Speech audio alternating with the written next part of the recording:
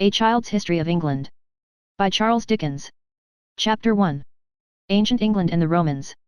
If you look at a map of the world, you will see, in the left-hand upper corner of the Eastern Hemisphere, two islands lying in the sea. They are England and Scotland, and Ireland.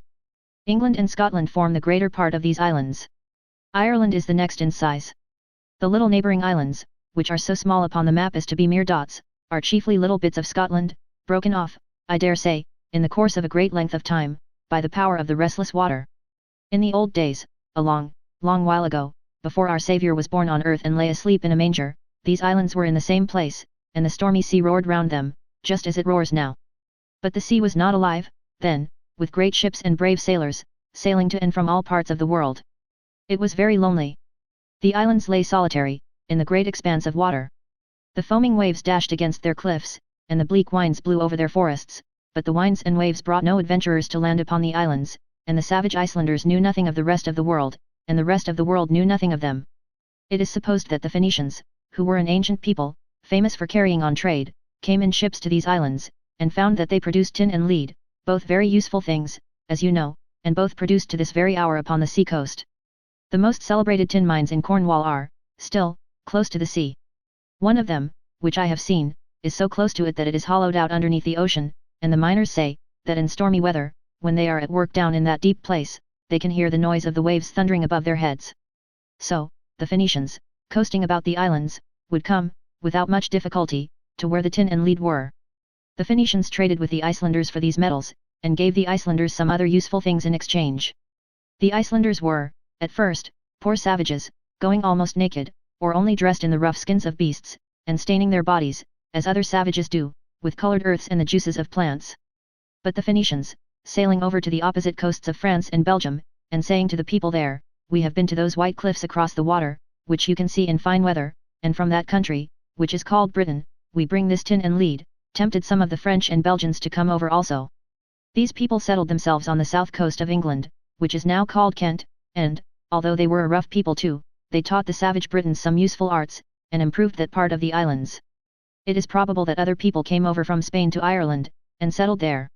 Thus, by little and little, strangers became mixed with the Icelanders, and the savage Britons grew into a wild, bold people, almost savage, still, especially in the interior of the country away from the sea where the foreign settlers seldom went, but hardy, brave, and strong. The whole country was covered with forests, and swamps. The greater part of it was very misty and cold. There were no roads, no bridges, no streets, no houses that you would think deserving of the name. A town was nothing but a collection of straw-covered huts, hidden in a thick wood, with a ditch all round, and a low wall, made of mud, or the trunks of trees placed one upon another. The people planted little or no corn, but lived upon the flesh of their flocks and cattle. They made no coins, but used metal rings for money. They were clever in basket work, as savage people often are, and they could make a coarse kind of cloth, and some very bad earthenware. But in building fortresses they were much more clever. They made boats of basket work, covered with the skins of animals, but seldom, if ever, ventured far from the shore. They made swords, of copper mixed with tin, but, these swords were of an awkward shape, and so soft that a heavy blow would bend one. They made light shields, short-pointed daggers, and spears, which they jerked back after they had thrown them at an enemy, by a long strip of leather fastened to the stem. The butt end was a rattle, to frighten an enemy's horse. The ancient Britons, being divided into as many as 30 or 40 tribes, each commanded by its own little king, were constantly fighting with one another, as savage people usually do, and they always fought with these weapons. They were very fond of horses. The standard of Kent was the picture of a white horse. They could break them in and manage them wonderfully well. Indeed, the horses, of which they had an abundance, though they were rather small, were so well taught in those days, that they can scarcely be said to have improved since, though the men are so much wiser. They understood, and obeyed, every word of command, and would stand still by themselves, in all the din and noise of battle, while their masters went to fight on foot. The Britons could not have succeeded in their most remarkable art, without the aid of these sensible and trusty animals. The art I mean, is the construction and management of war chariots or cars, for which they have ever been celebrated in history. Each of the best sort of these chariots, not quite breast high in front, and open at the back, contained one man to drive, and 2 or 3 others to fight, all standing up.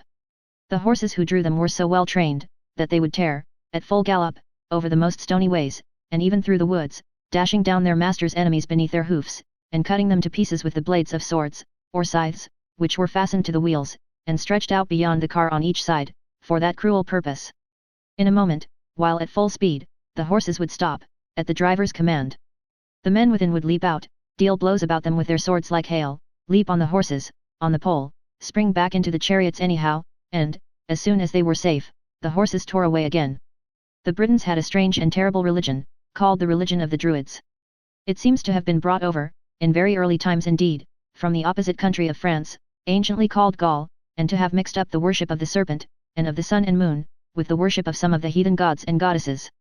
Most of its ceremonies were kept secret by the priests, the Druids, who pretended to be enchanters, and who carried magicians' wands, and wore, each of them, about his neck, what he told the ignorant people was a serpent's egg in a golden case. But it is certain that the Druidical ceremonies included the sacrifice of human victims, the torture of some suspected criminals, and, on particular occasions, even the burning alive, in immense wicker cages, of a number of men and animals together. The Druid priests had some kind of veneration for the oak, and for the mistletoe, the same plant that we hang up in houses at Christmas time now, when its white berries grew upon the oak. They met together in dark woods, which they called sacred groves, and there they instructed, in their mysterious arts, young men who came to them as pupils, and who sometimes stayed with them as long as 20 years. These Druids built great temples and altars, open to the sky, fragments of some of which are yet remaining. Stonehenge, on Salisbury Plain, in Wiltshire, is the most extraordinary of these. 3 curious stones, called Kit's Cody House, on Bluebell Hill, near Maidstone, in Kent, form another. We know, from examination of the great blocks of which such buildings are made, that they could not have been raised without the aid of some ingenious machines, which are common now, but which the ancient Britons certainly did not use in making their own uncomfortable houses. I should not wonder if the Druids, and their pupils who stayed with them 20 years, knowing more than the rest of the Britons, kept the people out of sight while they made these buildings, and then pretended that they built them by magic. Perhaps they had a hand in the fortresses too, at all events, as they were very powerful, and very much believed in, and as they made and executed the laws, and paid no taxes, I don't wonder that they liked their trade. And, as they persuaded the people the more Druids there were, the better off the people would be, I don't wonder that there were a good many of them. But it is pleasant to think that there are no Druids, now, who go on in that way, and pretend to carry enchanters' wands and serpents' eggs, and of course there is nothing of the kind, anywhere. Such was the improved condition of the ancient Britons, 55 years before the birth of our Saviour, when the Romans, under their great general, Julius Caesar, were masters of all the rest of the known world. Julius Caesar had then just conquered Gaul, and hearing, in Gaul, a good deal about the opposite island with the white cliffs, and about the bravery of the Britons who inhabited it, some of whom had been fetched over to help the Gauls in the war against him, he resolved, as he was so near, to come and conquer Britain next. So, Julius Caesar came sailing over to this island of ours, with 80 vessels and 12,000 men. And he came from the French coast between Calais and Boulogne, because thence was the shortest passage into Britain, just for the same reason as our steamboats now take the same track, every day. He expected to conquer Britain easily, but it was not such easy work as he supposed, for the bold Britons fought most bravely, and, what with not having his horse soldiers with him, for they had been driven back by a storm, and what with having some of his vessels dashed to pieces by a high tide after they were drawn ashore, he ran great risk of being totally defeated.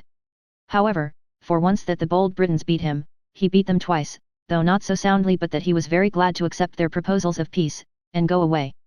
But, in the spring of the next year, he came back, this time, with 800 vessels and 30,000 men. The British tribes chose, as their general-in-chief, a Briton, whom the Romans in their Latin language called Cassivellaunus, but whose British name is supposed to have been Caswallon. A brave general he was, and well he and his soldiers fought the Roman army. So well, that whenever in that war the Roman soldiers saw a great cloud of dust, and heard the rattle of the rapid British chariots, they trembled in their hearts. Besides a number of smaller battles, there was a battle fought near Canterbury, in Kent, there was a battle fought near Chertsey, in Surrey, there was a battle fought near a marshy little town in a wood, the capital of that part of Britain which belonged to Cassivellaunus, and which was probably near what is now St. Albans, in Hertfordshire. However, brave Cassivellaunus had the worst of it, on the whole, though he and his men always fought like lions. As the other British chiefs were jealous of him, and were always quarrelling with him, and with one another, he gave up, and proposed peace. Julius Caesar was very glad to grant peace easily, and to go away again with all his remaining ships and men. He had expected to find pearls in Britain, and he may have found a few for anything I know, but, at all events, he found delicious oysters, and I am sure he found tough Britons, of whom, I dare say, he made the same complaint as Napoleon Bonaparte the great French general did, 1800 years afterwards, when he said they were such unreasonable fellows that they never knew when they were beaten. They never did know, I believe, and never will. Nearly 100 years passed on, and all that time, there was peace in Britain. The Britons improved their towns and mode of life, became more civilized, travelled, and learned a great deal from the Gauls and Romans. At last, the Roman Emperor, Claudius, sent Aulus Plautius, a skillful general, with a mighty force, to subdue the island, and shortly afterwards arrived himself. They did little, and Ostorius Scapula, another general, came. Some of the British chiefs of tribes submitted. Others resolved to fight to the death. Of these brave men, the bravest was Caractacus, or Caradoc, who gave battle to the Romans, with his army, among the mountains of North Wales. "This day," said he to his soldiers, "decides the fate of Britain. Your liberty, or your eternal slavery, dates from this hour. Remember your brave ancestors, who drove the great Caesar himself across the sea." On hearing these words, his men, with a great shout, rushed upon the Romans. But the strong Roman swords and armor were too much for the weaker British weapons in close conflict. The Britons lost the day. The wife and daughter of the brave Caractacus were taken prisoners, his brothers delivered themselves up, he himself was betrayed into the hands of the Romans by his false and base stepmother, and they carried him, and all his family, in triumph to Rome. But a great man will be great in misfortune, great in prison, great in chains. His noble air, and dignified endurance of distress, so touched the Roman people who thronged the streets to see him that he and his family were restored to freedom. No one knows whether his great heart broke, and he died in Rome, or whether he ever returned to his own dear country. English oaks have grown up from acorns, and withered away, when they were hundreds of years old, and other oaks have sprung up in their places, and died too, very aged, since the rest of the history of the brave Caractacus was forgotten. Still, the Britons would not yield. They rose again and again, and died by thousands, sword in hand. They rose, on every possible occasion. Suetonius, another Roman general, came, and stormed the island of Anglesey, then called Mona, which was supposed to be sacred, and he burnt the Druids in their own wicker cages, by their own fires. But, even while he was in Britain, with his victorious troops, the Britons rose. Because Boadicea, a British queen, the widow of the king of the Norfolk and Suffolk people, resisted the plundering of her property by the Romans who were settled in England, she was scourged, by order of Catus a Roman officer, and her 2 daughters were shamefully insulted in her presence, and her husband's relations were made slaves. To avenge this injury, the Britons rose, with all their might and rage. They drove Catus into Gaul, they laid the Roman possessions waste, they forced the Romans out of London, then a poor little town, but a trading place, they hanged, burnt, crucified, and slew by the sword, 70,000 Romans in a few days. Suetonius strengthened his army, and advanced to give them battle. They strengthened their army, and desperately attacked his, on the field where it was strongly posted. Before the first charge of the Britons was made, Boadicea, in a war chariot, with her fair hair streaming in the wind, and her injured daughters lying at her feet, drove among the troops, and cried to them for vengeance on their oppressors, the licentious Romans. The Britons fought to the last, but they were vanquished with great slaughter, and the unhappy queen took poison. Still, the spirit of the Britons was not broken. When Suetonius left the country, they fell upon his troops, and retook the island of Anglesey. Agricola came, 15 or 20 years afterwards, and retook it once more, and devoted 7 years to subduing the country, especially that part of it which is now called Scotland, but, its people, the Caledonians, resisted him at every inch of ground. They fought the bloodiest battles with him, they killed their very wives and children, to prevent his making prisoners of them, they fell, fighting, in such great numbers that certain hills in Scotland are yet supposed to be vast heaps of stones piled up above their graves. Hadrian came, 30 years afterwards, and still they resisted him. Severus came, nearly 100 years afterwards, and they worried his great army like dogs, and rejoiced to see them die, by thousands, in the bogs and swamps. Caracalla, the son and successor of Severus, did the most to conquer them, for a time, but not by force of arms. He knew how little that would do. He yielded up a quantity of land to the Caledonians, and gave the Britons the same privileges as the Romans possessed. There was peace, after this, for 70 years. Then new enemies arose. They were the Saxons, a fierce, seafaring people from the countries to the north of the Rhine, the great river of Germany on the banks of which the best grapes grow to make the German wine. They began to come, in pirate ships, to the sea coast of Gaul and Britain, and to plunder them. They were repulsed by Carausius, a native either of Belgium or of Britain, who was appointed by the Romans to the command, and under whom the Britons first began to fight upon the sea. But, after this time, they renewed their ravages. A few years more, and the Scots, which was then the name for the people of Ireland, and the Picts, a northern people, began to make frequent plundering incursions into the south of Britain. All these attacks were repeated, at intervals, during 200 years, and through a long succession of Roman emperors and chiefs, during all which length of time, the Britons rose against the Romans, over and over again. At last, in the days of the Roman Honorius, when the Roman power all over the world was fast declining, and when Rome wanted all her soldiers at home, the Romans abandoned all hope of conquering Britain, and went away. And still, at last, as at first, the Britons rose against them, in their old brave manner, for, a very little while before, they had turned away the Roman magistrates, and declared themselves an independent people. 500 years had passed, since Julius Caesar's first invasion of the island, when the Romans departed from it forever. In the course of that time, although they had been the cause of terrible fighting and bloodshed, they had done much to improve the condition of the Britons. They had made great military roads, they had built forts, they had taught them how to dress, and arm themselves, much better than they had ever known how to do before. They had refined the whole British way of living. Agricola had built a great wall of earth, more than 70 miles long, extending from Newcastle to beyond Carlisle, for the purpose of keeping out the Picts and Scots. Hadrian had strengthened it. Severus, finding it much in want of repair, had built it afresh of stone. Above all, it was in the Roman time, and by means of Roman ships, that the Christian religion was first brought into Britain, and its people first taught the great lesson that, to be good in the sight of God, they must love their neighbours as themselves, and do unto others as they would be done by. The Druids declared that it was very wicked to believe in any such thing, and cursed all the people who did believe it, very heartily.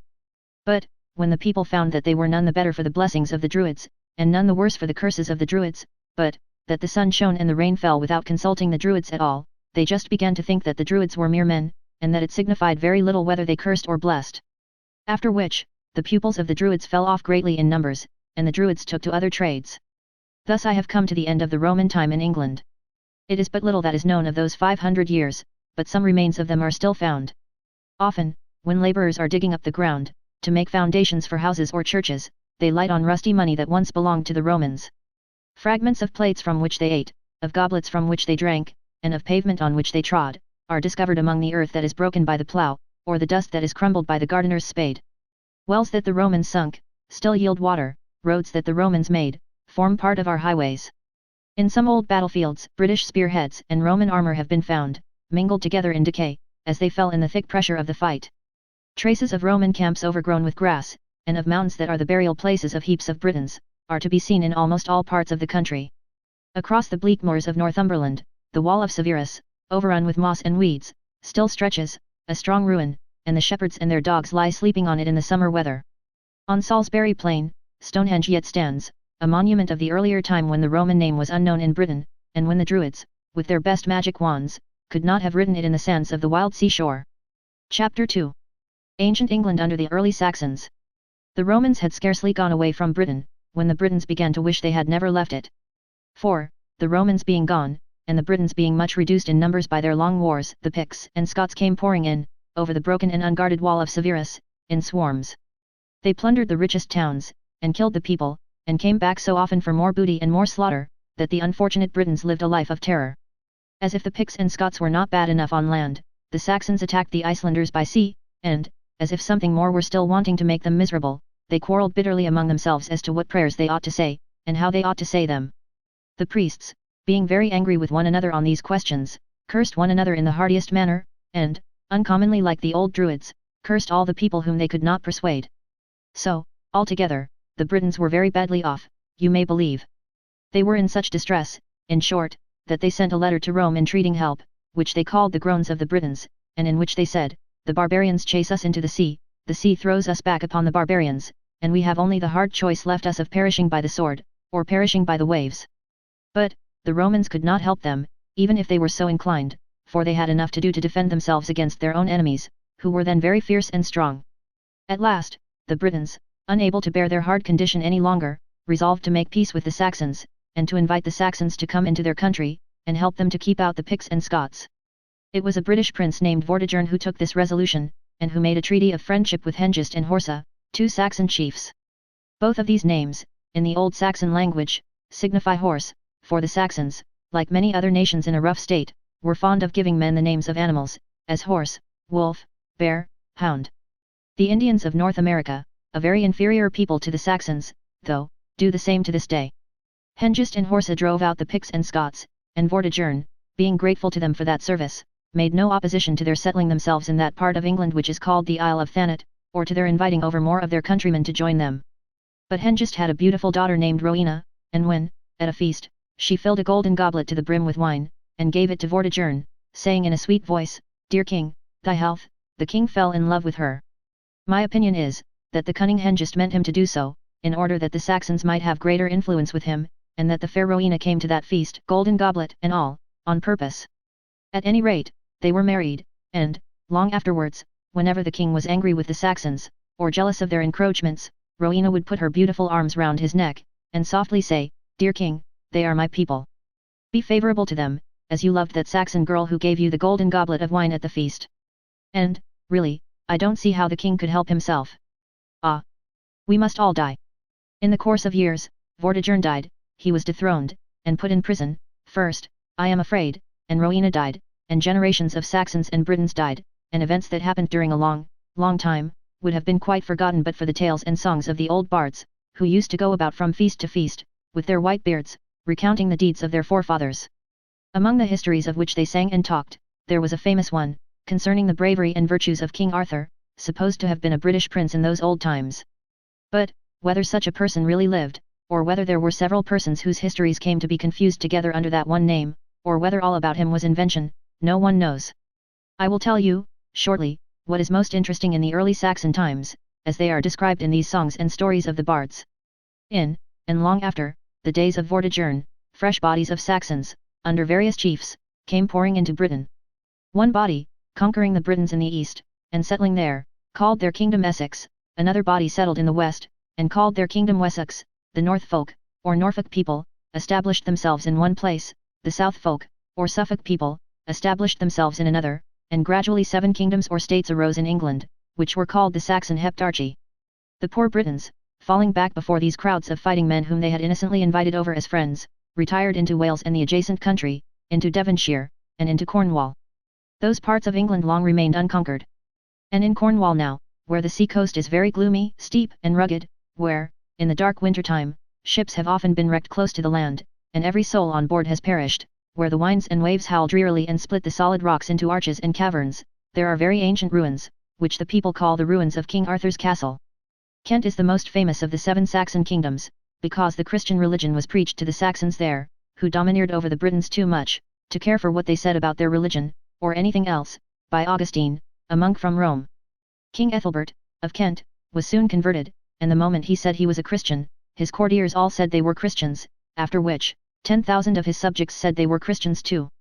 Augustine built a little church, close to this king's palace, on the ground now occupied by the beautiful Cathedral of Canterbury. Sebert, the king's nephew, built on a muddy marshy place near London, where there had been a temple to Apollo, a church dedicated to St. Peter, which is now Westminster Abbey. And, in London itself, on the foundation of a temple to Diana, he built another little church which has risen up, since that old time, to be St. Paul's. After the death of Ethelbert, Edwin, king of Northumbria, who was such a good king that it was said a woman or child might openly carry a purse of gold, in his reign, without fear, allowed his child to be baptized, and held a great council to consider whether he and his people should all be Christians or not. It was decided that they should be. Quafi, the chief priest of the old religion, made a great speech on the occasion. In this discourse, he told the people that he had found out the old gods to be impostors. "I am quite satisfied of it," he said. "Look at me. I have been serving them all my life, and they have done nothing for me, whereas, if they had been really powerful, they could not have decently done less, in return for all I have done for them, than make my fortune. As they have never made my fortune, I am quite convinced they are impostors."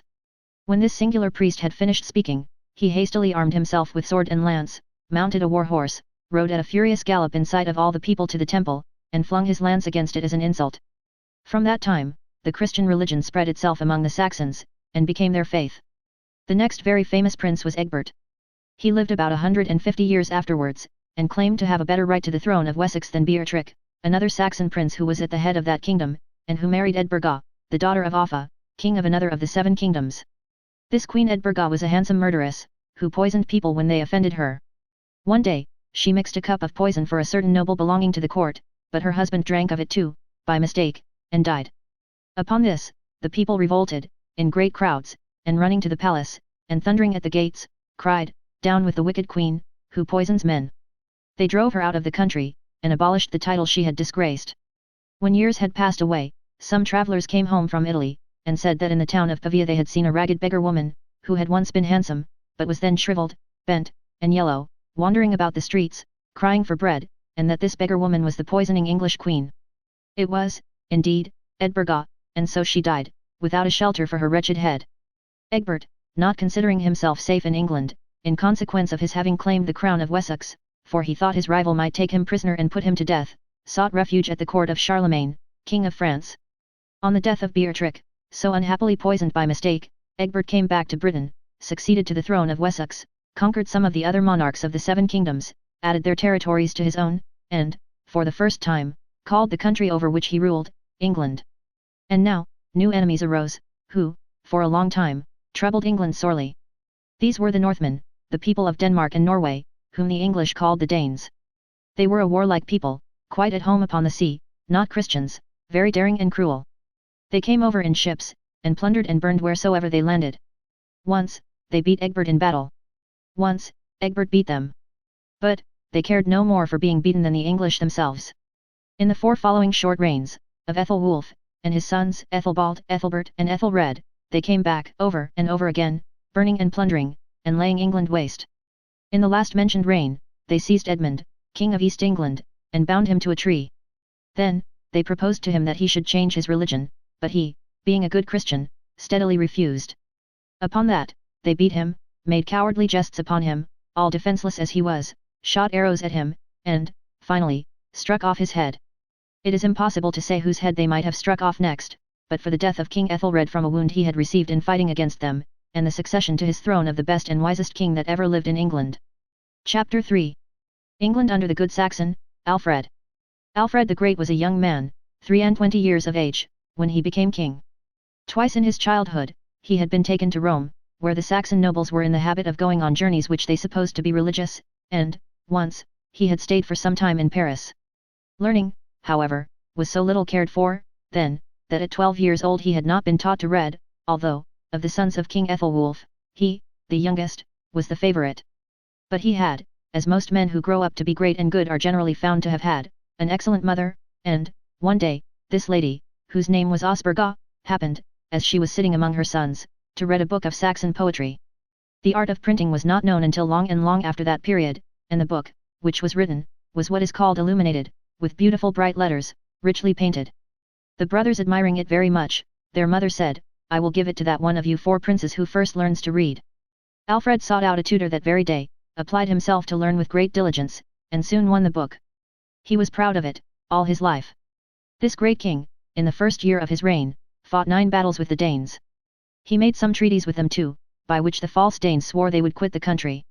They pretended to consider that they had taken a very solemn oath, in swearing this upon the holy bracelets that they wore, and which were always buried with them when they died, but they cared little for it, for they thought nothing of breaking oaths and treaties too, as soon as it suited their purpose, and coming back again to fight, plunder, and burn, as usual. One fatal winter, in the 4th year of King Alfred's reign, they spread themselves in great numbers over the whole of England, and so dispersed and routed the king's soldiers that the king was left alone, and was obliged to disguise himself as a common peasant, and to take refuge in the cottage of one of his cowherds who did not know his face. Here, King Alfred, while the Danes sought him far and near, was left alone one day, by the cowherd's wife, to watch some cakes which she put to bake upon the hearth.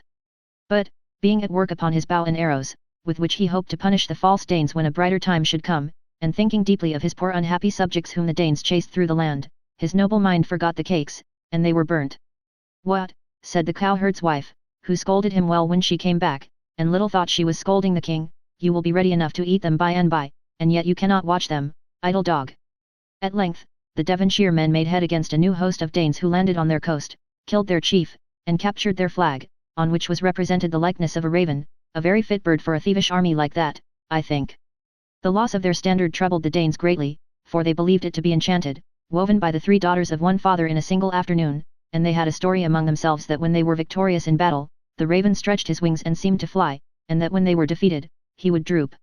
He had good reason to droop, now, if he could have done anything half so sensible, for, King Alfred joined the Devonshire men, made a camp with them on a piece of firm ground in the midst of a bog in Somersetshire, and prepared for a great attempt for vengeance on the Danes, and the deliverance of his oppressed people. But, first, as it was important to know how numerous those pestilent Danes were, and how they were fortified, King Alfred, being a good musician, disguised himself as a gleeman or minstrel, and went, with his harp, to the Danish camp. He played and sang in the very tent of Guthrum the Danish leader, and entertained the Danes as they caroused.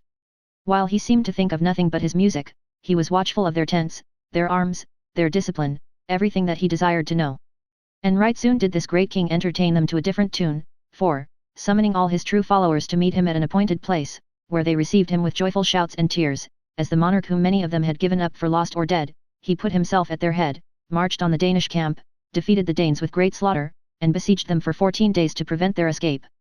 But, being as merciful as he was good and brave, he then, instead of killing them, proposed peace, on condition that they should altogether depart from that western part of England, and settle in the east, and that Guthrum should become a Christian, in remembrance of the divine religion which now taught his conqueror, the noble Alfred, to forgive the enemy who had so often injured him.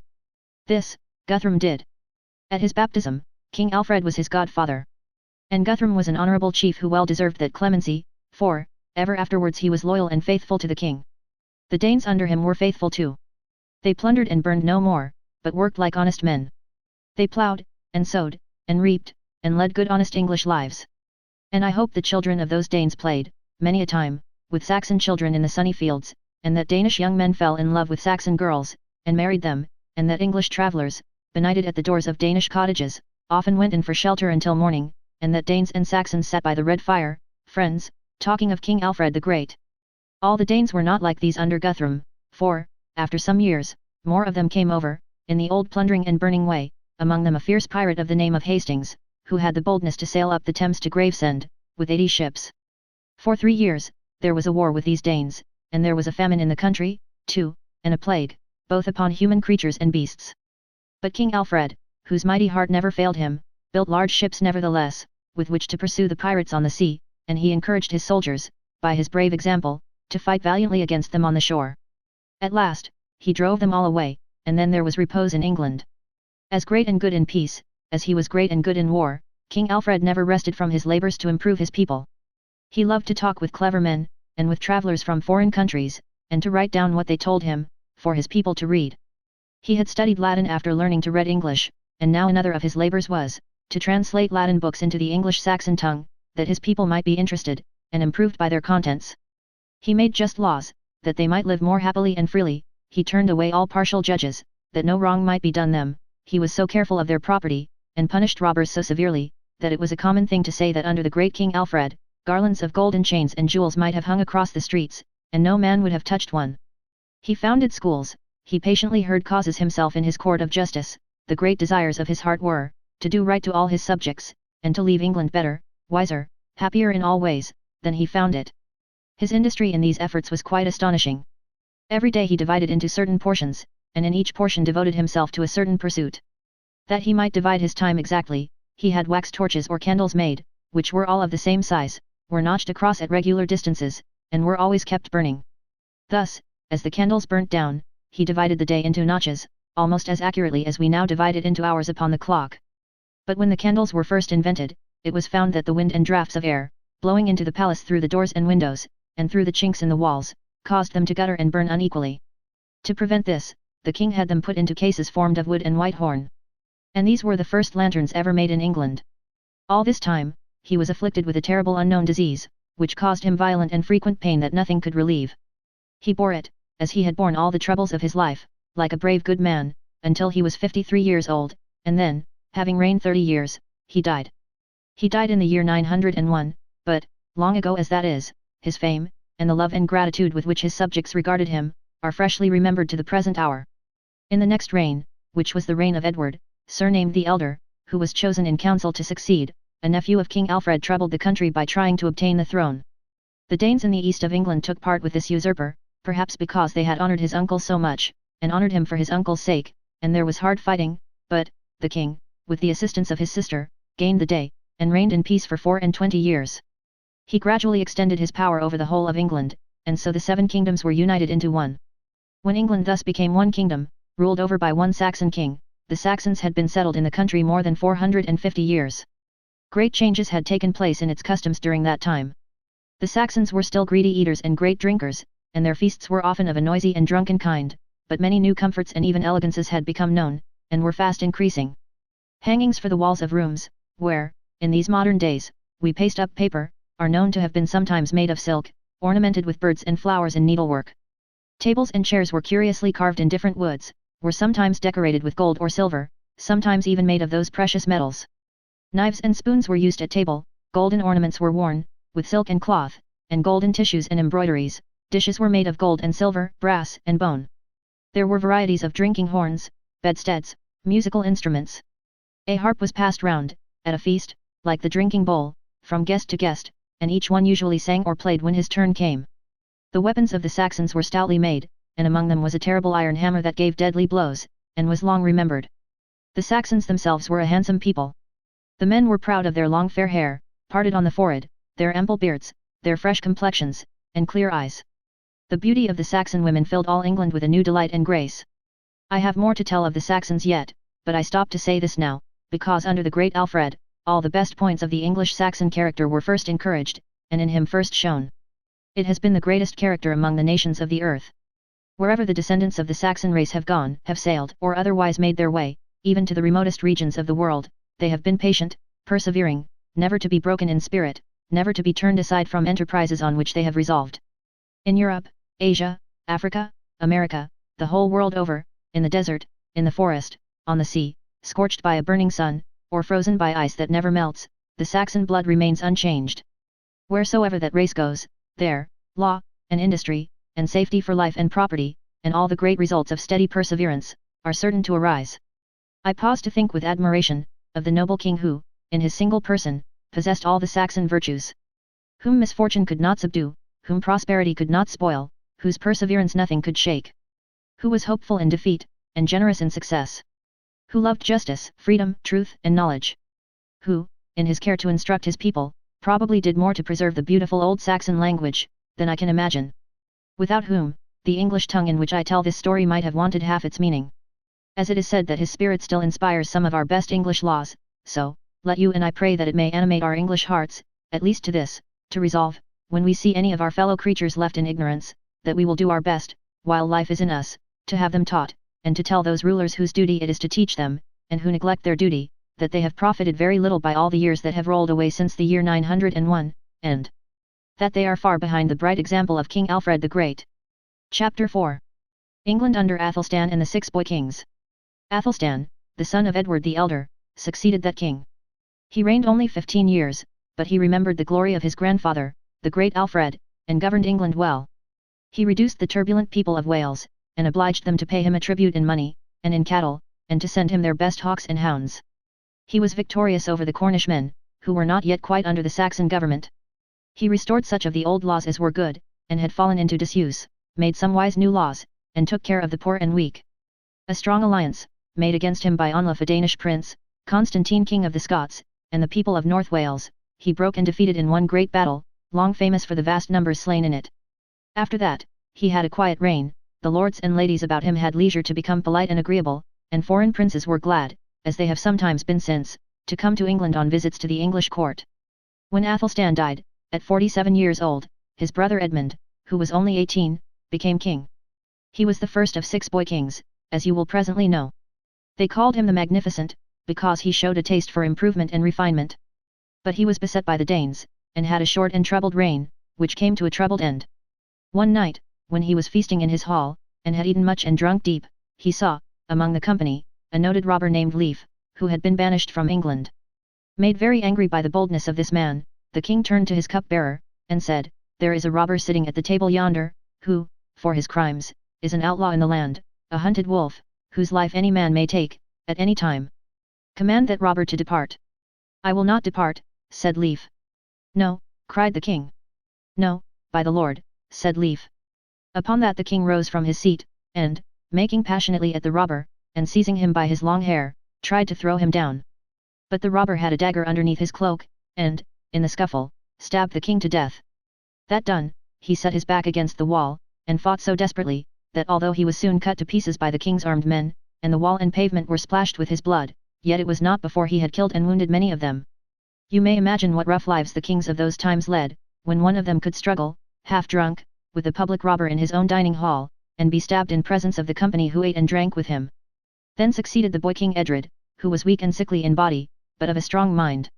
And his armies fought the Northmen, the Danes and Norwegians, or the Sea Kings, as they were called, and beat them for the time. And, in 9 years, Edred died, and passed away. Then came the boy king Edwy, 15 years of age, but the real king, who had the real power, was a monk named Dunstan, a clever priest, a little mad, and not a little proud and cruel. Dunstan was then abbot of Glastonbury Abbey, whither the body of King Edmund the Magnificent was carried, to be buried. While yet a boy, he had got out of his bed one night, being then in a fever, and walked about Glastonbury Church when it was under repair, and, because he did not tumble off some scaffolds that were there, and break his neck, it was reported that he had been shown over the building by an angel. He had also made a harp that was said to play of itself, which it very likely did, as Aeolian harps, which are played by the wind, and are understood now, always do. For these wonders he had been once denounced by his enemies, who were jealous of his favour with the late King Athelstan, as a magician, and he had been waylaid, bound hand and foot, and thrown into a marsh. But he got out again, somehow, to cause a great deal of trouble yet. The priests of those days were, generally, the only scholars. They were learned in many things. Having to make their own convents and monasteries on uncultivated grounds that were granted to them by the crown, it was necessary that they should be good farmers and good gardeners, or their lands would have been too poor to support them. For the decoration of the chapels where they prayed, and for the comfort of the refectories where they ate and drank, it was necessary that there should be good carpenters, good smiths, good painters, among them. For their greater safety in sickness and accident, living alone by themselves in solitary places, it was necessary that they should study the virtues of plants and herbs, and should know how to dress cuts, burns, scalds, and bruises, and how to set broken limbs. Accordingly, they taught themselves, and one another, a great variety of useful arts, and became skillful in agriculture, medicine, surgery, and handicraft. And when they wanted the aid of any little piece of machinery, which would be simple enough now, but was marvellous then, to impose a trick upon the poor peasants, they knew very well how to make it, and did make it many a time and often, I have no doubt. Dunstan, abbot of Glastonbury Abbey, was one of the most sagacious of these monks. He was an ingenious smith, and worked at a forge in a little cell. This cell was made too short to admit of his lying at full length when he went to sleep, as if that did any good to anybody, and he used to tell the most extraordinary lies about demons and spirits, who, he said, came there to persecute him. For instance, he related that one day when he was at work, the devil looked in at the little window, and tried to tempt him to lead a life of idle pleasure, whereupon, having his pincers in the fire, red hot, he seized the devil by the nose, and put him to such pain, that his bellowings were heard for miles and miles. Some people are inclined to think this nonsense a part of Dunstan's madness, for his head never quite recovered the fever, but I think not. I observe that it induced the ignorant people to consider him a holy man, and that it made him very powerful. Which was exactly what he always wanted. On the day of the coronation of the handsome boy King Edwy, it was remarked by Odo, Archbishop of Canterbury, who was a Dane by birth, that the king quietly left the coronation feast, while all the company were there. Odo, much displeased, sent his friend Dunstan to seek him. Dunstan, finding him in the company of his beautiful young wife Elgiva, and her mother Ethelgiva, a good and virtuous lady, not only grossly abused them, but dragged the young king back into the feasting hall by force. Some, again, think Dunstan did this because the young king's fair wife was his own cousin, and the monks objected to people marrying their own cousins, but I believe he did it, because he was an imperious, audacious, ill-conditioned priest, who, having loved a young lady himself before he became a sour monk, hated all love now, and everything belonging to it. The young king was quite old enough to feel this insult. Dunstan had been treasurer in the last reign, and he soon charged Dunstan with having taken some of the last king's money. The Glastonbury abbot fled to Belgium, very narrowly escaping some pursuers who were sent to put out his eyes, as you will wish they had, when you read what follows, and his abbey was given to priests who were married, whom he always, both before and afterwards, opposed. But he quickly conspired with his friend, Odo the Dane, to set up the king's young brother, Edgar, as his rival for the throne, and, not content with this revenge, he caused the beautiful Queen Elgiva, though a lovely girl of only 17 or 18, to be stolen from one of the royal palaces, branded in the cheek with a red-hot iron, and sold into slavery in Ireland. But the Irish people pitied and befriended her, and they said, "Let us restore the girl queen to the boy king, and make the young lovers happy," and they cured her of her cruel wound, and sent her home as beautiful as before. But the villain Dunstan, and that other villain, Odo, caused her to be waylaid at Gloucester as she was joyfully hurrying to join her husband, and to be hacked and hewn with swords, and to be barbarously maimed and lamed, and left to die. When Edwy the Fair, his people called him so, because he was so young and handsome, heard of her dreadful fate, he died of a broken heart, and so the pitiful story of the poor young wife and husband ends. Ah! Better to be two cottagers in these better times, than King and Queen of England in those bad days, though never so fair. Then came the boy king, Edgar, called the Peaceful, 15 years old. Dunstan, being still the real king, drove all married priests out of the monasteries and abbeys, and replaced them by solitary monks like himself, of the rigid order called the Benedictines. He made himself Archbishop of Canterbury, for his greater glory, and exercised such power over the neighbouring British princes, and so collected them about the king, that once, when the king held his court at Chester, and went on the river Dee to visit the monastery of St. John, the 8 oars of his boat were pulled, as the people used to delight in relating in stories and songs, by 8 crowned kings, and steered by the King of England. As Edgar was very obedient to Dunstan and the monks, they took great pains to represent him as the best of kings. But he was really profligate, debauched, and vicious. He once forcibly carried off a young lady from the convent at Wilton, and Dunstan, pretending to be very much shocked, condemned him not to wear his crown upon his head for 7 years, no great punishment, I dare say, as it can hardly have been a more comfortable ornament to wear, than a stewpan without a handle. His marriage with his second wife, Elfrida, is one of the worst events of his reign. Hearing of the beauty of this lady, he dispatched his favourite courtier, Athelwold, to her father's castle in Devonshire, to see if she were really as charming as fame reported. Now, she was so exceedingly beautiful that Athelwold fell in love with her himself, and married her, but he told the king that she was only rich, not handsome. The king, suspecting the truth when they came home, resolved to pay the newly married couple a visit, and, suddenly, told Athelwold to prepare for his immediate coming. Athelwold, terrified, confessed to his young wife what he had said and done, and implored her to disguise her beauty by some ugly dress or silly manner, that he might be safe from the king's anger. She promised that she would, but she was a proud woman, who would far rather have been a queen than the wife of a courtier. She dressed herself in her best dress, and adorned herself with her richest jewels, and when the king came, presently, he discovered the cheat. So, he caused his false friend, Athelwold, to be murdered in a wood, and married his widow, this bad Elfrida. 6 or 7 years afterwards, he died, and was buried, as if he had been all that the monks said he was, in the Abbey of Glastonbury, which he, or Dunstan for him, had much enriched. England, in one part of this reign, was so troubled by wolves, which, driven out of the open country, hid themselves in the mountains of Wales when they were not attacking travellers and animals, that the tribute payable by the Welsh people was forgiven them, on condition of their producing, every year, 300 wolves' heads. And the Welshmen were so sharp upon the wolves, to save their money, that in 4 years there was not a wolf left. Then came the boy king, Edward, called the Martyr, from the manner of his death. Elfrida had a son, named Ethelred, for whom she claimed the throne, but Dunstan did not choose to favour him, and he made Edward king. The boy was hunting, one day, down in Dorsetshire, when he rode near to Corfe Castle where Elfrida and Ethelred lived. Wishing to see them kindly, he rode away from his attendants and galloped to the castle gate, where he arrived at twilight, and blew his hunting horn. "You are welcome, dear king," said Elfrida, coming out, with her brightest smiles. "Pray you dismount and enter." "Not so, dear madam," said the king. "My company will miss me, and fear that I have met with some harm. Please you to give me a cup of wine, that I may drink here, in the saddle, to you and to my little brother, and so ride away with the good speed I have made in riding here." Elfrida, going in to bring the wine, whispered to an armed servant, one of her attendants, who stole out of the darkening gateway, and crept round behind the king's horse. As the king raised the cup to his lips, saying, "Health," to the wicked woman who was smiling on him, and to his innocent brother whose hand she held in hers, and who was only 10 years old, this armed man made a spring and stabbed him in the back. He dropped the cup and spurred his horse away, but, soon fainting with loss of blood, dropped from the saddle, and, in his fall, entangled one of his feet in the stirrup. The frightened horse dashed on, trailing his rider's curls upon the ground, dragging his smooth young face through ruts and stones and briars, and fallen leaves, and mud, until the hunters, tracking the animal's course by the king's blood, caught his bridle, and released the disfigured body. Then came the 6th and last of the boy kings, Ethelred, whom Elfrida, when he cried out at the sight of his murdered brother riding away from the castle gate, unmercifully beat with a torch which she snatched from one of the attendants. The people so disliked this boy, on account of his cruel mother and the murder she had done to promote him, that Dunstan would not have had him for king, but would have made Editha, the daughter of the dead King Edgar, and of the lady whom he stole out of the convent at Wilton, Queen of England, if she would have consented.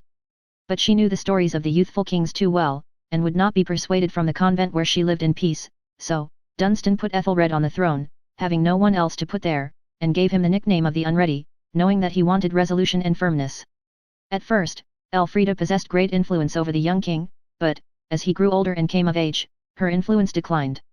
The infamous woman, not having it in her power to do any more evil, then retired from court, and, according to the fashion of the time, built churches and monasteries, to expiate her guilt. As if a church, with a steeple reaching to the very stars, would have been any sign of true repentance for the blood of the poor boy, whose murdered form was trailed at his horse's heels. As if she could have buried her wickedness beneath the senseless stones of the whole world, piled up one upon another, for the monks to live in. About the 9th or 10th year of this reign, Dunstan died. He was growing old then, but was as stern and artful as ever. Two circumstances that happened in connection with him, in this reign of Ethelred, made a great noise. Once, he was present at a meeting of the church, when the question was discussed whether priests should have permission to marry, and, as he sat with his head hung down, apparently thinking about it, a voice seemed to come out of a crucifix in the room, and warn the meeting to be of his opinion. This was some juggling of Dunstan's, and was probably his own voice disguised.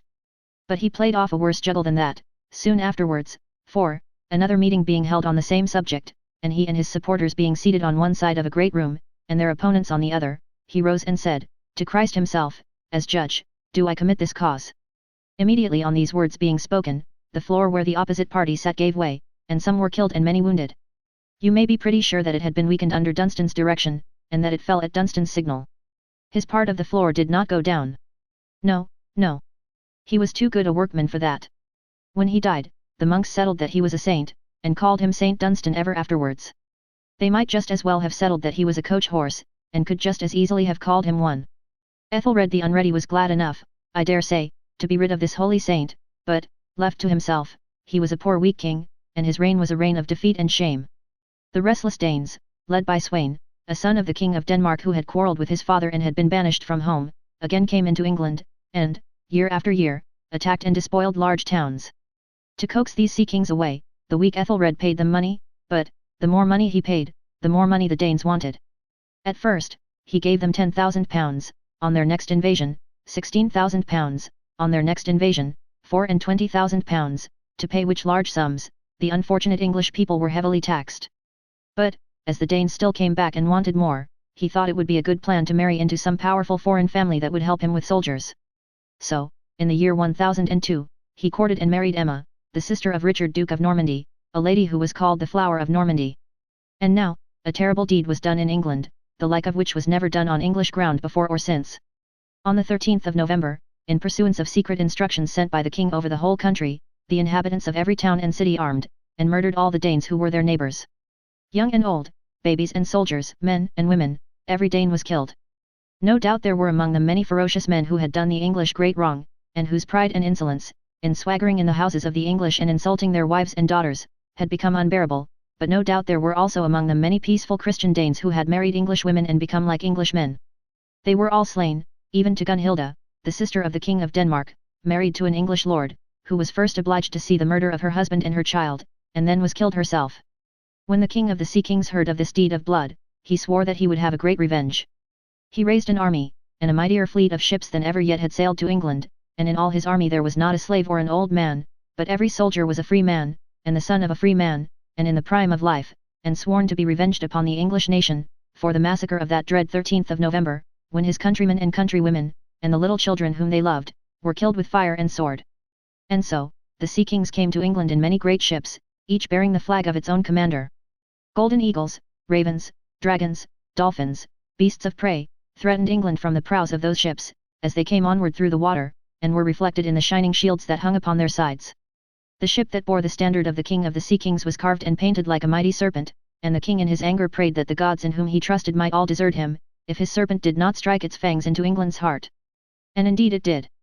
For, the great army landing from the great fleet, near Exeter, went forward, laying England waste, and striking their lances in the earth as they advanced, or throwing them into rivers, in token of their making all the island theirs. In remembrance of the black November night when the Danes were murdered, wheresoever the invaders came, they made the Saxons prepare and spread for them great feasts, and when they had eaten those feasts, and had drunk a curse to England with wild rejoicings, they drew their swords, and killed their Saxon entertainers, and marched on. For 6 long years they carried on this war, burning the crops, farmhouses, barns, mills, granaries, killing the labourers in the fields, preventing the seed from being sown in the ground, causing famine and starvation, leaving only heaps of ruin and smoking ashes, where they had found rich towns. To crown this misery, English officers and men deserted, and even the favourites of Ethelred the Unready, becoming traitors, seized many of the English ships, turned pirates against their own country, and aided by a storm occasioned the loss of nearly the whole English navy. There was but one man of note, at this miserable pass, who was true to his country and the feeble king. He was a priest, and a brave one. For 20 days, the Archbishop of Canterbury defended that city against its Danish besiegers, and when a traitor in the town threw the gates open and admitted them, he said, in chains, I will not buy my life with money that must be extorted from the suffering people. Do with me what you please. Again and again, he steadily refused to purchase his release with gold wrung from the poor. At last, the Danes being tired of this, and being assembled at a drunken merrymaking, had him brought into the feasting hall. "Now, Bishop," they said, "we want gold." He looked round on the crowd of angry faces, from the shaggy beards close to him, to the shaggy beards against the walls, where men were mounted on tables and forms to see him over the heads of others, and he knew that his time was come. "I have no gold," he said. "Get it, Bishop," they all thundered. "That, I have often told you I will not," said he. They gathered closer round him, threatening, but he stood unmoved.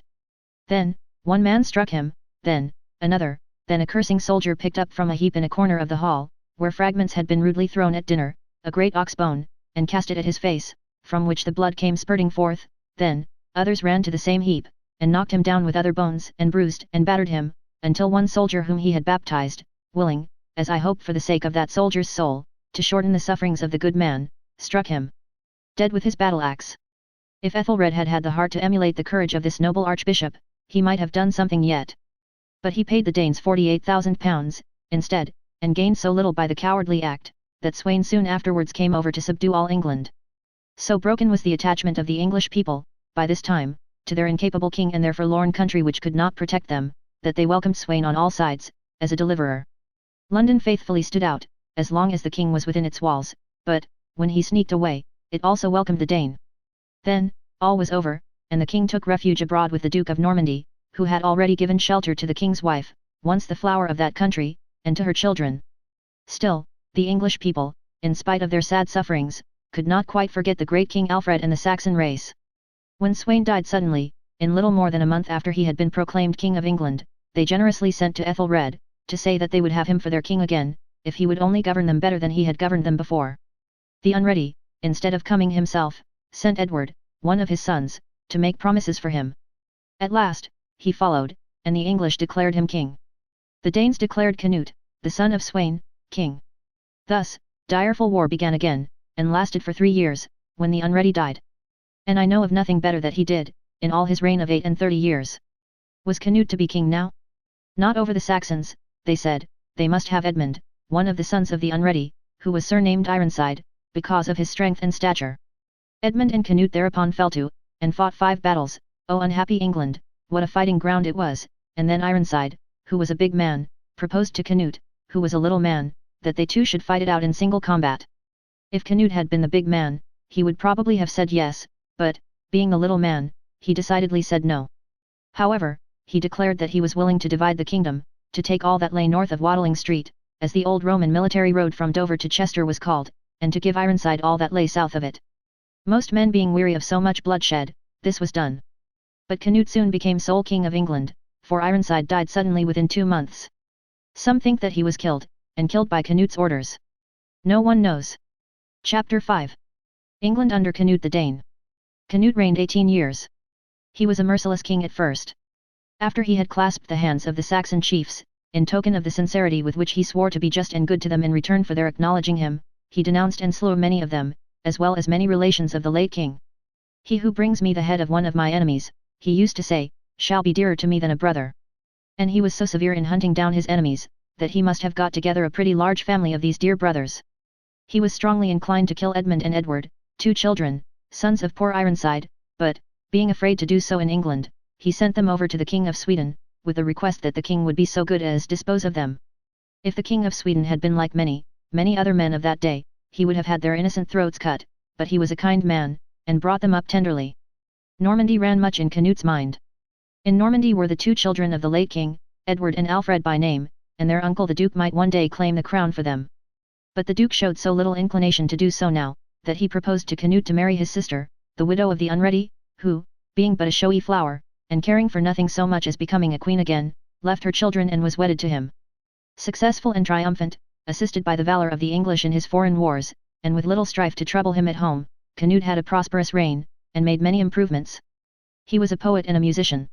He grew sorry, as he grew older, for the blood he had shed at first, and went to Rome in a pilgrim's dress, by way of washing it out. He gave a great deal of money to foreigners on his journey, but he took it from the English before he started. On the whole, however, he certainly became a far better man when he had no opposition to contend with, and was as great a king as England had known for some time. The old writers of history relate how that Canute was one day disgusted with his courtiers for their flattery, and how he caused his chair to be set on the seashore, and feigned to command the tide as it came up not to wet the edge of his robe, for the land was his, how the tide came up, of course, without regarding him, and how he then turned to his flatterers, and rebuked them, saying, what was the might of any earthly king, to the might of the Creator, who could say unto the sea, thus far shalt thou go, and no farther? We may learn from this, I think, that a little sense will go a long way in a king, and that courtiers are not easily cured of flattery, nor kings of a liking for it. If the courtiers of Canute had not known, long before, that the king was fond of flattery, they would have known better than to offer it in such large doses. And if they had not known that he was vain of this speech, anything but a wonderful speech it seems to me, if a good child had made it, they would not have been at such great pains to repeat it. I fancy I see them all on the seashore together, the king's chair sinking in the sand, the king in a mighty good humour with his own wisdom, and the courtiers pretending to be quite stunned by it. It is not the sea alone that is bidden to go thus far, and no farther. The great command goes forth to all the kings upon the earth, and went to Canute in the year 1035, and stretched him dead upon his bed. Beside it, stood his Norman wife. Perhaps, as the king looked his last upon her, he, who had so often thought distrustfully of Normandy, long ago, thought once more of the two exiled princes in their uncle's court, and of the little favour they could feel for either Danes or Saxons, and of a rising cloud in Normandy that slowly moved towards England. Chapter 6. England under Harold Harefoot, Hardicanute, and Edward the Confessor. Canute left 3 sons, by name Sweyn, Harold, and Hardicanute, but his queen, Emma, once the flower of Normandy, was the mother of only Hardicanute. Canute had wished his dominions to be divided between the 3, and had wished Harold to have England, but the Saxon people in the south of England, headed by a nobleman with great possessions, called the powerful Earl Godwin, who is said to have been originally a poor cowboy, opposed this, and desired to have, instead, either Hardicanute, or one of the 2 exiled princes who were over in Normandy. It seemed so certain that there would be more bloodshed to settle this dispute, that many people left their homes, and took refuge in the woods and swamps. Happily, however, it was agreed to refer the whole question to a great meeting at Oxford, which decided that Harold should have all the country north of the Thames, with London for his capital city, and that Hardicanute should have all the south. The quarrel was so arranged, and, as Hardicanute was in Denmark troubling himself very little about anything but eating and getting drunk, his mother and Earl Godwin governed the south for him.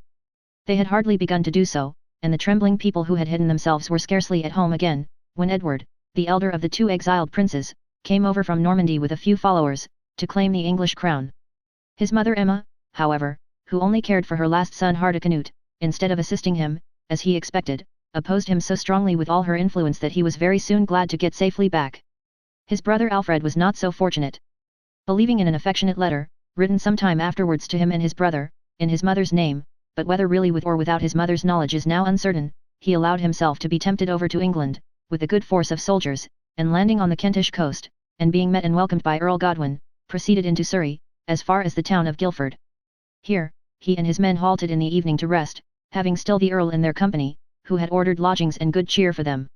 But, in the dead of the night, when they were off their guard, being divided into small parties sleeping soundly after a long march and a plentiful supper in different houses, they were set upon by the king's troops, and taken prisoners.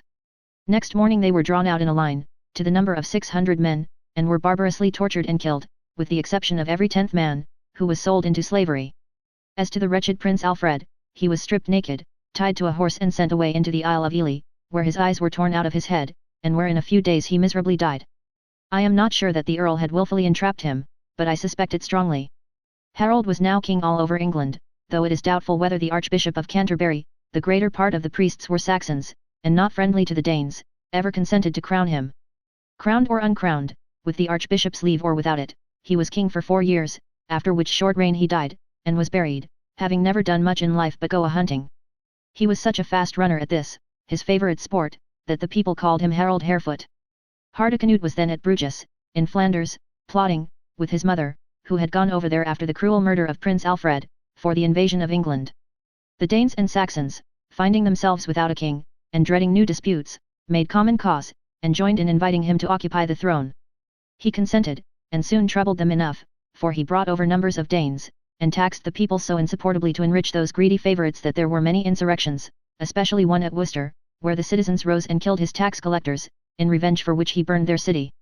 He was a brutal king, whose first public act was to order the dead body of poor Harold Harefoot to be dug up, beheaded, and thrown into the river. His end was worthy of such a beginning. He fell down drunk, with a goblet of wine in his hand, at a wedding feast at Lambeth, given in honour of the marriage of his standard-bearer, a Dane named Tode the Proud. And he never spoke again. Edward, afterwards called by the monks the Confessor, succeeded, and his first act was to oblige his mother Emma, who had favoured him so little, to retire into the country, where she died some 10 years afterwards. He was the exiled prince whose brother Alfred had been so foully killed. He had been invited over from Normandy by Hardicanute, in the course of his short reign of 2 years, and had been handsomely treated at court. His cause was now favoured by the powerful Earl Godwin, and he was soon made king. This earl had been suspected by the people, ever since Prince Alfred's cruel death. He had even been tried in the last reign for the prince's murder, but had been pronounced not guilty, chiefly, as it was supposed, because of a present he had made to the swinish king, of a gilded ship with a figurehead of solid gold, and a crew of 80 splendidly armed men. It was his interest to help the new king with his power, if the new king would help him against the popular distrust and hatred. So they made a bargain. Edward the Confessor got the throne. The earl got more power and more land, and his daughter Editha was made queen, for it was a part of their compact that the king should take her for his wife. But, although she was a gentle lady, in all things worthy to be beloved, good, beautiful, sensible, and kind, the king from the first neglected her. Her father and her 6 proud brothers, resenting this cold treatment, harassed the king greatly by exerting all their power to make him unpopular. Having lived so long in Normandy, he preferred the Normans to the English. He made a Norman archbishop, and Norman bishops, his great officers and favourites were all Normans. He introduced the Norman fashions and the Norman language. In imitation of the state custom of Normandy, he attached a great seal to his state documents, instead of merely marking them, as the Saxon kings had done, with the sign of the cross, just as poor people who have never been taught to write, now make the same mark for their names. All this, the powerful Earl Godwin and his 6 proud sons represented to the people as disfavour shown towards the English, and thus they daily increased their own power, and daily diminished the power of the king. They were greatly helped by an event that occurred when he had reigned 8 years. Eustace, Earl of Bologna, who had married the king's sister, came to England on a visit. After staying at the court some time, he set forth, with his numerous train of attendants, to return home. They were to embark at Dover. Entering that peaceful town in armour, they took possession of the best houses, and noisily demanded to be lodged and entertained without payment. One of the bold men of Dover, who would not endure to have these domineering strangers jingling their heavy swords and iron corselets up and down his house, eating his meat and drinking his strong liquor, stood in his doorway and refused admission to the first armed man who came there. The armed man drew, and wounded him. The man of Dover struck the armed man dead. Intelligence of what he had done, spreading through the streets to where the Count Eustace and his men were standing by their horses, bridle in hand, they passionately mounted, galloped to the house, surrounded it, forced their way in, the doors and windows being closed when they came up, and killed the man of Dover at his own fireside. They then clattered through the streets, cutting down and riding over men, women, and children. This did not last long, you may believe. The men of Dover set upon them with great fury, killed 19 of the foreigners, wounded many more, and, blockading the road to the port so that they should not embark, beat them out of the town by the way they had come. Hereupon, Count Eustace rides as hard as man can ride to Gloucester, where Edward is, surrounded by Norman monks and Norman lords. "Justice," cries the Count, "upon the men of Dover, who have set upon and slain my people." The king sends immediately for the powerful Earl Godwin, who happens to be near, reminds him that Dover is under his government, and orders him to repair to Dover and do military execution on the inhabitants. "It does not become you," says the proud Earl in reply, "to condemn without a hearing those whom you have sworn to protect. I will not do it." The king, therefore, summoned the Earl, on pain of banishment and loss of his titles and property, to appear before the court to answer this disobedience. The Earl refused to appear. He, his eldest son Harold, and his second son Sweyn, hastily raised as many fighting men as their utmost power could collect, and demanded to have Count Eustace and his followers surrendered to the justice of the country. The king, in his turn, refused to give them up, and raised a strong force. After some treaty and delay, the troops of the great Earl and his sons began to fall off. The Earl, with a part of his family and abundance of treasure, sailed to Flanders. Harold escaped to Ireland, and the power of the great family was for that time gone in England. But, the people did not forget them. Then, Edward the Confessor, with the true meanness of a mean spirit, visited his dislike of the once powerful father and sons upon the helpless daughter and sister, his unoffending wife, whom all who saw her, her husband and his monks excepted, loved. He seized rapaciously upon her fortune and her jewels, and allowing her only one attendant, confined her in a gloomy convent, of which a sister of his, no doubt an unpleasant lady after his own heart, was abbess or jailer. Having got Earl Godwin and his 6 sons well out of his way, the king favoured the Normans more than ever. He invited over William, Duke of Normandy, the son of that duke who had received him and his murdered brother long ago, and of a peasant girl, a tanner's daughter, with whom that duke had fallen in love for her beauty as he saw her washing clothes in a brook. William, who was a great warrior, with a passion for fine horses, dogs, and arms, accepted the invitation, and the Normans in England, finding themselves more numerous than ever when he arrived with his retinue, and held in still greater honor at court than before, became more and more haughty towards the people, and were more and more disliked by them. The old Earl Godwin, though he was abroad, knew well how the people felt, for, with part of the treasure he had carried away with him, he kept spies and agents in his pay all over England. Accordingly, he thought the time was come for fitting out a great expedition against the Norman-loving king. With it, he sailed to the Isle of Wight, where he was joined by his son Harold, the most gallant and brave of all his family. And so the father and son came sailing up the Thames to Southwark, great numbers of the people declaring for them, and shouting for the English Earl and the English Harold, against the Norman favourites. The king was at first as blind and stubborn as kings usually have been whensoever they have been in the hands of monks. But the people rallied so thickly round the old Earl and his son, and the old Earl was so steady in demanding without bloodshed the restoration of himself and his family to their rights, that at last the court took the alarm. The Norman Archbishop of Canterbury, and the Norman Bishop of London, surrounded by their retainers, fought their way out of London, and escaped from Essex to France in a fishing boat. The other Norman favourites dispersed in all directions. The old Earl and his sons, except Sweyn, who had committed crimes against the law, were restored to their possessions and dignities. Editha, the virtuous and lovely queen of the insensible king, was triumphantly released from her prison, the convent, and once more sat in her chair of state, arrayed in the jewels of which, when she had no champion to support her rights, her cold-blooded husband had deprived her. The old Earl Godwin did not long enjoy his restored fortune. He fell down in a fit at the king's table, and died upon the third day afterwards. Harold succeeded to his power, and to a far higher place in the attachment of the people than his father had ever held. By his valour he subdued the king's enemies in many bloody fights. He was vigorous against rebels in Scotland. This was the time when Macbeth slew Duncan, upon which event our English Shakespeare, hundreds of years afterwards, wrote his great tragedy, and he killed the restless Welsh king Griffith, and brought his head to England. What Harold was doing at sea, when he was driven on the French coast by a tempest, is not at all certain, nor does it at all matter. That his ship was forced by a storm on that shore, and that he was taken prisoner, there is no doubt. In those barbarous days, all shipwrecked strangers were taken prisoners, and obliged to pay ransom. So, a certain Count Guy, who was the lord of Ponthieu where Harold's disaster happened, seized him, instead of relieving him like a hospitable and Christian lord as he ought to have done, and expected to make a very good thing of it. But Harold sent off immediately to Duke William of Normandy, complaining of this treatment, and the Duke no sooner heard of it than he ordered Harold to be escorted to the ancient town of Rouen, where he then was, and where he received him as an honoured guest. Now, some writers tell us that Edward the Confessor, who was by this time old and had no children, had made a will, appointing Duke William of Normandy his successor, and had informed the Duke of his having done so. There is no doubt that he was anxious about his successor, because he had even invited over, from abroad, Edward the Outlaw, a son of Ironside, who had come to England with his wife and 3 children, but whom the king had strangely refused to see when he did come, and who had died in London suddenly. Princes were terribly liable to sudden death in those days, and had been buried in St. Paul's Cathedral. The king might possibly have made such a will, or, having always been fond of the Normans, he might have encouraged Norman William to aspire to the English crown, by something that he said to him when he was staying at the English court. But, certainly William did now aspire to it, and knowing that Harold would be a powerful rival, he called together a great assembly of his nobles, offered Harold his daughter Adele in marriage, informed him that he meant on King Edward's death to claim the English crown as his own inheritance, and required Harold then and there to swear to aid him. Harold, being in the Duke's power, took this oath upon the missal, or prayer book.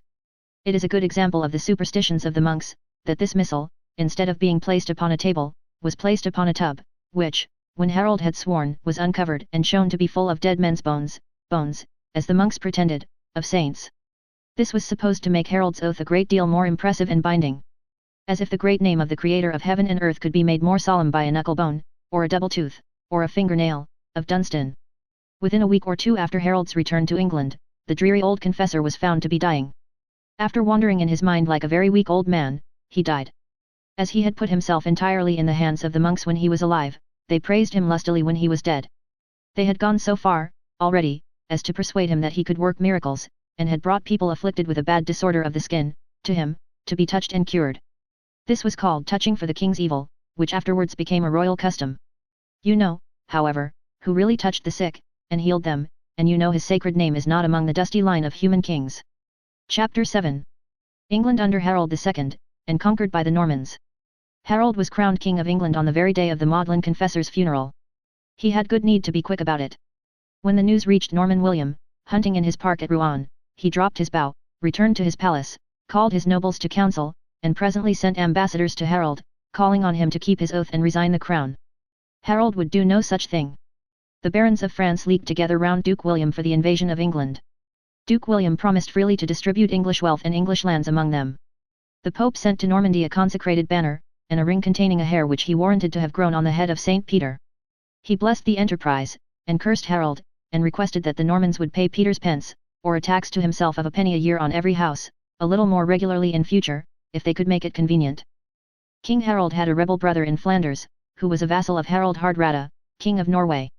This brother, and this Norwegian king, joining their forces against England, with Duke William's help, won a fight in which the English were commanded by 2 nobles, and then besieged York. Harold, who was waiting for the Normans on the coast at Hastings, with his army, marched to Stamford Bridge upon the River Derwent to give them instant battle.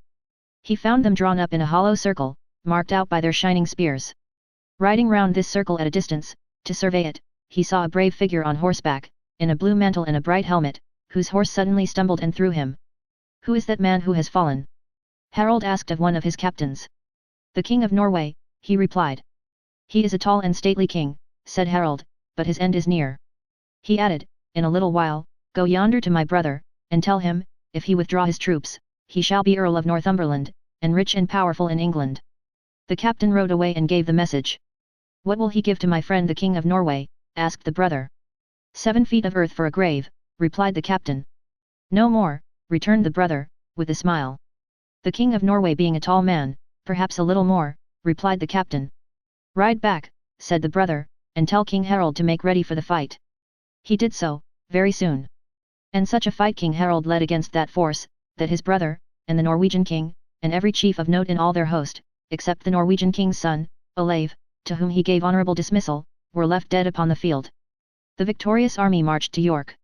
As King Harold sat there at the feast, in the midst of all his company, a stir was heard at the doors, and messengers all covered with mire from riding far and fast through broken ground came hurrying in, to report that the Normans had landed in England. The intelligence was true.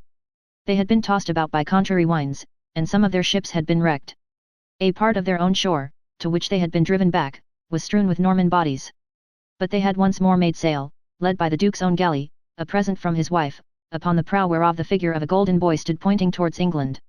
By day, the banner of the 3 lions of Normandy, the diverse-coloured sails, the gilded vanes, the many decorations of this gorgeous ship, had glittered in the sun and sunny water. By night, a light had sparkled like a star at her masthead. And now, encamped near Hastings, with their leader lying in the old Roman castle of Pevensey, the English retiring in all directions, the land for miles around scorched and smoking, fired and pillaged, was the whole Norman power, hopeful and strong on English ground. Harold broke up the feast and hurried to London. Within a week, his army was ready. He sent out spies to ascertain the Norman strength. William took them, caused them to be led through his whole camp, and then dismissed. "The Normans," said these spies to Harold, "are not bearded on the upper lip as we English are, but are shorn. They are priests." "My men," replied Harold, with a laugh, "will find those priests good soldiers." "The Saxons," reported Duke William's outposts of Norman soldiers, who were instructed to retire as King Harold's army advanced, "rush on us through their pillaged country with the fury of madmen." "Let them come, and come soon," said Duke William.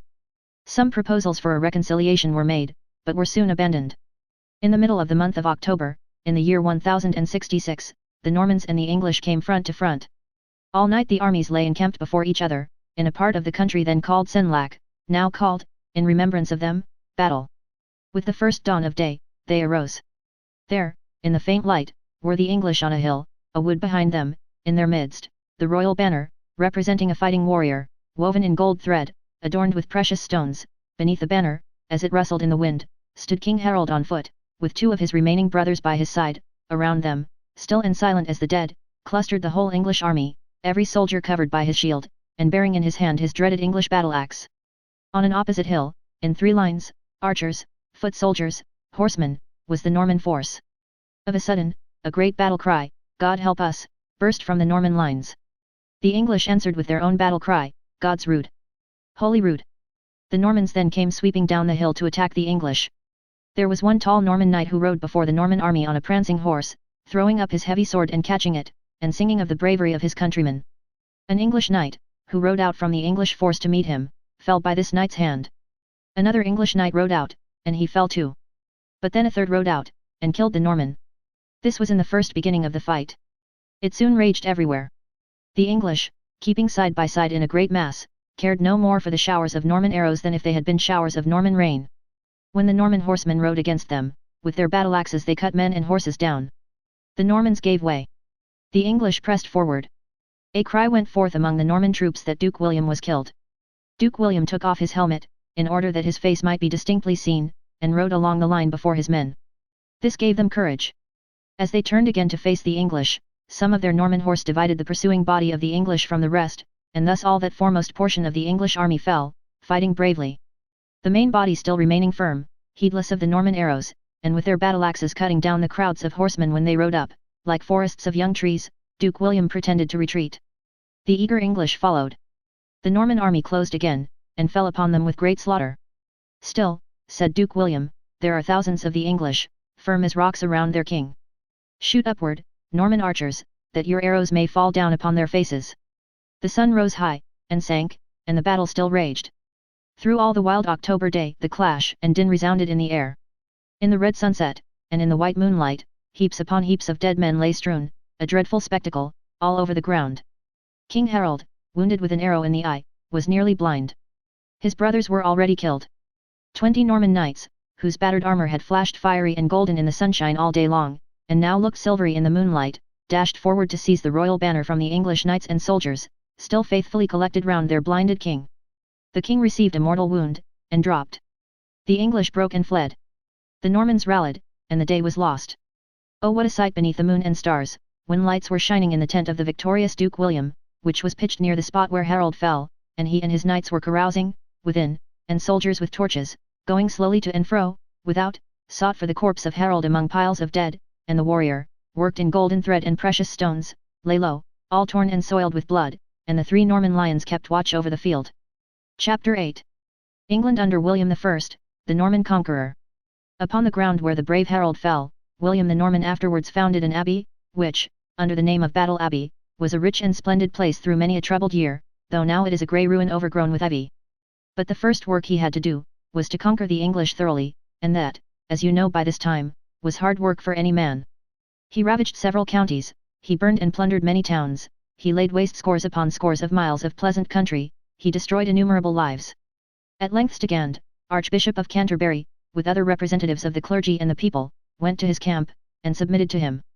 Edgar, the insignificant son of Edmund Ironside, was proclaimed king by others, but nothing came of it. He fled to Scotland afterwards, where his sister, who was young and beautiful, married the Scottish king. Edgar himself was not important enough for anybody to care much about him. On Christmas Day, William was crowned in Westminster Abbey, under the title of William I, but he is best known as William the Conqueror. It was a strange coronation. One of the bishops who performed the ceremony asked the Normans, in French, if they would have Duke William for their king. They answered yes.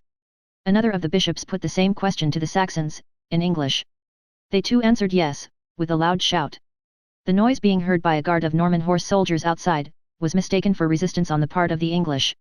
The guard instantly set fire to the neighbouring houses, and a tumult ensued, in the midst of which the king, being left alone in the abbey, with a few priests, and they all being in a terrible fright together, was hurriedly crowned. When the crown was placed upon his head, he swore to govern the English as well as the best of their own monarchs. I dare say you think, as I do, that if we accept the great Alfred, he might pretty easily have done that. Numbers of the English nobles had been killed in the last disastrous battle. Their estates, and the estates of all the nobles who had fought against him there, King William seized upon, and gave to his own Norman knights and nobles. Many great English families of the present time acquired their English lands in this way, and are very proud of it. But what is got by force must be maintained by force. These nobles were obliged to build castles all over England, to defend their new property, and, do what he would, the king could neither soothe nor quell the nation as he wished. He gradually introduced the Norman language and the Norman customs, yet, for a long time the great body of the English remained sullen and revengeful. On his going over to Normandy, to visit his subjects there, the oppressions of his half-brother Odo, whom he left in charge of his English kingdom, drove the people mad. The men of Kent even invited over, to take possession of Dover, their old enemy Count Eustace of Boulogne, who had led the fray when the Dover man was slain at his own fireside. The men of Hereford, aided by the Welsh, and commanded by a chief named Edric the Wild, drove the Normans out of their country. Some of those who had been dispossessed of their lands, banded together in the north of England, some, in Scotland, some, in the thick woods and marshes, and whensoever they could fall upon the Normans, or upon the English who had submitted to the Normans, they fought, despoiled, and murdered, like the desperate outlaws that they were. Conspiracies were set on foot for a general massacre of the Normans, like the old massacre of the Danes. In short, the English were in a murderous mood all through the kingdom. King William, fearing he might lose his conquest, came back, and tried to pacify the London people by soft words. He then set forth to repress the country people by stern deeds. Among the towns which he besieged, and where he killed and maimed the inhabitants without any distinction, sparing none, young or old, armed or unarmed, were Oxford, Warwick, Leicester, Nottingham, Derby, Lincoln, York. In all these places, and in many others, fire and sword worked their utmost horrors, and made the land dreadful to behold. The streams and rivers were discolored with blood, the sky was blackened with smoke, the fields were wastes of ashes, the waysides were heaped up with dead. Such are the fatal results of conquest and ambition. Although William was a harsh and angry man, I do not suppose that he deliberately meant to work this shocking ruin, when he invaded England. But what he had got by the strong hand, he could only keep by the strong hand, and in so doing he made England a great grave. 2 sons of Harold, by name Edmund and Godwin, came over from Ireland, with some ships, against the Normans, but were defeated. This was scarcely done, when the outlaws in the woods so harassed York, that the governor sent to the king for help. The king dispatched a general and a large force to occupy the town of Durham. The bishop of that place met the general outside the town, and warned him not to enter, as he would be in danger there. The general cared nothing for the warning, and went in with all his men. That night, on every hill within sight of Durham, signal fires were seen to blaze. When the morning dawned, the English, who had assembled in great strength, forced the gates, rushed into the town, and slew the Normans every one.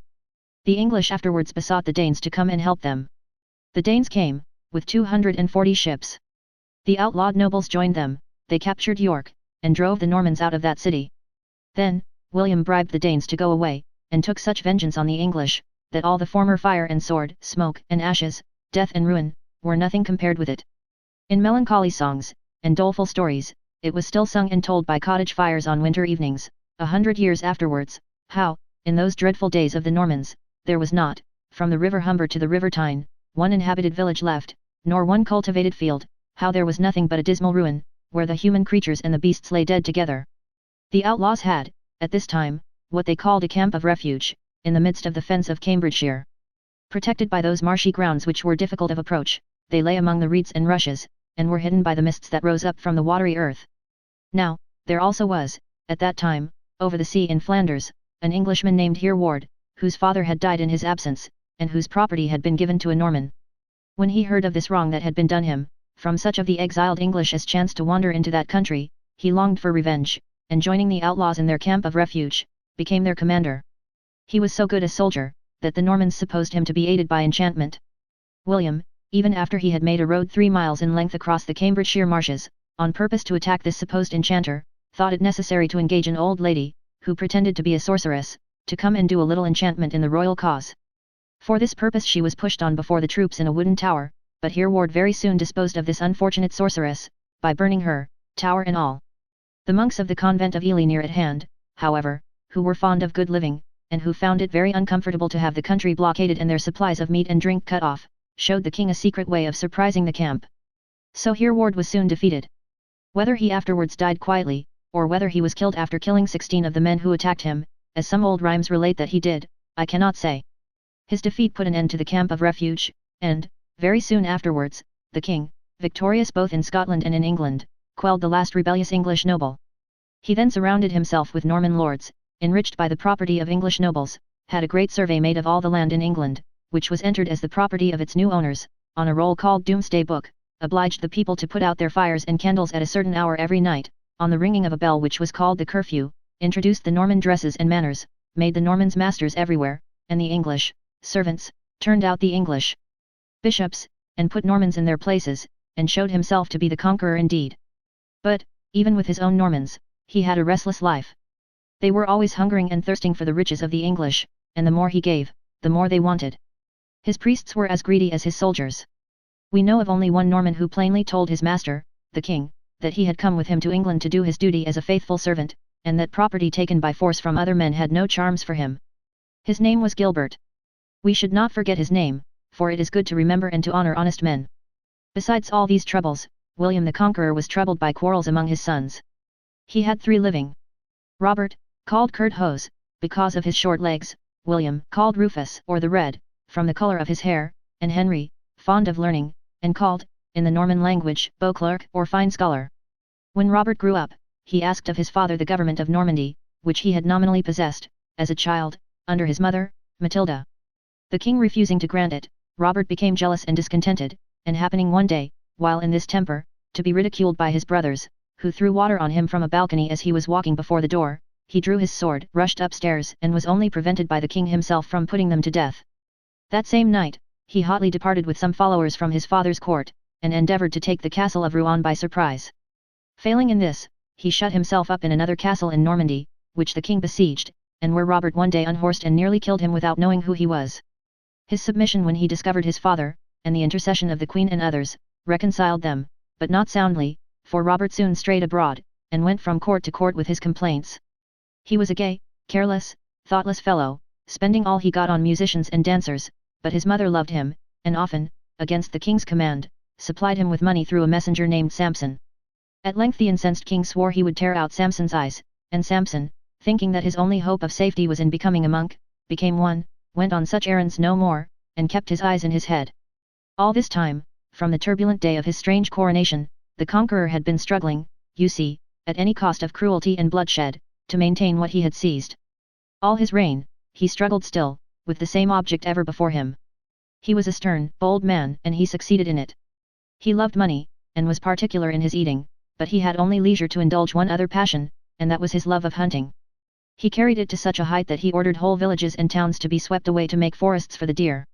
Not satisfied with 68 royal forests, he laid waste an immense district, to form another in Hampshire, called the New Forest. The many thousands of miserable peasants who saw their little houses pulled down, and themselves and children turned into the open country without a shelter, detested him for his merciless addition to their many sufferings, and when, in the 21st year of his reign, which proved to be the last, he went over to Rouen, England was as full of hatred against him, as if every leaf on every tree in all his royal forests had been a curse upon his head. In the New Forest, his son Richard, for he had 4 sons, had been gored to death by a stag, and the people said that this so cruelly made forest would yet be fatal to others of the conqueror's race. He was engaged in a dispute with the King of France about some territory. While he stayed at Rouen, negotiating with that king, he kept his bed and took medicines, being advised by his physicians to do so, on account of having grown to an unwieldy size. Word being brought to him that the King of France made light of this, and joked about it, he swore in a great rage that he should rue his jests. He assembled his army, marched into the disputed territory, burnt, his old way, the vines, the crops and fruit, and set the town of Mantes on fire. But, in an evil hour, for, as he rode over the hot ruins, his horse, setting his hoofs upon some burning embers, started, threw him forward against the pommel of the saddle, and gave him a mortal hurt. For 6 weeks he lay dying in a monastery near Rouen, and then made his will, giving England to William, Normandy to Robert, and £5,000 to Henry. And now, his violent deeds lay heavy on his mind. He ordered money to be given to many English churches and monasteries, and, which was much better repentance, released his prisoners of state, some of whom had been confined in his dungeons 20 years.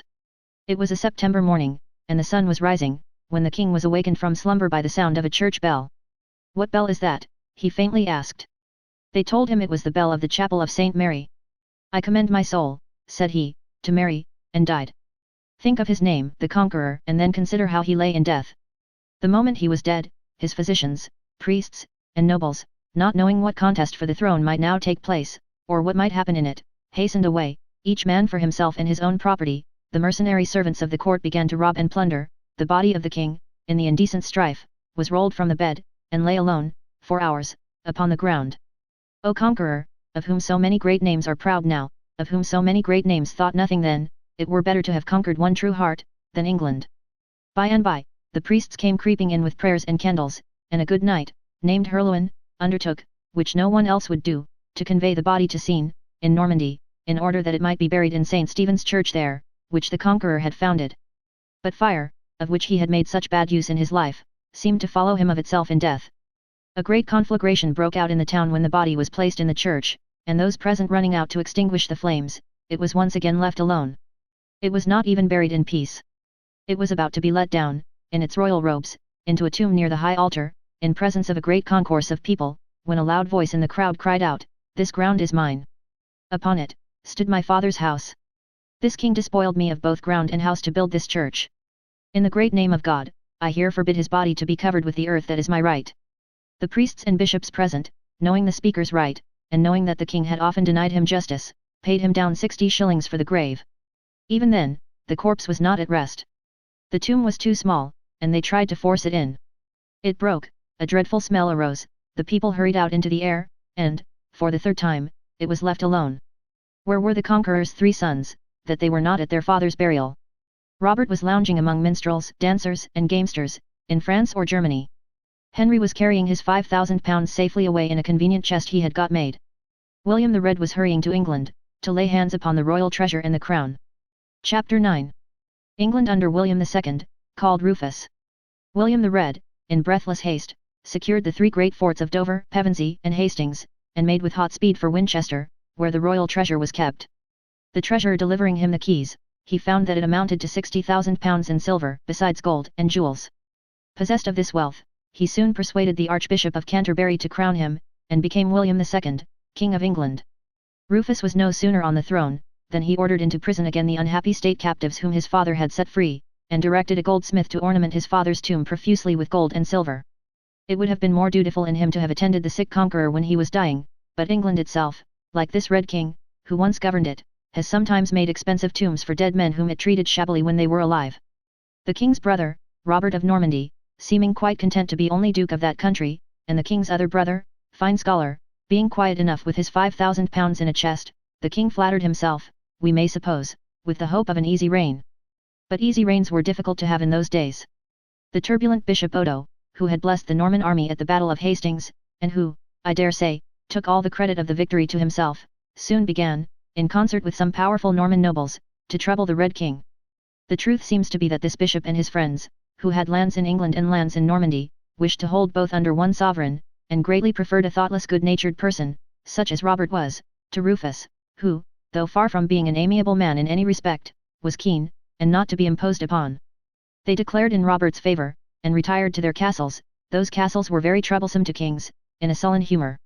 The Red King, seeing the Normans thus falling from him, revenged himself upon them by appealing to the English, to whom he made a variety of promises, which he never meant to perform, in particular, promises to soften the cruelty of the forest laws, and who, in return, so aided him with their valour, that Odo was besieged in the castle of Rochester, and forced to abandon it, and to depart from England for ever, whereupon the other rebellious Norman nobles were soon reduced and scattered.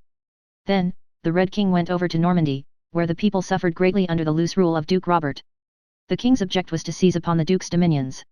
This, the duke, of course, prepared to resist, and miserable war between the 2 brothers seemed inevitable, when the powerful nobles on both sides, who had seen so much of war, interfered to prevent it. A treaty was made. Each of the 2 brothers agreed to give up something of his claims, and that the longer liver of the 2 should inherit all the dominions of the other.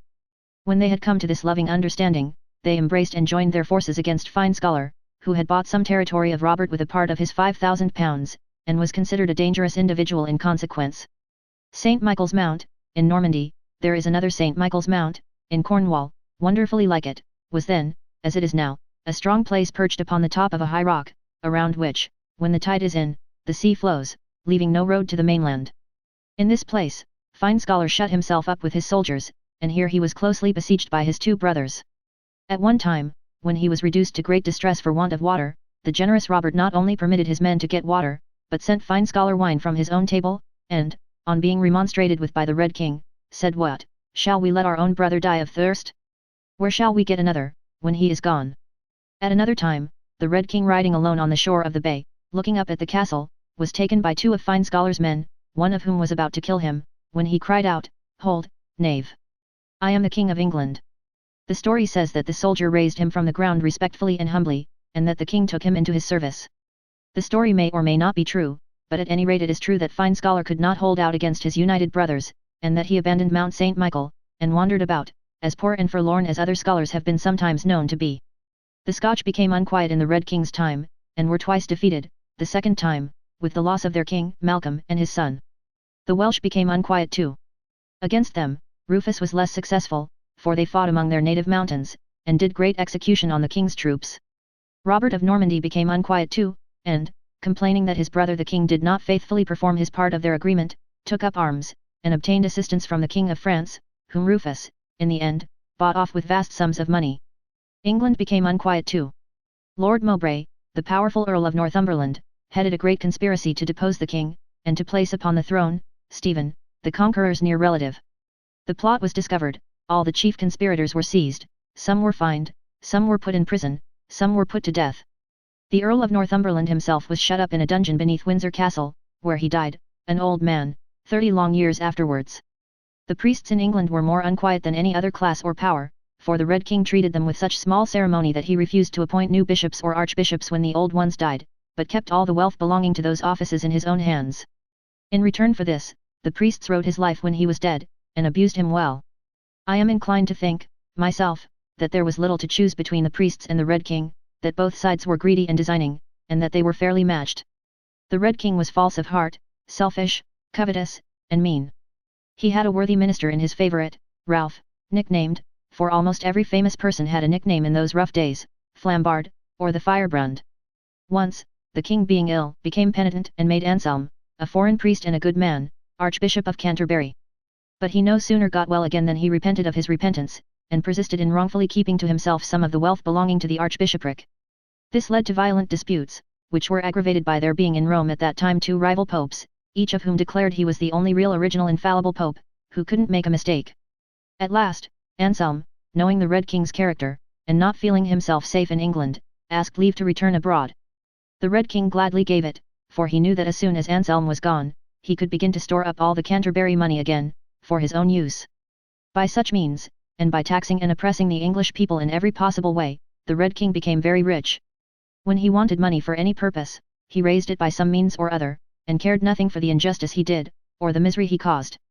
Having the opportunity of buying from Robert the whole duchy of Normandy for 5 years, he taxed the English people more than ever, and made the very convents sell their plate and valuables to supply him with the means to make the purchase. But he was as quick and eager in putting down revolt as he was in raising money, for, a part of the Norman people objecting, very naturally, I think, to being sold in this way, he headed an army against them with all the speed and energy of his father. He was so impatient, that he embarked for Normandy in a great gale of wind. And when the sailors told him it was dangerous to go to sea in such angry weather, he replied, "Hoist sail and away." Did you ever hear of a king who was drowned? You will wonder how it was that even the careless Robert came to sell his dominions. It happened thus. It had long been the custom for many English people to make journeys to Jerusalem, which were called pilgrimages, in order that they might pray beside the tomb of our Saviour there. Jerusalem belonging to the Turks, and the Turks hating Christianity, these Christian travellers were often insulted and ill-used. The pilgrims bore it patiently for some time, but at length a remarkable man, of great earnestness and eloquence, called Peter the Hermit, began to preach in various places against the Turks, and to declare that it was the duty of good Christians to drive away those unbelievers from the tomb of our Saviour, and to take possession of it, and protect it. An excitement such as the world had never known before was created. Thousands and thousands of men of all ranks and conditions departed for Jerusalem to make war against the Turks. The war is called in history the First Crusade, and every crusader wore a cross marked on his right shoulder. All the crusaders were not zealous Christians.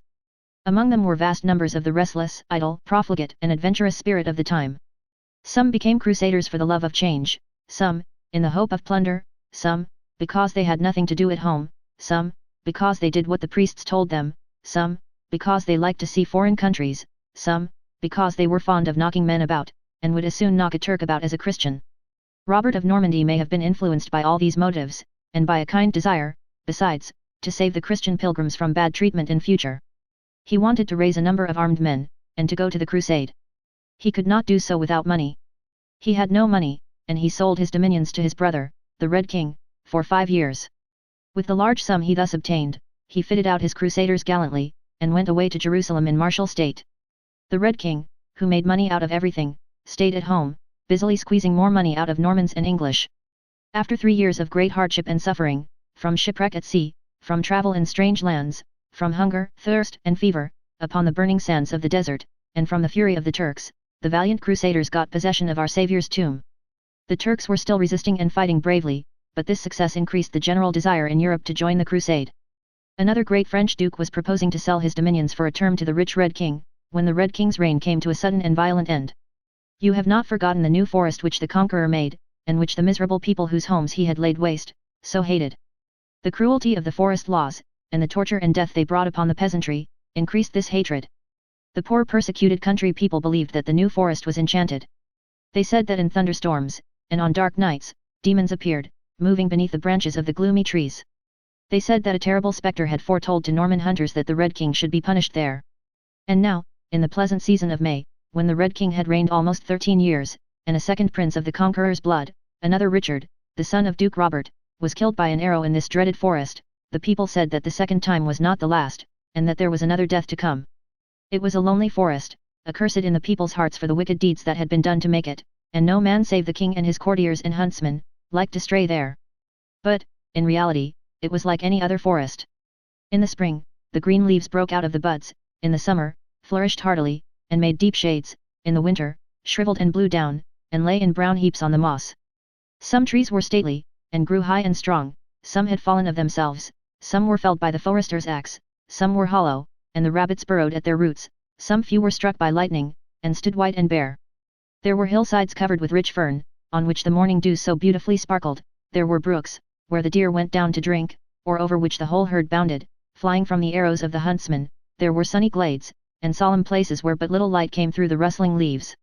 The songs of the birds in the new forest were pleasanter to hear than the shouts of fighting men outside, and even when the Red King and his court came hunting through its solitudes, cursing loud and riding hard, with the jingling of stirrups and bridles and knives and daggers, they did much less harm there than among the English or Normans, and the stags died, as they lived, far easier than the people. Upon a day in August, the Red King, now reconciled to his brother, Fine Scholar, came with a great train to hunt in the new forest. Fine Scholar was of the party. They were a merry party, and had lain all night at Malwood Keep, a hunting lodge in the forest, where they had made good cheer, both at supper and breakfast, and had drunk a deal of wine. The party dispersed in various directions, as the custom of hunters then was. The king took with him only Sir Walter Tyrrell, who was a famous sportsman, and to whom he had given, before they mounted horse that morning, 2 fine arrows. The last time the king was ever seen alive, he was riding with Sir Walter Tyrrell, and their dogs were hunting together. It was almost night, when a poor charcoal burner, passing through the forest with his cart, came upon the solitary body of a dead man, shot with an arrow in the breast, and still bleeding. He got it into his cart. It was the body of the king. Shaken and tumbled, with its red beard all whitened with lime and clotted with blood, it was driven in the cart by the charcoal burner next day to Winchester Cathedral, where it was received and buried. Sir Walter Tyrrell, who escaped to Normandy, and claimed the protection of the King of France, swore in France that the Red King was suddenly shot dead by an arrow from an unseen hand, while they were hunting together, that he was fearful of being suspected as the king's murderer, and that he instantly set spurs to his horse, and fled to the seashore. Others declared that the king and Sir Walter Tyrrell were hunting in company, a little before sunset, standing in bushes opposite one another, when a stag came between them.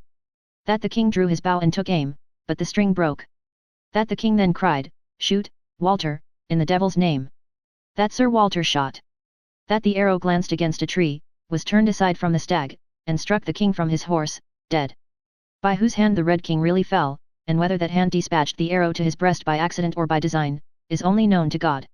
Some think his brother may have caused him to be killed, but the Red King had made so many enemies, both among priests and people, that suspicion may reasonably rest upon a less unnatural murderer.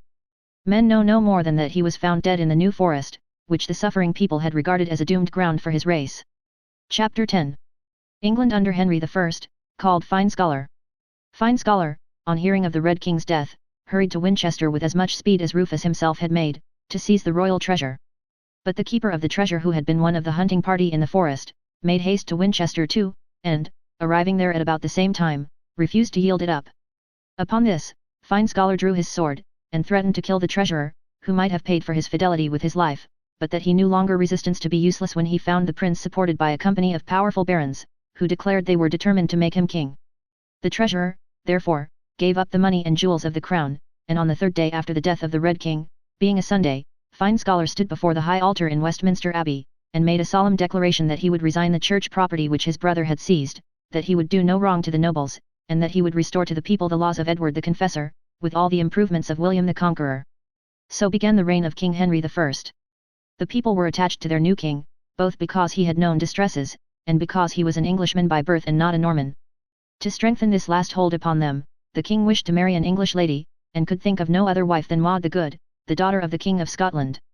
Although this good princess did not love the king, she was so affected by the representations the nobles made to her of the great charity it would be in her to unite the Norman and Saxon races, and prevent hatred and bloodshed between them for the future, that she consented to become his wife. After some disputing among the priests, who said that as she had been in a convent in her youth, and had worn the veil of a nun, she could not lawfully be married, against which the princess stated that her aunt, with whom she had lived in her youth, had indeed sometimes thrown a piece of black stuff over her, but for no other reason than because the nun's veil was the only dress the conquering Normans respected in girl or woman, and not because she had taken the vows of a nun, which she never had. She was declared free to marry, and was made King Henry's queen. A good queen she was, beautiful, kind-hearted, and worthy of a better husband than the king. For he was a cunning and unscrupulous man, though firm and clever. He cared very little for his word, and took any means to gain his ends. All this is shown in his treatment of his brother Robert, who had suffered him to be refreshed with water, and who had sent him the wine from his own table, when he was shut up, with the crows flying below him, parched with thirst, in the castle on the top of St. Michael's Mount, where his red brother would have let him die. Before the king began to deal with Robert, he removed and disgraced all the favourites of the late king, who were for the most part base characters, much detested by the people. Flambard, or Firebrand, whom the late king had made Bishop of Durham, of all things in the world, Henry imprisoned in the Tower, but Firebrand was a great joker and a jolly companion, and made himself so popular with his guards that they pretended to know nothing about a long rope that was sent into his prison at the bottom of a deep flagon of wine. The guards took the wine, and Firebrand took the rope, with which, when they were fast asleep, he let himself down from a window in the night, and so got cleverly aboard ship and away to Normandy. Now Robert, when his brother Fine Scholar came to the throne, was still absent in the Holy Land. Henry pretended that Robert had been made sovereign of that country, and he had been away so long, that the ignorant people believed it. But, behold, when Henry had been some time King of England, Robert came home to Normandy, having leisurely returned from Jerusalem through Italy, in which beautiful country he had enjoyed himself very much, and had married a lady as beautiful as itself. In Normandy, he found Firebrand waiting to urge him to assert his claim to the English crown, and declare war against King Henry. This, after great loss of time in feasting and dancing with his beautiful Italian wife among his Norman friends, he at last did. The English in general were on King Henry's side, though many of the Normans were on Robert's. But the English sailors deserted the king, and took a great part of the English fleet over to Normandy, so that Robert came to invade this country in no foreign vessels, but in English ships. The virtuous Anselm, however, whom Henry had invited back from abroad, and made Archbishop of Canterbury, was steadfast in the king's cause, and it was so well supported that the two armies, instead of fighting, made a peace. Poor Robert, who trusted anybody and everybody, readily trusted his brother, the king, and agreed to go home and receive a pension from England, on condition that all his followers were fully pardoned. This the king very faithfully promised, but Robert was no sooner gone than he began to punish them. Among them was the Earl of Shrewsbury, who, on being summoned by the king to answer to 45 accusations, rode away to one of his strong castles, shut himself up therein, called around him his tenants and vassals, and fought for his liberty, but was defeated and banished. Robert, with all his faults, was so true to his word, that when he first heard of this nobleman having risen against his brother, he laid waste the Earl of Shrewsbury's estates in Normandy, to show the king that he would favour no breach of their treaty. Finding, on better information, afterwards, that the Earl's only crime was having been his friend, he came over to England, in his old thoughtless, warm-hearted way, to intercede with the king, and remind him of the solemn promise to pardon all his followers. This confidence might have put the false king to the blush, but it did not. Pretending to be very friendly, he so surrounded his brother with spies and traps, that Robert, who was quite in his power, had nothing for it but to renounce his pension and escape while he could. Getting home to Normandy, and understanding the king better now, he naturally allied himself with his old friend the Earl of Shrewsbury, who had still 30 castles in that country. This was exactly what Henry wanted. He immediately declared that Robert had broken the treaty, and next year invaded Normandy. He pretended that he came to deliver the Normans, at their own request, from his brother's misrule. There is reason to fear that his misrule was bad enough, for his beautiful wife had died, leaving him with an infant son, and his court was again so careless, dissipated, and ill-regulated, that it was said he sometimes lay in bed of a day for want of clothes to put on, his attendants having stolen all his dresses. But he headed his army like a brave prince and a gallant soldier, though he had the misfortune to be taken prisoner by King Henry, with 400 of his knights. Among them was poor harmless Edgar Atheling, who loved Robert well. Edgar was not important enough to be severe with. The king afterwards gave him a small pension, which he lived upon and died upon, in peace, among the quiet woods and fields of England. And Robert, poor, kind, generous, wasteful, heedless Robert, with so many faults, and yet with virtues that might have made a better and a happier man, what was the end of him? If the king had had the magnanimity to say with a kind air, "Brother, tell me, before these noblemen, that from this time you will be my faithful follower and friend, and never raise your hand against me or my forces more," he might have trusted Robert to the death. But the king was not a magnanimous man. He sentenced his brother to be confined for life in one of the royal castles. In the beginning of his imprisonment, he was allowed to ride out, guarded, but he one day broke away from his guard and galloped off. He had the evil fortune to ride into a swamp, where his horse stuck fast and he was taken. When the king heard of it he ordered him to be blinded, which was done by putting a red-hot metal basin on his eyes. And so, in darkness and in prison, many years, he thought of all his past life, of the time he had wasted, of the treasure he had squandered, of the opportunities he had lost, of the youth he had thrown away, of the talents he had neglected. Sometimes, on fine autumn mornings, he would sit and think of the old hunting parties in the free forest, where he had been the foremost and the gayest. Sometimes, in the still nights, he would wake, and mourn for the many nights that had stolen past him at the gaming table, sometimes, would seem to hear, upon the melancholy wind, the old songs of the minstrels, sometimes, would dream, in his blindness, of the light and glitter of the Norman court. Many and many a time, he groped back, in his fancy, to Jerusalem, where he had fought so well, or, at the head of his brave companions, bowed his feathered helmet to the shouts of welcome greeting him in Italy, and seemed again to walk among the sunny vineyards, or on the shore of the blue sea, with his lovely wife. And then, thinking of her grave, and of his fatherless boy, he would stretch out his solitary arms and weep. At length, one day, there lay in prison, dead, with cruel and disfiguring scars upon his eyelids, bandaged from his jailer's sight, but on which the eternal heavens looked down, a worn old man of 80. He had once been Robert of Normandy. Pity him! Duke Robert of Normandy. At the time when Robert of Normandy was taken prisoner by his brother, Robert's little son was only 5 years old. This child was taken, too, and carried before the king, sobbing and crying, for, young as he was, he knew he had good reason to be afraid of his royal uncle. The king was not much accustomed to pity those who were in his power, but his cold heart seemed for the moment to soften towards the boy. He was observed to make a great effort, as if to prevent himself from being cruel, and ordered the child to be taken away, whereupon a certain baron, who had married a daughter of Duke Robert's, by name, Healy of Saint-Sen, took charge of him, tenderly. The king's gentleness did not last long. Before 2 years were over, he sent messengers to this lord's castle to seize the child and bring him away. The baron was not there at the time, but his servants were faithful, and carried the boy off in his sleep and hid him. When the baron came home, and was told what the king had done, he took the child abroad, and, leading him by the hand, went from king to king and from court to court, relating how the child had a claim to the throne of England, and how his uncle the king, knowing that he had that claim, would have murdered him, perhaps, but for his escape. The youth and innocence of the pretty little William Fitzrobert, for that was his name, made him many friends at that time. When he became a young man, the King of France, uniting with the French Counts of Anjou and Flanders, supported his cause against the King of England, and took many of the king's towns and castles in Normandy. But, King Henry, artful and cunning always, bribed some of William's friends with money, some with promises, some with power. He bought off the Count of Anjou, by promising to marry his eldest son, also named William, to the Count's daughter, and indeed the whole trust of this king's life was in such bargains, and he believed, as many another king has done since, and as one king did in France a very little time ago, that every man's truth and honor can be bought at some price. For all this, he was so afraid of William Fitzrobert and his friends, that, for a long time, he believed his life to be in danger, and never lay down to sleep, even in his palace surrounded by his guards, without having a sword and buckler at his bedside. To strengthen his power, the king with great ceremony betrothed his eldest daughter Matilda, then a child only 8 years old, to be the wife of Henry V, the Emperor of Germany. To raise her marriage portion, he taxed the English people in a most oppressive manner, then treated them to a great procession, to restore their good humor, and sent Matilda away, in fine state, with the German ambassadors, to be educated in the country of her future husband. And now his queen, Maud the Good, unhappily died. It was a sad thought for that gentle lady, that the only hope with which she had married a man whom she had never loved, the hope of reconciling the Norman and English races, had failed. At the very time of her death, Normandy and all France was in arms against England, for, so soon as his last danger was over, King Henry had been false to all the French powers he had promised, bribed and bought, and they had naturally united against him. After some fighting, however, in which few suffered but the unhappy common people, who always suffered, whatsoever was the matter, he began to promise, bribe, and buy again, and by those means, and by the help of the Pope, who exerted himself to save more bloodshed, and by solemnly declaring, over and over again, that he really was in earnest this time, and would keep his word, the king made peace.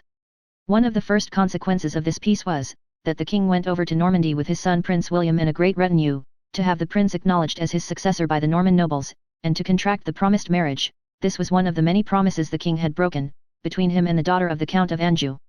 Both these things were triumphantly done, with great show and rejoicing, and on the 25th of November, in the year 1120, the whole retinue prepared to embark at the port of Barfleur, for the voyage home. On that day, and at that place, there came to the king, Fitzstephen, a sea captain, and said, "My liege, my father served your father all his life, upon the sea. He steered the ship with the golden boy upon the prow, in which your father sailed to conquer England. I beseech you to grant me the same office. I have a fair vessel in the harbour here, called the White Ship, manned by 50 sailors of renown. I pray you, sire, to let your servant have the honour of steering you in the White Ship to England. I am sorry, friend, replied the king, that my vessel is already chosen, and that I cannot, therefore, sail with the son of the man who served my father. But the prince and all his company shall go along with you, in the fair White Ship, manned by the 50 sailors of renown. An hour or two afterwards, the king set sail in the vessel he had chosen, accompanied by other vessels, and, sailing all night with a fair and gentle wind, arrived upon the coast of England in the morning. While it was yet night, the people in some of those ships heard a faint wild cry come over the sea, and wondered what it was. Now, the prince was a dissolute, debauched young man of 18, who bore no love to the English, and had declared that when he came to the throne he would yoke them to the plough like oxen. He went aboard the White Ship, with 140 youthful nobles like himself, among whom were 18 noble ladies of the highest rank. All this gay company, with their servants and the 50 sailors, made 300 souls aboard the fair White Ship. Give 3 casks of wine, Fitzstephen, said the prince, to the 50 sailors of renown. My father the king has sailed out of the harbour. What time is there to make merry here, and yet reach England with the rest? Prince, said Fitzstephen, before morning, my 50 and the White Ship shall overtake the swiftest vessel in attendance on your father the king, if we sail at midnight. Then the prince commanded to make merry, and the sailors drank out the 3 casks of wine, and the prince and all the noble company danced in the moonlight on the deck of the White Ship.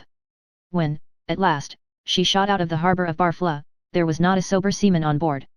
But the sails were all set, and the oars all going merrily. Fitzstephen had the helm. The gay young nobles and the beautiful ladies, wrapped in mantles of various bright colours to protect them from the cold, talked, laughed, and sang. The prince encouraged the 50 sailors to row harder yet, for the honour of the White Ship. Crash! A terrific cry broke from 300 hearts. It was the cry the people in the distant vessels of the king heard faintly on the water. The White Ship had struck upon a rock, was filling, going down. Fitzstephen hurried the prince into a boat, with some few nobles. Push off, he whispered, and row to land. It is not far, and the sea is smooth. The rest of us must die. But, as they rowed away, fast, from the sinking ship, the prince heard the voice of his sister Marie, the Countess of Perchy, calling for help. He never in his life had been so good as he was then. He cried in an agony, row back at any risk. I cannot bear to leave her. They rowed back. As the prince held out his arms to catch his sister, such numbers leaped in, that the boat was overset. And in the same instant the White Ship went down. Only 2 men floated. They both clung to the main yard of the ship, which had broken from the mast, and now supported them. One asked the other who he was. He said, I am a nobleman, Godfrey by name, the son of Gilbert de Lagle. And you, said he. I am Berold, a poor butcher of Rouen, was the answer. Then, they said together, Lord be merciful to us both, and tried to encourage one another, as they drifted in the cold benumbing sea on that unfortunate November night. By and by, another man came swimming towards them, whom they knew, when he pushed aside his long wet hair, to be Fitzstephen. Where is the prince? Said he. Gone. Gone, the 2 cried together. Neither he, nor his brother, nor his sister, nor the king's niece, nor her brother, nor any one of all the brave 300, noble or commoner, except we 3, has risen above the water. Fitzstephen, with a ghastly face, cried, Woe, woe, to me, and sunk to the bottom. The other 2 clung to the yard for some hours. At length the young noble said faintly, I am exhausted, and chilled with the cold, and can hold no longer. Farewell, good friend. God preserve you. So, he dropped and sunk, and of all the brilliant crowd, the poor butcher of Rouen alone was saved. In the morning, some fishermen saw him floating in his sheepskin coat, and got him into their boat, the sole relater of the dismal tale. For 3 days, no one dared to carry the intelligence to the king. At length, they sent into his presence a little boy, who, weeping bitterly, and kneeling at his feet, told him that the White Ship was lost with all on board. The king fell to the ground like a dead man, and never, never afterwards, was seen to smile. But he plotted again, and promised again, and bribed and bought again, in his old deceitful way. Having no son to succeed him, after all his pains, the prince will never yoke us to the plough. Now, said the English people, he took a second wife, Adelaide or Alice, a duke's daughter, and the pope's niece. Having no more children, however, he proposed to the barons to swear that they would recognize as his successor, his daughter Matilda, whom, as she was now a widow, he married to the eldest son of the Count of Anjou, Geoffrey, surnamed Plantagenet, from a custom he had of wearing a sprig of flowering broom, called genet in French, in his cap for a feather. As one false man usually makes many, and as a false king, in particular, is pretty certain to make a false court, the barons took the oath about the succession of Matilda, and her children after her, twice over, without in the least intending to keep it. The king was now relieved from any remaining fears of William Fitzrobert, by his death in the monastery of Saint Omer, in France, at 26 years old, of a pike wound in the hand. And as Matilda gave birth to 3 sons, he thought the succession to the throne secure. He spent most of the latter part of his life, which was troubled by family quarrels, in Normandy, to be near Matilda. When he had reigned upward of 35 years, and was 67 years old, he died of an indigestion and fever, brought on by eating, when he was far from well, of a fish called lamprey, against which he had often been cautioned by his physicians. His remains were brought over to Reading Abbey to be buried. You may perhaps hear the cunning and promise-breaking of King Henry I, called policy by some people, and diplomacy by others. Neither of these fine words will in the least mean that it was true, and nothing that is not true can possibly be good.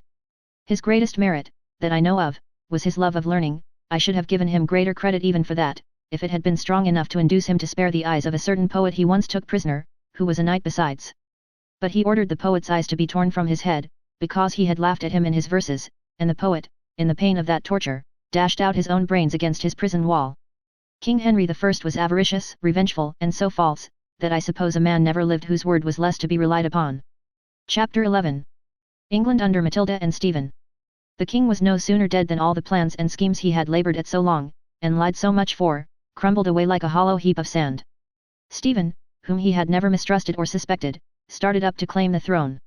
Stephen was the son of Adela, the Conqueror's daughter, married to the Count of Blois. To Stephen, and to his brother Henry, the late king had been liberal, making Henry Bishop of Winchester, and finding a good marriage for Stephen, and much enriching him. This did not prevent Stephen from hastily producing a false witness, a servant of the late king, to swear that the king had named him for his heir upon his deathbed. On this evidence the Archbishop of Canterbury crowned him. The new king, so suddenly made, lost not a moment in seizing the royal treasure, and hiring foreign soldiers with some of it to protect his throne. If the dead king had even done as the false witness said, he would have had small right to wool away the English people, like so many sheep or oxen, without their consent. But he had, in fact, bequeathed all his territory to Matilda, who, supported by Robert, Earl of Gloucester, soon began to dispute the crown. Some of the powerful barons and priests took her side, some took Stephen's, all fortified their castles, and again the miserable English people were involved in war, from which they could never derive advantage whosoever was victorious, and in which all parties plundered, tortured, starved, and ruined them. 5 years had passed since the death of Henry I, and during those 5 years there had been 2 terrible invasions by the people of Scotland under their king, David, who was at last defeated with all his army, when Matilda, attended by her brother Robert and a large force, appeared in England to maintain her claim. A battle was fought between her troops and King Stephen's at Lincoln, in which the king himself was taken prisoner, after bravely fighting until his battle axe and sword were broken, and was carried into strict confinement at Gloucester. Matilda then submitted herself to the priests, and the priests crowned her Queen of England. She did not long enjoy this dignity. The people of London had a great affection for Stephen, many of the barons considered it degrading to be ruled by a woman, and the Queen's temper was so haughty that she made innumerable enemies.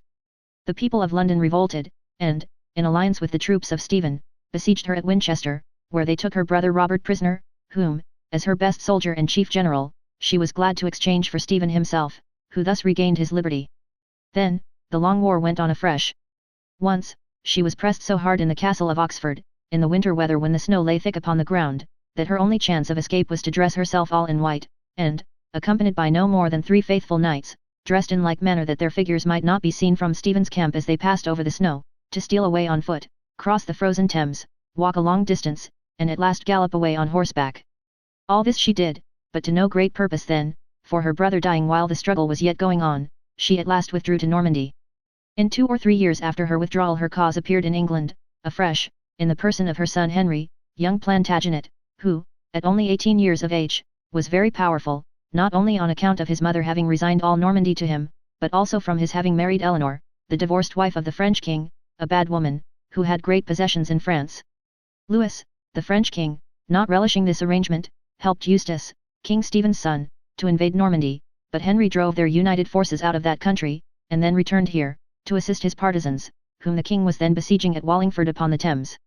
Here, for 2 days, divided only by the river, the 2 armies lay encamped opposite to one another, on the eve, as it seemed to all men, of another desperate fight, when the Earl of Arundel took heart and said that it was not reasonable to prolong the unspeakable miseries of 2 kingdoms to minister to the ambition of 2 princes. Many other noblemen repeating and supporting this when it was once uttered, Stephen and young Plantagenet went down, each to his own bank of the river, and held a conversation across it, in which they arranged a truce, very much to the dissatisfaction of Eustace, who swaggered away with some followers, and laid violent hands on the Abbey of St. Edmundsbury, where he presently died mad. The truce led to a solemn council at Winchester, in which it was agreed that Stephen should retain the crown, on condition of his declaring Henry his successor, that William, another son of the king's, should inherit his father's rightful possessions, and that all the crown lands which Stephen had given away should be recalled, and all the castles he had permitted to be built demolished. Thus terminated the bitter war, which had now lasted 15 years, and had again laid England waste. In the next year Stephen died, after a troubled reign of 19 years. Although King Stephen was, for the time in which he lived, a humane and moderate man, with many excellent qualities, and although nothing worse is known of him than his usurpation of the crown, which he probably excused to himself by the consideration that King Henry I was a usurper too, which was no excuse at all, the people of England suffered more in these dread 19 years, than at any former period even of their suffering history. In the division of the nobility between the two rival claimants of the crown, and in the growth of what is called the feudal system, which made the peasants the born vassals and mere slaves of the barons, every noble had his strong castle, where he reigned the cruel king of all the neighbouring people. Accordingly, he perpetrated whatever cruelties he chose.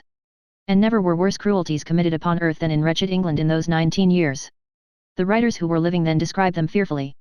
They say that the castles were filled with devils rather than with men, that the peasants, men and women, were put into dungeons for their gold and silver, were tortured with fire and smoke, were hung up by the thumbs, were hung up by the heels with great weights to their heads, were torn with jagged irons, killed with hunger, broken to death in narrow chests filled with sharp-pointed stones, murdered in countless fiendish ways.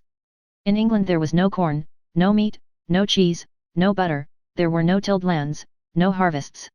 Ashes of burnt towns, and dreary wastes, were all that the traveller, fearful of the robbers who prowled abroad at all hours, would see in a long day's journey, and from sunrise until night, he would not come upon a home.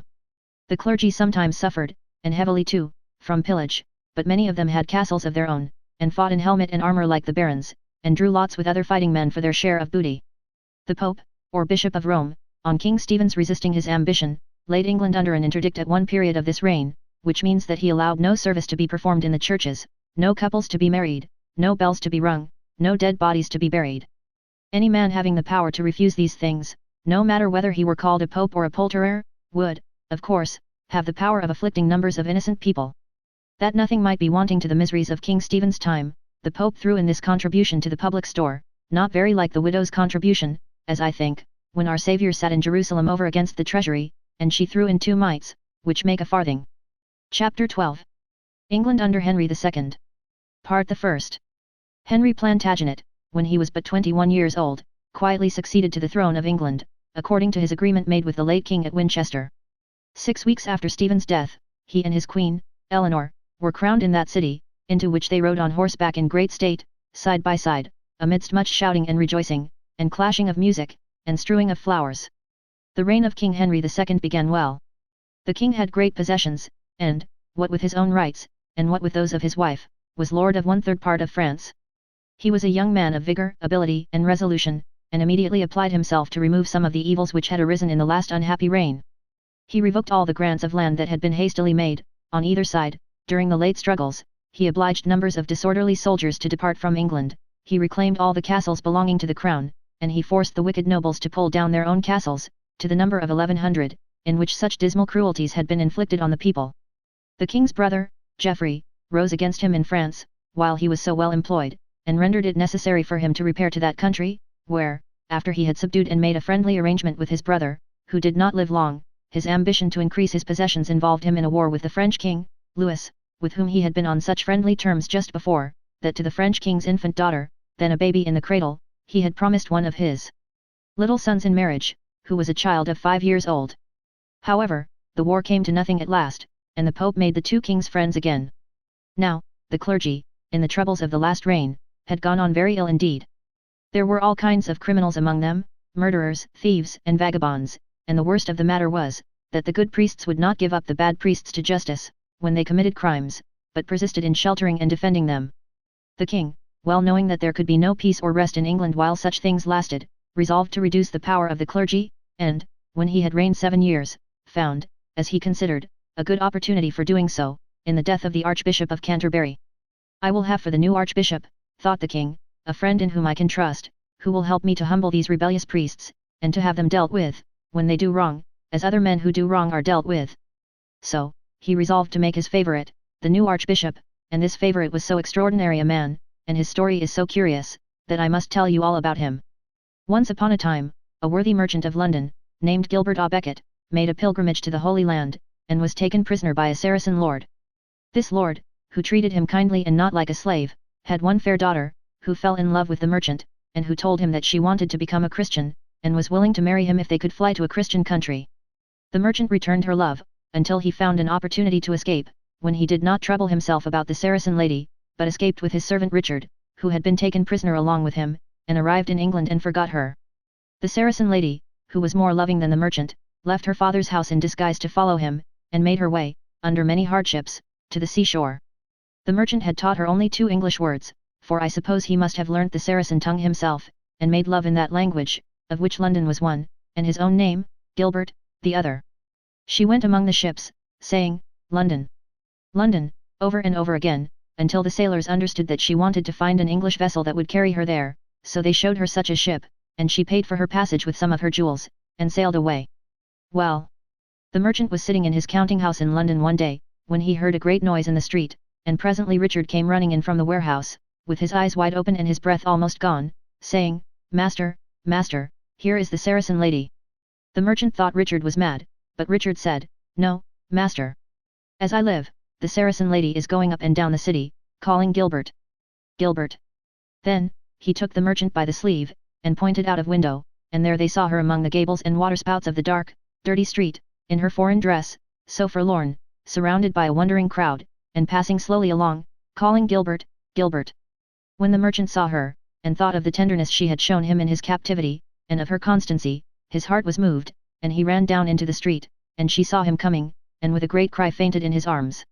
They were married without loss of time, and Richard, who was an excellent man, danced with joy the whole day of the wedding, and they all lived happy ever afterwards. This merchant and this Saracen lady had one son, Thomas à Becket. He it was who became the favourite of King Henry II. He had become chancellor, when the king thought of making him archbishop.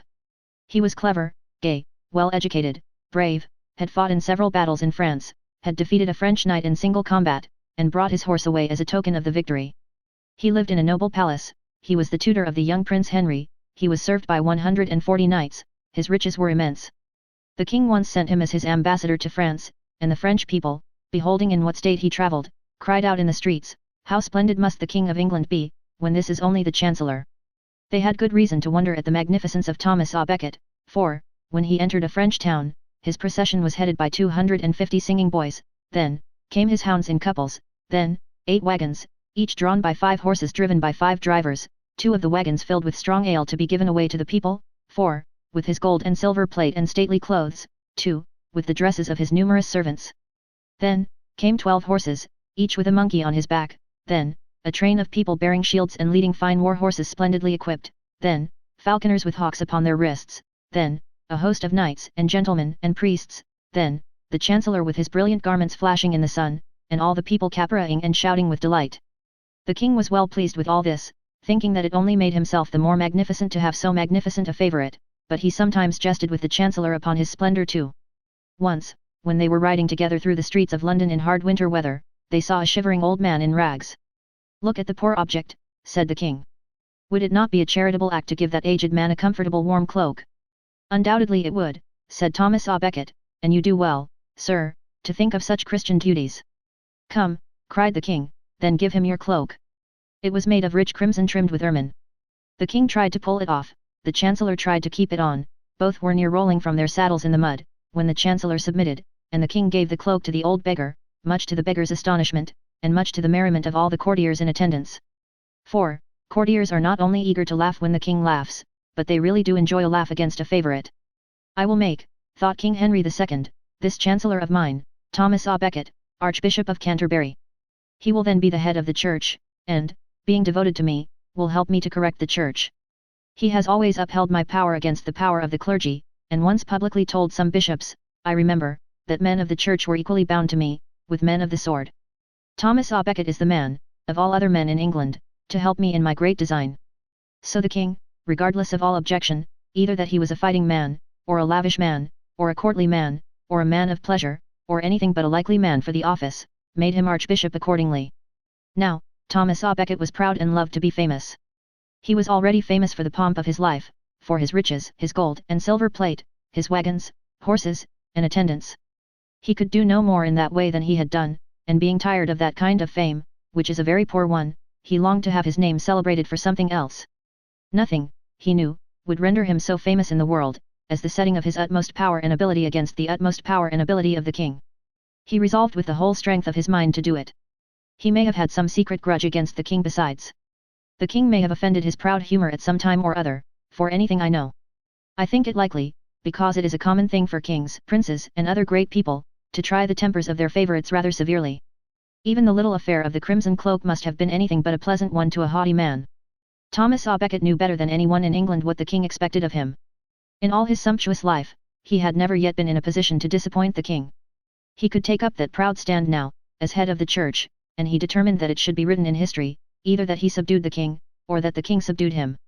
So, of a sudden, he completely altered the whole manner of his life.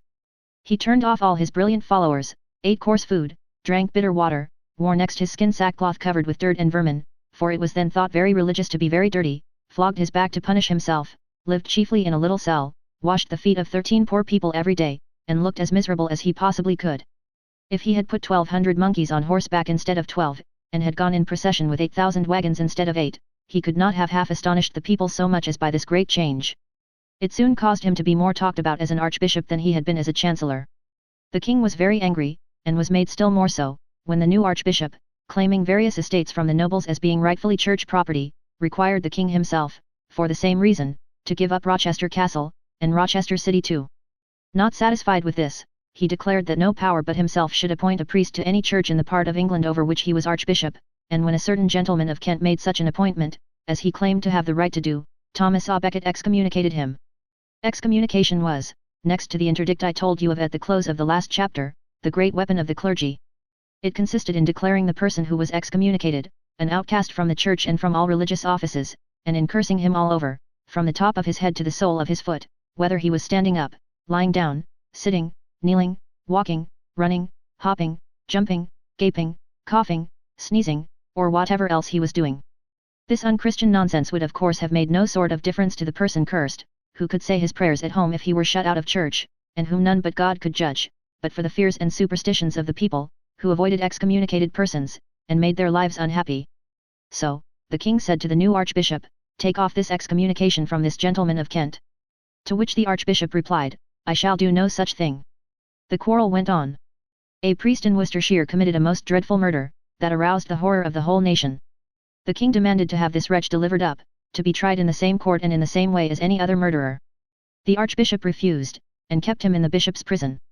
The king, holding a solemn assembly in Westminster Hall, demanded that in future all priests found guilty before their bishops of crimes against the law of the land should be considered priests no longer, and should be delivered over to the law of the land for punishment. The archbishop again refused. The king required to know whether the clergy would obey the ancient customs of the country. Every priest there, but one, said, after Thomas à Becket, saving my order. This really meant that they would only obey those customs when they did not interfere with their own claims, and the king went out of the hall in great wrath. Some of the clergy began to be afraid, now, that they were going too far. Though Thomas à Becket was otherwise as unmoved as Westminster Hall, they prevailed upon him, for the sake of their fears, to go to the king at Woodstock, and promise to observe the ancient customs of the country, without saying anything about his order. The king received this submission favourably, and summoned a great council of the clergy to meet at the castle of Clarendon, by Salisbury. But when the council met, the archbishop again insisted on the words saying my order, and he still insisted, though lords entreated him, and priests wept before him and knelt to him, and an adjoining room was thrown open, filled with armed soldiers of the king, to threaten him.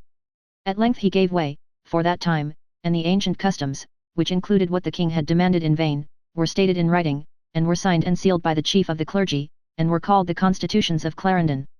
The quarrel went on, for all that. The archbishop tried to see the king. The king would not see him. The archbishop tried to escape from England. The sailors on the coast would launch no boat to take him away. Then, he again resolved to do his worst in opposition to the king, and began openly to set the ancient customs at defiance. The king summoned him before a great council at Northampton, where he accused him of high treason, and made a claim against him, which was not a just one, for an enormous sum of money. Thomas à Becket was alone against the whole assembly, and the very bishops advised him to resign his office and abandon his contest with the king. His great anxiety and agitation stretched him on a sick bed for 2 days, but he was still undaunted. He went to the adjourned council, carrying a great cross in his right hand, and sat down holding it erect before him. The king angrily retired into an inner room. The whole assembly angrily retired and left him there. But there he sat. The bishops came out again in a body, and renounced him as a traitor.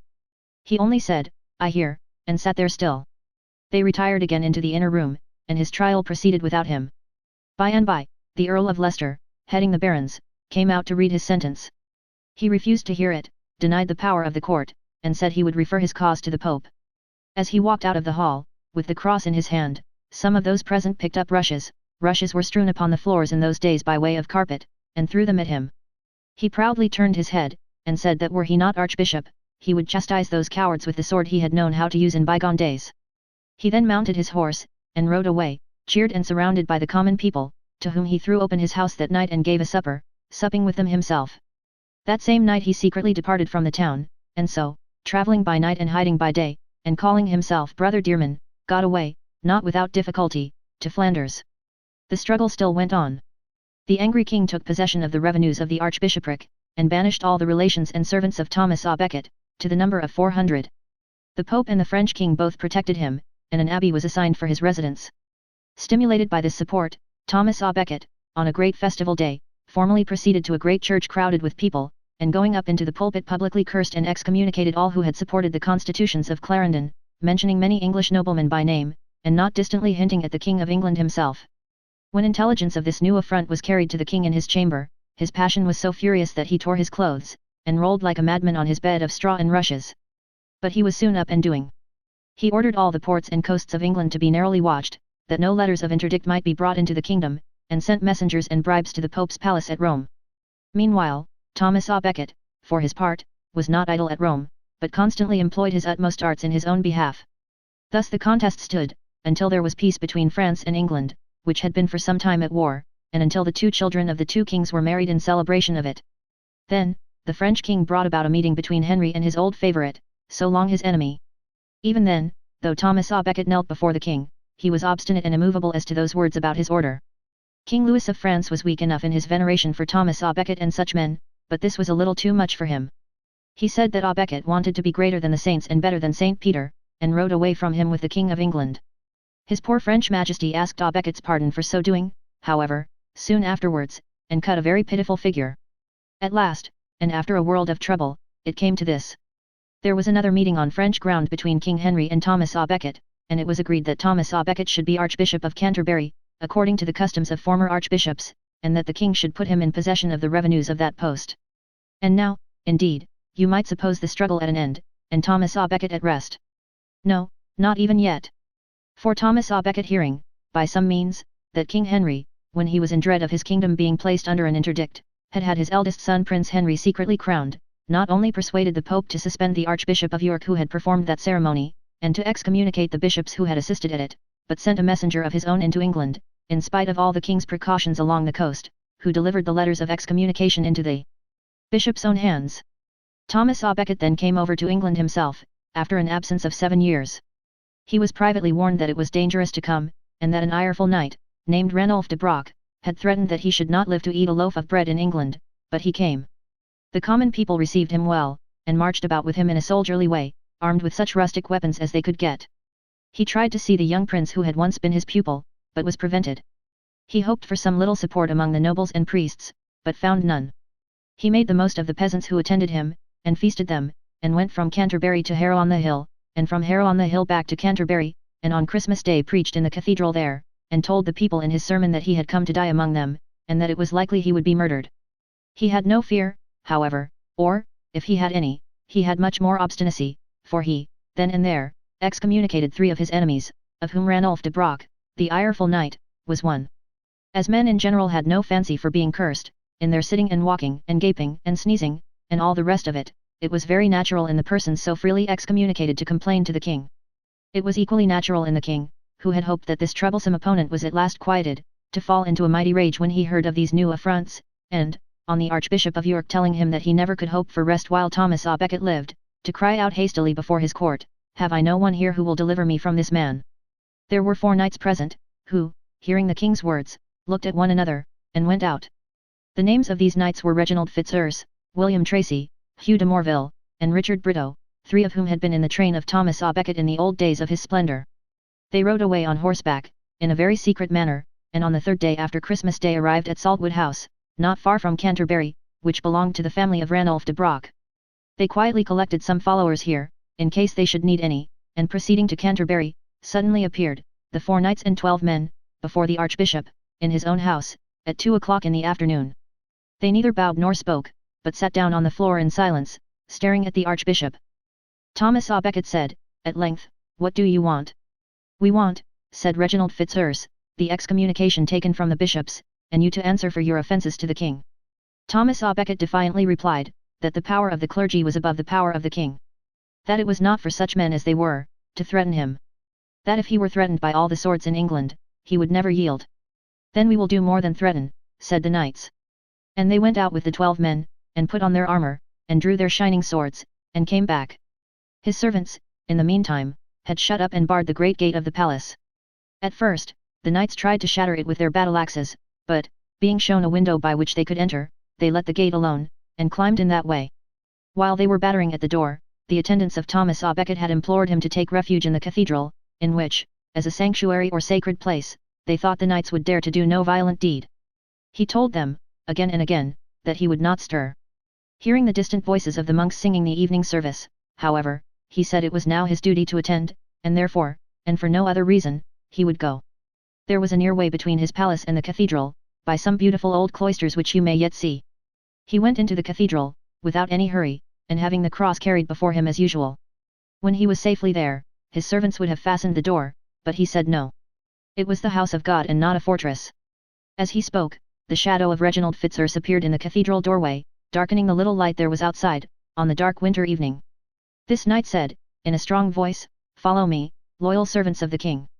The rattle of the armour of the other knights echoed through the cathedral, as they came clashing in. It was so dark, in the lofty aisles and among the stately pillars of the church, and there were so many hiding places in the crypt below and in the narrow passages above, that Thomas à Becket might even at that pass have saved himself if he would. But he would not. He told the monks resolutely that he would not. And though they all dispersed and left him there with no other follower than Edward Greme, his faithful cross-bearer, he was as firm then, as ever he had been in his life. The knights came on, through the darkness, making a terrible noise with their armed tread upon the stone pavement of the church. "Where is the traitor?" they cried out. He made no answer. But when they cried, "Where is the Archbishop?" he said proudly, "I am here," and came out of the shade and stood before them. The knights had no desire to kill him, if they could rid the king and themselves of him by any other means. They told him he must either fly or go with them. He said he would do neither, and he threw William Tracy off with such force when he took hold of his sleeve, that Tracy reeled again. By his reproaches and his steadiness, he so incensed them, and exasperated their fierce humour, that Reginald Fitzurse, whom he called by an ill name, said, "Then die," and struck at his head. But the faithful Edward Greme put out his arm, and there received the main force of the blow, so that it only made his master bleed. Another voice from among the knights again called to Thomas à Becket to fly, but, with his blood running down his face, and his hands clasped, and his head bent, he commended himself to God, and stood firm. Then they cruelly killed him close to the altar of Saint Bennet, and his body fell upon the pavement, which was dirted with his blood and brains. It is an awful thing to think of the murdered mortal, who had so showered his curses about, lying, all disfigured, in the church, where a few lamps here and there were but red specks on a pall of darkness, and to think of the guilty knights riding away on horseback, looking over their shoulders at the dim cathedral, and remembering what they had left inside. Part the Second. When the king heard how Thomas à Becket had lost his life in Canterbury Cathedral, through the ferocity of the 4 knights, he was filled with dismay. Some have supposed that when the king spoke those hasty words, "Have I no one here who will deliver me from this man," he wished, and meant à Becket to be slain. But few things are more unlikely, for, besides that the king was not naturally cruel, though very passionate, he was wise, and must have known full well what any stupid man in his dominions must have known, namely, that such a murder would rouse the Pope and the whole Church against him. He sent respectful messengers to the Pope, to represent his innocence, except in having uttered the hasty words, and he swore solemnly and publicly to his innocence, and contrived in time to make his peace. As to the 4 guilty knights, who fled into Yorkshire, and never again dared to show themselves at court, the Pope excommunicated them, and they lived miserably for some time, shunned by all their countrymen. At last, they went humbly to Jerusalem as a penance, and there died and were buried. It happened, fortunately for the pacifying of the Pope, that an opportunity arose very soon after the murder of Becket, for the king to declare his power in Ireland, which was an acceptable undertaking to the Pope, as the Irish, who had been converted to Christianity by one Patricius, otherwise Saint Patrick, long ago, before any Pope existed, considered that the Pope had nothing at all to do with them, or they with the Pope, and accordingly refused to pay him Peter's pence, or that tax of a penny a house which I have elsewhere mentioned. The king's opportunity arose in this way. The Irish were, at that time, as barbarous a people as you can well imagine. They were continually quarrelling and fighting, cutting one another's throats, slicing one another's noses, burning one another's houses, carrying away one another's wives, and committing all sorts of violence. The country was divided into 5 kingdoms, Desmond, Thomond, Connaught, Ulster, and Leinster, each governed by a separate king, of whom one claimed to be the chief of the rest. Now, one of these kings, named Dermond Mac Maroof, a wild kind of name, spelt in more than one wild kind of way, had carried off the wife of a friend of his, and concealed her on an island in a bog. The friend, resenting this, though it was quite the custom of the country, complained to the chief king, and, with the chief king's help, drove Dermond Mac Maroof out of his dominions. Dermond came over to England for revenge, and offered to hold his realm as a vassal of King Henry, if King Henry would help him to regain it. The king consented to these terms, but only assisted him, then, with what were called letters patent, authorizing any English subjects who were so disposed, to enter into his service, and aid his cause. There was, at Bristol, a certain Earl Richard de Clare, called Strongbow, of no very good character, needy and desperate, and ready for anything that offered him a chance of improving his fortunes. There were, in South Wales, 2 other broken knights of the same good-for-nothing sort, called Robert Fitzstephen, and Maurice Fitzgerald. These 3, each with a small band of followers, took up Dermond's cause, and it was agreed that if it proved successful, Strongbow should marry Dermond's daughter Eva, and be declared his heir. The trained English followers of these knights were so superior in all the discipline of battle to the Irish, that they beat them against immense superiority of numbers. In one fight, early in the war, they cut off 300 heads, and laid them before Mac Maroof, who turned them every one up with his hands, rejoicing, and, coming to one which was the head of a man whom he had much disliked, grasped it by the hair and ears, and tore off the nose and lips with his teeth. You may judge from this, what kind of a gentleman an Irish king in those times was. The captives, all through this war, were horribly treated, the victorious party making nothing of breaking their limbs, and casting them into the sea from the tops of high rocks. It was in the midst of the miseries and cruelties attendant on the taking of Waterford, where the dead lay piled in the streets, and the filthy gutters ran with blood, that Strongbow married Eva. An odious marriage company those mountains of corpses must have made, I think, and one quite worthy of the young lady's father.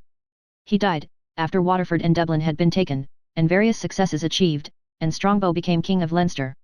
Now came King Henry's opportunity. To restrain the growing power of Strongbow, he himself repaired to Dublin, as Strongbow's royal master, and deprived him of his kingdom, but confirmed him in the enjoyment of great possessions.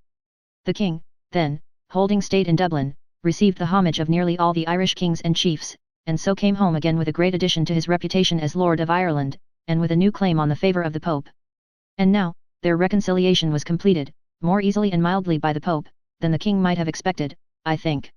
At this period of his reign, when his troubles seemed so few and his prospects so bright, those domestic miseries began which gradually made the king the most unhappy of men, reduced his great spirit, wore away his health, and broke his heart. He had 4 sons. Henry, now aged 18, his secret crowning of whom had given such offence to Thomas à Becket. Richard, aged 16, Geoffrey, 15, and John, his favourite, a young boy whom the courtiers named Lackland, because he had no inheritance, but to whom the king meant to give the lordship of Ireland. All these misguided boys, in their turn, were unnatural sons to him, and unnatural brothers to each other. Prince Henry, stimulated by the French king, and by his bad mother, Queen Eleanor, began the undutiful history. First, he demanded that his young wife, Margaret, the French king's daughter, should be crowned as well as he. His father, the king, consented, and it was done. It was no sooner done, than he demanded to have a part of his father's dominions, during his father's life. This being refused, he made off from his father in the night, with his bad heart full of bitterness, and took refuge at the French king's court. Within a day or two, his brothers Richard and Geoffrey followed. Their mother tried to join them, escaping in man's clothes, but she was seized by King Henry's men, and immured in prison, where she lay, deservedly, for 16 years. Every day, however, some grasping English nobleman, to whom the king's protection of his people from their avarice and oppression had given offence, deserted him and joined the princes. Every day he heard some fresh intelligence of the princes levying armies against him, of Prince Henry's wearing a crown before his own ambassadors at the French court, and being called the junior king of England, of all the princes swearing never to make peace with him, their father, without the consent and approval of the barons of France. But, with his fortitude and energy unshaken, King Henry met the shock of these disasters with a resolved and cheerful face. He called upon all royal fathers who had sons, to help him, for his cause was theirs. He hired, out of his riches, 20,000 men to fight the false French king, who stirred his own blood against him, and he carried on the war with such vigor, that Louis soon proposed a conference to treat for peace. The conference was held beneath an old wide-spreading green elm tree, upon a plain in France. It led to nothing. The war recommenced. Prince Richard began his fighting career, by leading an army against his father, but his father beat him and his army back, and thousands of his men would have rued the day in which they fought in such a wicked cause, had not the king received news of an invasion of England by the Scots, and promptly come home through a great storm to repress it.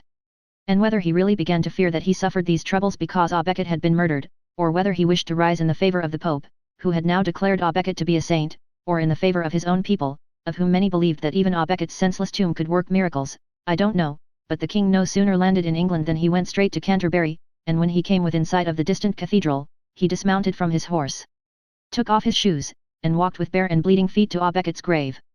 There, he lay down on the ground, lamenting, in the presence of many people, and by and by he went into the chapter house, and, removing his clothes from his back and shoulders, submitted himself to be beaten with knotted cords, not beaten very hard, I dare say though, by 80 priests, one after another. It chanced that on the very day when the king made this curious exhibition of himself, a complete victory was obtained over the Scots, which very much delighted the priests, who said that it was won because of his great example of repentance. For the priests in general had found out, since Becket's death, that they admired him of all things, though they had hated him very cordially when he was alive. The Earl of Flanders, who was at the head of the base conspiracy of the king's undutiful sons and their foreign friends, took the opportunity of the king being thus employed at home, to lay siege to Rouen, the capital of Normandy. But the king, who was extraordinarily quick and active in all his movements, was at Rouen, too, before it was supposed possible that he could have left England, and there he so defeated the said Earl of Flanders, that the conspirators proposed peace, and his bad sons Henry and Geoffrey submitted. Richard resisted for 6 weeks, but, being beaten out of castle after castle, he at last submitted too, and his father forgave him. To forgive these unworthy princes was only to afford them breathing time for new faithlessness. They were so false, disloyal, and dishonourable, that they were no more to be trusted than common thieves. In the very next year, Prince Henry rebelled again, and was again forgiven. In 8 years more, Prince Richard rebelled against his elder brother, and Prince Geoffrey infamously said that the brothers could never agree well together, unless they were united against their father. In the very next year after their reconciliation by the king, Prince Henry again rebelled against his father, and again submitted, swearing to be true, and was again forgiven, and again rebelled with Geoffrey. But the end of this perfidious prince was come. He fell sick at a French town, and his conscience terribly reproaching him with his baseness, he sent messengers to the king his father, imploring him to come and see him, and to forgive him for the last time on his bed of death. The generous king, who had a royal and forgiving mind towards his children always, would have gone, but this prince had been so unnatural, that the noblemen about the king suspected treachery, and represented to him that he could not safely trust his life with such a traitor, though his own eldest son. Therefore the king sent him a ring from off his finger as a token of forgiveness, and when the prince had kissed it, with much grief and many tears, and had confessed to those around him how bad and wicked and undutiful a son he had been, he said to the attendant priests, "Oh, tie a rope about my body, and draw me out of bed, and lay me down upon a bed of ashes, that I may die with prayers to God in a repentant manner." And so he died, at 27 years old. 3 years afterwards, Prince Geoffrey, being unhorsed at a tournament, had his brains trampled out by a crowd of horses passing over him. So, there only remained Prince Richard, and Prince John, who had grown to be a young man now, and had solemnly sworn to be faithful to his father.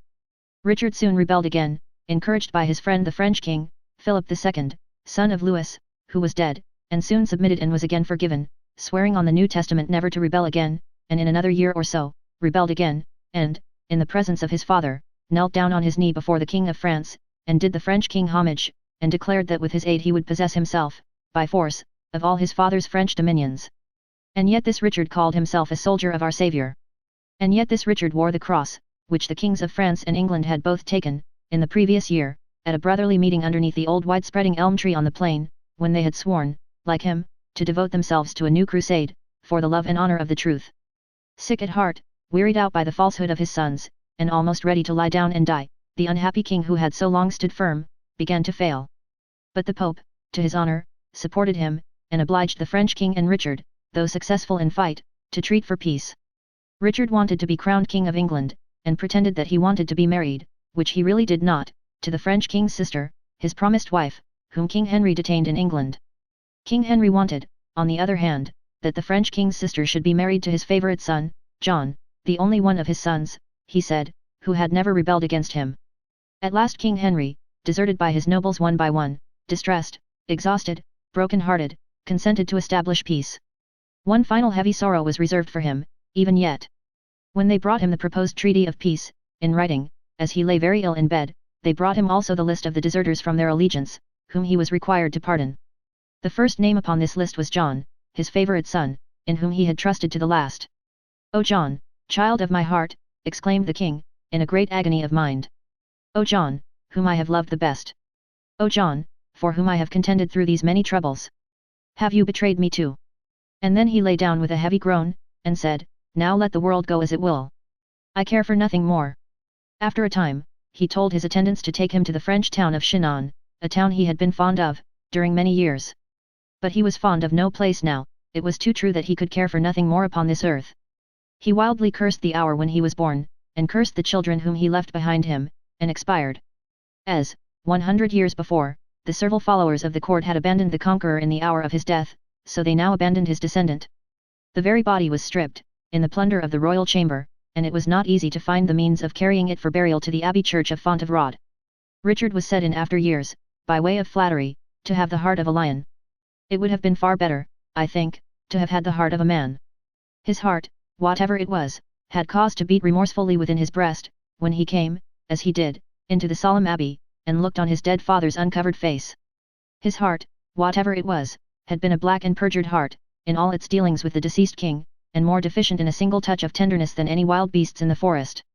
There is a pretty story told of this reign, called the story of Fair Rosamond. It relates how the king doted on Fair Rosamond, who was the loveliest girl in all the world, and how he had a beautiful bower built for her in a park at Woodstock, and how it was erected in a labyrinth, and could only be found by a clue of silk.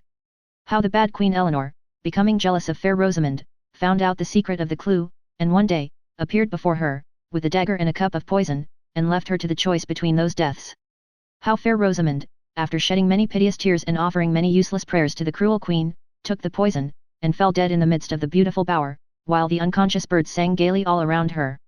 Now, there was a Fair Rosamond, and she was, I dare say, the loveliest girl in all the world, and the king was certainly very fond of her, and the bad Queen Eleanor was certainly made jealous.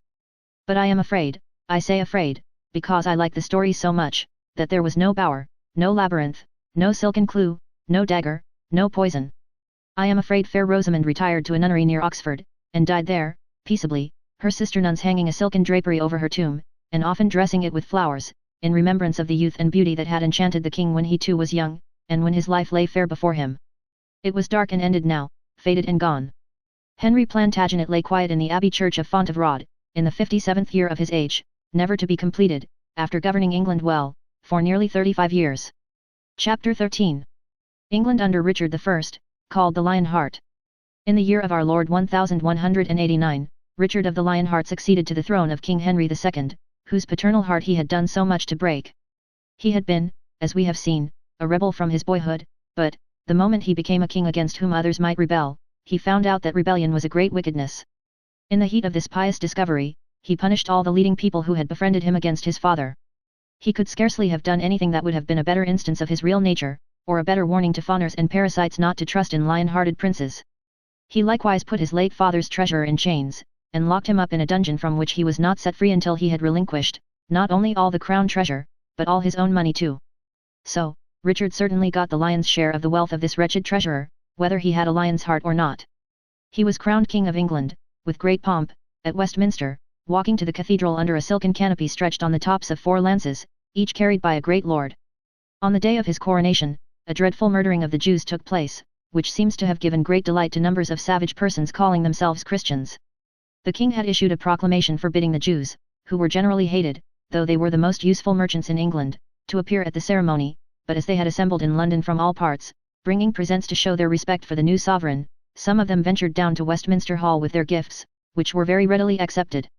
It is supposed, now, that some noisy fellow in the crowd, pretending to be a very delicate Christian, set up a howl at this, and struck a Jew who was trying to get in at the hall door with his present.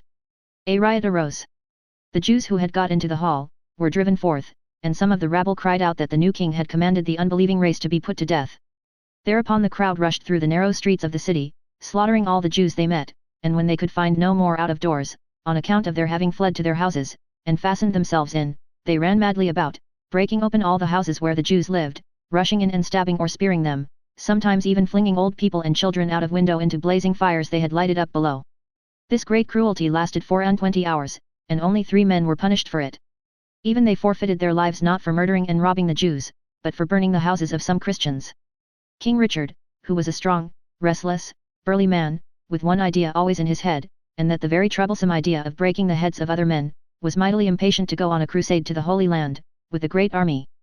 As great armies could not be raised to go, even to the Holy Land, without a great deal of money, he sold the crown domains, and even the high offices of state, recklessly appointing noblemen to rule over his English subjects, not because they were fit to govern, but because they could pay high for the privilege. In this way, and by selling pardons at a dear rate and by varieties of avarice and oppression, he scraped together a large treasure. He then appointed 2 bishops to take care of his kingdom in his absence, and gave great powers and possessions to his brother John, to secure his friendship. John would rather have been made regent of England, but he was a sly man, and friendly to the expedition, saying to himself, "No doubt, the more fighting, the more chance of my brother being killed, and when he is killed, then I become King John." Before the newly levied army departed from England, the recruits and the general populace distinguished themselves by astonishing cruelties on the unfortunate Jews, whom, in many large towns, they murdered by hundreds in the most horrible manner. At York, a large body of Jews took refuge in the castle, in the absence of its governor, after the wives and children of many of them had been slain before their eyes. Presently came the governor, and demanded admission. "How can we give it thee, O governor," said the Jews upon the walls, "when, if we open the gate by so much as the width of a foot, the roaring crowd behind thee will press in and kill us?" Upon this, the unjust governor became angry, and told the people that he approved of their killing those Jews, and a mischievous maniac of a friar, dressed all in white, put himself at the head of the assault, and they assaulted the castle for 3 days. Then said Chosen, the head Jew, who was a rabbi or priest, to the rest, "Brethren, there is no hope for us with the Christians who are hammering at the gates and walls, and who must soon break in. As we and our wives and children must die, either by Christian hands, or by our own, let it be by our own. Let us destroy by fire what jewels and other treasure we have here, then fire the castle, and then perish." A few could not resolve to do this, but the greater part complied. They made a blazing heap of all their valuables, and, when those were consumed, set the castle in flames. While the flames roared and crackled around them, and shooting up into the sky, turned it blood red, Chosen cut the throat of his beloved wife, and stabbed himself. All the others who had wives or children, did the like dreadful deed. When the populace broke in, they found, except the trembling few, cowering in corners, whom they soon killed, only heaps of greasy cinders, with here and there something like part of the blackened trunk of a burnt tree, but which had lately been a human creature, formed by the beneficent hand of the Creator as they were. After this bad beginning, Richard and his troops went on, in no very good manner, with the Holy Crusade. It was undertaken jointly by the King of England and his old friend Philip of France. They commenced the business by reviewing their forces, to the number of 100,000 men. Afterwards, they severally embarked their troops for Messina, in Sicily, which was appointed as the next place of meeting.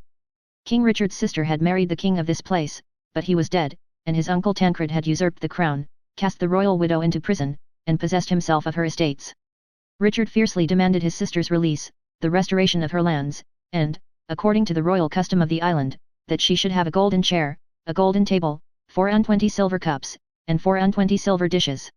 As he was too powerful to be successfully resisted, Tancred yielded to his demands, and then the French king grew jealous, and complained that the English king wanted to be absolute in the island of Messina and everywhere else. Richard, however, cared little or nothing for this complaint, and in consideration of a present of 20,000 pieces of gold, promised his pretty little nephew Arthur, then a child of 2 years old, in marriage to Tancred's daughter. We shall hear again of pretty little Arthur by and by. This Sicilian affair arranged without anybody's brains being knocked out, which must have rather disappointed him, King Richard took his sister away, and also a fair lady named Berengaria, with whom he had fallen in love in France, and whom his mother, Queen Eleanor, so long in prison, you remember, but released by Richard on his coming to the throne, had brought out there to be his wife, and sailed with them for Cyprus. He soon had the pleasure of fighting the king of the island of Cyprus, for allowing his subjects to pillage some of the English troops who were shipwrecked on the shore, and easily conquering this poor monarch, he seized his only daughter, to be a companion to the lady Berengaria, and put the king himself into silver fetters.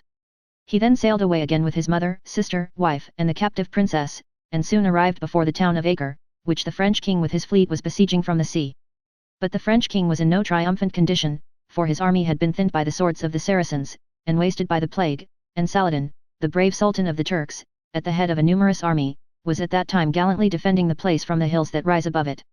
Wherever the united army of crusaders went, they agreed in few points except in gaming, drinking, and quarrelling, in a most unholy manner, in debauching the people among whom they tarried, whether they were friends or foes, and in carrying disturbance and ruin into quiet places. The French king was jealous of the English king, and the English king was jealous of the French king, and the disorderly and violent soldiers of the two nations were jealous of one another. Consequently, the two kings could not at first agree, even upon a joint assault on Acre, but when they did make up their quarrel for that purpose, the Saracens promised to yield the town, to give up to the Christians the wood of the Holy Cross, to set at liberty all their Christian captives, and to pay 200,000 pieces of gold. All this was to be done within 40 days, but, not being done, King Richard ordered some 3,000 Saracen prisoners to be brought out in the front of his camp, and there, in full view of their own countrymen, to be butchered. The French king had no part in this crime, for he was by that time travelling homeward with the greater part of his men, being offended by the overbearing conduct of the English king, being anxious to look after his own dominions, and being ill, besides, from the unwholesome air of that hot and sandy country. King Richard carried on the war without him, and remained in the east, meeting with a variety of adventures, nearly a year and a half. Every night when his army was on the march, and came to a halt, the heralds cried out 3 times, to remind all the soldiers of the cause in which they were engaged, save the Holy Sepulchre, and then all the soldiers knelt and said Amen. Marching or encamping, the army had continually to strive with the hot air of the glaring desert, or with the Saracen soldiers animated and directed by the brave Saladin, or with both together. Sickness and death, battle and wounds, were always among them, but through every difficulty King Richard fought like a giant, and worked like a common labourer. Long and long after he was quiet in his grave, his terrible battle-axe, with 20 English pounds of English steel in its mighty head, was a legend among the Saracens, and when all the Saracen and Christian hosts had been dust for many a year, if a Saracen horse started at any object by the wayside, his rider would exclaim, "What dost thou fear, fool? Dost thou think King Richard is behind it?" No one admired this king's renown for bravery more than Saladin himself, who was a generous and gallant enemy. When Richard lay ill of a fever, Saladin sent him fresh fruits from Damascus, and snow from the mountain tops. Courtly messages and compliments were frequently exchanged between them, and then King Richard would mount his horse and kill as many Saracens as he could, and Saladin would mount his, and kill as many Christians as he could.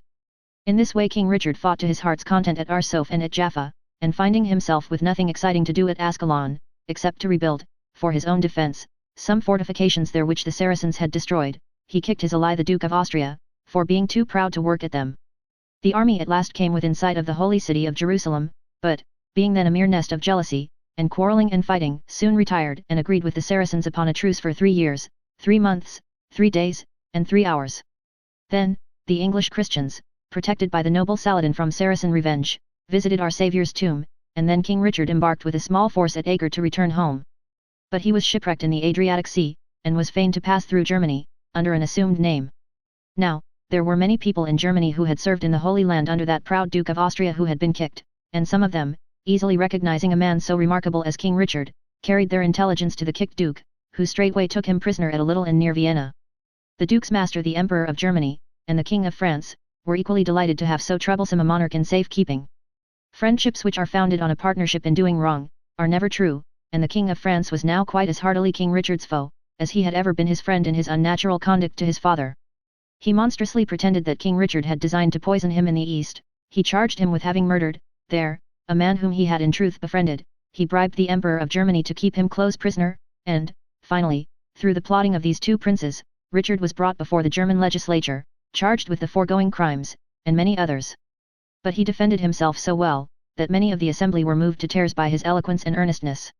It was decided that he should be treated, during the rest of his captivity, in a manner more becoming his dignity than he had been, and that he should be set free on the payment of a heavy ransom. This ransom the English people willingly raised. When Queen Eleanor took it over to Germany, it was at first evaded and refused. But she appealed to the honor of all the princes of the German Empire in behalf of her son, and appealed so well that it was accepted, and the king released. Thereupon, the King of France wrote to Prince John, "Take care of thyself. The devil is unchained." Prince John had reason to fear his brother, for he had been a traitor to him in his captivity. He had secretly joined the French king, had vowed to the English nobles and people that his brother was dead, and had vainly tried to seize the crown. He was now in France, at a place called Evreux. Being the meanest and basest of men, he contrived a mean and base expedient for making himself acceptable to his brother. He invited the French officers of the garrison in that town to dinner, murdered them all, and then took the fortress.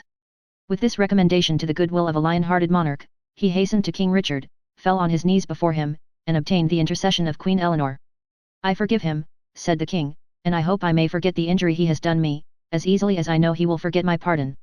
While King Richard was in Sicily, there had been trouble in his dominions at home, one of the bishops whom he had left in charge thereof, arresting the other, and making, in his pride and ambition, as great a show as if he were king himself. But the king, hearing of it at Messina, and appointing a new regency, this Longchamp, for that was his name, had fled to France in a woman's dress, and had there been encouraged and supported by the French king. With all these causes of offence against Philip in his mind, King Richard had no sooner been welcomed home by his enthusiastic subjects with great display and splendour, and had no sooner been crowned afresh at Winchester, than he resolved to show the French king that the devil was unchained indeed, and made war against him with great fury. There was fresh trouble at home about this time, arising out of the discontents of the poor people, who complained that they were far more heavily taxed than the rich, and who found a spirited champion in William Fitzosbert, called Longbeard. He became the leader of a secret society, comprising 50,000 men. He was seized by surprise, he stabbed the citizen who first laid hands upon him, and retreated, bravely fighting, to a church, which he maintained 4 days, until he was dislodged by fire, and run through the body as he came out. He was not killed, though, for he was dragged, half dead, at the tail of a horse to Smithfield, and there hanged. Death was long a favourite remedy for silencing the people's advocates, but as we go on with this history, I fancy we shall find them difficult to make an end of, for all that. The French war, delayed occasionally by a truce, was still in progress when a certain lord named Vidomer, Viscount of Limoges, chanced to find in his ground a treasure of ancient coins. As the king's vassal, he sent the king half of it, but the king claimed the whole. The lord refused to yield the whole. The king besieged the lord in his castle, swore that he would take the castle by storm, and hang every man of its defenders on the battlements. There was a strange old song in that part of the country, to the effect that in Limoges an arrow would be made by which King Richard would die. It may be that Bertrand de Gordon, a young man who was one of the defenders of the castle, had often sung it or heard it sung of a winter night, and remembered it when he saw, from his post upon the ramparts, the king attended only by his chief officer riding below the walls surveying the place. He drew an arrow to the head, took steady aim, said between his teeth, "Now I pray God speed thee well," arrow, discharged it, and struck the king in the left shoulder. Although the wound was not at first considered dangerous, it was severe enough to cause the king to retire to his tent, and direct the assault to be made without him. The castle was taken, and every man of its defenders was hanged, as the king had sworn all should be, except Bertrand de Gordon, who was reserved until the royal pleasure respecting him should be known. By that time unskillful treatment had made the wound mortal and the king knew that he was dying. He directed Bertrand to be brought into his tent. The young man was brought there, heavily chained. King Richard looked at him steadily. He looked, as steadily, at the king. "Knave," said King Richard. "What have I done to thee that thou shouldest take my life?" "What hast thou done to me?" replied the young man. "With thine own hands thou hast killed my father and my 2 brothers. Myself thou wouldst have hanged. Let me die now, by any torture that thou wilt. My comfort is, that no torture can save thee. Thou too must die, and, through me, the world is quit of thee." Again the king looked at the young man steadily. Again the young man looked steadily at him. Perhaps some remembrance of his generous enemy Saladin, who was not a Christian, came into the mind of the dying king. "Youth," he said, "I forgive thee. Go unhurt." Then, turning to the chief officer who had been riding in his company when he received the wound, King Richard said, "Take off his chains, give him 100 shillings, and let him depart." He sunk down on his couch, and a dark mist seemed in his weakened eyes to fill the tent wherein he had so often rested, and he died. His age was 42, he had reigned 10 years. His last command was not obeyed, for the chief officer flayed Bertrand de Gordon alive, and hanged him.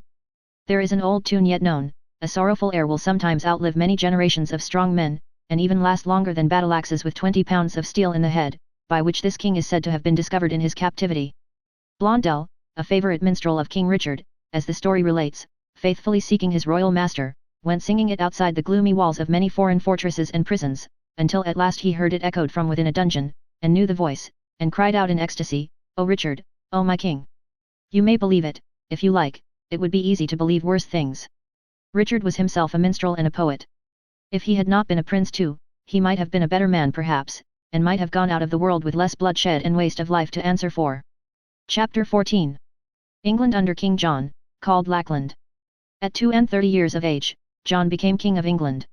His pretty little nephew Arthur had the best claim to the throne, but John seized the treasure, and made fine promises to the nobility, and got himself crowned at Westminster within a few weeks after his brother Richard's death. I doubt whether the crown could possibly have been put upon the head of a meaner coward, or a more detestable villain, if England had been searched from end to end to find him out. The French king, Philip, refused to acknowledge the right of John to his new dignity, and declared in favour of Arthur. You must not suppose that he had any generosity of feeling for the fatherless boy, it merely suited his ambitious schemes to oppose the King of England. So John and the French king went to war about Arthur. He was a handsome boy, at that time only 12 years old. He was not born when his father, Geoffrey, had his brains trampled out at the tournament, and, besides the misfortune of never having known a father's guidance and protection, he had the additional misfortune to have a foolish mother, Constance by name, lately married to her third husband. She took Arthur, upon John's accession, to the French king, who pretended to be very much his friend, and who made him a knight, and promised him his daughter in marriage, but, who cared so little about him in reality, that finding it his interest to make peace with King John for a time, he did so without the least consideration for the poor little prince, and heartlessly sacrificed all his interests. Young Arthur, for 2 years afterwards, lived quietly, and in the course of that time his mother died. But, the French king then finding it his interest to quarrel with King John again made Arthur his pretence, and invited the orphan boy to court. You know your rights, prince, said the French king, and you would like to be a king. Is it not so? Truly, said Prince Arthur, I should greatly like to be a king. Then, said Philip, you shall have 200 gentlemen who are knights of mine, and with them you shall go to win back the provinces belonging to you, of which your uncle, the usurping King of England, has taken possession. I myself, meanwhile, will head a force against him in Normandy. Poor Arthur was so flattered and so grateful that he signed a treaty with the crafty French king, agreeing to consider him his superior lord, and that the French king should keep for himself whatever he could take from King John. Now, King John was so bad in all ways, and King Philip was so perfidious, that Arthur, between the two, might as well have been a lamb between a fox and a wolf. But, being so young, he was ardent and flushed with hope, and, when the people of Brittany, which was his inheritance, sent him 500 more knights and 5,000 foot soldiers, he believed his fortune was made. The people of Brittany had been fond of him from his birth, and had requested that he might be called Arthur, in remembrance of that dimly famous English Arthur, of whom I told you early in this book, whom they believed to have been the brave friend and companion of an old king of their own. They had tales among them about a prophet called Merlin, of the same old time, who had foretold that their own king should be restored to them after hundreds of years, and they believed that the prophecy would be fulfilled in Arthur, that the time would come when he would rule them with a crown of Brittany upon his head, and when neither King of France nor King of England would have any power over them. When Arthur found himself riding in a glittering suit of armour on a richly caparisoned horse, at the head of his train of knights and soldiers, he began to believe this too, and to consider old Merlin a very superior prophet. He did not know, how could he, being so innocent and inexperienced, that his little army was a mere nothing against the power of the King of England. The French king knew it, but the poor boy's fate was little to him, so that the King of England was worried and distressed. Therefore, King Philip went his way into Normandy and Prince Arthur went his way towards Mirebeau, a French town near Poitiers, both very well pleased. Prince Arthur went to attack the town of Mirebeau, because his grandmother Eleanor, who has so often made her appearance in this history, and who had always been his mother's enemy, was living there, and because his knights said, Prince, if you can take her prisoner, you will be able to bring the king your uncle to terms. But she was not to be easily taken. She was old enough by this time, 80, but she was as full of stratagem as she was full of years and wickedness. Receiving intelligence of young Arthur's approach, she shut herself up in a high tower, and encouraged her soldiers to defend it like men. Prince Arthur with his little army besieged the high tower. King John, hearing how matters stood, came up to the rescue, with his army. So here was a strange family party. The boy prince besieging his grandmother, and his uncle besieging him. This position of affairs did not last long. One summer night King John, by treachery, got his men into the town, surprised Prince Arthur's force, took 200 of his knights, and seized the prince himself in his bed. The knights were put in heavy irons, and driven away in open carts drawn by bullocks, to various dungeons where they were most inhumanly treated, and where some of them were starved to death. Prince Arthur was sent to the castle of Falaise. One day, while he was in prison at that castle, mournfully thinking it strange that one so young should be in so much trouble, and looking out of the small window in the deep dark wall, at the summer sky and the birds, the door was softly opened, and he saw his uncle the king standing in the shadow of the archway, looking very grim. Arthur, said the king, with his wicked eyes more on the stone floor than on his nephew, will you not trust to the gentleness, the friendship, and the truthfulness of your loving uncle? I will tell my loving uncle that, replied the boy, when he does me right. Let him restore to me my kingdom of England, and then come to me and ask the question. The king looked at him and went out. Keep that boy close prisoner, said he to the warden of the castle. Then, the king took secret counsel with the worst of his nobles how the prince was to be got rid of. Some said, put out his eyes and keep him in prison, as Robert of Normandy was kept. Others said, have him stabbed. Others, have him hanged. Others, have him poisoned. King John, feeling that in any case, whatever was done afterwards, it would be a satisfaction to his mind to have those handsome eyes burnt out that had looked at him so proudly while his own royal eyes were blinking at the stone floor, sent certain ruffians to Falaise to blind the boy with red-hot irons. But Arthur so pathetically entreated them, and shed such piteous tears, and so appealed to Hubert de Barg, or Berg, the warden of the castle, who had a love for him, and was an honourable, tender man, that Hubert could not bear it. To his eternal honour he prevented the torture from being performed, and, at his own risk, sent the savages away. The chafed and disappointed king bethought himself of the stabbing suggestion next, and, with his shuffling manner and his cruel face, proposed it to one William de Bray. I am a gentleman and not an executioner, said William de Bray, and left the presence with disdain. But it was not difficult for a king to hire a murderer in those days. King John found one for his money, and sent him down to the castle of Falaise. On what errand dost thou come? Said Hubert to this fellow. To dispatch young Arthur, he returned. Go back to him who sent thee, answered Hubert, and say that I will do it. King John, very well knowing that Hubert would never do it, but that he courageously sent this reply to save the prince or gain time, dispatched messengers to convey the young prisoner to the castle of Rouen. Arthur was soon forced from the good Hubert, of whom he had never stood in greater need than then, carried away by night, and lodged in his new prison, where, through his grated window, he could hear the deep waters of the river Seine, rippling against the stone wall below. One dark night, as he lay sleeping, dreaming perhaps of rescue by those unfortunate gentlemen who were obscurely suffering and dying in his cause, he was roused, and bidden by his jailer to come down the staircase to the foot of the tower. He hurriedly dressed himself and obeyed. When they came to the bottom of the winding stairs, and the night air from the river blew upon their faces, the jailer trod upon his torch and put it out. Then, Arthur, in the darkness, was hurriedly drawn into a solitary boat. And in that boat, he found his uncle and one other man. He knelt to them, and prayed them not to murder him. Deaf to his entreaties, they stabbed him and sunk his body in the river with heavy stones. When the spring morning broke, the tower door was closed, the boat was gone, the river sparkled on its way, and never more was any trace of the poor boy beheld by mortal eyes. The news of this atrocious murder being spread in England, awakened a hatred of the king, already odious for his many vices, and for his having stolen away and married a noble lady while his own wife was living, that never slept again through his whole reign. In Brittany, the indignation was intense.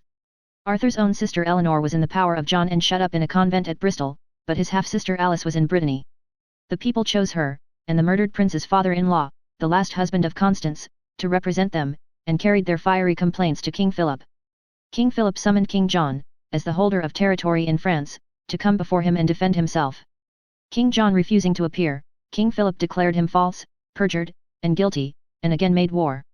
In a little time, by conquering the greater part of his French territory, King Philip deprived him of 1/3 of his dominions. And, through all the fighting that took place, King John was always found, either to be eating and drinking, like a gluttonous fool, when the danger was at a distance, or to be running away, like a beaten cur, when it was near. You might suppose that when he was losing his dominions at this rate, and when his own nobles cared so little for him or his cause that they plainly refused to follow his banner out of England, he had enemies enough. But he made another enemy of the Pope, which he did in this way. The Archbishop of Canterbury dying, and the junior monks of that place wishing to get the start of the senior monks in the appointment of his successor, met together at midnight, secretly elected a certain Reginald, and sent him off to Rome to get the Pope's approval. The senior monks and the king soon finding this out, and being very angry about it, the junior monks gave way, and all the monks together elected the Bishop of Norwich, who was the king's favourite.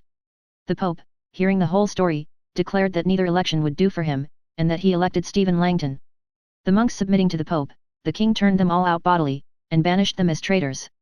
The Pope sent 3 bishops to the king, to threaten him with an interdict.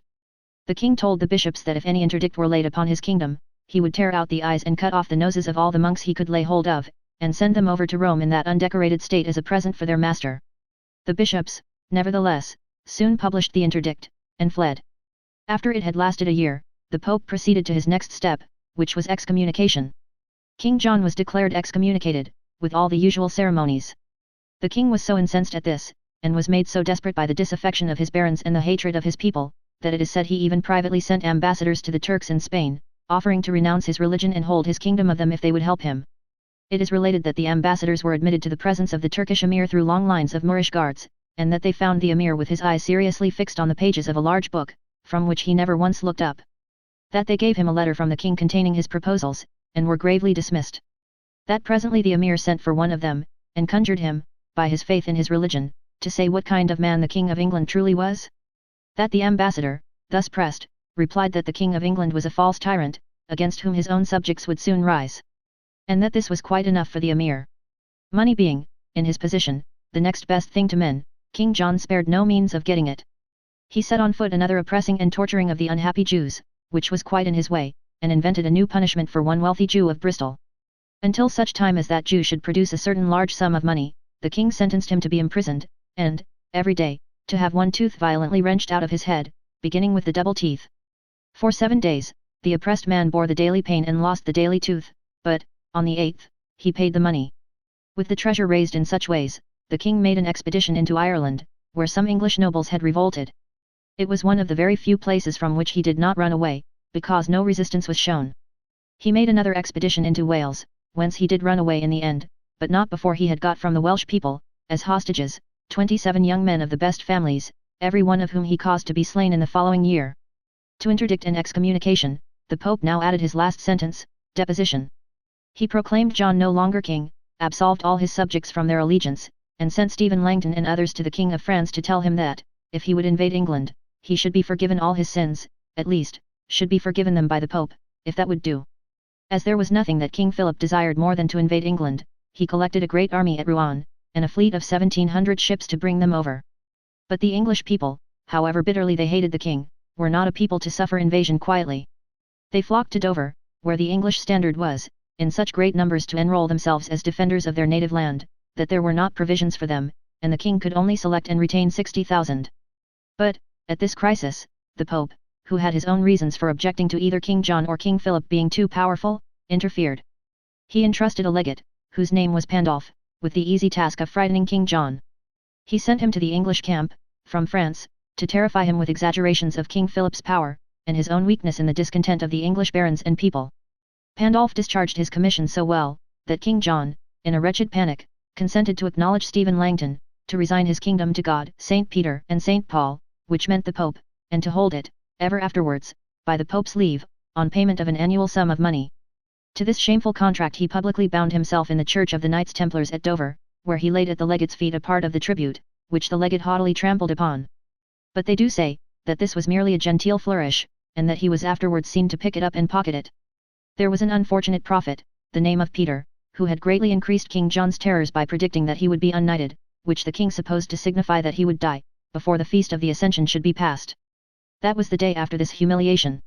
When the next morning came, and the king, who had been trembling all night, found himself alive and safe, he ordered the prophet, and his son too, to be dragged through the streets at the tails of horses, and then hanged, for having frightened him. As King John had now submitted, the Pope, to King Philip's great astonishment, took him under his protection, and informed King Philip that he found he could not give him leave to invade England. The angry Philip resolved to do it without his leave, but he gained nothing and lost much, for, the English, commanded by the Earl of Salisbury, went over, in 500 ships, to the French coast, before the French fleet had sailed away from it, and utterly defeated the whole. The Pope then took off his 3 sentences, one after another, and empowered Stephen Langton publicly to receive King John into the favour of the Church again, and to ask him to dinner. The king, who hated Langton with all his might and main, and with reason too, for he was a great and a good man, with whom such a king could have no sympathy, pretended to cry and to be very grateful. There was a little difficulty about settling how much the king should pay as a recompense to the clergy for the losses he had caused them, but, the end of it was, that the superior clergy got a good deal, and the inferior clergy got little or nothing, which has also happened since King John's time, I believe. When all these matters were arranged, the king in his triumph became more fierce and false and insolent to all around him than he had ever been. An alliance of sovereigns against King Philip, gave him an opportunity of landing an army in France, with which he even took a town. But, on the French king's gaining a great victory, he ran away, of course, and made a truce for 5 years. And now the time approached when he was to be still further humbled, and made to feel, if he could feel anything, what a wretched creature he was. Of all men in the world, Stephen Langton seemed raised up by heaven to oppose and subdue him. When he ruthlessly burnt and destroyed the property of his own subjects, because their lords, the barons, would not serve him abroad, Stephen Langton fearlessly reproved and threatened him. When he swore to restore the laws of King Edward, or the laws of King Henry I, Stephen Langton knew his falsehood, and pursued him through all his evasions. When the barons met at the Abbey of St. Edmundsbury, to consider their wrongs and the king's oppressions, Stephen Langton roused them by his fervid words to demand a solemn charter of rights and liberties from their perjured master, and to swear, one by one, on the high altar, that they would have it, or would wage war against him to the death. When the king hid himself in London from the barons, and was at last obliged to receive them, they told him roundly they would not believe him unless Stephen Langton became a surety that he would keep his word. When he took the cross to invest himself with some interest, and belonged to something that was received with favour, Stephen Langton was still immovable. When he appealed to the Pope, and the Pope wrote to Stephen Langton in behalf of his new favourite, Stephen Langton was deaf, even to the Pope himself, and saw before him nothing but the welfare of England and the crimes of the English king. At Easter time, the barons assembled at Stamford, in Lincolnshire, in proud array, and, marching near to Oxford where the king was, delivered into the hands of Stephen Langton and 2 others, a list of grievances. And these, they said, he must redress, or we will do it for ourselves. When Stephen Langton told the king as much, and read the list to him, he went half mad with rage. But that did him no more good than his afterwards trying to pacify the barons with lies. They called themselves and their followers, the army of God and the Holy Church. Marching through the country, with the people thronging to them everywhere, except at Northampton, where they failed in an attack upon the castle, they at last triumphantly set up their banner in London itself, whither the whole land, tired of the tyrant, seemed to flock to join them. 7 knights alone, of all the knights in England, remained with the king, who, reduced to this strait, at last sent the Earl of Pembroke to the barons to say that he approved of everything, and would meet them to sign their charter when they would. Then, said the barons, let the day be the 15th of June, and the place, Runnymede. On Monday, the 15th of June, 1214, the king came from Windsor Castle, and the barons came from the town of Staines, and they met on Runnymede, which is still a pleasant meadow by the Thames, where rushes grow in the clear water of the winding river, and its banks are green with grass and trees. On the side of the barons, came the general of their army, Robert Fitzwalter, and a great concourse of the nobility of England. With the king, came, in all, some 24 persons of any note, most of whom despised him, and were merely his advisers in form. On that great day, and in that great company, the king signed Magna Carta, the great charter of England, by which he pledged himself to maintain the church in its rights, to relieve the barons of oppressive obligations as vassals of the crown, of which the barons, in their turn, pledged themselves to relieve their vassals, the people, to respect the liberties of London and all other cities and boroughs, to protect foreign merchants who came to England, to imprison no man without a fair trial, and to sell, delay, or deny justice to none. As the barons knew his falsehood well, they further required, as their securities, that he should send out of his kingdom all his foreign troops, that for 2 months they should hold possession of the city of London, and Stephen Langton of the Tower, and that 25 of their body, chosen by themselves, should be a lawful committee to watch the keeping of the charter, and to make war upon him if he broke it. All this he was obliged to yield.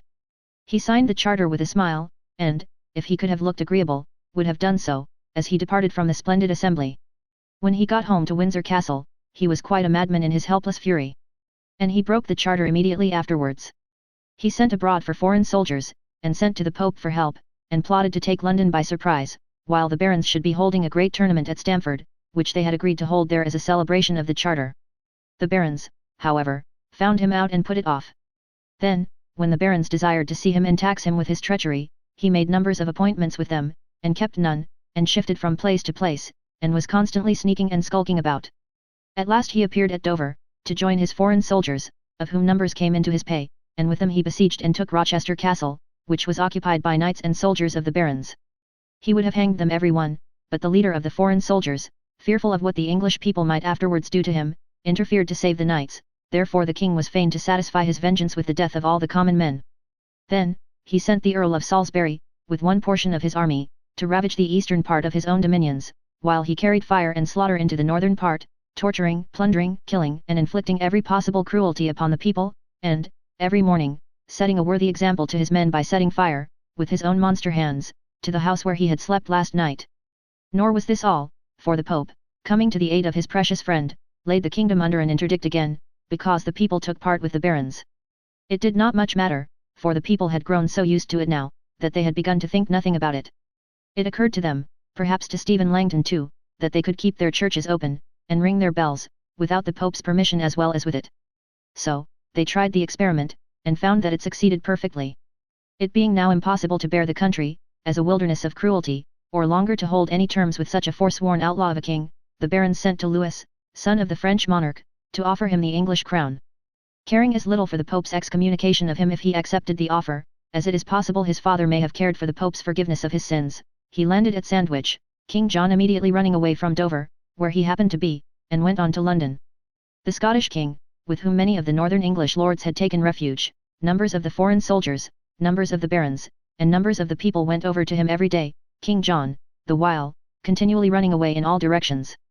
The career of Louis was checked however, by the suspicions of the barons, founded on the dying declaration of a French lord, that when the kingdom was conquered he was sworn to banish them as traitors, and to give their estates to some of his own nobles. Rather than suffer this, some of the barons hesitated, others even went over to King John. It seemed to be the turning point of King John's fortunes, for, in his savage and murderous course, he had now taken some towns and met with some successes.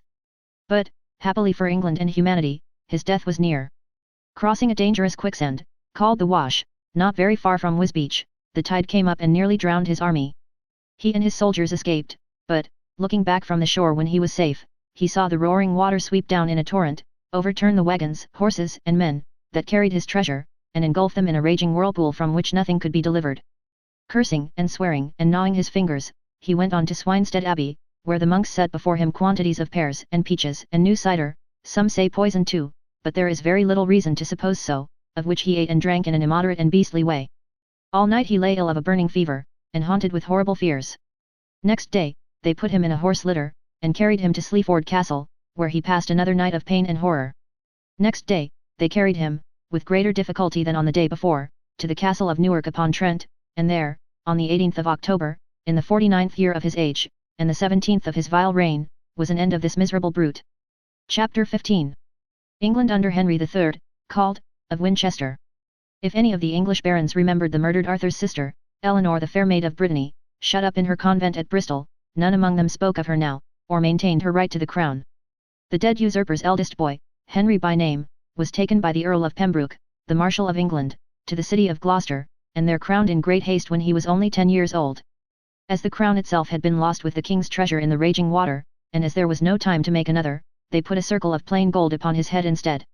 "We have been the enemies of this child's father," said Lord Pembroke, a good and true gentleman, to the few lords who were present, "and he merited our ill will, but the child himself is innocent, and his youth demands our friendship and protection." Those lords felt tenderly towards the little boy, remembering their own young children, and they bowed their heads, and said, "Long live King Henry III." Next, a great council met at Bristol, revised Magna Carta, and made Lord Pembroke regent or protector of England, as the king was too young to reign alone. The next thing to be done, was to get rid of Prince Louis of France, and to win over those English barons who were still ranged under his banner. He was strong in many parts of England, and in London itself, and he held, among other places, a certain castle called the Castle of Mount Sorrel, in Leicestershire.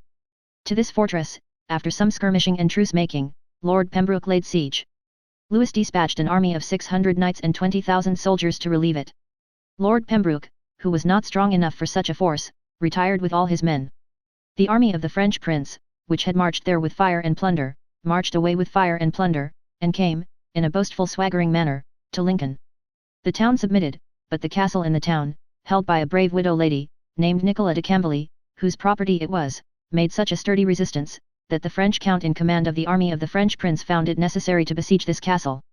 While he was thus engaged, word was brought to him that Lord Pembroke, with 400 knights, 250 men with crossbows, and a stout force both of horse and foot, was marching towards him. "What care I," said the French count. "The Englishman is not so mad as to attack me and my great army in a walled town." But the Englishman did it for all that, and did it, not so madly but so wisely, that he decoyed the great army into the narrow, ill-paved lanes and byways of Lincoln, where its horse soldiers could not ride in any strong body, and there he made such havoc with them, that the whole force surrendered themselves prisoners, except the count, who said that he would never yield to any English traitor alive, and accordingly got killed. The end of this victory, which the English called, for a joke, the Fair of Lincoln, was the usual one in those times. The common men were slain without any mercy, and the knights and gentlemen paid ransom and went home.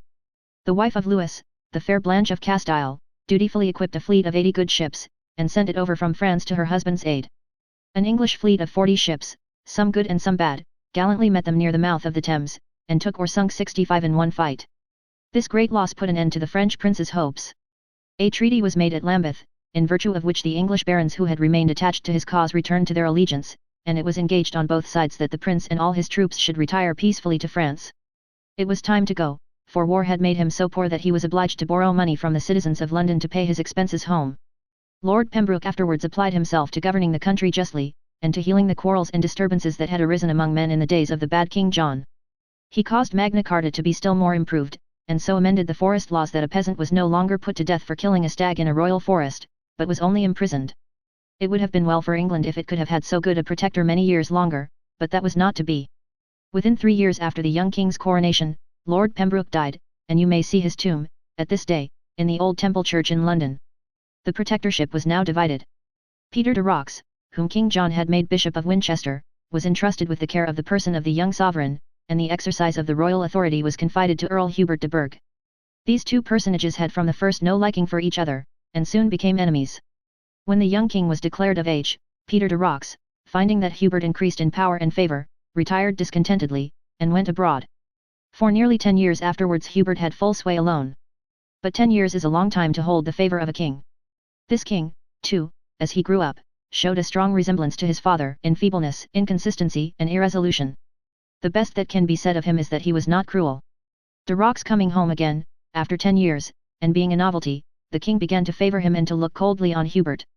Wanting money besides, and having made Hubert rich, he began to dislike Hubert.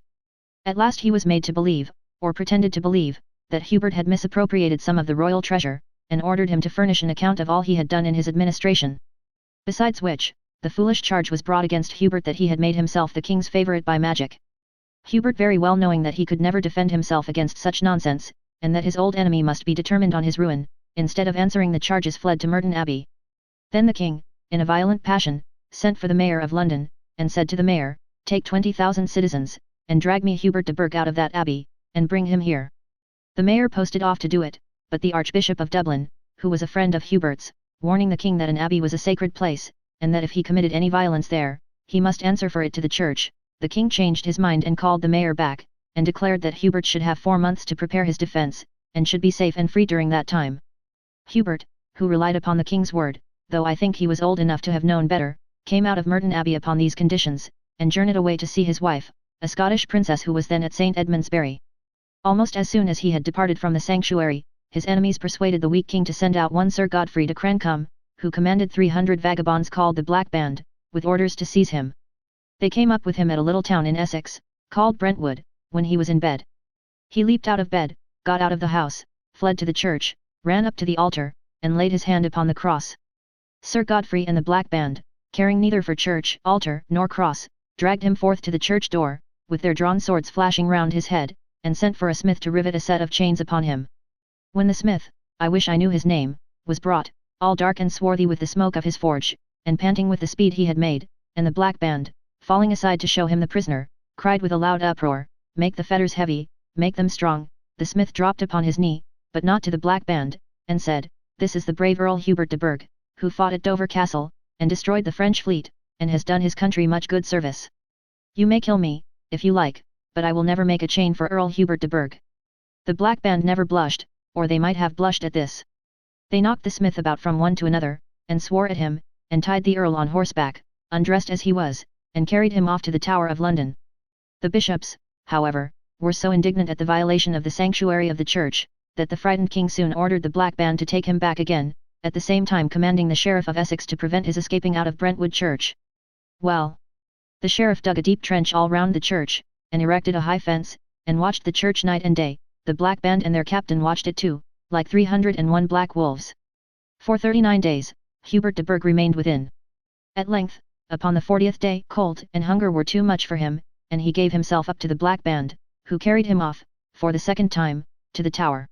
When his trial came on, he refused to plead, but at last it was arranged that he should give up all the royal lands which had been bestowed upon him, and should be kept at the castle of Devizes, in what was called Free Prison, in charge of 4 knights appointed by 4 lords.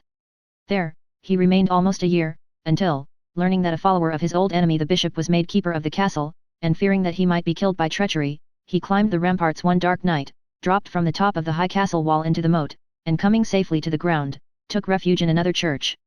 From this place he was delivered by a party of horse dispatched to his help by some nobles, who were by this time in revolt against the king, and assembled in Wales. He was finally pardoned and restored to his estates, but he lived privately, and never more aspired to a high post in the realm, or to a high place in the king's favour. And thus end, more happily than the stories of many favourites of kings, the adventures of Earl Hubert de Burgh. The nobles, who had risen in revolt, were stirred up to rebellion by the overbearing conduct of the Bishop of Winchester, who, finding that the king secretly hated the great charter which had been forced from his father, did his utmost to confirm him in that dislike, and in the preference he showed to foreigners over the English.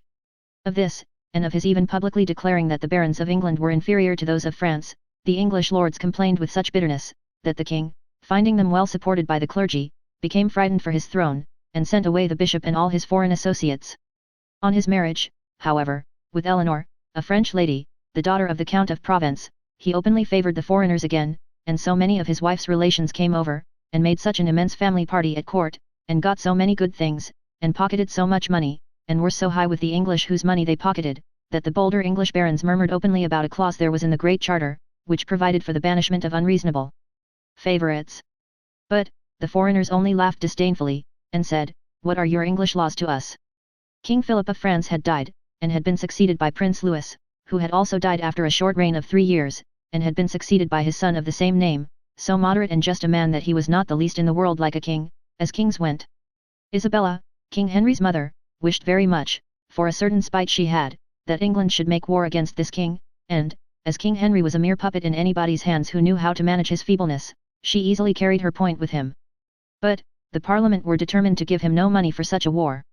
So, to defy the Parliament, he packed up 30 large casks of silver. I don't know how he got so much, I dare say he screwed it out of the miserable Jews, and put them aboard ship, and went away himself to carry war into France, accompanied by his mother and his brother Richard, Earl of Cornwall, who was rich and clever. But he only got well beaten, and came home. The good humour of the Parliament was not restored by this. They reproached the king with wasting the public money to make greedy foreigners rich, and were so stern with him, and so determined not to let him have more of it to waste if they could help it, that he was at his wits' end for some, and tried so shamelessly to get all he could from his subjects, by excuses or by force, that the people used to say the king was the sturdiest beggar in England. He took the cross, thinking to get some money by that means, but, as it was very well known that he never meant to go on a crusade, he got none.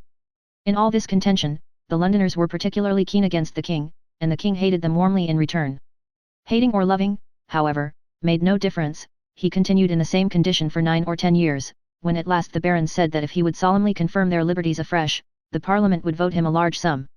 As he readily consented, there was a great meeting held in Westminster Hall, one pleasant day in May, when all the clergy, dressed in their robes and holding every one of them a burning candle in his hand, stood up, the barons being also there, while the Archbishop of Canterbury read the sentence of excommunication against any man, and all men, who should henceforth, in any way, infringe the great charter of the kingdom. When he had done, they all put out their burning candles with a curse upon the soul of anyone, and everyone, who should merit that sentence. The king concluded with an oath to keep the charter, as I am a man, as I am a Christian, as I am a knight, as I am a king. It was easy to make oaths, and easy to break them, and the king did both, as his father had done before him. He took to his old courses again when he was supplied with money, and soon cured of their weakness the few who had ever really trusted him. When his money was gone, and he was once more borrowing and begging everywhere with a meanness worthy of his nature, he got into a difficulty with the Pope respecting the crown of Sicily, which the Pope said he had a right to give away, and which he offered to King Henry for his second son, Prince Edmund.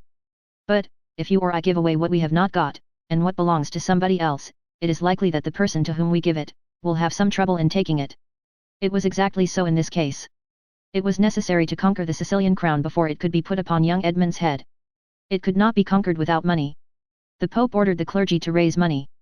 The clergy, however, were not so obedient to him as usual. They had been disputing with him for some time about his unjust preference of Italian priests in England, and they had begun to doubt whether the king's chaplain, whom he allowed to be paid for preaching in 700 churches, could possibly be, even by the Pope's favour, in 700 places at once. The Pope and the king together, said the Bishop of London, may take the mitre off my head, but, if they do, they will find that I shall put on a soldier's helmet. I pay nothing. The Bishop of Worcester was as bold as the Bishop of London, and would pay nothing either. Such sums as the more timid or more helpless of the clergy did raise were squandered away, without doing any good to the king, or bringing the Sicilian crown an inch nearer to Prince Edmund's head. The end of the business was, that the Pope gave the crown to the brother of the King of France, who conquered it for himself, and sent the King of England in, a bill of £100,000 for the expenses of not having won it. The king was now so much distressed that we might almost pity him, if it were possible to pity a king so shabby and ridiculous. His clever brother, Richard, had bought the title of King of the Romans from the German people, and was no longer near him, to help him with advice. The clergy, resisting the very Pope, were in alliance with the barons. The barons were headed by Simon de Montfort, Earl of Leicester, married to King Henry's sister, and, though a foreigner himself, the most popular man in England against the foreign favourites. When the king next met his parliament, the barons, led by this earl, came before him, armed from head to foot, and cased in armour.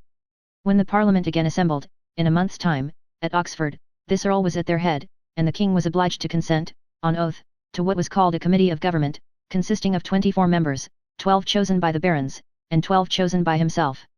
But, at a good time for him, his brother Richard came back. Richard's first act, the barons would not admit him into England on other terms, was to swear to be faithful to the committee of government, which he immediately began to oppose with all his might. Then, the barons began to quarrel among themselves, especially the proud Earl of Gloucester with the Earl of Leicester, who went abroad in disgust. Then, the people began to be dissatisfied with the barons, because they did not do enough for them. The king's chances seemed so good again at length, that he took heart enough, or caught it from his brother, to tell the committee of government that he abolished them, as to his oath, never mind that, the Pope said, and to seize all the money in the mint, and to shut himself up in the Tower of London. Here he was joined by his eldest son, Prince Edward, and, from the Tower, he made public a letter of the Pope's to the world in general, informing all men that he had been an excellent and just king for 45 years. As everybody knew he had been nothing of the sort, nobody cared much for this document. It so chanced that the proud Earl of Gloucester dying, was succeeded by his son, and that his son, instead of being the enemy of the Earl of Leicester, was, for the time, his friend. It fell out, therefore, that these two earls joined their forces, took several of the royal castles in the country, and advanced as hard as they could on London. The London people, always opposed to the king, declared for them with great joy. The king himself remained shut up, not at all gloriously, in the Tower. Prince Edward made the best of his way to Windsor Castle. His mother, the Queen, attempted to follow him by water, but, the people seeing her barge rowing up the river, and hating her with all their hearts, ran to London Bridge, got together a quantity of stones and mud, and pelted the barge as it came through, crying furiously, "Drown the witch! Drown her!" They were so near doing it, that the mayor took the old lady under his protection, and shut her up in St. Paul's until the danger was past. It would require a great deal of writing on my part, and a great deal of reading on yours, to follow the king through his disputes with the barons, and to follow the barons through their disputes with one another, so I will make short work of it for both of us, and only relate the chief events that arose out of these quarrels. The good king of France was asked to decide between them. He gave it as his opinion that the king must maintain the Great Charter, and that the barons must give up the committee of government, and all the rest that had been done by the Parliament at Oxford, which the Royalists, or King's party, scornfully called the Mad Parliament. The barons declared that these were not fair terms, and they would not accept them. Then they caused the great bell of St. Paul's to be tolled, for the purpose of rousing up the London people, who armed themselves at the dismal sound and formed quite an army in the streets. I am sorry to say, however, that instead of falling upon the king's party with whom their quarrel was, they fell upon the miserable Jews, and killed at least 500 of them. They pretended that some of these Jews were on the king's side, and that they kept hidden in their houses, for the destruction of the people, a certain terrible composition called Greek fire, which could not be put out with water, but only burnt the fiercer for it. What they really did keep in their houses was money, and this their cruel enemies wanted, and this their cruel enemies took, like robbers and murderers. The Earl of Leicester put himself at the head of these Londoners and other forces, and followed the king to Lewes in Sussex, where he lay encamped with his army. Before giving the king's forces battle here, the Earl addressed his soldiers, and said that King Henry III had broken so many oaths, that he had become the enemy of God, and therefore they would wear white crosses on their breasts, as if they were arrayed, not against a fellow Christian, but against a Turk. White-crossed accordingly, they rushed into the fight. They would have lost the day, the king having on his side all the foreigners in England, and, from Scotland, John Comyn, John Balliol, and Robert Bruce, with all their men, but for the impatience of Prince Edward, who, in his hot desire to have vengeance on the people of London, threw the whole of his father's army into confusion. He was taken prisoner, so was the king, so was the king's brother the king of the Romans, and 5,000 Englishmen were left dead upon the bloody grass. For this success, the Pope excommunicated the Earl of Leicester, which neither the Earl nor the people cared at all about. The people loved him and supported him, and he became the real king, having all the power of the government in his own hands, though he was outwardly respectful to King Henry III, whom he took with him wherever he went, like a poor old limp court card. He summoned a parliament, in the year 1265, which was the first parliament in England that the people had any real share in electing, and he grew more and more in favour with the people every day, and they stood by him in whatever he did. Many of the other barons, and particularly the Earl of Gloucester, who had become by this time as proud as his father, grew jealous of this powerful and popular earl, who was proud too, and began to conspire against him. Since the Battle of Lewes, Prince Edward had been kept as a hostage, and, though he was otherwise treated like a prince, had never been allowed to go out without attendants appointed by the Earl of Leicester, who watched him. The conspiring lords found means to propose to him, in secret, that they should assist him to escape, and should make him their leader, to which he very heartily consented.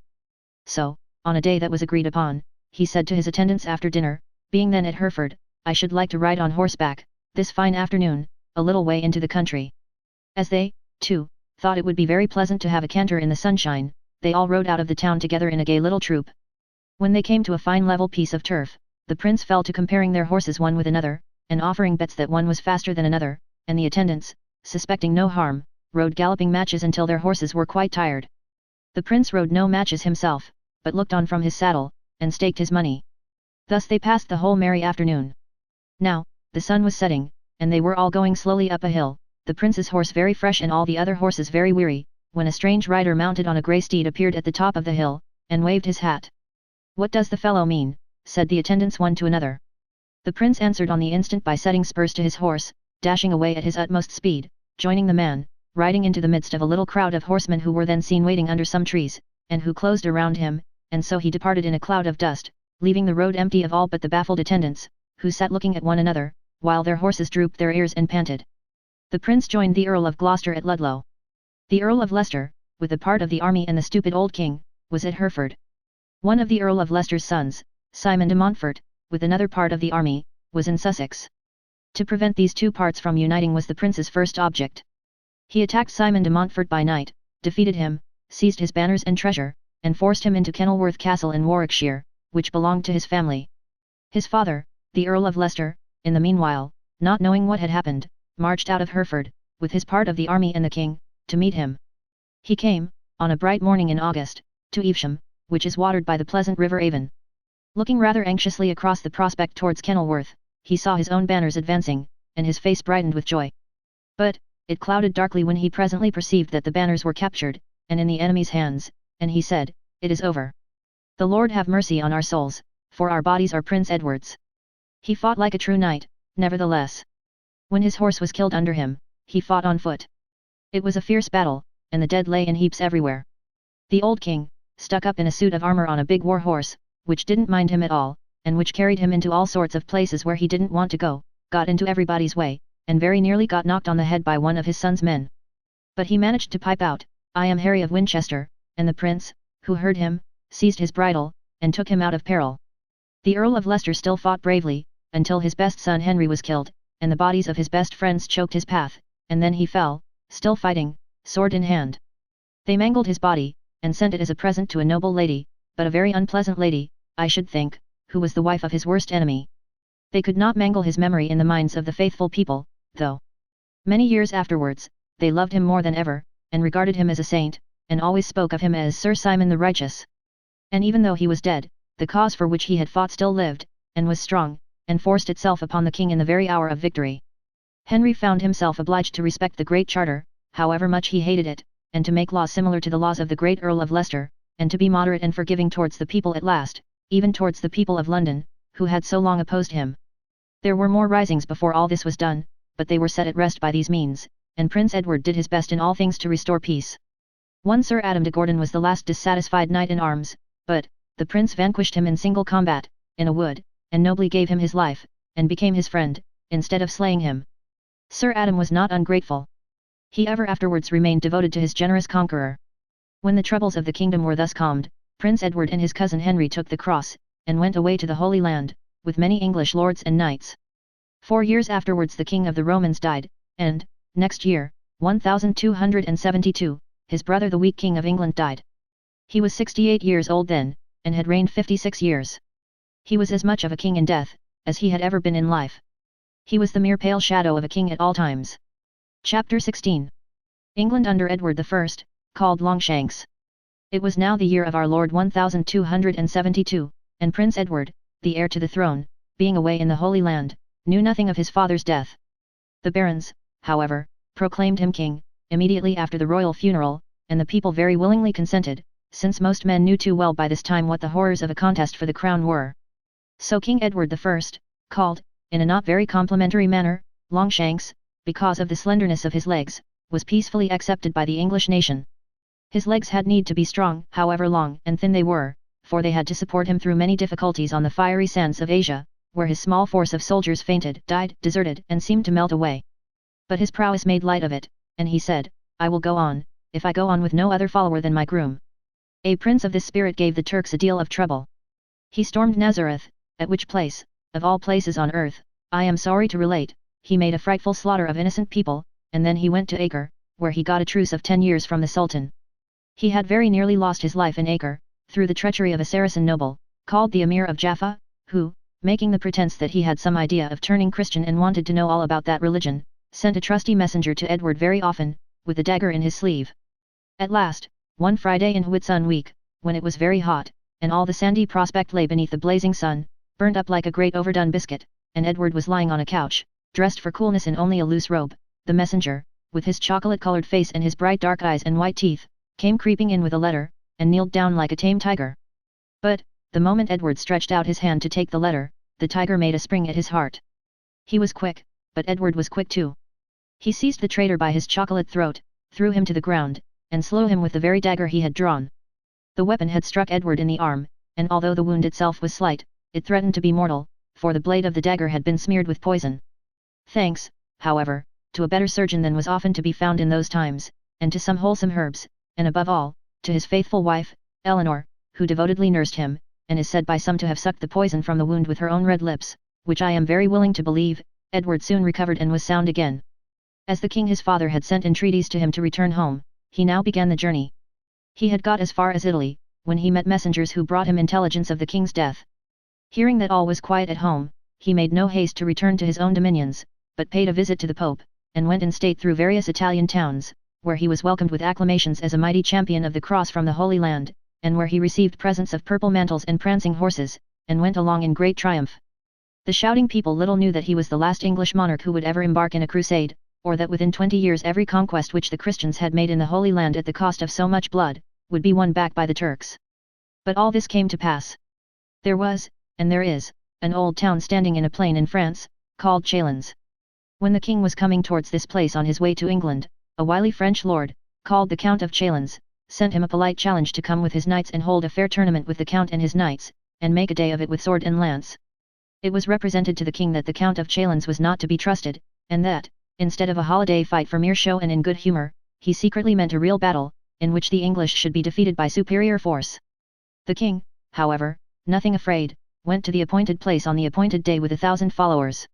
When the Count came with 2,000 and attacked the English in earnest, the English rushed at them with such valour that the Count's men and the Count's horses soon began to be tumbled down all over the field.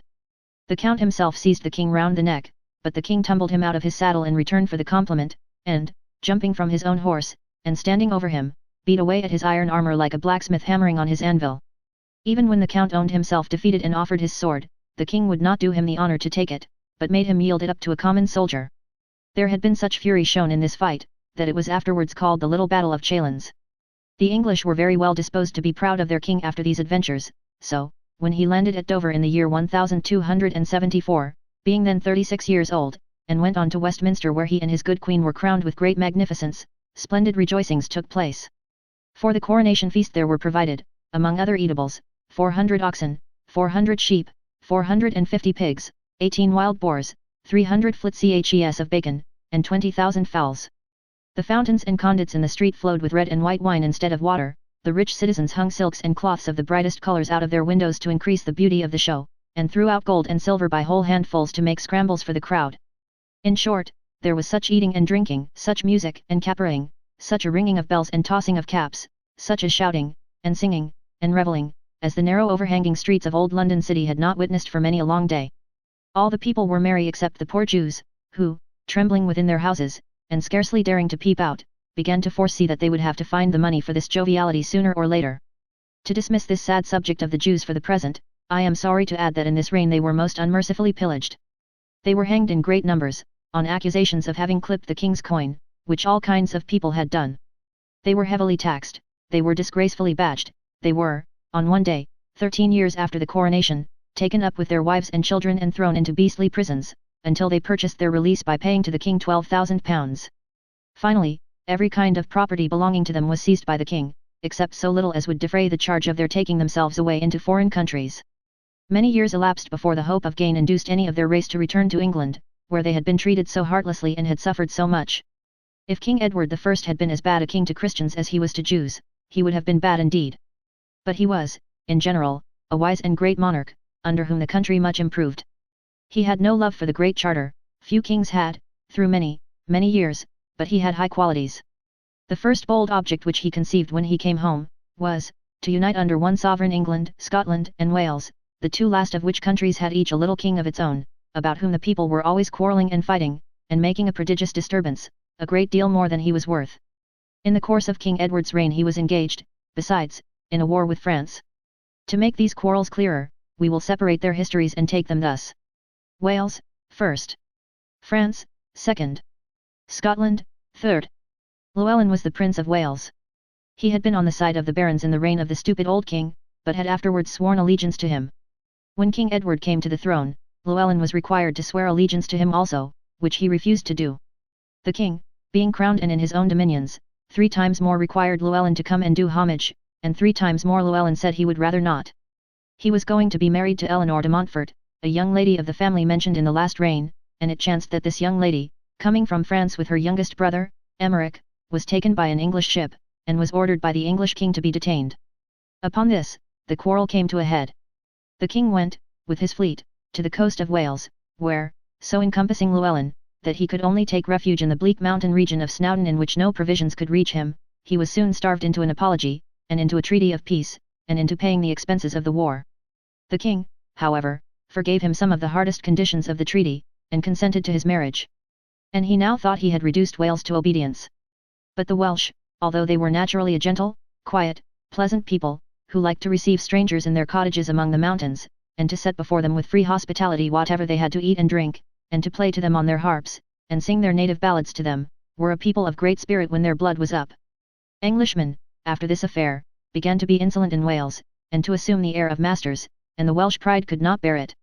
Moreover, they believed in that unlucky old Merlin, some of whose unlucky old prophecies somebody always seemed doomed to remember when there was a chance of its doing harm, and just at this time some blind old gentleman with a harp and a long white beard, who was an excellent person, but had become of an unknown age and tedious, burst out with a declaration that Merlin had predicted that when English money had become round, a Prince of Wales would be crowned in London. Now, King Edward had recently forbidden the English penny to be cut into halves and quarters for halfpence and farthings, and had actually introduced a round coin, therefore, the Welsh people said this was the time Merlin meant, and rose accordingly. King Edward had bought over Prince David, Llewellyn's brother, by heaping favours upon him, but he was the first to revolt, being perhaps troubled in his conscience. One stormy night, he surprised the castle of Hawarden, in possession of which an English nobleman had been left, killed the whole garrison, and carried off the nobleman a prisoner to Snowdon. Upon this, the Welsh people rose like one man. King Edward, with his army, marching from Worcester to the Mina Strait, crossed it, near to where the wonderful tubular iron bridge now, in days so different, makes a passage for railway trains, by a bridge of boats that enabled 40 men to march abreast. He subdued the island of Anglesey, and sent his men forward to observe the enemy. The sudden appearance of the Welsh created a panic among them, and they fell back to the bridge. The tide had in the meantime risen and separated the boats, the Welsh pursuing them, they were driven into the sea, and there they sunk, in their heavy iron armour, by thousands. After this victory Llewellyn, helped by the severe winter weather of Wales, gained another battle, but the king ordering a portion of his English army to advance through South Wales, and catch him between two foes, and Llewellyn bravely turning to meet this new enemy, he was surprised and killed, very meanly, for he was unarmed and defenceless. His head was struck off and sent to London, where it was fixed upon the tower, encircled with a wreath, some say of ivy, some say of willow, some say of silver, to make it look like a ghastly coin in ridicule of the prediction. David, however, still held out for 6 months, though eagerly sought after by the king, and hunted by his own countrymen. One of them finally betrayed him with his wife and children. He was sentenced to be hanged, drawn, and quartered, and from that time this became the established punishment of traitors in England, a punishment wholly without excuse, as being revolting, vile, and cruel, after its object is dead, and which has no sense in it, as its only real degradation, and that nothing can blot out, is to the country that permits on any consideration such abominable barbarity. Wales was now subdued. The Queen giving birth to a young prince in the castle of Carnarvon, the king showed him to the Welsh people as their countryman, and called him Prince of Wales, a title that has ever since been borne by the heir apparent to the English throne, which that little prince soon became, by the death of his elder brother. The king did better things for the Welsh than that, by improving their laws and encouraging their trade. Disturbances still took place, chiefly occasioned by the avarice and pride of the English lords, on whom Welsh lands and castles had been bestowed, but they were subdued, and the country never rose again. There is a legend that to prevent the people from being incited to rebellion by the songs of their bards and harpers, Edward had them all put to death. Some of them may have fallen among other men who held out against the king, but this general slaughter is, I think, a fancy of the harpers themselves, who, I dare say, made a song about it many years afterwards, and sang it by the Welsh firesides until it came to be believed. The foreign war of the reign of Edward I arose in this way. The crews of two vessels, one a Norman ship, and the other an English ship, happened to go to the same place in their boats to fill their casks with fresh water. Being rough angry fellows, they began to quarrel, and then to fight, the English with their fists, the Normans with their knives, and, in the fight, a Norman was killed. The Norman crew, instead of revenging themselves upon those English sailors with whom they had quarrelled, who were too strong for them, I suspect, took to their ship again in a great rage, attacked the first English ship they met, laid hold of an unoffending merchant who happened to be on board, and brutally hanged him in the rigging of their own vessel with a dog at his feet. This so enraged the English sailors that there was no restraining them, and whenever, and wherever, English sailors met Norman sailors, they fell upon each other tooth and nail. The Irish and Dutch sailors took part with the English, the French and Genoese sailors helped the Normans, and thus the greater part of the mariners sailing over the sea became, in their way, as violent and raging as the sea itself when it is disturbed. King Edward's fame had been so high abroad that he had been chosen to decide a difference between France and another foreign power, and had lived upon the continent 3 years. At first, neither he nor the French King Philip, the good Louis had been dead some time, interfered in these quarrels, but when a fleet of 80 English ships engaged and utterly defeated a Norman fleet of 200, in a pitched battle fought round a ship at anchor, in which no quarter was given, the matter became too serious to be passed over. King Edward, as Duke of Guienne, was summoned to present himself before the King of France at Paris and answer for the damage done by his sailor subjects. At first, he sent the Bishop of London as his representative, and then his brother Edmund, who was married to the French Queen's mother. I am afraid Edmund was an easy man, and allowed himself to be talked over by his charming relations, the French court ladies. At all events, he was induced to give up his brother's dukedom for 40 days, as a mere form, the French king said, to satisfy his honor, and he was so very much astonished, when the time was out, to find that the French king had no idea of giving it up again, that I should not wonder if it hastened his death, which soon took place. King Edward was a king to win his foreign dukedom back again, if it could be won by energy and valor. He raised a large army, renounced his allegiance as Duke of Guienne, and crossed the sea to carry war into France. Before any important battle was fought, however, a truce was agreed upon for 2 years, and in the course of that time, the Pope effected a reconciliation. King Edward, who was now a widower, having lost his affectionate and good wife, Eleanor, married the French king's sister, Margaret, and the Prince of Wales was contracted to the French king's daughter Isabella. Out of bad things, good things sometimes arise. Out of this hanging of the innocent merchant, and the bloodshed and strife it caused, there came to be established one of the greatest powers that the English people now possess. The preparations for the war being very expensive, and King Edward greatly wanting money, and being very arbitrary in his ways of raising it, some of the barons began firmly to oppose him. 2 of them, in particular, Humphrey Bohun, Earl of Hereford, and Roger Bigod, Earl of Norfolk, were so stout against him, that they maintained he had no right to command them to head his forces in Guienne, and flatly refused to go there. By heaven, Sir Earl, said the king to the Earl of Hereford, in a great passion, you shall either go or be hanged.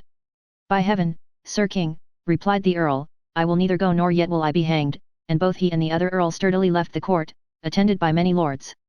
The king tried every means of raising money.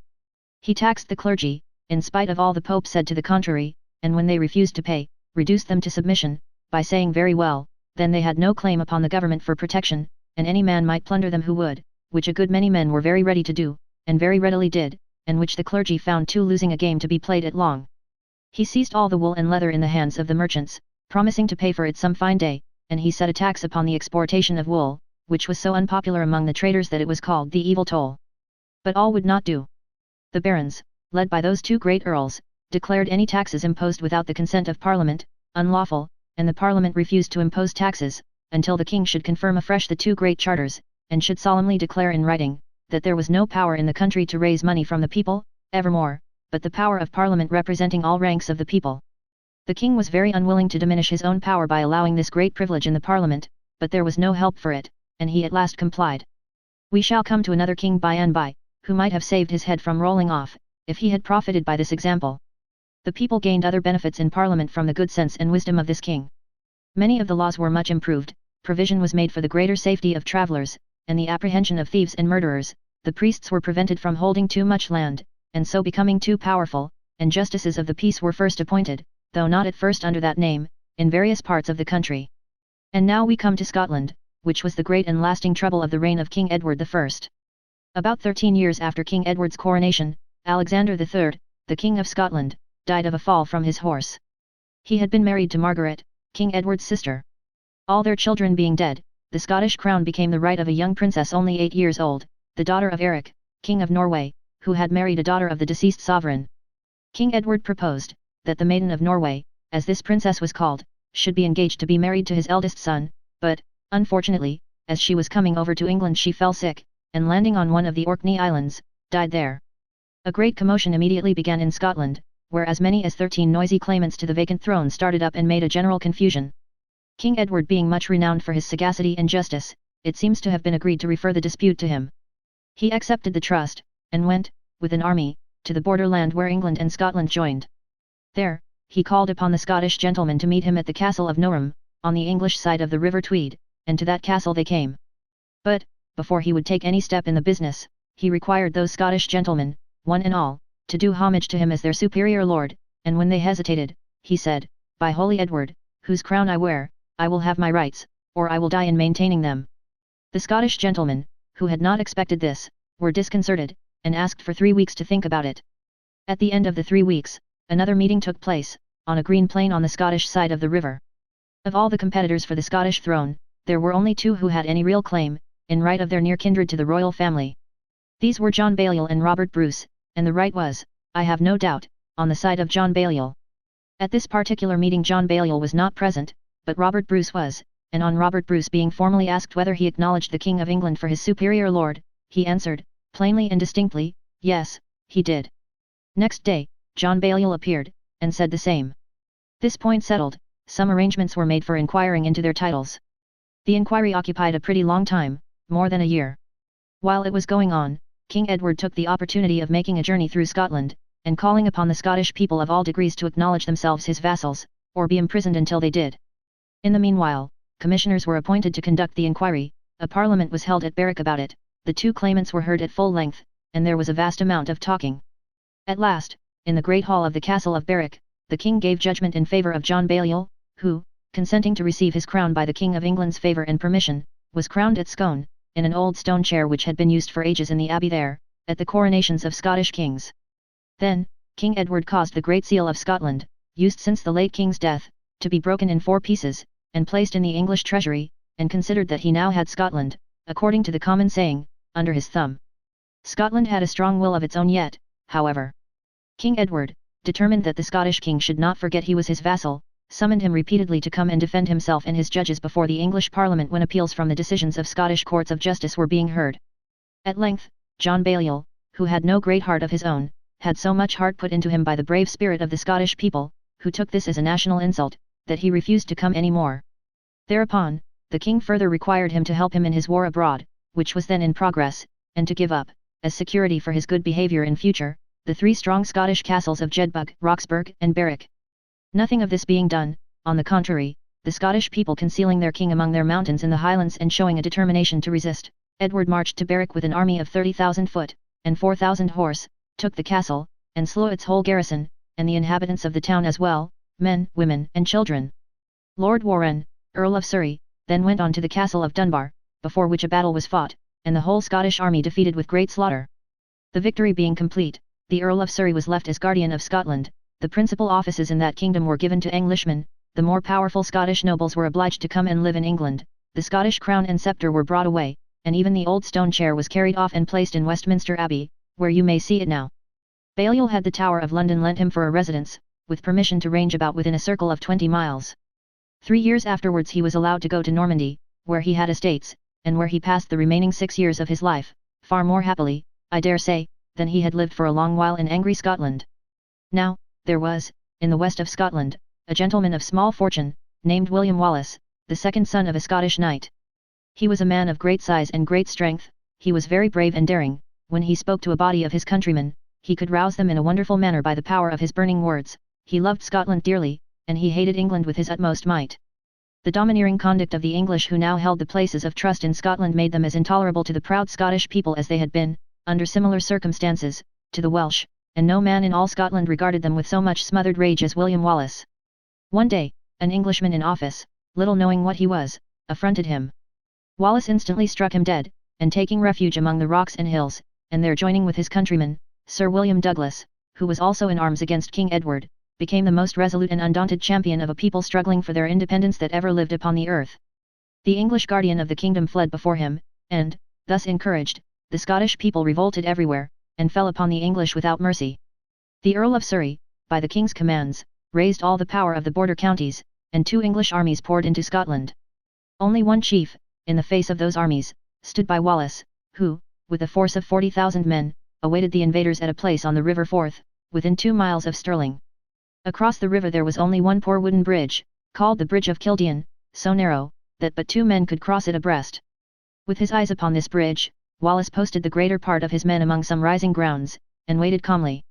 When the English army came up on the opposite bank of the river, messengers were sent forward to offer terms. Wallace sent them back with a defiance, in the name of the freedom of Scotland. Some of the officers of the Earl of Surrey in command of the English, with their eyes also on the bridge, advised him to be discreet and not hasty.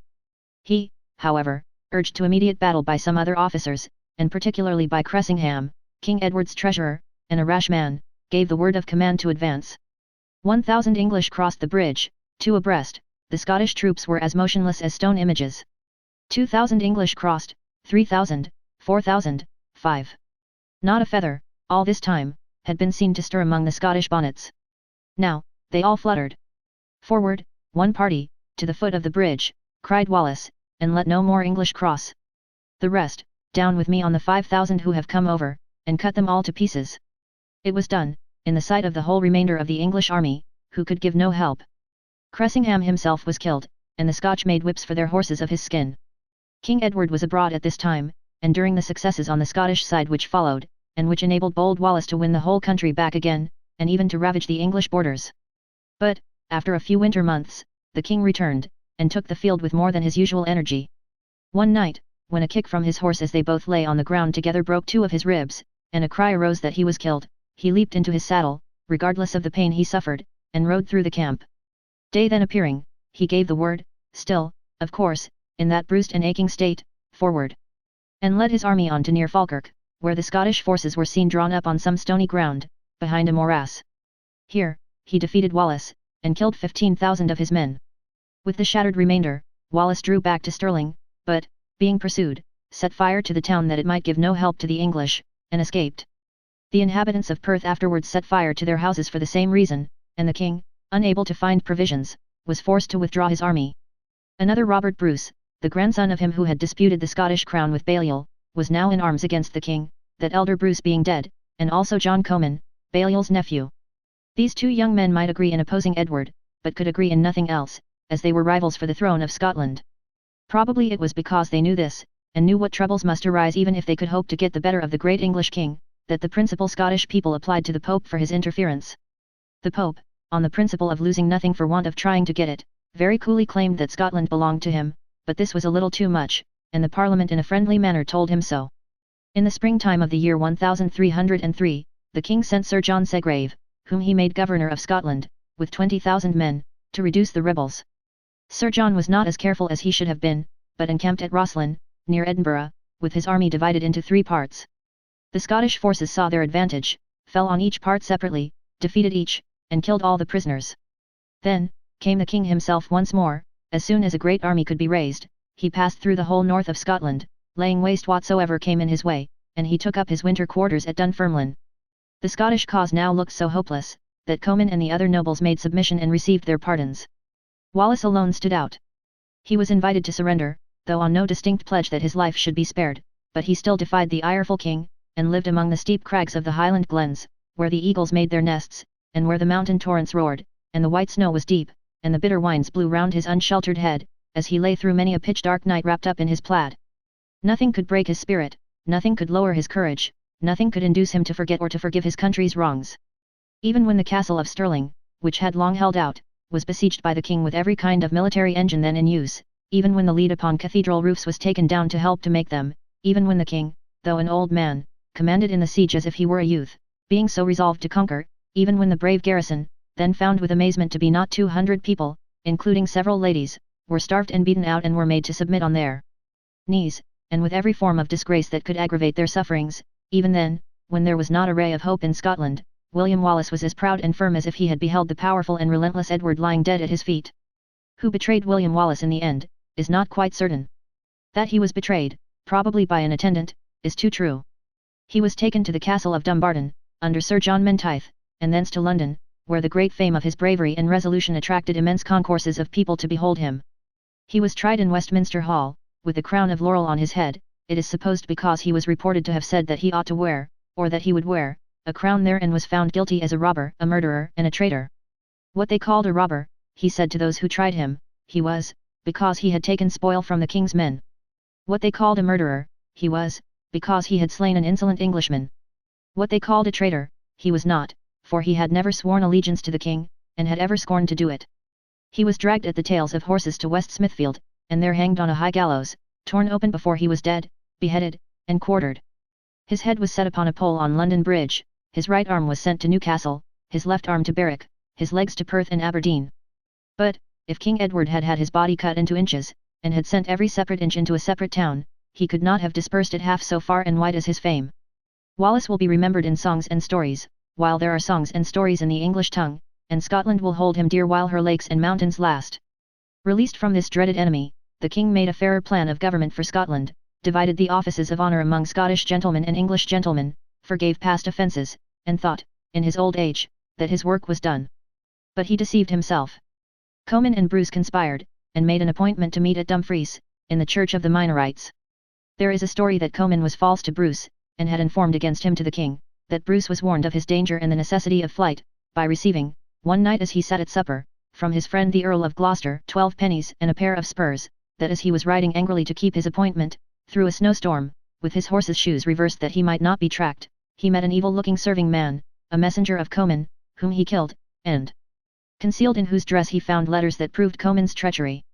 However this may be, they were likely enough to quarrel in any case, being hot-headed rivals, and, whatever they quarrelled about, they certainly did quarrel in the church where they met, and Bruce drew his dagger and stabbed Comyn, who fell upon the pavement. When Bruce came out, pale and disturbed, the friends who were waiting for him asked what was the matter. "I think I have killed Comyn," said he. "You only think so," returned one of them, "I will make sure," and going into the church, and finding him alive, stabbed him again and again. Knowing that the king would never forgive this new deed of violence, the party then declared Bruce King of Scotland, got him crowned at Scone, without the chair, and set up the rebellious standard once again. When the king heard of it he kindled with fiercer anger than he had ever shown yet. He caused the Prince of Wales and 270 of the young nobility to be knighted, the trees in the temple gardens were cut down to make room for their tents, and they watched their armour all night, according to the old usage, some in the temple church, some in Westminster Abbey, and at the public feast which then took place, he swore, by heaven, and by 2 swans covered with gold network which his minstrels placed upon the table, that he would avenge the death of Comyn, and would punish the false Bruce. And before all the company, he charged the prince his son, in case that he should die before accomplishing his vow, not to bury him until it was fulfilled. Next morning the prince and the rest of the young knights rode away to the border country to join the English army, and the king, now weak and sick, followed in a horse litter. Bruce, after losing a battle and undergoing many dangers and much misery, fled to Ireland, where he lay concealed through the winter. That winter, Edward passed in hunting down and executing Bruce's relations and adherents, sparing neither youth nor age, and showing no touch of pity or sign of mercy. In the following spring, Bruce reappeared and gained some victories. In these frays, both sides were grievously cruel. For instance, Bruce's 2 brothers, being taken captives desperately wounded, were ordered by the king to instant execution. Bruce's friend Sir John Douglas, taking his own castle of Douglas out of the hands of an English lord, roasted the dead bodies of the slaughtered garrison in a great fire made of every movable within it, which dreadful cookery his men called the Douglas larder. Bruce, still successful, however, drove the Earl of Pembroke and the Earl of Gloucester into the castle of Ayr and laid siege to it.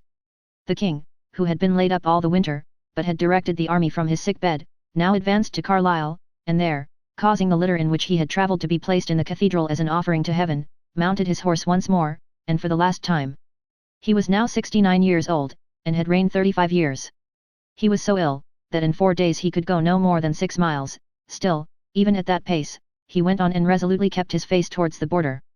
At length, he lay down at the village of Berg upon Sands, and there, telling those around him to impress upon the prince that he was to remember his father's vow, and was never to rest until he had thoroughly subdued Scotland, he yielded up his last breath. Chapter 17. England under Edward II. King Edward II, the first Prince of Wales, was 23 years old when his father died.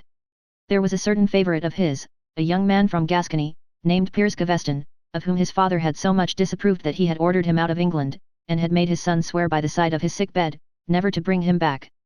But, the prince no sooner found himself king, than he broke his oath, as so many other princes and kings did. They were far too ready to take oaths, and sent for his dear friend immediately. Now, this same Gaveston was handsome enough, but was a reckless, insolent, audacious fellow. He was detested by the proud English lords, not only because he had such power over the king, and made the court such a dissipated place, but, also, because he could ride better than they at tournaments, and was used, in his impudence, to cut very bad jokes on them, calling one, the old hog, another, the stage player, another, the Jew, another, the black dog of Ardennes. This was as poor wit as need be, but it made those lords very wroth, and the surly Earl of Warwick, who was the black dog, swore that the time should come when Piers Gaveston should feel the black dog's teeth. It was not come yet, however, nor did it seem to be coming. The king made him Earl of Cornwall, and gave him vast riches, and, when the king went over to France to marry the French princess, Isabella, daughter of Philip le Bel, who was said to be the most beautiful woman in the world, he made Gaveston, regent of the kingdom.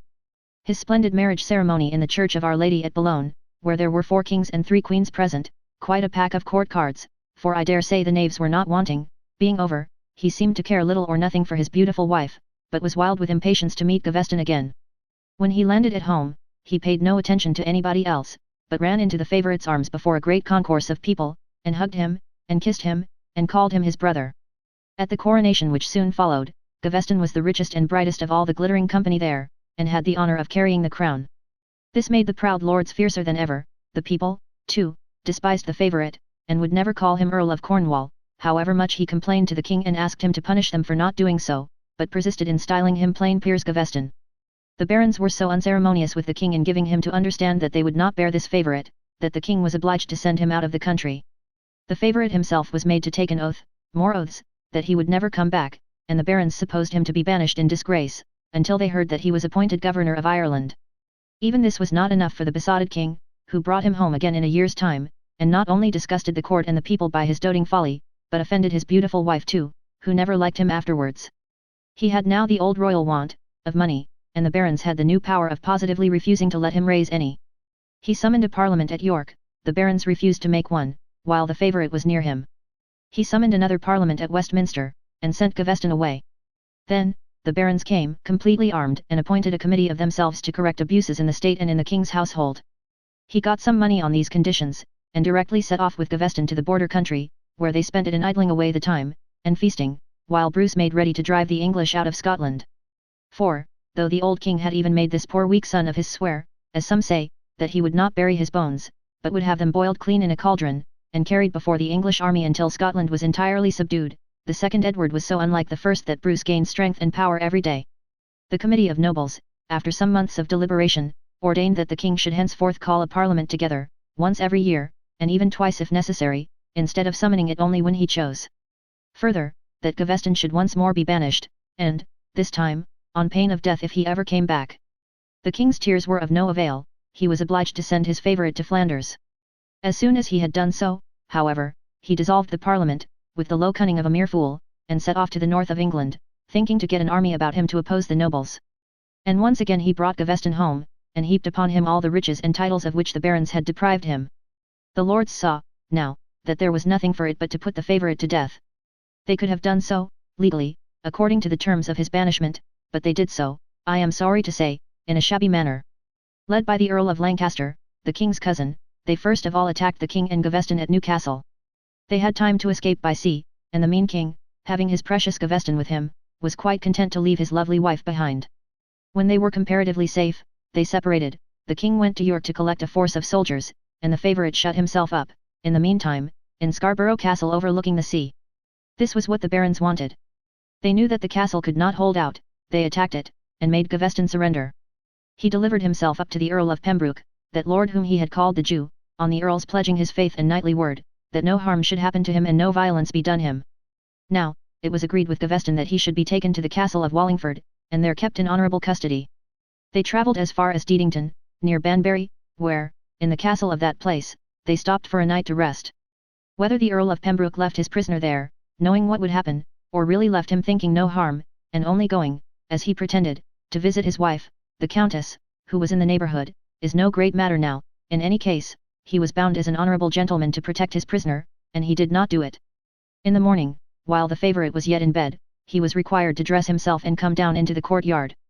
He did so without any mistrust, but started and turned pale when he found it full of strange armed men. "I think you know me," said their leader, also armed from head to foot. "I am the Black Dog of Ardennes." The time was come when Piers Gaveston was to feel the black dog's teeth indeed. They set him on a mule, and carried him, in mock state and with military music, to the Black Dog's kennel, Warwick Castle, where a hasty council, composed of some great noblemen, considered what should be done with him. Some were for sparing him, but one loud voice, it was the Black Dog's bark, I dare say, sounded through the castle hall, uttering these words, "You have the fox in your power. Let him go now, and you must hunt him again." They sentenced him to death. He threw himself at the feet of the Earl of Lancaster, the old hog, but the old hog was as savage as the dog. He was taken out upon the pleasant road, leading from Warwick to Coventry, where the beautiful river Avon, by which, long afterwards, William Shakespeare was born and now lies buried, sparkled in the bright landscape of the beautiful May day, and there they struck off his wretched head, and stained the dust with his blood. When the king heard of this black deed, in his grief and rage he denounced relentless war against his barons, and both sides were in arms for half a year.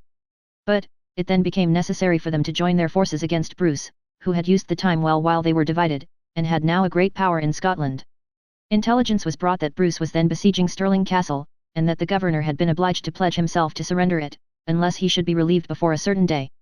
Hereupon, the king ordered the nobles and their fighting men to meet him at Berwick, but, the nobles cared so little for the king, and so neglected the summons, and lost time, that only on the day before that appointed for the surrender, did the king find himself at Stirling, and even then with a smaller force than he had expected.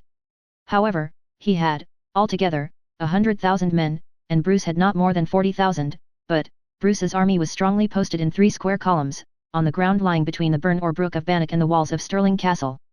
On the very evening, when the king came up, Bruce did a brave act that encouraged his men. He was seen by a certain Henry de Bohun, an English knight, riding about before his army on a little horse, with a light battle-axe in his hand, and a crown of gold on his head. This English knight, who was mounted on a strong war horse, cased in steel, strongly armed, and able, as he thought, to overthrow Bruce by crushing him with his mere weight, set spurs to his great charger, rode on him, and made a thrust at him with his heavy spear.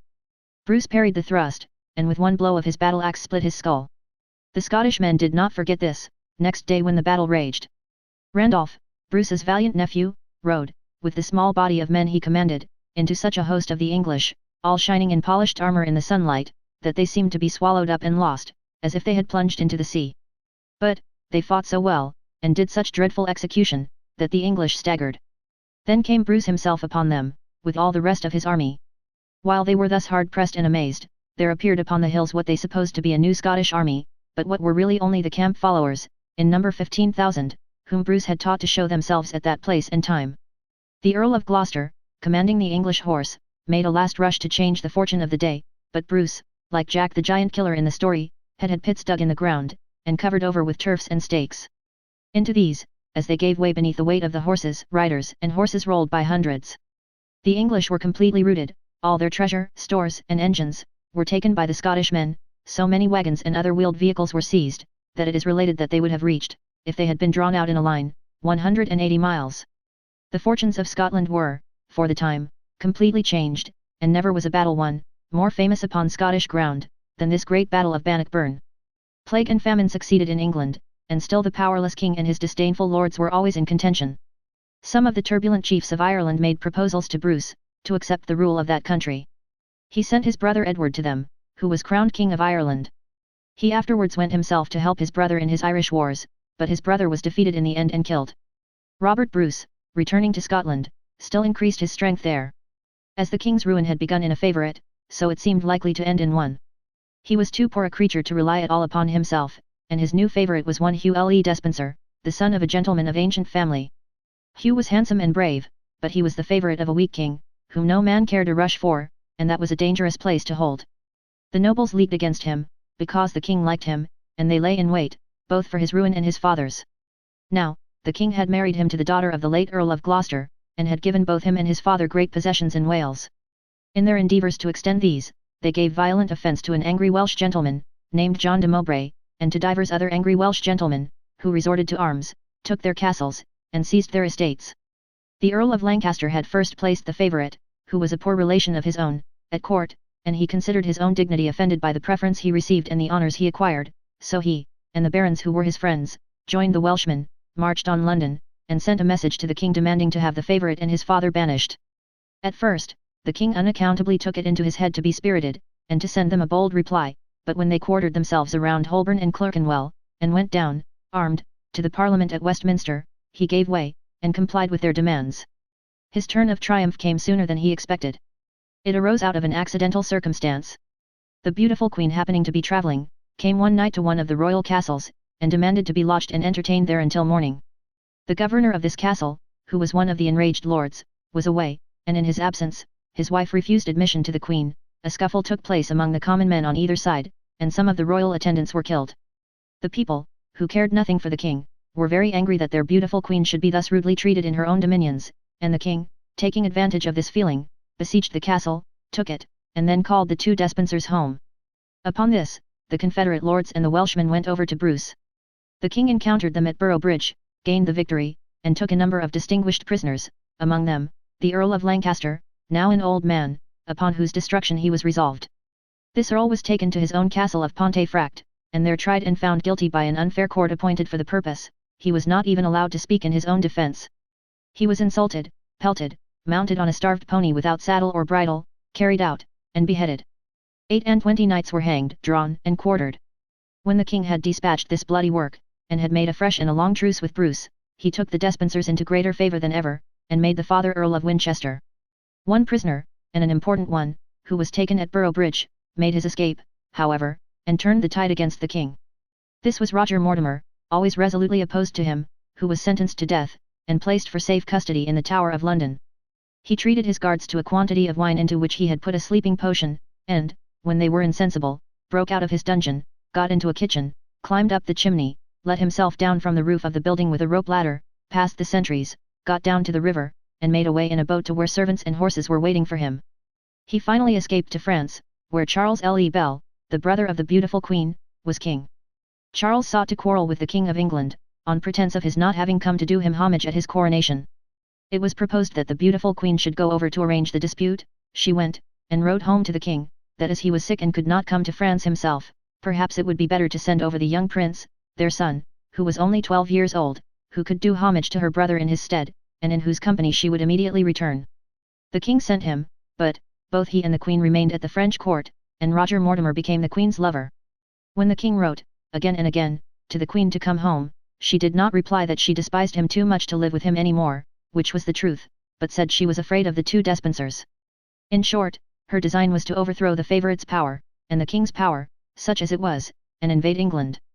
Having obtained a French force of 2,000 men, and being joined by all the English exiles then in France, she landed, within a year, at Arwell, in Suffolk, where she was immediately joined by the Earls of Kent and Norfolk, the king's two brothers, by other powerful noblemen, and lastly, by the first English general who was dispatched to check her, who went over to her with all his men.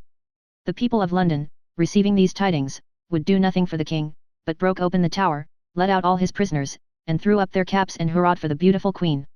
The king, with his two favourites, fled to Bristol, where he left old Despenser in charge of the town and castle, while he went on with the son to Wales. The Bristol men being opposed to the king, and it being impossible to hold the town with enemies everywhere within the walls, Despenser yielded it up on the third day, and was instantly brought to trial for having traitorously influenced what was called the king's mind, though I doubt if the king ever had any. He was a venerable old man, upwards of 90 years of age, but his age gained no respect or mercy. He was hanged, torn open while he was yet alive, cut up into pieces, and thrown to the dogs. His son was soon taken, tried at Hereford before the same judge on a long series of foolish charges, found guilty, and hanged upon a gallows 50 feet high, with a chaplet of nettles round his head. His poor old father and he were innocent enough of any worse crimes than the crime of having been friends of a king, on whom, as a mere man, they would never have deigned to cast a favourable look. It is a bad crime, I know, and leads to worse, but, many lords and gentlemen, I even think some ladies, too, if I recollect right, have committed it in England, who have neither been given to the dogs, nor hanged up 50 feet high. The wretched king was running here and there, all this time, and never getting anywhere in particular, until he gave himself up, and was taken off to Kenilworth Castle. When he was safely lodged there, the Queen went to London and met the Parliament. And the Bishop of Hereford, who was the most skilful of her friends, said, what was to be done now? Here was an imbecile, indolent, miserable king upon the throne, wouldn't it be better to take him off, and put his son there instead? I don't know whether the Queen really pitied him at this pass, but she began to cry, so, the bishop said, well, my lords and gentlemen, what do you think, upon the whole, of sending down to Kenilworth, and seeing if his majesty, God bless him, and forbid we should depose him, won't resign? My lords and gentlemen thought it a good notion, so a deputation of them went down to Kenilworth, and there the king came into the great hall of the castle, commonly dressed in a poor black gown, and when he saw a certain bishop among them, fell down, poor feeble-headed man, and made a wretched spectacle of himself. Somebody lifted him up, and then Sir William Trussell, the Speaker of the House of Commons, almost frightened him to death by making him a tremendous speech to the effect that he was no longer a king, and that everybody renounced allegiance to him. After which, Sir Thomas Blount, the steward of the household, nearly finished him, by coming forward and breaking his white wand, which was a ceremony only performed at a king's death. Being asked in this pressing manner what he thought of resigning, the king said he thought it was the best thing he could do. So, he did it, and they proclaimed his son next day. I wish I could close his history by saying that he lived a harmless life in the castle and the castle gardens at Kenilworth, many years, that he had a favourite, and plenty to eat and drink, and, having that, wanted nothing. But he was shamefully humiliated. He was outraged and slighted and had dirty water from ditches given him to shave with, and wept and said he would have clean warm water, and was altogether very miserable. He was moved from this castle to that castle, and from that castle to the other castle, because this lord or that lord, or the other lord, was too kind to him, until at last he came to Berkeley Castle, near the river Severn, where, the Lord Berkeley being then ill and absent, he fell into the hands of two black ruffians, called Thomas Gurney and William Ogle. One night, it was the night of September the 21st, 1327, dreadful screams were heard, by the startled people in the neighbouring town, ringing through the thick walls of the castle, and the dark, deep night, and they said, as they were thus horribly awakened from their sleep, may heaven be merciful to the king, for those cries forebode that no good is being done to him in his dismal prison. Next morning he was dead, not bruised or stabbed or marked upon the body, but much distorted in the face, and it was whispered afterwards, that those two villains, Gurney and Ogle, had burnt up his inside with a red-hot iron.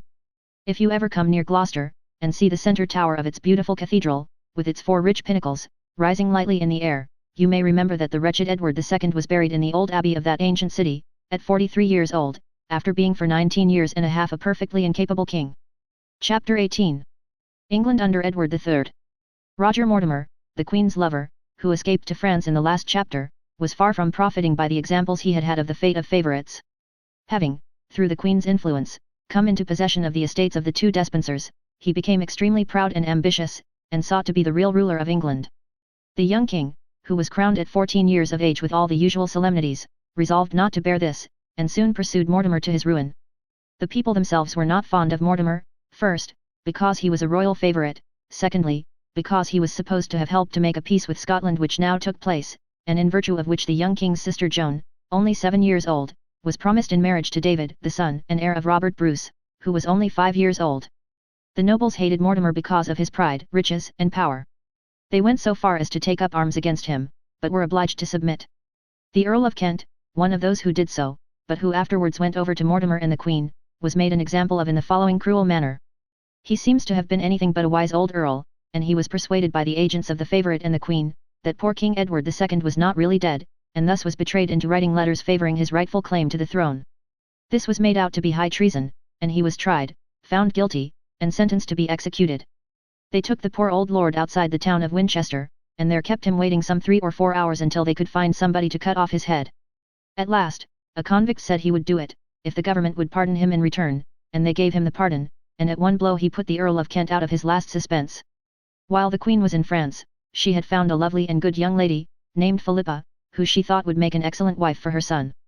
The young king married this lady, soon after he came to the throne, and her first child, Edward, Prince of Wales, afterwards became celebrated, as we shall presently see, under the famous title of Edward the Black Prince. The young king, thinking the time ripe for the downfall of Mortimer, took counsel with Lord Montacute how he should proceed. A parliament was going to be held at Nottingham, and that lord recommended that the favourite should be seized by night in Nottingham Castle, where he was sure to be. Now, this, like many other things, was more easily said than done, because, to guard against treachery, the great gates of the castle were locked every night, and the great keys were carried upstairs to the queen, who laid them under her own pillow. But the castle had a governor, and the governor, being Lord Montacut's friend, confided to him how he knew of a secret passage underground, hidden from observation by the weeds and brambles with which it was overgrown, and how, through that passage, the conspirators might enter in the dead of the night, and go straight to Mortimer's room. Accordingly, upon a certain dark night, at midnight, they made their way through this dismal place, startling the rats, and frightening the owls and bats, and came safely to the bottom of the main tower of the castle, where the king met them, and took them up a profoundly dark staircase in a deep silence. They soon heard the voice of Mortimer in council with some friends, and bursting into the room with a sudden noise, took him prisoner. The queen cried out from her bedchamber, "Oh, my sweet son, my dear son, spare my gentle Mortimer." They carried him off, however, and, before the next parliament, accused him of having made differences between the young king and his mother, and of having brought about the death of the Earl of Kent, and even of the late king, for, as you know by this time, when they wanted to get rid of a man in those old days, they were not very particular of what they accused him. Mortimer was found guilty of all this, and was sentenced to be hanged at Tyburn. The king shut his mother up in genteel confinement, where she passed the rest of her life, and now he became king in earnest. The first effort he made was to conquer Scotland. The English lords who had lands in Scotland, finding that their rights were not respected under the late peace, made war on their own account, choosing for their general, Edward, the son of John Balliol, who made such a vigorous fight, that in less than 2 months he won the whole Scottish kingdom. He was joined, when thus triumphant, by the king and parliament, and he and the king in person besieged the Scottish forces in Berwick. The whole Scottish army coming to the assistance of their countrymen, such a furious battle ensued, that 30,000 men are said to have been killed in it.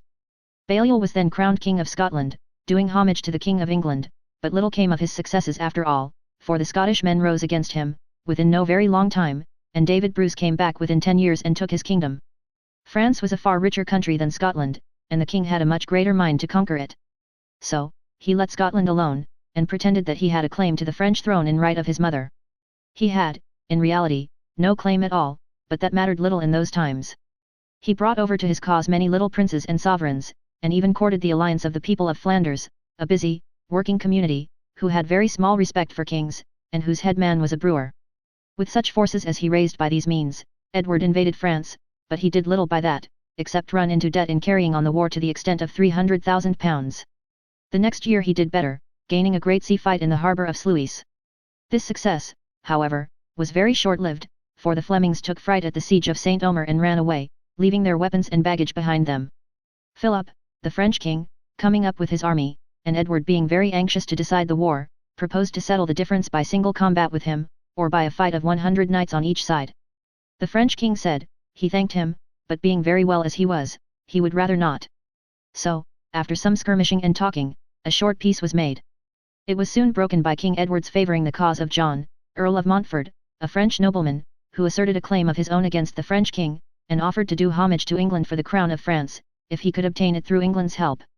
This French lord, himself, was soon defeated by the French king's son, and shut up in a tower in Paris, but his wife, a courageous and beautiful woman, who is said to have had the courage of a man, and the heart of a lion, assembled the people of Brittany, where she then was, and, showing them her infant son, made many pathetic entreaties to them not to desert her and their young lord. They took fire at this appeal, and rallied round her in the strong castle of Hennebon. Here she was not only besieged without by the French under Charles de Blois, but was endangered within by a dreary old bishop, who was always representing to the people what horrors they must undergo if they were faithful, first from famine, and afterwards from fire and sword. But this noble lady, whose heart never failed her, encouraged her soldiers by her own example, went from post to post like a great general, even mounted on horseback fully armed, and, issuing from the castle by a bypath, fell upon the French camp, set fire to the tents, and threw the whole force into disorder. This done, she got safely back to Hennebon again, and was received with loud shouts of joy by the defenders of the castle, who had given her up for lost. As they were now very short of provisions, however, and as they could not dine off enthusiasm, and as the old bishop was always saying, "I told you what it would come to," they began to lose heart, and to talk of yielding the castle up. The brave countess, retiring to an upper room and looking with great grief out to sea, where she expected relief from England, saw, at this very time, the English ships in the distance, and was relieved and rescued. Sir Walter Manning, the English commander, so admired her courage, that, being come into the castle with the English knights, and having made a feast there, he assaulted the French by way of dessert, and beat them off triumphantly. Then he and the knights came back to the castle with great joy, and the countess, who had watched them from a high tower, thanked them with all her heart, and kissed them every one. This noble lady distinguished herself afterwards in a sea fight with the French off Guernsey, when she was on her way to England to ask for more troops.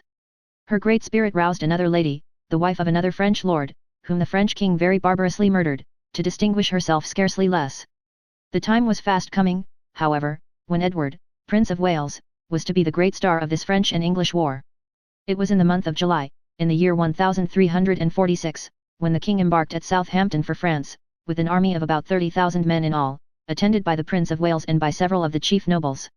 He landed at La Hogue in Normandy, and, burning and destroying as he went, according to custom, advanced up the left bank of the river Seine, and fired the small towns even close to Paris, but, being watched from the right bank of the river by the French king and all his army, it came to this at last, that Edward found himself, on Saturday the 26th of August, 1346, on a rising ground behind the little French village of Crécy, face to face with the French king's force. And, although the French king had an enormous army, in number more than 8 times his, he there resolved to beat him or be beaten. The young prince, assisted by the Earl of Oxford and the Earl of Warwick, led the first division of the English army, 2 other great earls led the second, and the king, the third. When the morning dawned, the king received the sacrament, and heard prayers, and then, mounted on horseback with a white wand in his hand, rode from company to company, and rank to rank, cheering and encouraging both officers and men. Then the whole army breakfasted, each man sitting on the ground where he had stood, and then they remained quietly on the ground with their weapons ready. Up came the French king with all his great force. It was dark and angry weather, there was an eclipse of the sun, there was a thunderstorm, accompanied with tremendous rain, the frightened birds flew screaming above the soldiers' heads. A certain captain in the French army advised the French king, who was by no means cheerful, not to begin the battle until the morrow. The king, taking this advice, gave the word to halt. But, those behind not understanding it, or desiring to be foremost with the rest, came pressing on. The roads for a great distance were covered with this immense army, and with the common people from the villages, who were flourishing their rude weapons, and making a great noise. Owing to these circumstances, the French army advanced in the greatest confusion, every French lord doing what he liked with his own men, and putting out the men of every other French lord. Now, their king relied strongly upon a great body of crossbowmen from Genoa, and these he ordered to the front to begin the battle, on finding that he could not stop it. They shouted once, they shouted twice, they shouted 3 times, to alarm the English archers, but, the English would have heard them shout 3,000 times and would have never moved. At last the crossbowmen went forward a little, and began to discharge their bolts, upon which, the English let fly such a hail of arrows, that the Genoese speedily made off, for their crossbows, besides being heavy to carry, required to be wound up with a handle, and consequently took time to reload. The English, on the other hand, could discharge their arrows almost as fast as the arrows could fly. When the French king saw the Genoese turning, he cried out to his men to kill those scoundrels, who were doing harm instead of service. This increased the confusion. Meanwhile the English archers, continuing to shoot as fast as ever, shot down great numbers of the French soldiers and knights, whom certain sly Cornishmen and Welshmen, from the English army, creeping along the ground, dispatched with great knives. The prince and his division were at this time so hard pressed, that the Earl of Warwick sent a message to the king, who was overlooking the battle from a windmill, beseeching him to send more aid. "Is my son killed?" said the king. "No, sire, please God," returned the messenger. "Is he wounded?" said the king. "No, sire." "Is he thrown to the ground?" said the king. "No, sire, not so, but, he is very hard pressed." "Then," said the king, "go back to those who sent you, and tell them I shall send no aid, because I set my heart upon my son proving himself this day a brave knight, and because I am resolved, please God, that the honor of a great victory shall be his." These bold words, being reported to the prince and his division, so raised their spirits, that they fought better than ever. The King of France charged gallantly with his men many times, but it was of no use. Night closing in, his horse was killed under him by an English arrow, and the knights and nobles who had clustered thick about him early in the day, were now completely scattered. At last, some of his few remaining followers led him off the field by force since he would not retire of himself, and they journeyed away to Amiens. The victorious English, lighting their watch-fires, made merry on the field, and the king, riding to meet his gallant son, took him in his arms, kissed him, and told him that he had acted nobly, and proved himself worthy of the day and of the crown. While it was yet night, King Edward was hardly aware of the great victory he had gained, but, next day, it was discovered that 11 princes, 1,200 knights, and 30,000 common men lay dead upon the French side. Among these was the King of Bohemia, an old blind man, who, having been told that his son was wounded in the battle, and that no force could stand against the Black Prince, called to him 2 knights, put himself on horseback between them, fastened the 3 bridles together, and dashed in among the English, where he was presently slain. He bore as his crest 3 white ostrich feathers, with the motto Ich Dien, signifying in English I serve. This crest and motto were taken by the Prince of Wales in remembrance of that famous day, and have been borne by the Prince of Wales ever since. 5 days after this great battle, the king laid siege to Calais. This siege, ever afterwards memorable, lasted nearly a year. In order to starve the inhabitants out, King Edward built so many wooden houses for the lodgings of his troops, that it is said their quarters looked like a second Calais suddenly sprung around the first. Early in the siege, the governor of the town drove out what he called the useless mouths, to the number of 1,700 persons, men and women, young and old. King Edward allowed them to pass through his lines, and even fed them, and dismissed them with money, but, later in the siege, he was not so merciful. 500 more, who were afterwards driven out, dying of starvation and misery. The garrison were so hard pressed at last, that they sent a letter to King Philip, telling him that they had eaten all the horses, all the dogs, and all the rats and mice that could be found in the place, and, that if he did not relieve them, they must either surrender to the English, or eat one another. Philip made one effort to give them relief, but they were so hemmed in by the English power, that he could not succeed, and was fain to leave the place. Upon this they hoisted the English flag, and surrendered to King Edward. "Tell your general," said he to the humble messengers who came out of the town, "that I require to have sent here 6 of the most distinguished citizens, bare-legged, and in their shirts, with ropes about their necks, and let those 6 men bring with them the keys of the castle and the town." When the governor of Calais related this to the people in the market-place, there was great weeping and distress, in the midst of which, one worthy citizen, named Eustace de Saint Pierre, rose up and said, that if the 6 men required were not sacrificed, the whole population would be. Therefore, he offered himself as the first. Encouraged by this bright example, 5 other worthy citizens rose up one after another, and offered themselves to save the rest. The governor, who was too badly wounded to be able to walk, mounted a poor old horse that had not been eaten, and conducted these good men to the gate, while all the people cried and mourned. Edward received them wrathfully, and ordered the heads of the whole 6 to be struck off. However, the good queen fell upon her knees, and besought the king to give them up to her. The king replied, "I wish you had been somewhere else, but I cannot refuse you." So she had them properly dressed, made a feast for them, and sent them back with a handsome present, to the great rejoicing of the whole camp. I hope the people of Calais loved the daughter to whom she gave birth soon afterwards, for her gentle mother's sake. Now came that terrible disease, the plague, into Europe, hurrying from the heart of China, and killed the wretched people, especially the poor, in such enormous numbers, that 1/2 of the inhabitants of England are related to have died of it. It killed the cattle, in great numbers, too, and so few working men remained alive, that there were not enough left to till the ground. After 8 years of differing and quarrelling, the Prince of Wales again invaded France with an army of 60,000 men. He went through the south of the country, burning and plundering wheresoever he went, while his father, who had still the Scottish war upon his hands, did the like in Scotland, but was harassed and worried in his retreat from that country by the Scottish men, who repaid his cruelties with interest. The French king, Philip, was now dead, and was succeeded by his son John.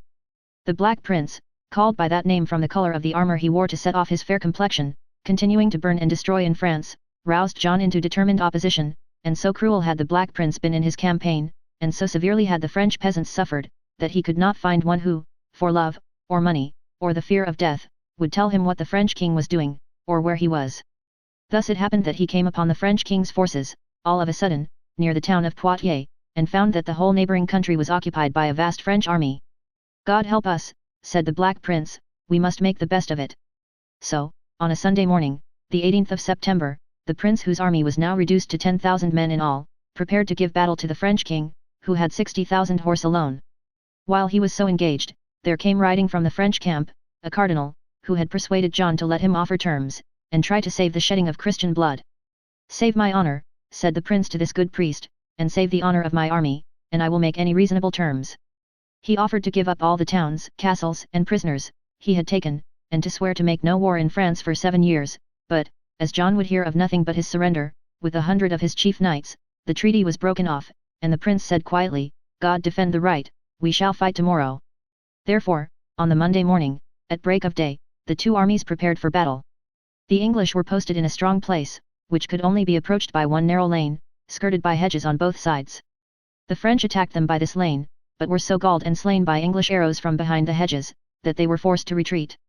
Then went 600 English bowmen round about, and, coming upon the rear of the French army, rained arrows on them thick and fast. The French knights, thrown into confusion, quitted their banners and dispersed in all directions.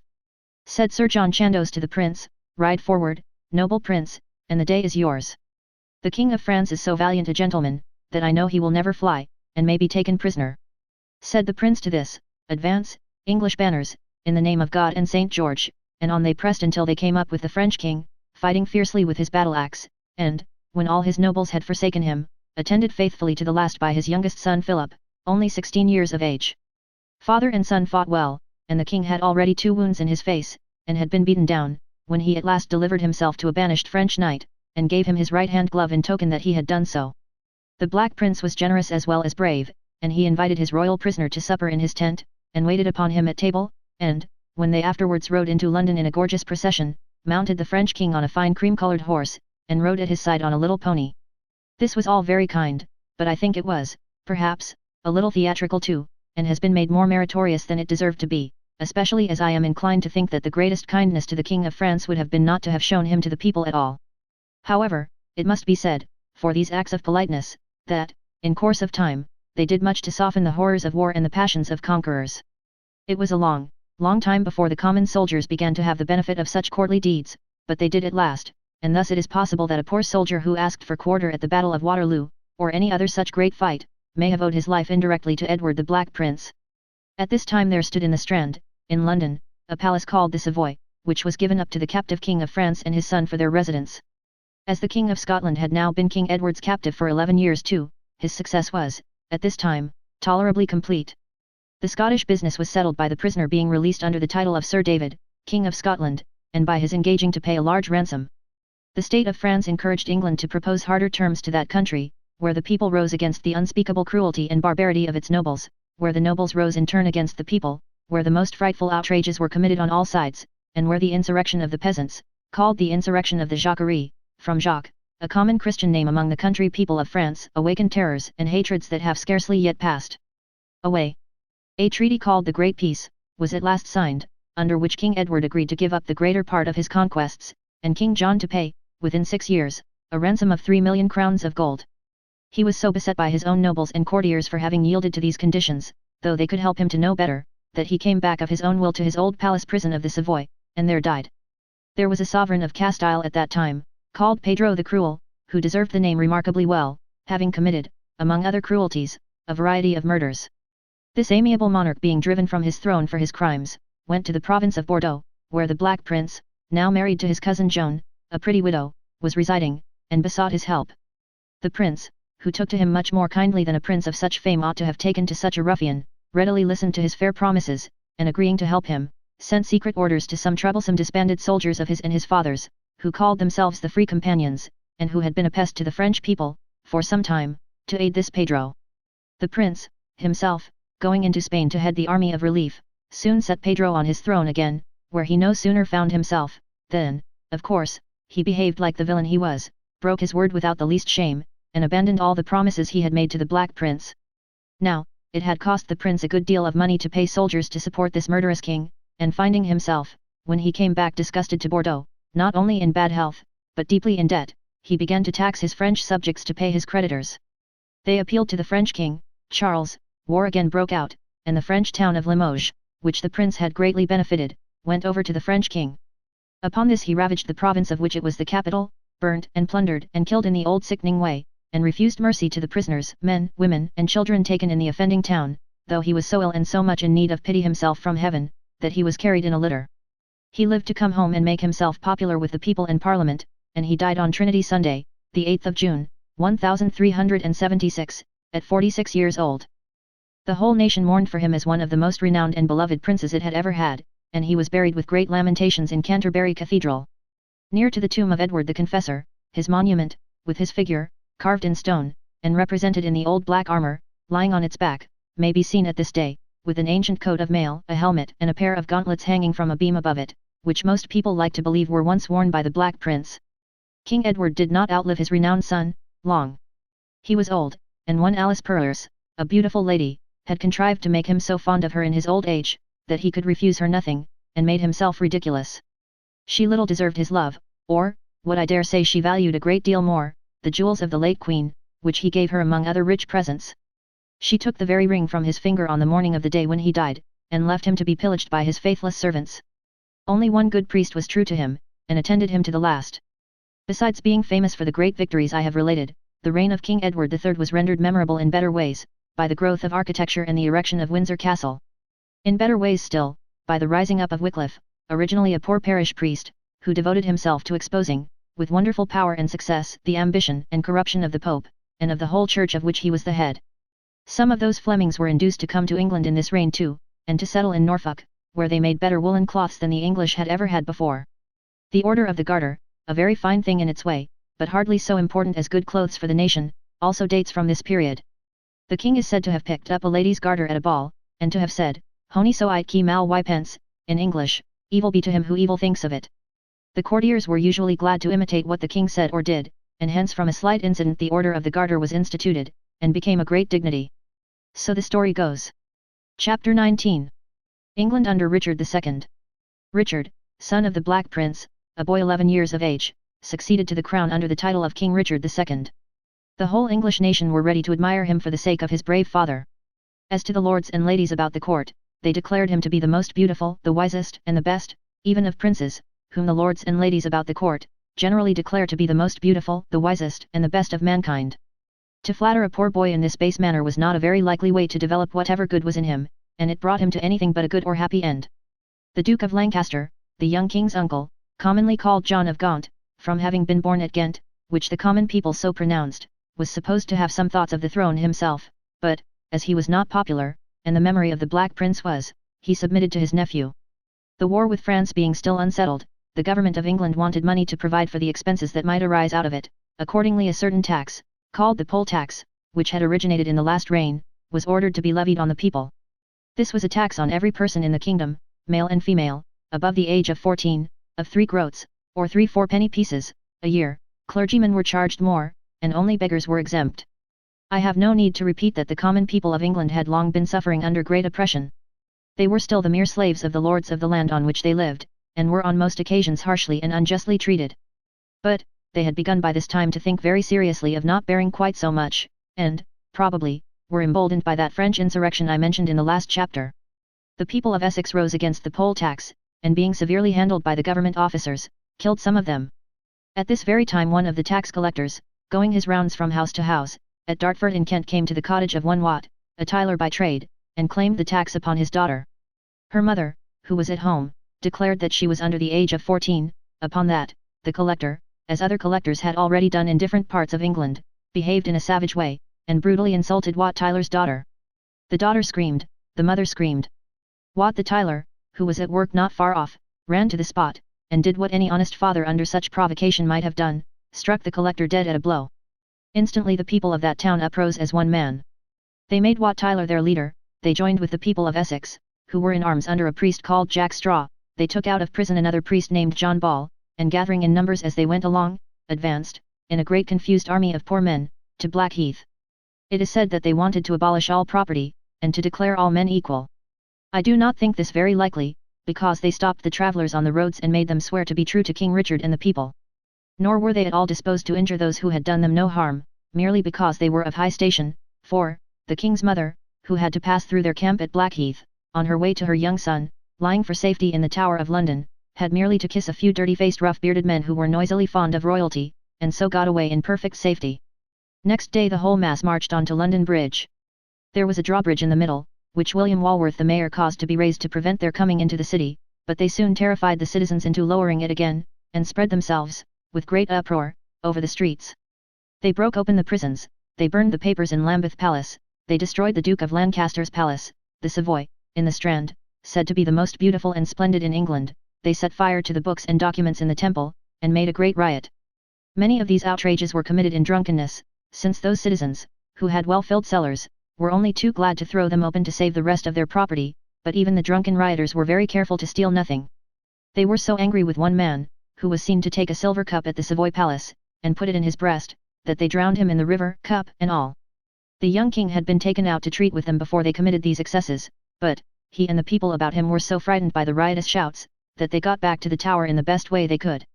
This made the insurgents bolder, so they went on rioting away, striking off the heads of those who did not, at a moment's notice, declare for King Richard and the people, and killing as many of the unpopular persons whom they supposed to be their enemies as they could by any means lay hold of. In this manner they passed one very violent day, and then proclamation was made that the king would meet them at Mile End, and grant their requests. The rioters went to Mile End to the number of 60,000, and the king met them there, and to the king the rioters peaceably proposed 4 conditions. First, that neither they, nor their children, nor any coming after them, should be made slaves any more. Secondly, that the rent of land should be fixed at a certain price in money, instead of being paid in service. Thirdly, that they should have liberty to buy and sell in all markets and public places, like other free men. Fourthly, that they should be pardoned for past offences. Heaven knows, there was nothing very unreasonable in these proposals. The young king deceitfully pretended to think so, and kept 30 clerks up, all night, writing out a charter accordingly. Now, Wat Tyler himself wanted more than this. He wanted the entire abolition of the forest laws. He was not at Mile End with the rest, but, while that meeting was being held, broke into the Tower of London and slew the Archbishop and the Treasurer, for whose heads the people had cried out loudly the day before. He and his men even thrust their swords into the bed of the Princess of Wales while the Princess was in it, to make certain that none of their enemies were concealed there. So, Wat and his men still continued armed, and rode about the city.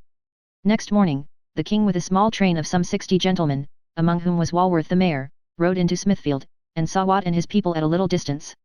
Says Wat to his men, "There is the king. I will go speak with him, and tell him what we want."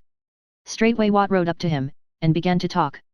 "King," says Wat, "dost thou see all my men there?" "Ah," says the king. "Why?"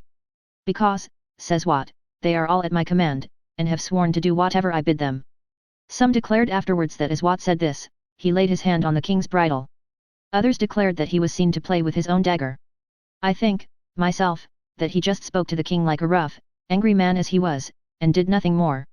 At any rate he was expecting no attack, and preparing for no resistance, when Walworth the mayor did the not very valiant deed of drawing a short sword and stabbing him in the throat. He dropped from his horse, and one of the king's people speedily finished him. So fell Wat Tyler. Fawners and flatterers made a mighty triumph of it, and set up a cry which will occasionally find an echo to this day. But Wat was a hard-working man, who had suffered much, and had been foully outraged, and it is probable that he was a man of a much higher nature and a much braver spirit than any of the parasites who exulted then, or have exulted since, over his defeat. Seeing Wat down, his men immediately bent their bows to avenge his fall. If the young king had not had presence of mind at that dangerous moment, both he and the mayor to boot, might have followed Tyler pretty fast.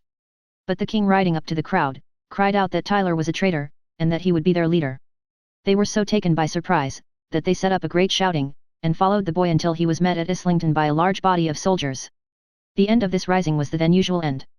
As soon as the king found himself safe, he unsaid all he had said, and undid all he had done. Some 1,500 of the rioters were tried, mostly in Essex, with great rigour, and executed with great cruelty. Many of them were hanged on gibbets, and left there as a terror to the country people, and, because their miserable friends took some of the bodies down to bury, the king ordered the rest to be chained up, which was the beginning of the barbarous custom of hanging in chains. The king's falsehood in this business makes such a pitiful figure, that I think Wat Tyler appears in history as beyond comparison the truer and more respectable man of the two.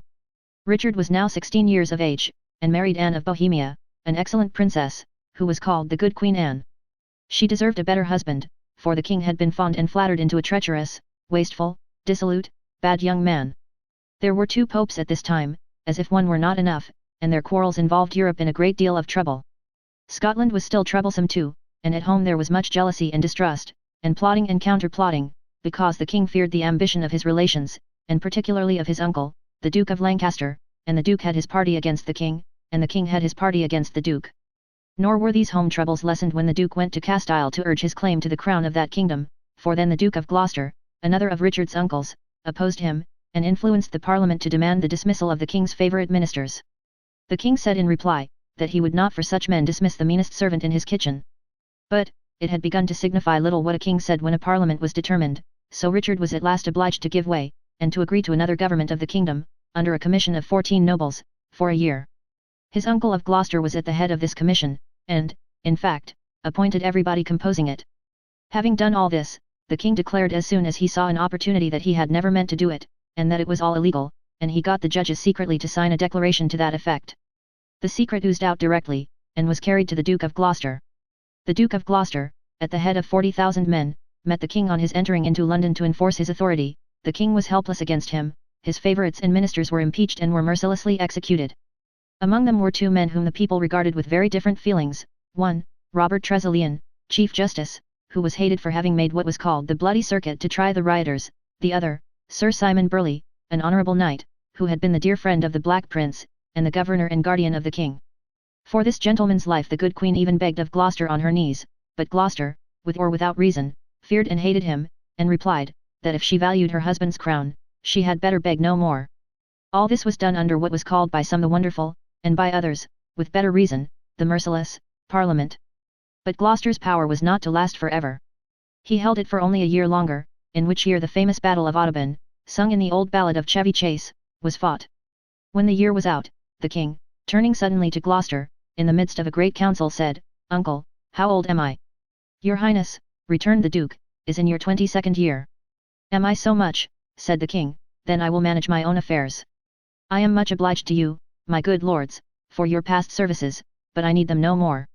He followed this up, by appointing a new chancellor and a new treasurer, and announced to the people that he had resumed the government. He held it for 8 years without opposition. Through all that time, he kept his determination to revenge himself some day upon his uncle Gloucester, in his own breast. At last the good queen died, and then the king, desiring to take a second wife, proposed to his council that he should marry Isabella, of France, the daughter of Charles VI, who, the French courtiers said, as the English courtiers had said of Richard, was a marvel of beauty and wit, and quite a phenomenon, of 7 years old. The council were divided about this marriage, but it took place. It secured peace between England and France for a quarter of a century, but it was strongly opposed to the prejudices of the English people. The Duke of Gloucester, who was anxious to take the occasion of making himself popular, declaimed against it loudly, and this at length decided the king to execute the vengeance he had been nursing so long.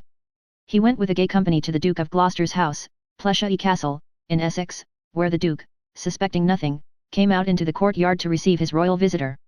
While the king conversed in a friendly manner with the Duchess, the Duke was quietly seized, hurried away, shipped for Calais, and lodged in the castle there. His friends, the Earls of Arundel and Warwick, were taken in the same treacherous manner, and confined to their castles. A few days after, at Nottingham, they were impeached of high treason. The Earl of Arundel was condemned and beheaded, and the Earl of Warwick was banished. Then, a writ was sent by a messenger to the governor of Calais, requiring him to send the Duke of Gloucester over to be tried. In 3 days he returned an answer that he could not do that, because the Duke of Gloucester had died in prison. The Duke was declared a traitor, his property was confiscated to the king, a real or pretended confession he had made in prison to one of the justices of the Common Pleas was produced against him, and there was an end of the matter. How the unfortunate Duke died, very few cared to know. Whether he really died naturally, whether he killed himself, whether, by the king's order, he was strangled, or smothered between 2 beds, as a serving man of the governor's named Hall, did afterwards declare, cannot be discovered. There is not much doubt that he was killed, somehow or other, by his nephew's orders. Among the most active nobles in these proceedings were the king's cousin, Henry Bolingbroke, whom the king had made Duke of Hereford to smooth down the old family quarrels, and some others, who had in the family plotting times done just such acts themselves as they now condemned in the Duke. They seem to have been a corrupt set of men, but such men were easily found about the court in such days. The people murmured at all this, and were still very sore about the French marriage. The nobles saw how little the king cared for law, and how crafty he was, and began to be somewhat afraid for themselves. The king's life was a life of continued feasting and excess, his retinue, down to the meanest servants, were dressed in the most costly manner, and caroused at his tables, it is related, to the number of 10,000 persons every day. He himself, surrounded by a body of 10,000 archers, and enriched by a duty on wool which the commons had granted him for life, saw no danger of ever being otherwise than powerful and absolute, and was as fierce and haughty as a king could be. He had 2 of his old enemies left, in the persons of the Dukes of Hereford and Norfolk.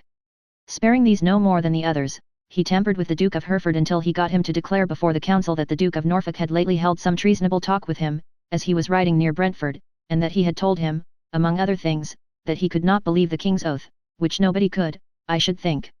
For this treachery he obtained a pardon, and the Duke of Norfolk was summoned to appear and defend himself.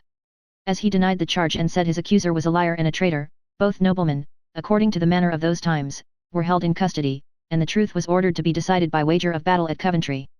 This wager of battle meant that whosoever won the combat was to be considered in the right, which nonsense meant in effect, that no strong man could ever be wrong. A great holiday was made, a great crowd assembled, with much parade and show, and the 2 combatants were about to rush at each other with their lances, when the king, sitting in a pavilion to see fair, threw down the truncheon he carried in his hand, and forbade the battle. The Duke of Hereford was to be banished for 10 years, and the Duke of Norfolk was to be banished for life. So said the king. The Duke of Hereford went to France, and went no farther. The Duke of Norfolk made a pilgrimage to the Holy Land, and afterwards died at Venice of a broken heart. Faster and fiercer, after this, the king went on in his career. The Duke of Lancaster, who was the father of the Duke of Hereford, died soon after the departure of his son, and, the king, although he had solemnly granted to that son leave to inherit his father's property, if it should come to him during his banishment, immediately seized it all, like a robber. The judges were so afraid of him, that they disgraced themselves by declaring this theft to be just and lawful. His avarice knew no bounds.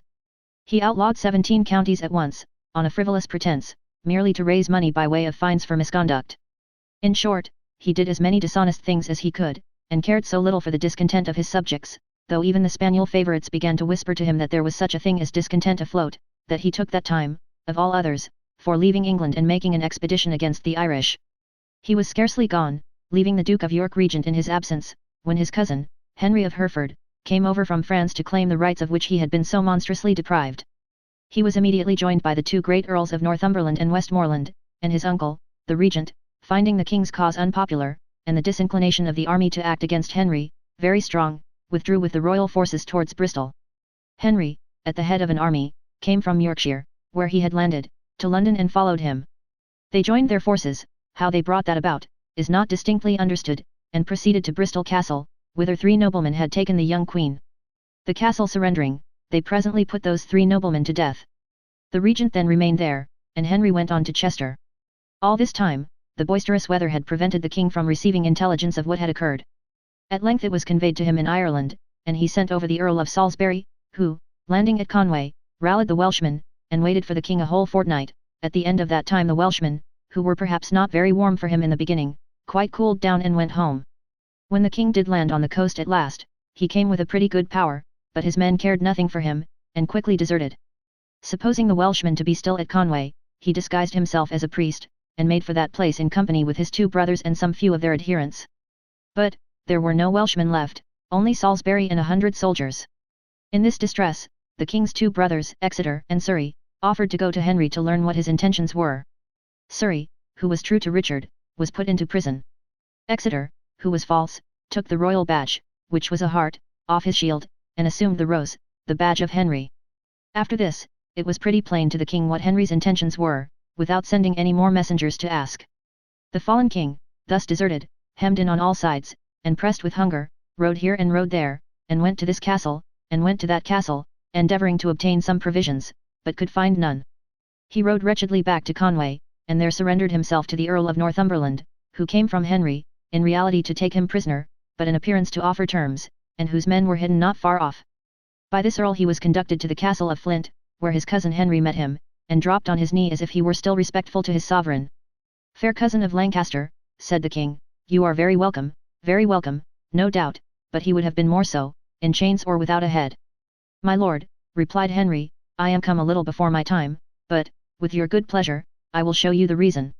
Your people complain with some bitterness, that you have ruled them rigorously for 22 years. Now, if it please God, I will help you to govern them better in future."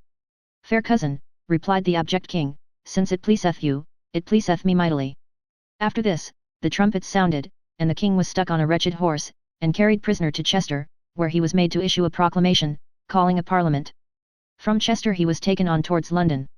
At Lichfield he tried to escape by getting out of a window and letting himself down into a garden. It was all in vain, however, and he was carried on and shut up in the Tower, where no one pitied him, and where the whole people, whose patience he had quite tired out, reproached him without mercy. Before he got there, it is related, that his very dog left him and departed from his side to lick the hand of Henry. The day before the Parliament met, a deputation went to this wrecked king, and told him that he had promised the Earl of Northumberland at Conway Castle to resign the crown. He said he was quite ready to do it, and signed a paper in which he renounced his authority and absolved his people from their allegiance to him. He had so little spirit left that he gave his royal ring to his triumphant cousin Henry with his own hand, and said, that if he could have had leave to appoint a successor, that same Henry was the man of all others whom he would have named. Next day, the Parliament assembled in Westminster Hall, where Henry sat at the side of the throne, which was empty and covered with a cloth of gold. The paper just signed by the king was read to the multitude amid shouts of joy, which were echoed through all the streets. When some of the noise had died away, the king was formally deposed. Then Henry arose, and, making the sign of the cross on his forehead and breast, challenged the realm of England as his right. The archbishops of Canterbury and York seated him on the throne. The multitude shouted again, and the shouts re-echoed throughout all the streets. No one remembered, now, that Richard II had ever been the most beautiful, the wisest and the best of princes, and he now made living, to my thinking, a far more sorry spectacle in the Tower of London, than Wat Tyler had made, lying dead, among the hoofs of the royal horses in Smithfield. The poll tax died with Wat. The Smiths to the king and royal family, could make no chains in which the king could hang the people's recollection of him, so the poll tax was never collected. Chapter 20. England under Henry IV, called Bolingbroke. During the last reign, the preaching of Wycliffe against the pride and cunning of the Pope and all his men, had made a great noise in England. Whether the new king wished to be in favour with the priests, or whether he hoped, by pretending to be very religious, to cheat heaven itself into the belief that he was not a usurper, I don't know. Both suppositions are likely enough. It is certain that he began his reign by making a strong show against the followers of Wycliffe, who were called Lollards, or heretics, although his father, John of Gaunt, had been of that way of thinking, as he himself had been more than suspected of being. It is no less certain that he first established in England the detestable and atrocious custom, brought from abroad, of burning those people as a punishment for their opinions. It was the importation into England of one of the practices of what was called the Holy Inquisition, which was the most unholy and the most infamous tribunal that ever disgraced mankind, and made men more like demons than followers of our Saviour. No real right to the crown, as you know, was in this king. Edward Mortimer, the young Earl of March, who was only 8 or 9 years old, and who was descended from the Duke of Clarence, the elder brother of Henry's father, was, by succession, the real heir to the throne. However, the king got his son declared Prince of Wales, and, obtaining possession of the young Earl of March and his little brother, kept them in confinement, but not severely, in Windsor Castle. He then required the Parliament to decide what was to be done with the deposed king, who was quiet enough, and who only said that he hoped his cousin Henry would be a good lord to him. The Parliament replied that they would recommend his being kept in some secret place where the people could not resort, and where his friends could not be admitted to see him. Henry accordingly passed this sentence upon him, and it now began to be pretty clear to the nation that Richard II would not live very long. It was a noisy Parliament, as it was an unprincipled one, and the lords quarrelled so violently among themselves as to which of them had been loyal and which disloyal, and which consistent and which inconsistent, that 40 gauntlets are said to have been thrown upon the floor at one time as challenges to as many battles, the truth being that they were all false and base together, and had been, at one time with the old king, and at another time with the new one, and seldom true for any length of time to any one. They soon began to plot again. A conspiracy was formed to invite the king to a tournament at Oxford, and then to take him by surprise and kill him. This murderous enterprise, which was agreed upon at secret meetings in the house of the Abbot of Westminster, was betrayed by the Earl of Rutland, one of the conspirators. The king, instead of going to the tournament or staying at Windsor, where the conspirators suddenly went, on finding themselves discovered, with the hope of seizing him, retired to London, proclaimed them all traitors, and advanced upon them with a great force. They retired into the west of England, proclaiming Richard king, but, the people rose against them, and they were all slain. Their treason hastened the death of the deposed monarch. Whether he was killed by hired assassins, or whether he was starved to death, or whether he refused food on hearing of his brothers being killed, who were in that plot, is very doubtful. He met his death somehow, and his body was publicly shown at St. Paul's Cathedral with only the lower part of the face uncovered. I can scarcely doubt that he was killed by the king's orders. The French wife of the miserable Richard was now only 10 years old, and, when her father, Charles of France, heard of her misfortunes and of her lonely condition in England, he went mad, as he had several times done before, during the last 5 or 6 years. The French Dukes of Burgundy and Bourbon took up the poor girl's cause, without caring much about it, but on the chance of getting something out of England. The people of Bordeaux, who had a sort of superstitious attachment to the memory of Richard, because he was born there, swore by the Lord that he had been the best man in all his kingdom, which was going rather far, and promised to do great things against the English. Nevertheless, when they came to consider that they, and the whole people of France, were ruined by their own nobles, and that the English rule was much the better of the two, they cooled down again, and the two dukes, although they were very great men, could do nothing without them. Then, began negotiations between France and England for the sending home to Paris of the poor little queen with all her jewels and her fortune of 200,000 francs in gold. The king was quite willing to restore the young lady, and even the jewels, but he said he really could not part with the money. So, at last she was safely deposited at Paris without her fortune, and then the Duke of Burgundy, who was cousin to the French king, began to quarrel with the Duke of Orleans, who was brother to the French king, about the whole matter, and those two dukes made France even more wretched than ever. As the idea of conquering Scotland was still popular at home, the king marched to the River Tyne and demanded homage of the king of that country. This being refused, he advanced to Edinburgh, but did little there, for, his army being in want of provisions, and the Scotch being very careful to hold him in check without giving battle, he was obliged to retire. It is to his immortal honour that in this sally he burnt no villages and slaughtered no people, but was particularly careful that his army should be merciful and harmless. It was a great example in those ruthless times. A war among the border people of England and Scotland went on for 12 months, and then the Earl of Northumberland, the nobleman who had helped Henry to the crown, began to rebel against him, probably because nothing that Henry could do for him would satisfy his extravagant expectations. There was a certain Welsh gentleman, named Owen Glendower, who had been a student in one of the Inns of Court, and had afterwards been in the service of the late king, whose Welsh property was taken from him by a powerful lord related to the present king, who was his neighbour. Appealing for redress, and getting none, he took up arms, was made an outlaw, and declared himself sovereign of Wales. He pretended to be a magician, and not only were the Welsh people stupid enough to believe him, but, even Henry believed him too, for, making 3 expeditions into Wales, and being 3 times driven back by the wildness of the country, the bad weather, and the skill of Glendower, he thought he was defeated by the Welshman's magic arts. However, he took Lord Grey and Sir Edmund Mortimer prisoners and allowed the relatives of Lord Grey to ransom him, but would not extend such favour to Sir Edmund Mortimer. Now, Henry Percy, called Hotspur, son of the Earl of Northumberland, who was married to Mortimer's sister, is supposed to have taken offence at this, and, therefore, in conjunction with his father and some others, to have joined Owen Glendower, and risen against Henry. It is by no means clear that this was the real cause of the conspiracy, but perhaps it was made the pretext. It was formed, and was very powerful, including Scroop, Archbishop of York, and the Earl of Douglas, a powerful and brave Scottish nobleman. The king was prompt and active, and the 2 armies met at Shrewsbury. There were about 14,000 men in each. The old Earl of Northumberland being sick, the rebel forces were led by his son. The king wore plain armour to deceive the enemy, and 4 noblemen, with the same object, wore the royal arms. The rebel charge was so furious, that every one of those gentlemen was killed, the royal standard was beaten down, and the young Prince of Wales was severely wounded in the face. But he was one of the bravest and best soldiers that ever lived, and he fought so well, and the king's troops were so encouraged by his bold example, that they rallied immediately, and cut the enemy's forces all to pieces. Hotspur was killed by an arrow in the brain, and the rout was so complete that the whole rebellion was struck down by this one blow. The Earl of Northumberland surrendered himself soon after hearing of the death of his son, and received a pardon for all his offences. There were some lingerings of rebellion yet, Owen Glendower being retired to Wales, and a preposterous story being spread among the ignorant people that King Richard was still alive. How they could have believed such nonsense it is difficult to imagine, but they certainly did suppose that the court fool of the late king, who was something like him, was he, himself, so that it seemed as if, after giving so much trouble to the country in his life, he was still to trouble it after his death. This was not the worst. The young Earl of March and his brother were stolen out of Windsor Castle. Being retaken, and being found to have been spirited away by one Lady Spencer, she accused her own brother, that Earl of Rutland who was in the former conspiracy and was now Duke of York, of being in the plot. For this he was ruined in fortune, though not put to death, and then another plot arose among the old Earl of Northumberland, some other lords, and that same Scroop, Archbishop of York, who was with the rebels before. These conspirators caused a writing to be posted on the church doors, accusing the king of a variety of crimes, but, the king being eager and vigilant to oppose them, they were all taken, and the archbishop was executed.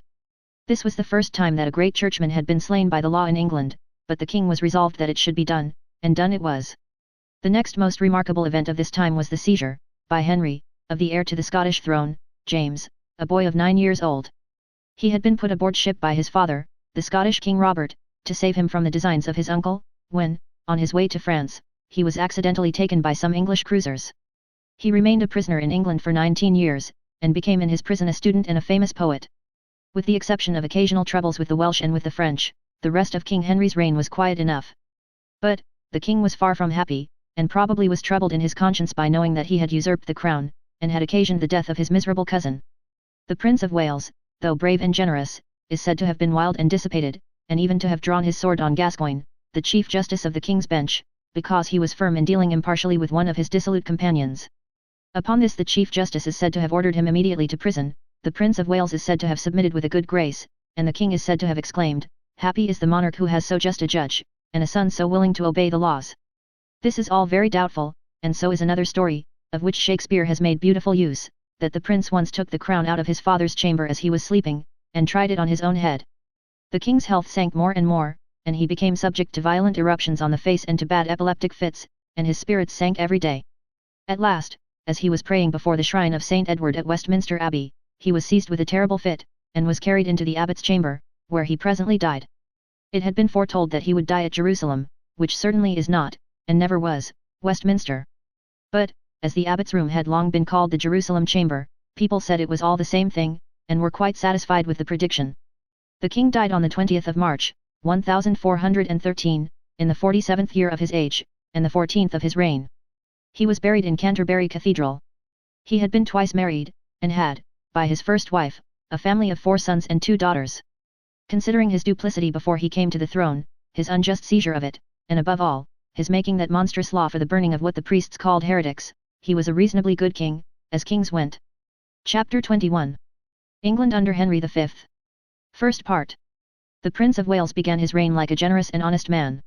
He set the young Earl of March free, he restored their estates and their honours to the Percy family, who had lost them by their rebellion against his father, he ordered the imbecile and unfortunate Richard to be honourably buried among the kings of England, and he dismissed all his wild companions, with assurances that they should not want, if they would resolve to be steady, faithful, and true. It is much easier to burn men than to burn their opinions, and those of the Lollards were spreading every day. The Lollards were represented by the priests, probably falsely for the most part, to entertain treasonable designs against the new king, and Henry, suffering himself to be worked upon by these representations, sacrificed his friend Sir John Oldcastle, the Lord Cobham, to them, after trying in vain to convert him by arguments. He was declared guilty, as the head of the sect, and sentenced to the flames, but he escaped from the Tower before the day of execution, postponed for 50 days by the king himself, and summoned the Lollards to meet him near London on a certain day. So the priests told the king, at least. I doubt whether there was any conspiracy beyond such as was got up by their agents. On the day appointed, instead of 25,000 men, under the command of Sir John Oldcastle, in the meadows of St. Giles, the king found only 80 men, and no Sir John at all.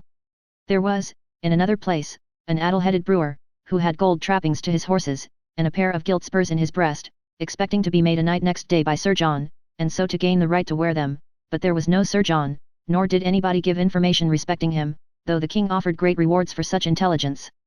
30 of these unfortunate Lollards were hanged and drawn immediately, and were then burnt, gallows and all, and the various prisons in and around London were crammed full of others. Some of these unfortunate men made various confessions of treasonable designs, but, such confessions were easily got, under torture and the fear of fire, and are very little to be trusted. To finish the sad story of Sir John Oldcastle at once, I may mention that he escaped into Wales, and remained there safely, for 4 years.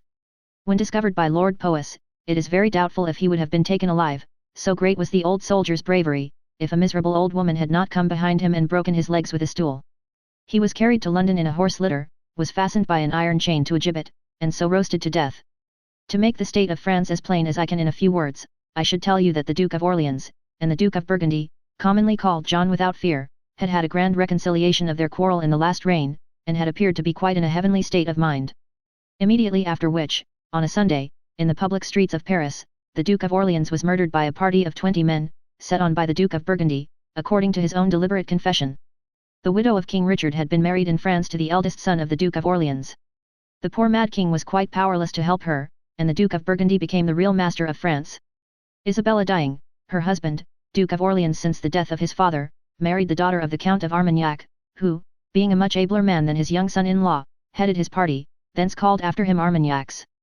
Thus, France was now in this terrible condition, that it had in it the party of the king's son, the Dauphin Louis, the party of the Duke of Burgundy, who was the father of the Dauphin's ill-used wife, and the party of the Armagnacs, all hating each other, all fighting together, all composed of the most depraved nobles that the earth has ever known, and all tearing unhappy France to pieces. The late king had watched these dissensions from England, sensible, like the French people, that no enemy of France could injure her more than her own nobility. The present king now advanced a claim to the French throne. His demand being, of course, refused, he reduced his proposal to a certain large amount of French territory, and to demanding the French princess, Catherine, in marriage, with a fortune of 2 millions of golden crowns. He was offered less territory and fewer crowns, and no princess, but he called his ambassadors home and prepared for war. Then, he proposed to take the princess with 1 million of crowns. The French court replied that he should have the princess with 200,000 crowns less. He said this would not do, he had never seen the princess in his life, and assembled his army at Southampton. There was a short plot at home just at that time, for deposing him, and making the Earl of March king, but the conspirators were all speedily condemned and executed, and the king embarked for France. It is dreadful to observe how long a bad example will be followed, but, it is encouraging to know that a good example is never thrown away. The king's first act on disembarking at the mouth of the river Seine, 3 miles from Harfleur, was to imitate his father, and to proclaim his solemn orders that the lives and property of the peaceable inhabitants should be respected on pain of death. It is agreed by French writers, to his lasting renown, that even while his soldiers were suffering the greatest distress from want of food, these commands were rigidly obeyed.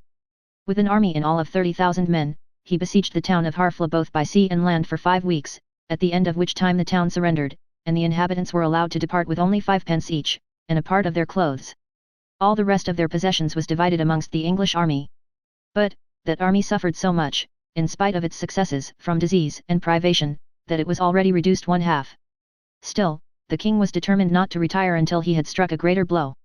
Therefore, against the advice of all his councillors, he moved on with his little force towards Calais. When he came up to the river Somme he was unable to cross, in consequence of the fort being fortified, and, as the English moved up the left bank of the river looking for a crossing, the French, who had broken all the bridges, moved up the right bank, watching them, and waiting to attack them when they should try to pass it. At last the English found a crossing and got safely over. The French held a council of war at Rouen, resolved to give the English battle, and sent heralds to King Henry to know by which road he was going. "By the road that will take me straight to Calais," said the king, and sent them away with a present of 100 crowns. The English moved on, until they beheld the French, and then the king gave orders to form in line of battle. The French not coming on, the army broke up after remaining in battle array till night, and got good rest and refreshment at a neighbouring village. The French were now all lying in another village, through which they knew the English must pass. They were resolved that the English should begin the battle. The English had no means of retreat, if their king had any such intention, and so the two armies passed the night, close together.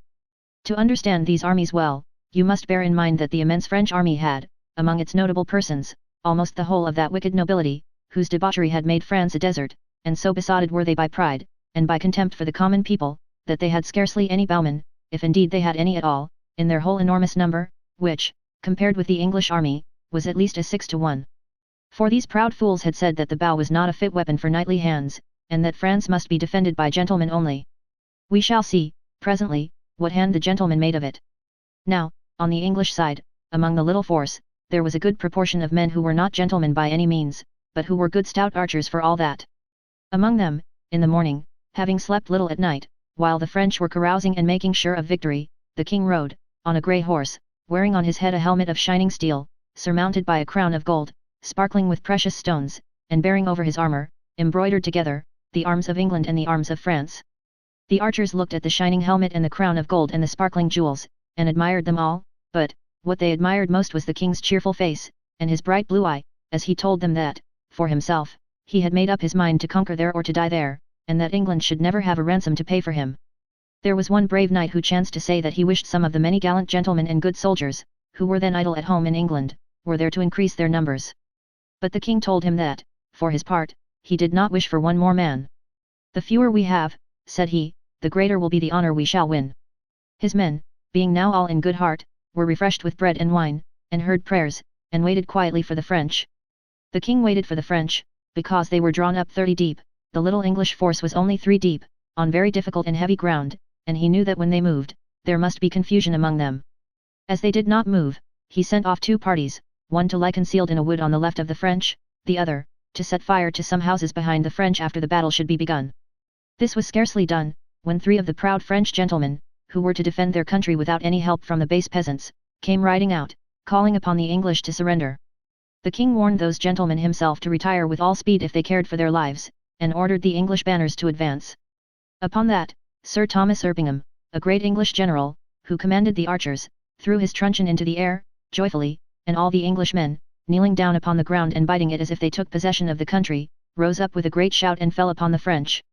Every archer was furnished with a great stake tipped with iron, and his orders were, to thrust this stake into the ground, to discharge his arrow, and then to fall back, when the French horsemen came on. As the haughty French gentlemen, who were to break the English archers and utterly destroy them with their knightly lances, came riding up, they were received with such a blinding storm of arrows, that they broke and turned. Horses and men rolled over one another, and the confusion was terrific. Those who rallied and charged the archers got among the stakes on slippery and boggy ground, and were so bewildered that the English archers, who wore no armour, and even took off their leathern coats to be more active, cut them to pieces, root and branch. Only 3 French horsemen got within the stakes, and those were instantly dispatched. All this time the dense French army, being in armour, were sinking knee-deep into the mire, while the light English archers, half naked, were as fresh and active as if they were fighting on a marble floor. But now, the second division of the French coming to the relief of the first, closed up in a firm mass, the English, headed by the king, attacked them, and the deadliest part of the battle began. The king's brother, the Duke of Clarence, was struck down, and numbers of the French surrounded him, but, King Henry, standing over the body, fought like a lion until they were beaten off. Presently, came up a band of 18 French knights, bearing the banner of a certain French lord, who had sworn to kill or take the English king. One of them struck him such a blow with a battle-axe that he reeled and fell upon his knees, but, his faithful men, immediately closing round him, killed every one of those 18 knights, and so that French lord never kept his oath. The French Duke of Alençon, seeing this, made a desperate charge, and cut his way close up to the royal standard of England. He beat down the Duke of York, who was standing near it, and, when the king came to his rescue, struck off a piece of the crown he wore. But, he never struck another blow in this world, for, even as he was in the act of saying who he was, and that he surrendered to the king, and even as the king stretched out his hand to give him a safe and honorable acceptance of the offer, he fell dead, pierced by innumerable wounds. The death of this nobleman decided the battle. The 3rd Division of the French army, which had never struck a blow yet, and which was, in itself, more than double the whole English power, broke and fled. At this time of the fight, the English, who as yet had made no prisoners, began to take them in immense numbers, and were still occupied in doing so, or in killing those who would not surrender, when a great noise arose in the rear of the French, their flying banners were seen to stop, and King Henry, supposing a great reinforcement to have arrived, gave orders that all the prisoners should be put to death. As soon, however, as it was found that the noise was only occasioned by a body of plundering peasants, the terrible massacre was stopped. Then King Henry called to him the French herald, and asked him to whom the victory belonged. The herald replied, "To the King of England." "We have not made this havoc and slaughter," said the king. "It is the wrath of heaven on the sins of France." "What is the name of that castle yonder?" The herald answered him, "My lord, it is the castle of Azincourt." Said the king, "From henceforth this battle shall be known to posterity, by the name of the Battle of Azincourt. Our English historians have made it Agincourt, but, under that name, it will ever be famous in English annals." The loss upon the French side was enormous. 3 dukes were killed, 2 more were taken prisoners, 7 counts were killed, 3 more were taken prisoners, and 10,000 knights and gentlemen were slain upon the field. The English loss amounted to 1,600 men, among whom were the Duke of York and the Earl of Suffolk. War is a dreadful thing, and it is appalling to know how the English were obliged, next morning, to kill those prisoners mortally wounded, who yet writhed in agony upon the ground, how the dead upon the French side were stripped by their own countrymen and countrywomen, and afterwards buried in great pits, how the dead upon the English side were piled up in a great barn, and how their bodies and the barn were all burned together. It is in such things, and in many more much too horrible to relate, that the real desolation and wickedness of war consist. Nothing can make war otherwise than horrible. But the dark side of it was little thought of and soon forgotten, and it cast no shade of trouble on the English people, except on those who had lost friends or relations in the fight. They welcomed their king home with shouts of rejoicing, and plunged into the water to bear him ashore on their shoulders, and flocked out in crowds to welcome him in every town through which he passed, and hung rich carpets and tapestries out of the windows, and strewed the streets with flowers, and made the fountains run with wine, as the great field of Agincourt had run with blood. Second part. That proud and wicked French nobility who dragged their country to destruction, and who were every day and every year regarded with deeper hatred and detestation in the hearts of the French people, learnt nothing, even from the defeat of Agincourt. So far from uniting against the common enemy, they became, among themselves, more violent, more bloody, and more false, if that were possible, than they had been before. The Count of Armagnac persuaded the French king to plunder of her treasures Queen Isabella of Bavaria, and to make her a prisoner. She, who had hitherto been the bitter enemy of the Duke of Burgundy, proposed to join him, in revenge. He carried her off to Troyes, where she proclaimed herself regent of France, and made him her lieutenant. The Armagnac party were at that time possessed of Paris, but, one of the gates of the city being secretly opened on a certain night to a party of the Duke's men, they got into Paris, threw into the prisons all the Armagnacs upon whom they could lay their hands, and, a few nights afterwards, with the aid of a furious mob of 60,000 people, broke the prisons open, and killed them all. The former Dauphin was now dead, and the king's third son bore the title. Him, in the height of this murderous scene, a French knight hurried out of bed, wrapped in a sheet, and bore away to Poitiers. So, when the revengeful Isabella and the Duke of Burgundy entered Paris in triumph after the slaughter of their enemies, the Dauphin was proclaimed at Poitiers as the real regent. King Henry had not been idle since his victory of Agincourt, but had repulsed a brave attempt of the French to recover Harfleur, had gradually conquered a great part of Normandy, and, at this crisis of affairs, took the important town of Rouen, after a siege of half a year. This great loss so alarmed the French, that the Duke of Burgundy proposed that a meeting to treat of peace should be held between the French and the English kings in a plain by the river Seine.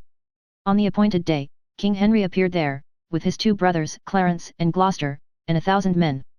The unfortunate French king, being more mad than usual that day, could not come, but the Queen came, and with her the Princess Catherine, who was a very lovely creature, and who made a real impression on King Henry, now that he saw her for the first time. This was the most important circumstance that arose out of the meeting. As if it were impossible for a French nobleman of that time to be true to his word of honor in anything, Henry discovered that the Duke of Burgundy was, at that very moment, in secret treaty with the Dauphin, and he therefore abandoned the negotiation. The Duke of Burgundy and the Dauphin, each of whom with the best reason distrusted the other as a noble ruffian surrounded by a party of noble ruffians, were rather at a loss how to proceed after this, but, at length they agreed to meet, on a bridge over the river Yonne, where it was arranged that there should be 2 strong gates put up, with an empty space between them, and that the Duke of Burgundy should come into that space by one gate, with 10 men only, and that the Dauphin should come into that space by the other gate, also with 10 men, and no more. So far the Dauphin kept his word, but no farther. When the Duke of Burgundy was on his knee before him in the act of speaking, one of the Dauphin's noble ruffians cut the said Duke down with a small axe, and others speedily finished him. It was in vain for the Dauphin to pretend that this base murder was not done with his consent, it was too bad, even for France, and caused a general horror. The Duke's heir hastened to make a treaty with King Henry, and the French Queen engaged that her husband should consent to it, whatever it was. Henry made peace, on condition of receiving the Princess Catherine in marriage, and being made regent of France during the rest of the king's lifetime, and succeeding to the French crown at his death. He was soon married to the beautiful princess, and took her proudly home to England, where she was crowned with great honor and glory. This peace was called the Perpetual Peace. We shall soon see how long it lasted. It gave great satisfaction to the French people, although they were so poor and miserable, that, at the time of the celebration of the royal marriage, numbers of them were dying with starvation, on the dunghills in the streets of Paris. There was some resistance on the part of the Dauphin in some few parts of France, but King Henry beat it all down. And now, with his great possessions in France secured, and his beautiful wife to cheer him, and a son born to give him greater happiness, all appeared bright before him. But, in the fullness of his triumph and the height of his power, death came upon him, and his day was done. When he fell ill at Vincennes, and found that he could not recover, he was very calm and quiet, and spoke serenely to those who wept around his bed. His wife and child, he said, he left to the loving care of his brother the Duke of Bedford, and his other faithful nobles. He gave them his advice that England should establish a friendship with the new Duke of Burgundy, and offer him the regency of France, that it should not set free the royal princes who had been taken at Agincourt, and that, whatever quarrel might arise with France, England should never make peace without holding Normandy. Then, he laid down his head, and asked the attendant priests to chant the penitential psalms. Amid which solemn sounds, on the 31st of August, 1422, in only the 34th year of his age and the 10th of his reign, King Henry V passed away. Slowly and mournfully they carried his embalmed body in a procession of great state to Paris, and thence to Rouen where his queen was, from whom the sad intelligence of his death was concealed until he had been dead some days. Thence, lying on a bed of crimson and gold, with a golden crown upon the head, and a golden ball and scepter lying in the nerveless hands, they carried it to Calais, with such a great retinue as seemed to dye the road black. The King of Scotland acted as chief mourner, all the royal household followed, the knights wore black armour and black plumes of feathers, crowds of men bore torches, making the night as light as day, and the widowed princess followed last of all. At Calais there was a fleet of ships to bring the funeral host to Dover. And so, by way of London Bridge, where the service for the dead was chanted as it passed along, they brought the body to Westminster Abbey, and there buried it with great respect. Chapter 22. England under Henry VI. Part the First. It had been the wish of the late king, that while his infant son King Henry VI, at this time only 9 months old, was under age, the Duke of Gloucester should be appointed regent. The English Parliament, however, preferred to appoint a council of regency, with the Duke of Bedford at its head, to be represented, in his absence only, by the Duke of Gloucester. The Parliament would seem to have been wise in this, for Gloucester soon showed himself to be ambitious and troublesome, and, in the gratification of his own personal schemes, gave dangerous offence to the Duke of Burgundy, which was with difficulty adjusted. As that Duke declined the regency of France, it was bestowed by the poor French king upon the Duke of Bedford. But, the French king dying within 2 months, the Dauphin instantly asserted his claim to the French throne, and was actually crowned under the title of Charles VII. The Duke of Bedford, to be a match for him, entered into a friendly league with the Dukes of Burgundy and Brittany, and gave them his 2 sisters in marriage. War with France was immediately renewed, and the perpetual peace came to an untimely end. In the first campaign, the English, aided by this alliance, were speedily successful. As Scotland, however, had sent the French 5,000 men, and might send more, or attack the north of England while England was busy with France, it was considered that it would be a good thing to offer the Scottish king, James, who had been so long imprisoned, his liberty, on his paying £40,000 for his board and lodging during 19 years, and engaging to forbid his subjects from serving under the flag of France. It is pleasant to know, Not only that the amiable captive at last regained his freedom upon these terms, but, that he married a noble English lady, with whom he had been long in love, and became an excellent king. I am afraid we have met with some kings in this history, and shall meet with some more, who would have been very much the better, and would have left the world much happier, if they had been imprisoned 19 years too. In the second campaign, the English gained a considerable victory at Verneuil, in a battle which was chiefly remarkable, otherwise, for their resorting to the odd expedient of tying their baggage horses together by the heads and tails, and jumbling them up with the baggage, so as to convert them into a sort of live fortification, which was found useful to the troops, but which I should think was not agreeable to the horses. For 3 years afterwards very little was done, owing to both sides being too poor for war, which is a very expensive entertainment, but, a council was then held in Paris, in which it was decided to lay siege to the town of Orleans, which was a place of great importance to the Dauphin's cause.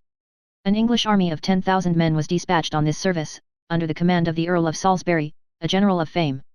He being unfortunately killed early in the siege, the Earl of Suffolk took his place, under whom, reinforced by Sir John Falstaff, who brought up 400 wagons laden with salt herrings and other provisions for the troops, and, beating off the French who tried to intercept him, came victorious out of a hot skirmish, which was afterwards called in jest the Battle of the Herrings. The town of Orleans was so completely hemmed in, that the besieged proposed to yield it up to their countrymen, the Duke of Burgundy.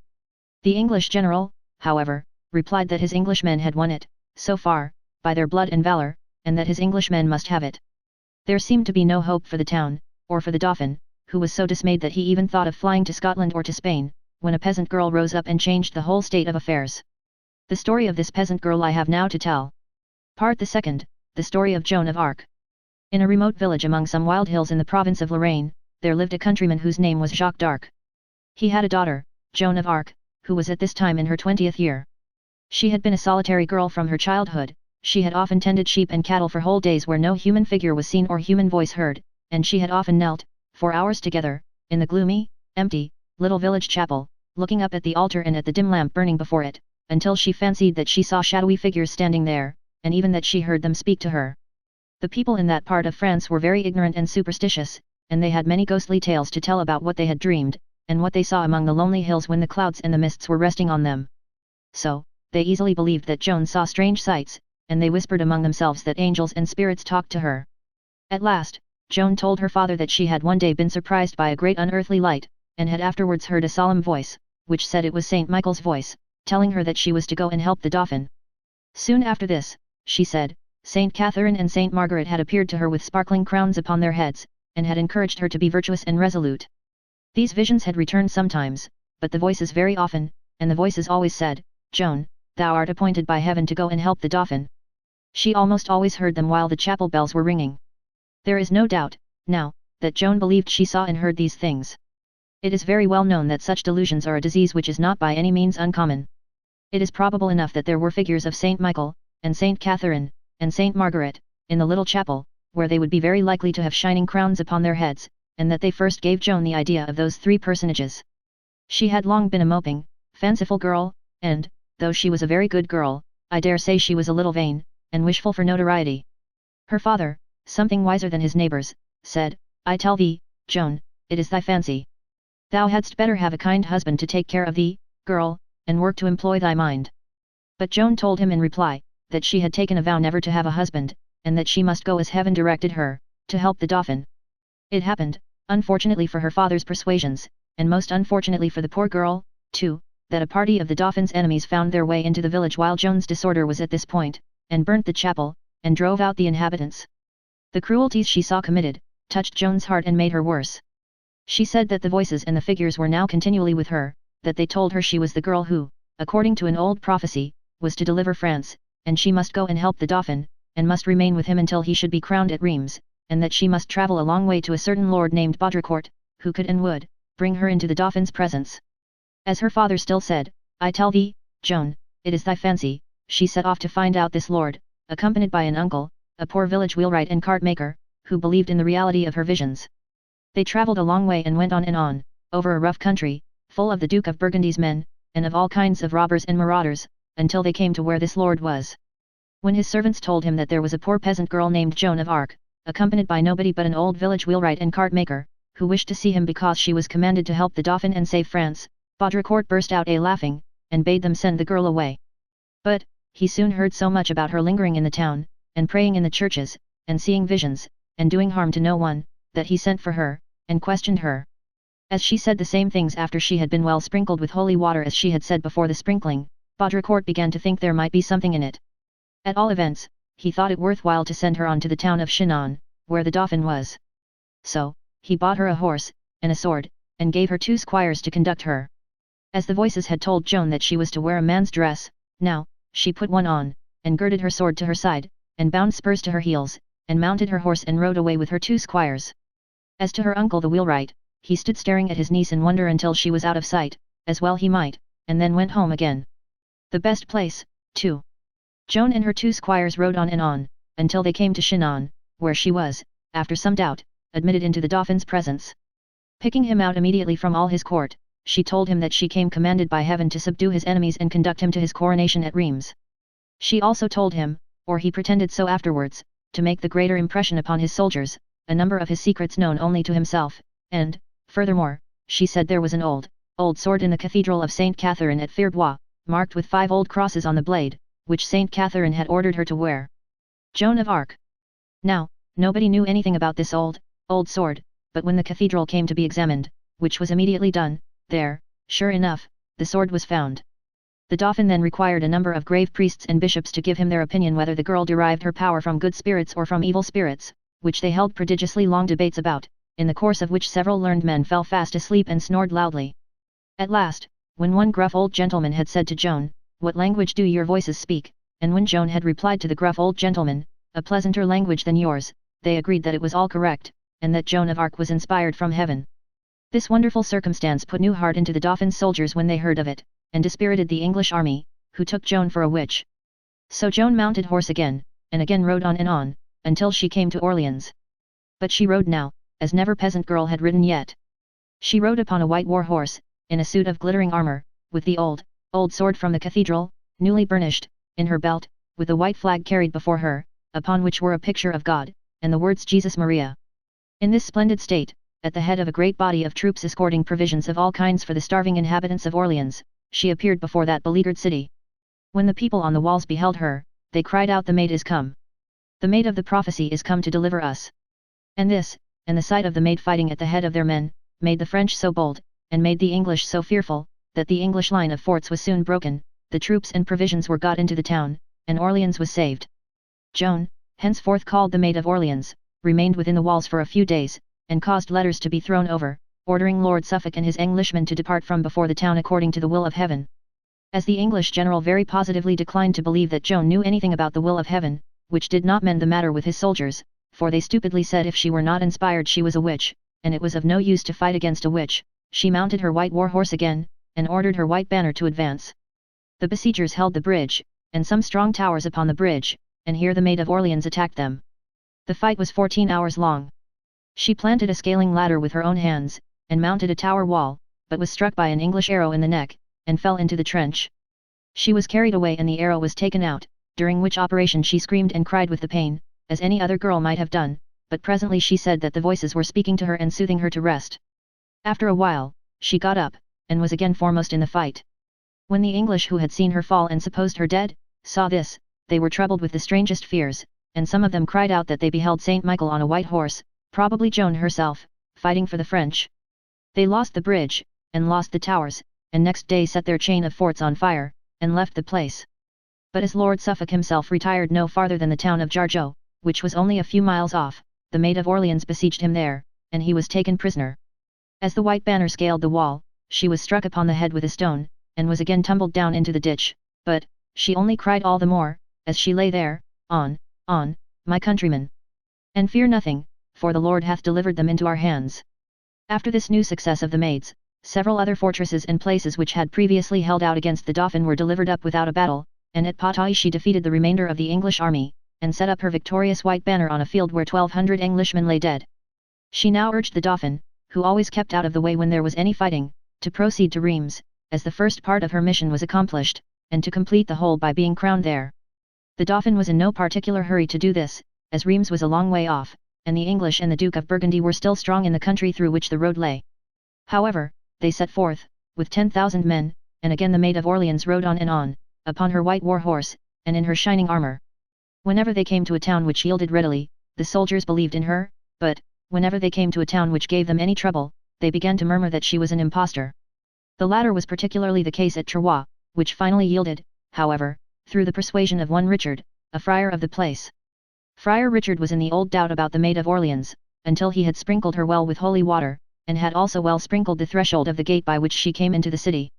Finding that it made no change in her or the gate, he said, as the other grave old gentleman had said, that it was all right, and became her great ally. So, at last, by dint of riding on and on, the Maid of Orleans, and the Dauphin, and the 10,000 sometimes believing and sometimes unbelieving men, came to Reims. And in the great cathedral of Reims, the Dauphin actually was crowned Charles VII in a great assembly of the people. Then, the Maid, who with her white banner stood beside the king in that hour of his triumph, kneeled down upon the pavement at his feet, and said, with tears, that what she had been inspired to do was done, and that the only recompense she asked for, was, that she should now have leave to go back to her distant home, and her sturdily incredulous father, and her first simple escort the village wheelwright and cart maker. But the king said no, and made her and her family as noble as a king could, and settled upon her the income of a count. Ah! Happy had it been for the Maid of Orleans, if she had resumed her rustic dress that day, and had gone home to the little chapel in the wild hills, and had forgotten all these things, and had been a good man's wife, and had heard no stranger voices than the voices of little children. It was not to be, and she continued helping the king. She did a world for him, in alliance with Friar Richard, and trying to improve the lives of the coarse soldiers, and leading a religious and unselfish and a modest life, herself, beyond any doubt. Still, many times she prayed the king to let her go home, and once she even took off her bright armor and hung it up in a church, meaning never to wear it more. But, the king always won her back again, while she was of any use to him, and so she went on and on and on, to her doom. When the Duke of Bedford, who was a very able man, began to be active for England, and, by bringing the war back into France and by holding the Duke of Burgundy to his faith, to distress and disturb Charles very much, Charles sometimes asked the Maid of Orleans what the voices said about it. But, the voices had become, very like ordinary voices in perplexed times, contradictory and confused, so that now they said one thing, and now said another, and the Maid lost credit every day. Charles marched on Paris, which was opposed to him, and attacked the suburb of Saint Honore. In this fight, being again struck down into the ditch, she was abandoned by the whole army. She lay unaided among a heap of dead, and crawled out how she could. Then, some of her believers went over to an opposition maid, Catherine of La Rochelle, who said she was inspired to tell where there were treasures of buried money, though she never did, and then Joan accidentally broke the old sword, and others said that her power was broken with it. Finally, at the siege of Compiègne, held by the Duke of Burgundy, where she did valiant service, she was basely left alone in a retreat, though facing about and fighting to the last, and an archer pulled her off her horse. Oh, the uproar that was made, and the thanksgivings that were sung, about the capture of this one poor country girl. Oh, the way in which she was demanded to be tried for sorcery and heresy, and anything else you like, by the Inquisitor General of France, and by this great man, and by that great man, until it is wearisome to think of. She was bought at last by the Bishop of Beauvais for 10,000 francs, and was shut up in her narrow prison, plain Joan of Arc again, and Maid of Orleans no more. I should never have done if I were to tell you how they had Joan out to examine her, and cross-examine her, and re-examine her, and worry her into saying anything and everything, and how all sorts of scholars and doctors bestowed their utmost tediousness upon her. 16 times she was brought out and shut up again, and worried, and entrapped, and argued with, until she was heartsick of the dreary business. On the last occasion of this kind she was brought into a burial place at Rouen, dismally decorated with a scaffold, and a stake and faggots, and the executioner, and a pulpit with a friar therein, and an awful sermon ready. It is very affecting to know that even at that pass the poor girl honoured the mean vermin of a king, who had so used her for his purposes and so abandoned her, and, that while she had been regardless of reproaches heaped upon herself, she spoke out courageously for him. It was natural in one so young to hold to life. To save her life, she signed a declaration prepared for her, signed it with a cross, for she couldn't write, that all her visions and voices had come from the devil. Upon her recanting the past, and protesting that she would never wear a man's dress in future, she was condemned to imprisonment for life, on the bread of sorrow and the water of affliction. But, on the bread of sorrow and the water of affliction, the visions and the voices soon returned. It was quite natural that they should do so, for that kind of disease is much aggravated by fasting, loneliness, and anxiety of mind. It was not only got out of Joan that she considered herself inspired again, but, she was taken in a man's dress, which had been left, to entrap her, in her prison, and which she put on, in her solitude, perhaps, in remembrance of her past glories, perhaps, because the imaginary voices told her. For this relapse into the sorcery and heresy and anything else you like, she was sentenced to be burnt to death. And, in the marketplace of Rouen, in the hideous dress which the monks had invented for such spectacles, with priests and bishops sitting in a gallery looking on, though some had the Christian grace to go away, unable to endure the infamous scene, this shrieking girl, last seen amidst the smoke and fire, holding a crucifix between her hands, last heard, calling upon Christ, was burnt to ashes. They threw her ashes into the river Seine, but they will rise against her murderers on the last day. From the moment of her capture, neither the French king nor one single man in all his court raised a finger to save her. It is no defense of them that they may have never really believed in her, or that they may have won her victories by their skill and bravery. The more they pretended to believe in her, the more they had caused her to believe in herself, and she had ever been true to them, ever brave, ever nobly devoted. But, it is no wonder, that they, who were in all things false to themselves, false to one another, false to their country, false to heaven, false to earth, should be monsters of ingratitude and treachery to a helpless peasant girl. In the picturesque old town of Rouen, where weeds and grass grow high on the cathedral towers, and the venerable Norman streets are still warm in the blessed sunlight though the monkish fires that once gleamed horribly upon them have long grown cold, there is a statue of Joan of Arc, in the scene of her last agony, the square to which she has given its present name. I know some statues of modern times, even in the world's metropolis, I think, which commemorate less constancy, less earnestness, smaller claims upon the world's attention, and much greater impostors. Part the third. Bad deeds seldom prosper, happily for mankind, and the English cause gained no advantage from the cruel death of Joan of Arc. For a long time, the war went heavily on. The Duke of Bedford died, the alliance with the Duke of Burgundy was broken, and Lord Talbot became a great general on the English side in France. But, two of the consequences of wars are, famine, because the people cannot peacefully cultivate the ground, and pestilence, which comes of want, misery, and suffering. Both these horrors broke out in both countries, and lasted for 2 wretched years. Then, the war went on again, and came by slow degrees to be so badly conducted by the English government, that, within 20 years from the execution of the Maid of Orleans, of all the great French conquests, the town of Calais alone remained in English hands. While these victories and defeats were taking place in the course of time, many strange things happened at home. The young king, as he grew up, proved to be very unlike his great father, and showed himself a miserable puny creature. There was no harm in him, he had a great aversion to shedding blood, which was something, but, he was a weak, silly, helpless young man, and a mere shuttlecock to the great lordly battledores about the court. Of these battledores, Cardinal Beaufort, a relation of the king, and the Duke of Gloucester, were at first the most powerful. The Duke of Gloucester had a wife, who was nonsensically accused of practicing witchcraft to cause the king's death and lead to her husband's coming to the throne, he being the next heir. She was charged with having, by the help of a ridiculous old woman named Marjorie, who was called a witch, made a little waxen doll in the king's likeness, and put it before a slow fire that it might gradually melt away. It was supposed, in such cases, that the death of the person whom the doll was made to represent, was sure to happen. Whether the Duchess was as ignorant as the rest of them, and really did make such a doll with such an intention, I don't know, but, you and I know very well that she might have made 1,000 dolls, if she had been stupid enough, and might have melted them all, without hurting the king or anybody else. However, she was tried for it, and so was old Marjorie, and so was one of the Duke's chaplains, who was charged with having assisted them. Both he and Marjorie were put to death, and the Duchess, after being taken on foot and bearing a lighted candle, 3 times round the city, as a penance, was imprisoned for life. The Duke, himself, took all this pretty quietly, and made as little stir about the matter as if he were rather glad to be rid of the Duchess. But, he was not destined to keep himself out of trouble long. The royal shuttlecock being 23, the battledores were very anxious to get him married. The Duke of Gloucester wanted him to marry a daughter of the Count of Armagnac, but, the Cardinal and the Earl of Suffolk were all for Margaret, the daughter of the King of Sicily, who they knew was a resolute, ambitious woman and would govern the king as she chose. To make friends with this lady, the Earl of Suffolk, who went over to arrange the match, consented to accept her for the king's wife without any fortune, and even to give up the 2 most valuable possessions England then had in France. So, the marriage was arranged, on terms very advantageous to the lady, and Lord Suffolk brought her to England, and she was married at Westminster. On what pretence this queen and her party charged the Duke of Gloucester with high treason within a couple of years, it is impossible to make out, the matter is so confused, but, they pretended that the king's life was in danger, and they took the Duke prisoner. A fortnight afterwards, he was found dead in bed, they said, and his body was shown to the people, and Lord Suffolk came in for the best part of his estates. You know by this time how strangely liable state prisoners were to sudden death. If Cardinal Beaufort had any hand in this matter, it did him no good, for he died within 6 weeks, thinking it very hard and curious, at 80 years old, that he could not live to be Pope. This was the time when England had completed her loss of all her great French conquests. The people charged the loss principally upon the Earl of Suffolk, now a duke, who had made those easy terms about the royal marriage, and who, they believed, had even been bought by France. So he was impeached as a traitor, on a great number of charges, but chiefly on accusations of having aided the French king, and of designing to make his own son King of England.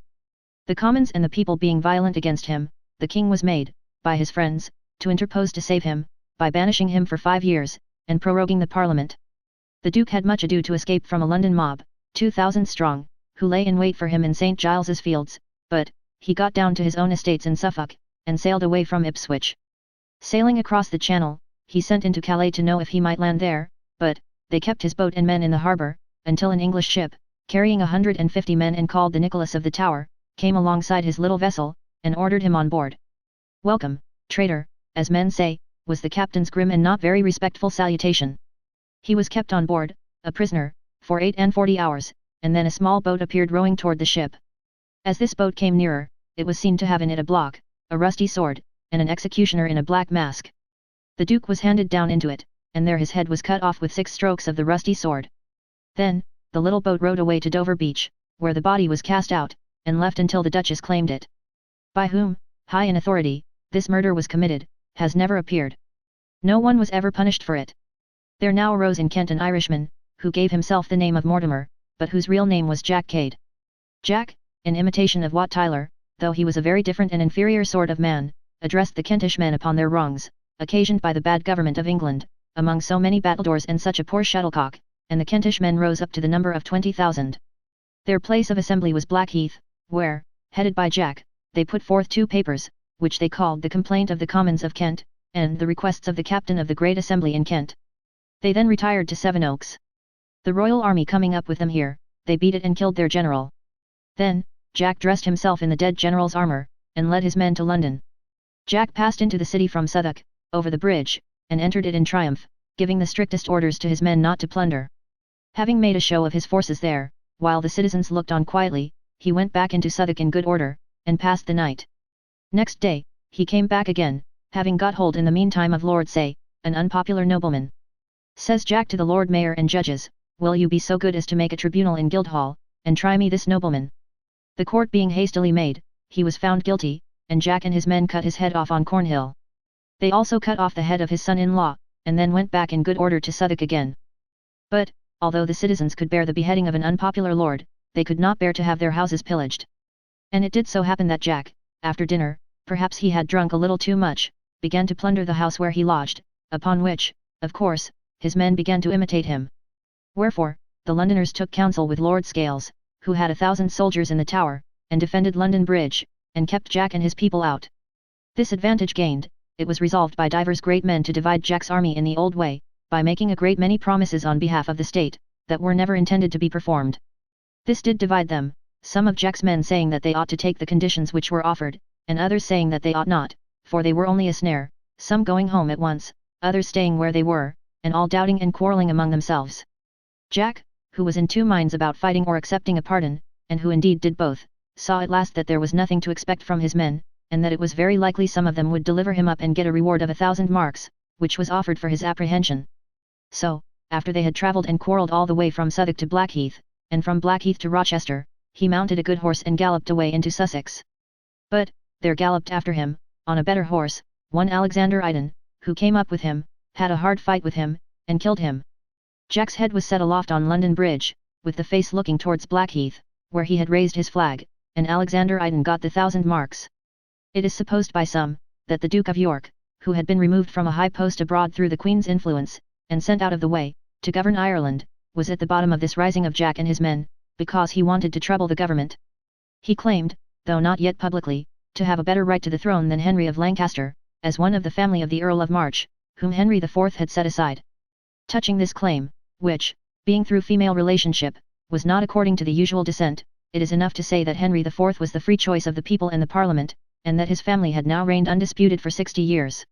The memory of Henry V was so famous, and the English people loved it so much, that the Duke of York's claim would, perhaps, never have been thought of, it would have been so hopeless, but for the unfortunate circumstance of the present king's being by this time quite an idiot, and the country very ill governed.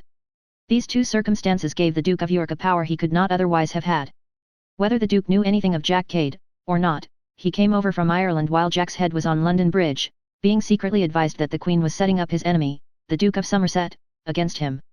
He went to Westminster, at the head of 4,000 men, and on his knees before the king, represented to him the bad state of the country, and petitioned him to summon a parliament to consider it. This the king promised. When the parliament was summoned, the Duke of York accused the Duke of Somerset, and the Duke of Somerset accused the Duke of York, and, both in and out of parliament, the followers of each party were full of violence and hatred towards the other. At length the Duke of York put himself at the head of a large force of his tenants, and, in arms, demanded the reformation of the government. Being shut out of London, he encamped at Dartford, and the royal army encamped at Blackheath. According as either side triumphed, the Duke of York was arrested, or the Duke of Somerset was arrested. The trouble ended, for the moment, in the Duke of York renewing his oath of allegiance, and going in peace to one of his own castles. Half a year afterwards the Queen gave birth to a son, who was very ill received by the people, and not believed to be the son of the king. It shows the Duke of York to have been a moderate man, unwilling to involve England in new troubles, that he did not take advantage of the general discontent at this time, but really acted for the public good. He was made a member of the cabinet, and the king being now so much worse that he could not be carried about and shown to the people with any decency, the Duke was made Lord Protector of the kingdom, until the king should recover, or the prince should come of age. At the same time the Duke of Somerset was committed to the Tower. So, now the Duke of Somerset was down, and the Duke of York was up. By the end of the year, however, the king recovered his memory and some spark of sense, upon which the Queen used her power, which recovered with him, to get the Protector disgraced, and her favourite released. So now the Duke of York was down, and the Duke of Somerset was up. These ducal ups and downs gradually separated the whole nation into the two parties of York and Lancaster, and led to those terrible civil wars long known as the Wars of the Red and White Roses, because the red rose was the badge of the House of Lancaster, and the white rose was the badge of the House of York. The Duke of York, joined by some other powerful noblemen of the White Rose party, and leading a small army, met the king with another small army at St. Albans, and demanded that the Duke of Somerset should be given up. The poor king, being made to say in answer that he would sooner die, was instantly attacked. The Duke of Somerset was killed, and the king himself was wounded in the neck, and took refuge in the house of a poor tanner. Whereupon, the Duke of York went to him, led him with great submission to the abbey, and said he was very sorry for what had happened. Having now the king in his possession, he got a parliament summoned and himself once more made protector, but, only for a few months, for, on the king getting a little better again, the queen and her party got him into their possession, and disgraced the duke once more. So, now the Duke of York was down again. Some of the best men in power, seeing the danger of these constant changes, tried even then to prevent the Red and the White Rose wars. They brought about a great council in London between the two parties. The White Roses assembled in Blackfriars, the Red Roses in Whitefriars, and some good priests communicated between them, and made the proceedings known at evening to the king and the judges. They ended in a peaceful agreement that there should be no more quarrelling, and there was a great royal procession to St. Paul's, in which the Queen walked arm in arm with her old enemy, the Duke of York, to show the people how comfortable they all were.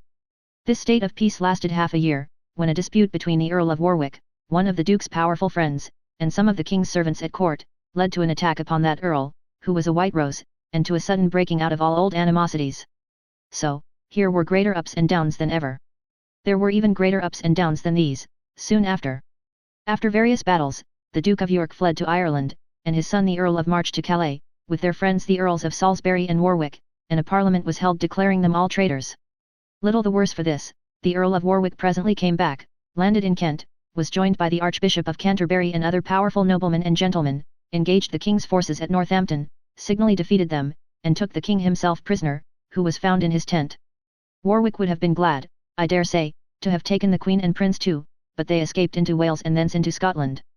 The king was carried by the victorious force straight to London, and made to call a new parliament, which immediately declared that the Duke of York and those other noblemen were not traitors, but excellent subjects. Then, back comes the Duke from Ireland at the head of 500 horsemen, rides from London to Westminster, and enters the House of Lords. There, he laid his hand upon the cloth of gold which covered the empty throne, as if he had half a mind to sit down in it, but he did not. On the Archbishop of Canterbury, asking him if he would visit the king, who was in his palace close by, he replied, I know no one in this country, my lord, who ought not to visit me. None of the lords present spoke a single word, so, the Duke went out as he had come in, established himself royally in the king's palace, and, 6 days afterwards, sent into the lords a formal statement of his claim to the throne. The lords went to the king on this momentous subject, and after a great deal of discussion, in which the judges and the other law officers were afraid to give an opinion on either side, the question was compromised. It was agreed that the present king should retain the crown for his life, and that it should then pass to the Duke of York and his heirs. But, the resolute queen, determined on asserting her son's right, would hear of no such thing. She came from Scotland to the north of England, where several powerful lords armed in her cause. The Duke of York, for his part, set off with some 5,000 men, a little time before Christmas Day, 1460, to give her battle. He lodged at Sandal Castle, near Wakefield, and the Red Roses defied him to come out on Wakefield Green, and fight them then and there.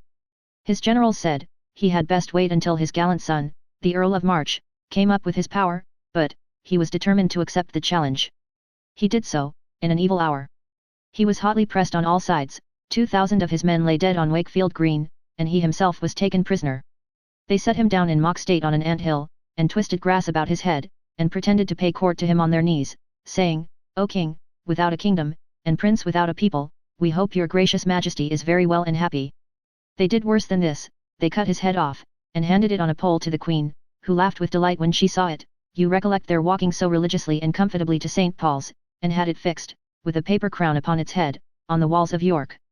The Earl of Salisbury lost his head, too, and the Duke of York's second son, a handsome boy who was flying with his tutor over Wakefield Bridge, was stabbed in the heart by a murderous, Lord Clifford by name, whose father had been killed by the White Roses in the fight at St. Albans. There was awful sacrifice of life in this battle, for no quarter was given, and the Queen was wild for revenge. When men unnaturally fight against their own countrymen, they are always observed to be more unnaturally cruel and filled with rage than they are against any other enemy. But, Lord Clifford had stabbed the second son of the Duke of York, not the first. The eldest son, Edward Earl of March, was at Gloucester, and, vowing vengeance for the death of his father, his brother, and their faithful friends, he began to march against the Queen. He had to turn and fight a great body of Welsh and Irish first, who worried his advance.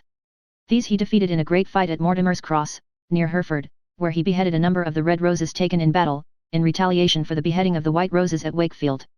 The Queen had the next turn of beheading. Having moved towards London, and falling in, between St. Albans and Barnet, with the Earl of Warwick and the Duke of Norfolk, White Roses both, who were there with an army to oppose her, and had got the King with them, she defeated them with great loss, and struck off the heads of 2 prisoners of note, who were in the King's tent with him, and to whom the King had promised his protection. Her triumph, however, was very short. She had no treasure, and her army subsisted by plunder. This caused them to be hated and dreaded by the people, and particularly by the London people, who were wealthy. As soon as the Londoners heard that Edward, Earl of March, united with the Earl of Warwick, was advancing towards the city, they refused to send the Queen supplies, and made a great rejoicing. The Queen and her men retreated with all speed, and Edward and Warwick came on, greeted with loud acclamations on every side. The courage, beauty, and virtues of young Edward could not be sufficiently praised by the whole people. He rode into London like a conqueror, and met with an enthusiastic welcome. A few days afterwards, Lord Falconbridge and the Bishop of Exeter assembled the citizens in St. John's Field, Clerkenwell, and asked them if they would have Henry of Lancaster for their king. To this they all roared, No, no, no, and King Edward. King Edward. Then, said those noblemen, would they love and serve young Edward? To this they all cried, Yes, yes, and threw up their caps and clapped their hands, and cheered tremendously. Therefore, it was declared that by joining the Queen and not protecting those 2 prisoners of note, Henry of Lancaster had forfeited the crown, and Edward of York was proclaimed king. He made a great speech to the applauding people at Westminster, and sat down as sovereign of England on that throne, on the golden covering of which his father, worthy of a better fate than the bloody axe which cut the thread of so many lives in England, through so many years, had laid his hand. Chapter 23. England under Edward IV. King Edward IV was not quite 21 years of age when he took that unquiet seat upon the throne of England. The Lancaster party, the Red Roses, were then assembling in great numbers near York, and it was necessary to give them battle instantly. But, the stout Earl of Warwick leading for the young king, and the young king himself closely following him, and the English people crowding round the royal standard, the White and the Red Roses met, on a wild March day when the snow was falling heavily, at Towton, and there such a furious battle raged between them, that the total loss amounted to 40,000 men, all Englishmen, fighting, upon English ground, against one another. The young king gained the day, took down the heads of his father and brother from the walls of York, and put up the heads of some of the most famous noblemen engaged in the battle on the other side. Then, he went to London and was crowned with great splendour. A new parliament met. No fewer than 150 of the principal noblemen and gentlemen on the Lancaster side were declared traitors, and the king, who had very little humanity, though he was handsome in person and agreeable in manners, resolved to do all he could, to pluck up the red rose root and branch. Queen Margaret, however, was still active for her young son.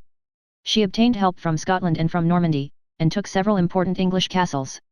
But, Warwick soon retook them. The Queen lost all her treasure on board ship in a great storm, and both she and her son suffered great misfortunes.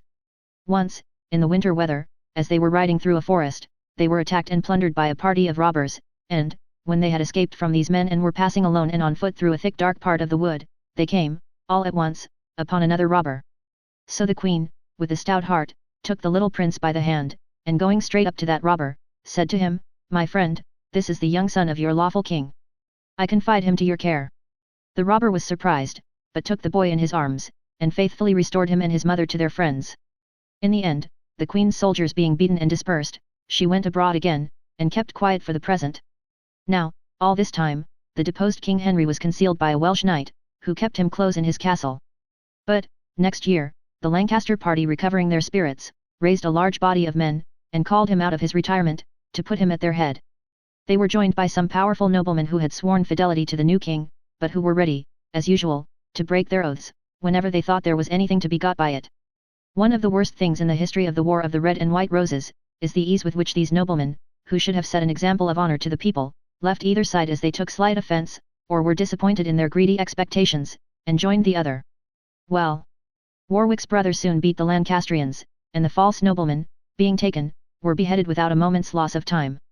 The deposed king had a narrow escape, 3 of his servants were taken, and one of them bore his cap of estate, which was set with pearls and embroidered with 2 golden crowns.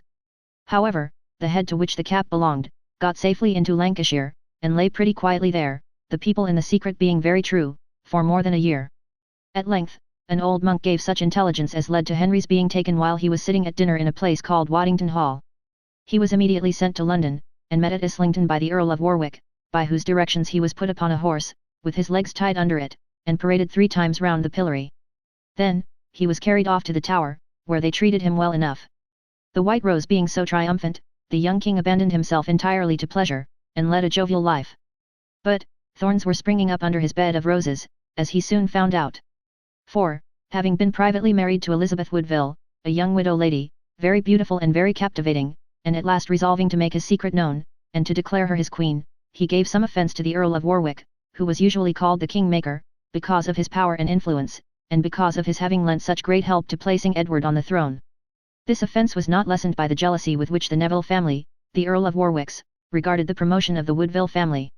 For, the young queen was so bent on providing for her relations, that she made her father an earl and a great officer of state, married her 5 sisters to young noblemen of the highest rank, and provided for her younger brother, a young man of 20, by marrying him to an immensely rich old duchess of 80. The Earl of Warwick took all this pretty graciously for a man of his proud temper, until the question arose to whom the king's sister, Margaret, should be married.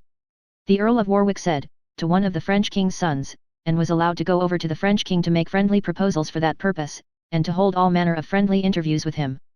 But, while he was so engaged, the Woodville party married the young lady to the Duke of Burgundy. Upon this he came back in great rage and scorn, and shut himself up discontented, in his castle of Middleham. A reconciliation, though not a very sincere one, was patched up between the Earl of Warwick and the king, and lasted until the Earl married his daughter, against the king's wishes, to the Duke of Clarence. While the marriage was being celebrated at Calais, the people in the north of England, where the influence of the Neville family was strongest, broke out into rebellion. Their complaint was, that England was oppressed and plundered by the Woodville family, whom they demanded to have removed from power. As they were joined by great numbers of people, and as they openly declared that they were supported by the Earl of Warwick, the king did not know what to do. At last, as he wrote to the Earl beseeching his aid, he and his new son-in-law came over to England, and began to arrange the business by shutting the king up in Middleham Castle in the safe keeping of the Archbishop of York. So England was not only in the strange position of having 2 kings at once, but they were both prisoners at the same time. Even as yet, however, the king-maker was so far true to the king, that he dispersed a new rising of the Lancastrians, took their leader prisoner, and brought him to the king, who ordered him to be immediately executed. He presently allowed the king to return to London, and their innumerable pledges of forgiveness and friendship were exchanged between them, and between the Nevilles and the Woodvilles. The king's eldest daughter was promised in marriage to the heir of the Neville family, and more friendly oaths were sworn, and more friendly promises made, than this book would hold. They lasted about 3 months. At the end of that time, the Archbishop of York made a feast for the king, the Earl of Warwick, and the Duke of Clarence, at his house, the Moor, in Hertfordshire. The king was washing his hands before supper, when someone whispered him that a body of 100 men were lying in ambush outside the house. Whether this were true or untrue, the king took fright, mounted his horse, and rode through the dark night to Windsor Castle. Another reconciliation was patched up between him and the king-maker, but it was a short one, and it was the last. A new rising took place in Lincolnshire, and the king marched to repress it. Having done so, he proclaimed that both the Earl of Warwick and the Duke of Clarence were traitors, who had secretly assisted it, and who had been prepared publicly to join it on the following day. In these dangerous circumstances they both took ship and sailed away to the French court. And here a meeting took place between the Earl of Warwick and his old enemy, the Dowager Queen Margaret, through whom his father had had his head struck off, and to whom he had been a bitter foe. But, now, when he said that he had done with the ungrateful and perfidious Edward of York, and that henceforth he devoted himself to the restoration of the house of Lancaster, either in the person of her husband or of her little son, she embraced him as if he had ever been her dearest friend. She did more than that, she married her son to his second daughter, the Lady Anne. However agreeable this marriage was to the new friends, it was very disagreeable to the Duke of Clarence, who perceived that his father-in-law, the king-maker, would never make him king, now.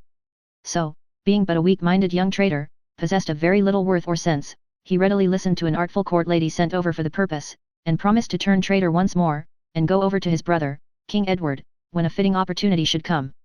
The Earl of Warwick, knowing nothing of this, soon redeemed his promise to the Dowager Queen Margaret, by invading England and landing at Plymouth, where he instantly proclaimed King Henry, and summoned all Englishmen between the ages of 16 and 60, to join his banner.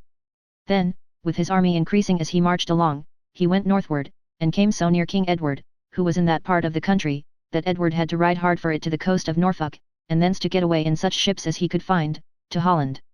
Thereupon, the triumphant king-maker and his false son-in-law, the Duke of Clarence, went to London, took the old king out of the Tower, and walked him in a great procession to St. Paul's Cathedral with the crown upon his head.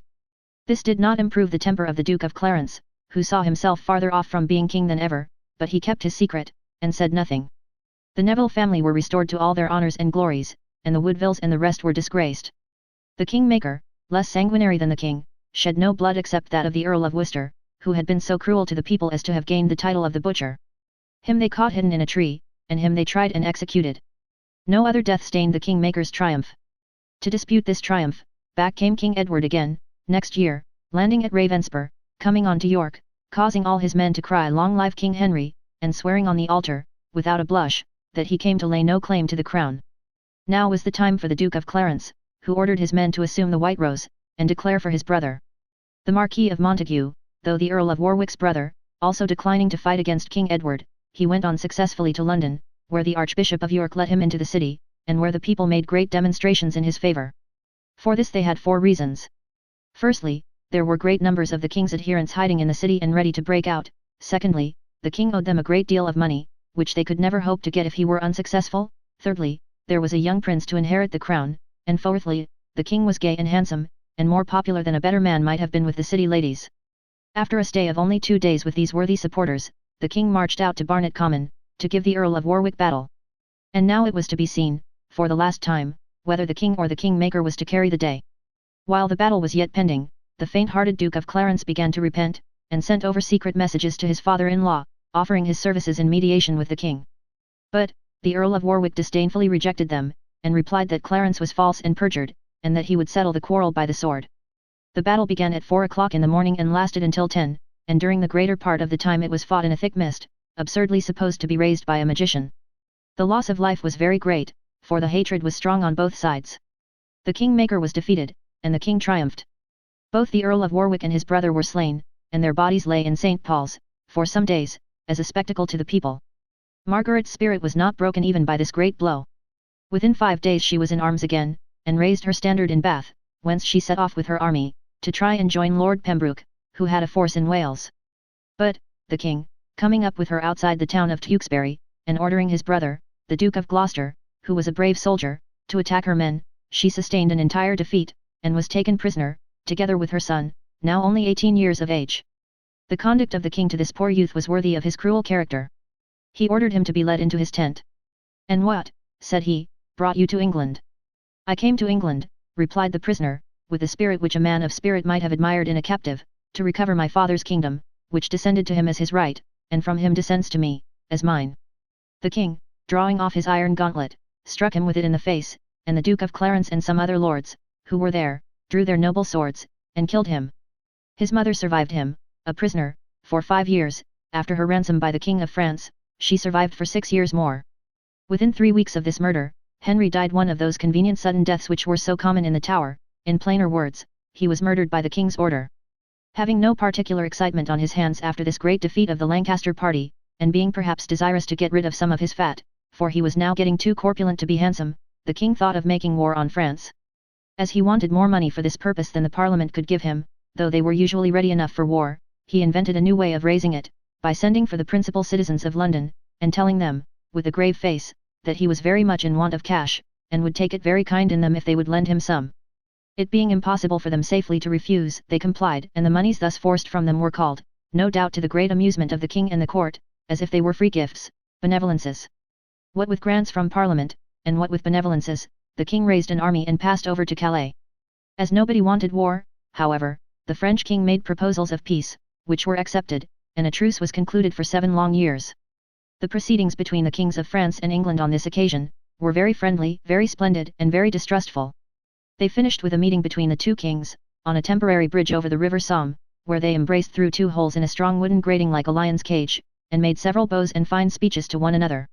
It was time, now, that the Duke of Clarence should be punished for his treacheries, and fate had his punishment in store. He was, probably, not trusted by the king, for who could trust him who knew him, and he had certainly a powerful opponent in his brother Richard, Duke of Gloucester, who, being avaricious and ambitious, wanted to marry that widowed daughter of the Earl of Warwick's who had been espoused to the deceased young prince, at Calais. Clarence, who wanted all the family wealth for himself, secreted this lady, whom Richard found disguised as a servant in the city of London, and whom he married, arbitrators appointed by the king, then divided the property between the brothers. This led to ill will and mistrust between them. Clarence's wife dying, and he wishing to make another marriage, which was obnoxious to the king, his ruin was hurried by that means, too. At first, the court struck at his retainers and dependents, and accused some of them of magic and witchcraft, and similar nonsense. Successful against this small game, it then mounted to the duke himself, who was impeached by his brother the king, in person, on a variety of such charges. He was found guilty, and sentenced to be publicly executed.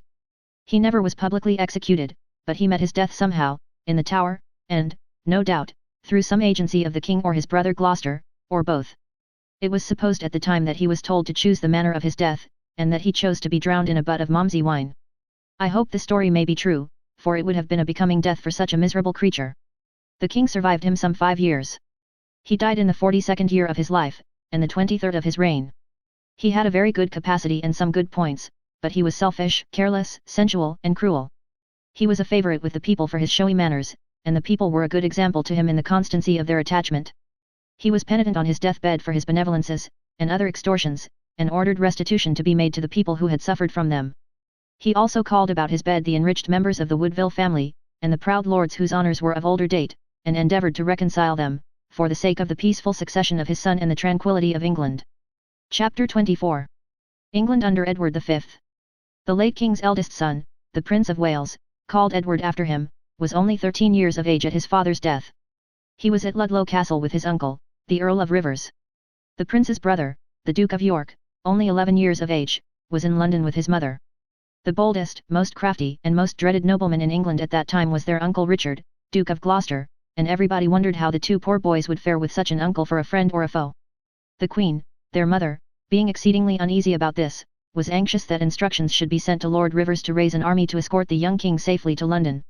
But, Lord Hastings, who was of the court party opposed to the Woodvilles, and who disliked the thought of giving them that power, argued against the proposal, and obliged the Queen to be satisfied with an escort of 2,000 horse. The Duke of Gloucester did nothing, at first, to justify suspicion. He came from Scotland, where he was commanding an army, to York, and was there the first to swear allegiance to his nephew. He then wrote a condoling letter to the Queen Mother, and set off to be present at the coronation in London. Now, the young king, journeying towards London too, with Lord Rivers and Lord Grey, came to Stony Stratford, as his uncle came to Northampton, about 10 miles distant, and when those 2 lords heard that the Duke of Gloucester was so near, they proposed to the young king that they should go back and greet him in his name. The boy being very willing that they should do so, they rode off and were received with great friendliness, and asked by the Duke of Gloucester to stay and dine with him. In the evening, while they were merry together, up came the Duke of Buckingham with 300 horsemen, and next morning the 2 lords and the 2 dukes, and the 300 horsemen, rode away together to rejoin the king. Just as they were entering Stony Stratford, the Duke of Gloucester, checking his horse, turned suddenly on the 2 lords, charged them with alienating from him the affections of his sweet nephew, and caused them to be arrested by the 300 horsemen and taken back. Then, he and the Duke of Buckingham went straight to the king, whom they had now in their power, to whom they made a show of kneeling down, and offering great love and submission, and then they ordered his attendants to disperse, and took him, alone with them, to Northampton. A few days afterwards they conducted him to London, and lodged him in the bishop's palace. But, he did not remain there long, for, the Duke of Buckingham with a tender face made a speech expressing how anxious he was for the royal boy's safety, and how much safer he would be in the Tower until his coronation, than he could be anywhere else. So, to the Tower he was taken, very carefully, and the Duke of Gloucester was named Protector of the State. Although Gloucester had proceeded thus far with a very smooth countenance, and although he was a clever man, fair of speech, and not ill-looking, in spite of one of his shoulders being something higher than the other, and although he had come into the city riding bareheaded at the king's side, and looking very fond of him, he had made the king's mother more uneasy yet, and when the royal boy was taken to the Tower, she became so alarmed that she took sanctuary in Westminster with her 5 daughters. Nor did she do this without reason, for, the Duke of Gloucester, finding that the lords who were opposed to the Woodville family were faithful to the young king nevertheless, quickly resolved to strike a blow for himself. Accordingly, while those lords met in council at the Tower, he and those who were in his interest met in separate council at his own residence, Crosby Palace, in Bishopsgate Street. Being at last quite prepared, he one day appeared unexpectedly at the council in the Tower, and appeared to be very jocular and merry. He was particularly gay with the Bishop of Ely, praising the strawberries that grew in his garden on Holborn Hill, and asking him to have some gathered that he might eat them at dinner. The bishop, quite proud of the honor, sent one of his men to fetch some, and the duke, still very jocular and gay, went out, and the council all said what a very agreeable duke he was. In a little time, however, he came back quite altered, not at all jocular, frowning and fierce, and suddenly said, "What do those persons deserve who have compassed my destruction, I being the king's lawful, as well as natural, protector?" To this strange question, Lord Hastings replied, that they deserved death, whosoever they were. "Then," said the duke, "I tell you that they are that sorceress my brother's wife, meaning the queen, and that other sorceress, Jane Shore, who, by witchcraft, have withered my body, and caused my arm to shrink as I now show you." He then pulled up his sleeve and showed them his arm, which was shrunken, it is true, but which had been so, as they all very well knew, from the hour of his birth. Jane Shore, being then the lover of Lord Hastings, as she had formerly been of the late king, that lord knew that he himself was attacked. "So," he said, in some confusion, "certainly, my lord, if they have done this, they be worthy of punishment." "If," said the Duke of Gloucester, "do you talk to me of ifs? I tell you that they have so done, and I will make it good upon thy body, thou traitor." With that, he struck the table a great blow with his fist. This was a signal to some of his people outside to cry treason. They immediately did so, and there was a rush into the chamber of so many armed men that it was filled in a moment. "First," said the Duke of Gloucester to Lord Hastings, "I arrest thee, traitor. And let him," he added to the armed men who took him, "have a priest at once, for by St. Paul the First will not dine until I have seen his head of." Lord Hastings was hurried to the green by the Tower Chapel, and there beheaded on a log of wood that happened to be lying on the ground.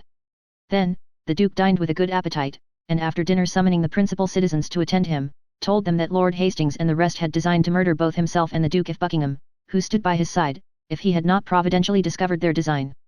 He requested them to be so obliging as to inform their fellow citizens of the truth of what he said, and issued a proclamation, prepared and neatly copied out beforehand, to the same effect. On the same day that the Duke did these things in the Tower, Sir Richard Ratcliffe, the boldest and most undaunted of his men, went down to Pontefract, arrested Lord Rivers, Lord Grey, and 2 other gentlemen, and publicly executed them on the scaffold, without any trial, for having intended the Duke's death.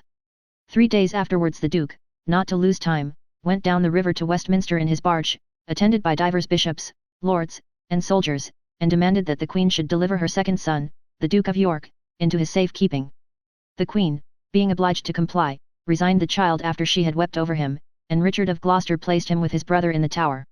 Then, he seized Jane Shore, and, because she had been the lover of the late king, confiscated her property, and got her sentenced to do public penance in the streets by walking in a scanty dress, with bare feet, and carrying a lighted candle, to St. Paul's Cathedral, through the most crowded part of the city. Having now all things ready for his own advancement, he caused a friar to preach a sermon at the cross which stood in front of St. Paul's Cathedral, in which he dwelt upon the profligate manners of the late king, and upon the late shame of Jane Shore, and hinted that the princes were not his children. "Whereas, good people," said the friar, whose name was Shaw, "my lord the Protector, the noble Duke of Gloucester, that sweet prince, the pattern of all the noblest virtues, is the perfect image and express likeness of his father." There had been a little plot between the Duke and the friar, that the Duke should appear in the crowd at this moment, when it was expected that the people would cry "Long live King Richard!" But, either through the friar saying the words too soon, or through the Duke's coming too late, the Duke and the words did not come together, and the people only laughed, and the friar sneaked off ashamed. The Duke of Buckingham was a better hand at such business than the friar, so he went to the Guildhall the next day, and addressed the citizens in the Lord Protector's behalf. A few dirty men, who had been hired and stationed there for the purpose, crying when he had done, "God save King Richard," he made them a great bow, and thanked them with all his heart. Next day, to make an end of it, he went with the mayor and some lords and citizens to Bayard Castle, by the river, where Richard then was, and read an address, humbly entreating him to accept the crown of England. Richard, who looked down upon them out of a window and pretended to be in great uneasiness and alarm, assured them there was nothing he desired less, and that his deep affection for his nephews forbade him to think of it. To this the Duke of Buckingham replied, with pretended warmth, that the free people of England would never submit to his nephew's rule, and that if Richard, who was the lawful heir, refused the crown, why then they must find someone else to wear it. The Duke of Gloucester returned, that since he used that strong language, it became his painful duty to think no more of himself, and to accept the crown. Upon that, the people cheered and dispersed, and the Duke of Gloucester and the Duke of Buckingham passed a pleasant evening, talking over the play they had just acted with so much success, and every word of which they had prepared together. Chapter 25. England under Richard III. King Richard III was up betimes in the morning, and went to Westminster Hall. In the hall was a marble seat, upon which he sat himself down between two great noblemen, and told the people that he began the new reign in that place, because the first duty of a sovereign was to administer the laws equally to all, and to maintain justice. He then mounted his horse and rode back to the city, where he was received by the clergy and the crowd as if he really had a right to the throne, and really were a just man. The clergy and the crowd must have been rather ashamed of themselves in secret, I think, for being such poor-spirited knaves. The new king and his queen were soon crowned with a great deal of show and noise, which the people liked very much, and then the king set forth on a royal progress through his dominions.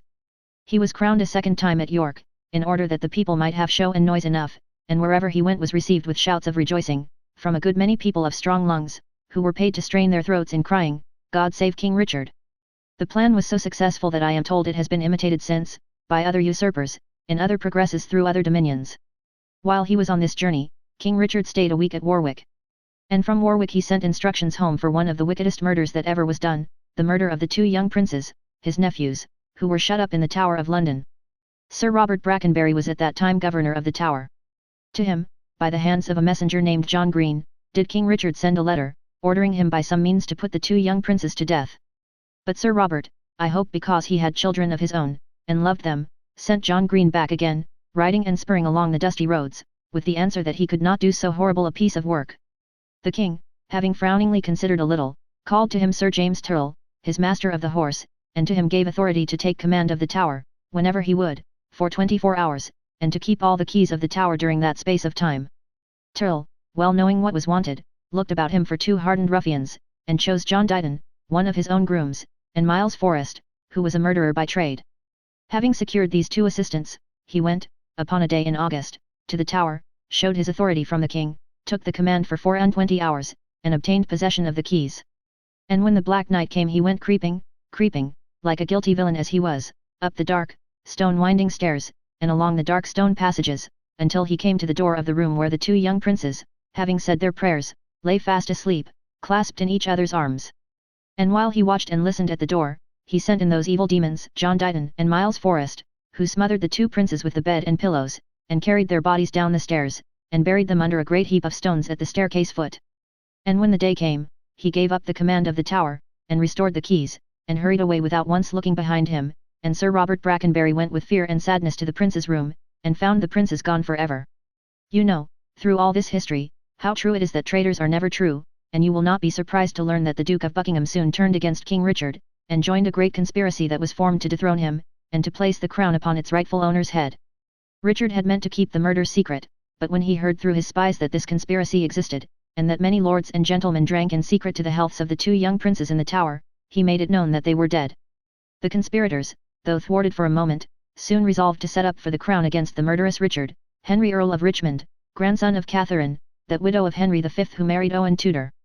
And as Henry was of the house of Lancaster, they proposed that he should marry the Princess Elizabeth, the eldest daughter of the late king, now the heiress of the house of York, and thus by uniting the rival families put an end to the fatal wars of the Red and White Roses. All being settled, a time was appointed for Henry to come over from Brittany, and for a great rising against Richard to take place in several parts of England at the same hour. On a certain day, therefore, in October, the revolt took place, but unsuccessfully. Richard was prepared, Henry was driven back at sea by a storm, his followers in England were dispersed, and the Duke of Buckingham was taken, and at once beheaded in the marketplace at Salisbury. The time of his success was a good time, Richard thought, for summoning a parliament and getting some money. So, a parliament was called, and it flattered and fawned upon him as much as he could possibly desire, and declared him to be the rightful King of England, and his only son Edward, then 11 years of age, the next heir to the throne. Richard knew full well that, let the Parliament say what it would, the Princess Elizabeth was remembered by people as the heiress of the House of York, and having accurate information besides, of its being designed by the conspirators to marry her to Henry of Richmond, he felt that it would much strengthen him and weaken them, to be beforehand with them, and marry her to his son. With this view he went to the sanctuary at Westminster, where the late king's widow and her daughter still were, and besought them to come to court, where, he swore by anything and everything, they should be safely and honourably entertained. They came, accordingly, but had scarcely been at court a month when his son died suddenly, or was poisoned, and his plan was crushed to pieces. In this extremity, King Richard, always active, thought, I must make another plan.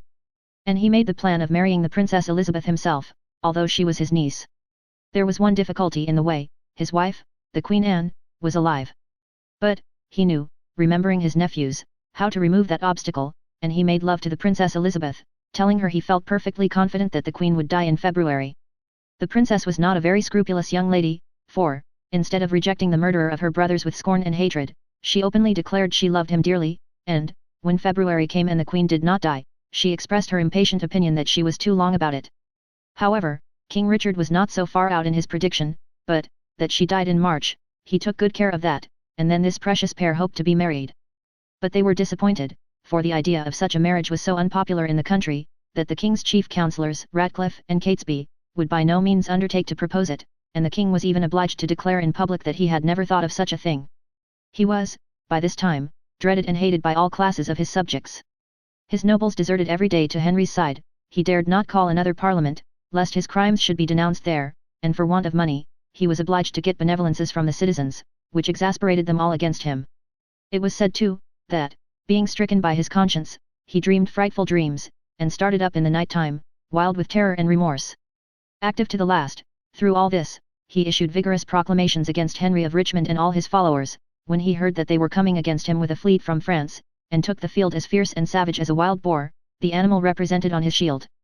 Henry of Richmond landed with 6,000 men at Milford Haven, and came on against King Richard, then encamped at Leicester with an army twice as great, through North Wales. On Bosworth Field the two armies met, and Richard, looking along Henry's ranks, and seeing them crowded with the English nobles who had abandoned him, turned pale when he beheld the powerful Lord Stanley and his son, whom he had tried hard to retain, among them. But, he was as brave as he was wicked, and plunged into the thickest of the fight. He was riding hither and thither, laying about him in all directions, when he observed the Earl of Northumberland, one of his few great allies, to stand inactive, and the main body of his troops to hesitate. At the same moment, his desperate glance caught Henry of Richmond among a little group of his knights. Riding hard at him, and crying treason, he killed his standard-bearer, fiercely unhorsed another gentleman, and aimed a powerful stroke at Henry himself, to cut him down. But, Sir William Stanley parried it as it fell, and before Richard could raise his arm again, he was borne down in a press of numbers, unhorsed, and killed. Lord Stanley picked up the crown, all bruised and trampled, and stained with blood, and put it upon Richmond's head, amid loud and rejoicing cries of "Long live King Henry!" That night, a horse was led up to the church of the Grey Friars at Leicester, across whose back was tied, like some worthless sack, a naked body brought there for burial. It was the body of the last of the Plantagenet line, King Richard III, usurper and murderer, slain at the Battle of Bosworth Field in the 32nd year of his age, after a reign of 2 years. Chapter 26. England under Henry VII. King Henry VII did not turn out to be as fine a fellow as the nobility and people hoped, in the first joy of their deliverance from Richard III. He was very cold, crafty, and calculating, and would do almost anything for money. He possessed considerable ability, but his chief merit appears to have been that he was not cruel when there was nothing to be got by it. The new king had promised the nobles who had espoused his cause that he would marry the Princess Elizabeth. The first thing he did, was, to direct her to be removed from the castle of Sheriff Hutton in Yorkshire, where Richard had placed her, and restored to the care of her mother in London. The young Earl of Warwick, Edward Plantagenet, son and heir of the late Duke of Clarence, had been kept a prisoner in the same old Yorkshire castle with her. This boy, who was now 15, the new king placed in the Tower for safety. Then he came to London in great state, and gratified the people with a fine procession, on which kind of show he often very much relied for keeping them in good humour. The sports and feasts which took place were followed by a terrible fever, called the sweating sickness, of which great numbers of people died. Lord mayors and aldermen are thought to have suffered most from it, whether, because they were in the habit of overeating themselves, or because they were very jealous of preserving filth and nuisances in the city, as they have been since, I don't know. The king's coronation was postponed on account of the general ill health, and he afterwards deferred his marriage, as if he were not very anxious that it should take place, and, even after that, deferred the queen's coronation so long that he gave offence to the York party. However, he set these things right in the end, by hanging some men and seizing on the rich possessions of others, by granting more popular pardons to the followers of the late king than could, at first, be got from him, and, by employing about his court, some very scrupulous persons who had been employed in the previous reign. As this reign was principally remarkable for two very curious impostures which have become famous in history, we will make those two stories its principal feature. There was a priest at Oxford of the name of Simons, who had for a pupil a handsome boy named Lambert Simnel, the son of a baker. Partly to gratify his own ambitious ends, and partly to carry out the designs of a secret party formed against the king, this priest declared that his pupil, the boy, was no other than the young Earl of Warwick, who, as everybody might have known, was safely locked up in the Tower of London. The priest and the boy went over to Ireland, and, at Dublin, enlisted in their cause all ranks of the people, who seemed to have been generous enough, but exceedingly irrational.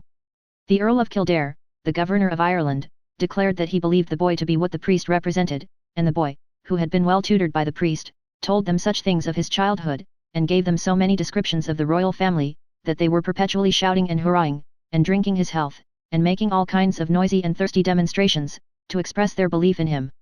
Nor was this feeling confined to Ireland alone, for the Earl of Lincoln, whom the late usurper had named as his successor, went over to the young pretender, and, after holding a secret correspondence with the Dowager Duchess of Burgundy, the sister of Edward IV, who detested the present king and all his race, sailed to Dublin with 2,000 German soldiers of her providing.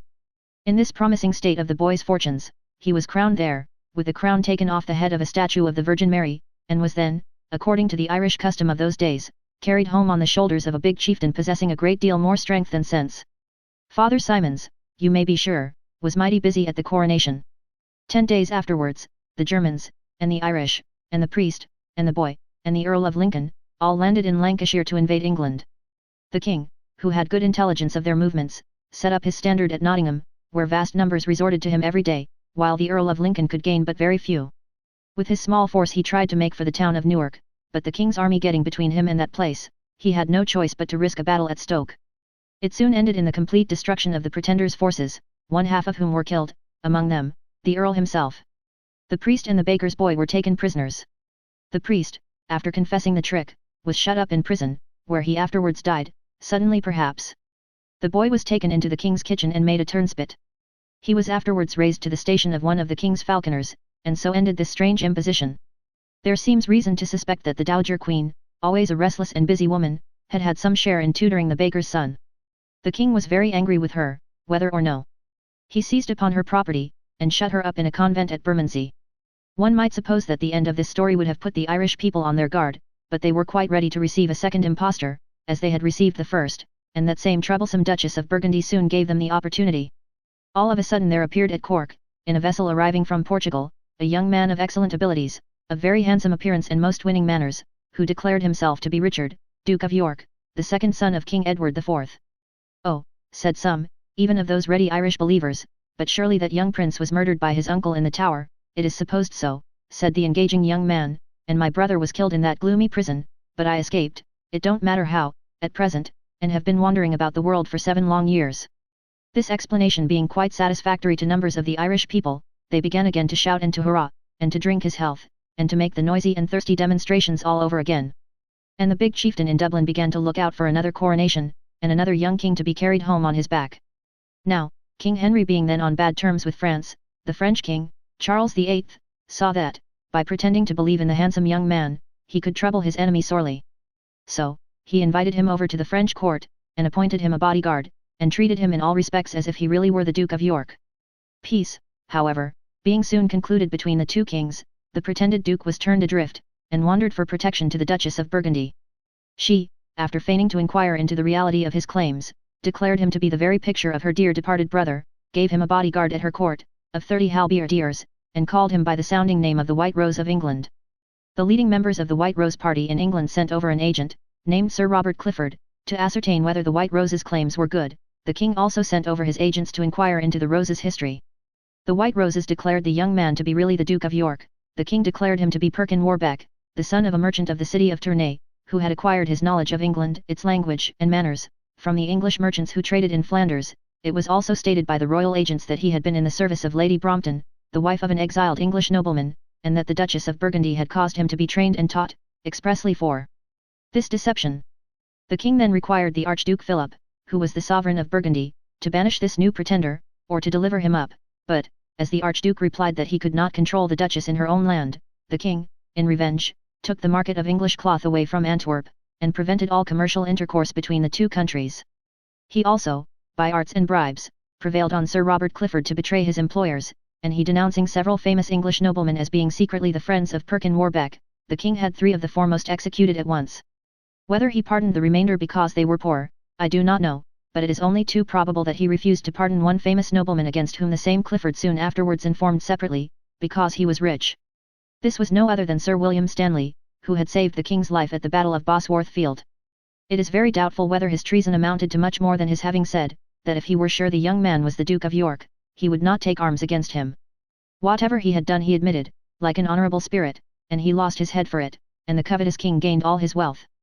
Perkin Warbeck kept quiet for 3 years, but, as the Flemings began to complain heavily of the loss of their trade by the stoppage of the Antwerp market on his account, and as it was not unlikely that they might even go so far as to take his life, or give him up, he found it necessary to do something. Accordingly he made a desperate sally, and landed, with only a few hundred men, on the coast of Deal. But he was soon glad to get back to the place from whence he came, for the country people rose against his followers, killed a great many, and took 150 prisoners, who were all driven to London, tied together with ropes, like a team of cattle. Every one of them was hanged on some part or other of the seashore, in order, that if any more men should come over with Perkin Warbeck, they might see the bodies as a warning before they landed. Then the wary king, by making a treaty of commerce with the Flemings, drove Perkin Warbeck out of that country, and, by completely gaining over the Irish to his side, deprived him of that asylum too. He wandered away to Scotland, and told his story at that court. King James IV of Scotland, who was no friend to King Henry, and had no reason to be, for King Henry had bribed his Scotch lords to betray him more than once, but had never succeeded in his plots, gave him a great reception, called him his cousin, and gave him in marriage the Lady Catherine Gordon, a beautiful and charming creature related to the royal house of Stuart. Alarmed by this successful reappearance of the pretender, the king still undermined and bought and bribed, and kept his doings and Perkin Warbeck's story in the dark, when he might, one would imagine, have rendered the matter clear to all England. But, for all this bribing of the Scotch lords at the Scotch king's court, he could not procure the pretender to be delivered up to him. James, though not very particular in many respects, would not betray him, and the ever-busy Duchess of Burgundy so provided him with arms, and good soldiers, and with money besides, that he had soon a little army of 1,500 men of various nations. With these, and aided by the Scottish king in person, he crossed the border into England, and made a proclamation to the people, in which he called the king Henry Tudor, offered large rewards to any who should take or distress him, and announced himself as King Richard IV come to receive the homage of his faithful subjects. His faithful subjects, however, cared nothing for him, and hated his faithful troops, who, being of different nations, quarrelled also among themselves. Worse than this, if worse were possible, they began to plunder the country, upon which the White Rose said, that he would rather lose his rights, than gain them through the miseries of the English people. The Scottish king made a jest of his scruples, but they and their whole force went back again without fighting a battle.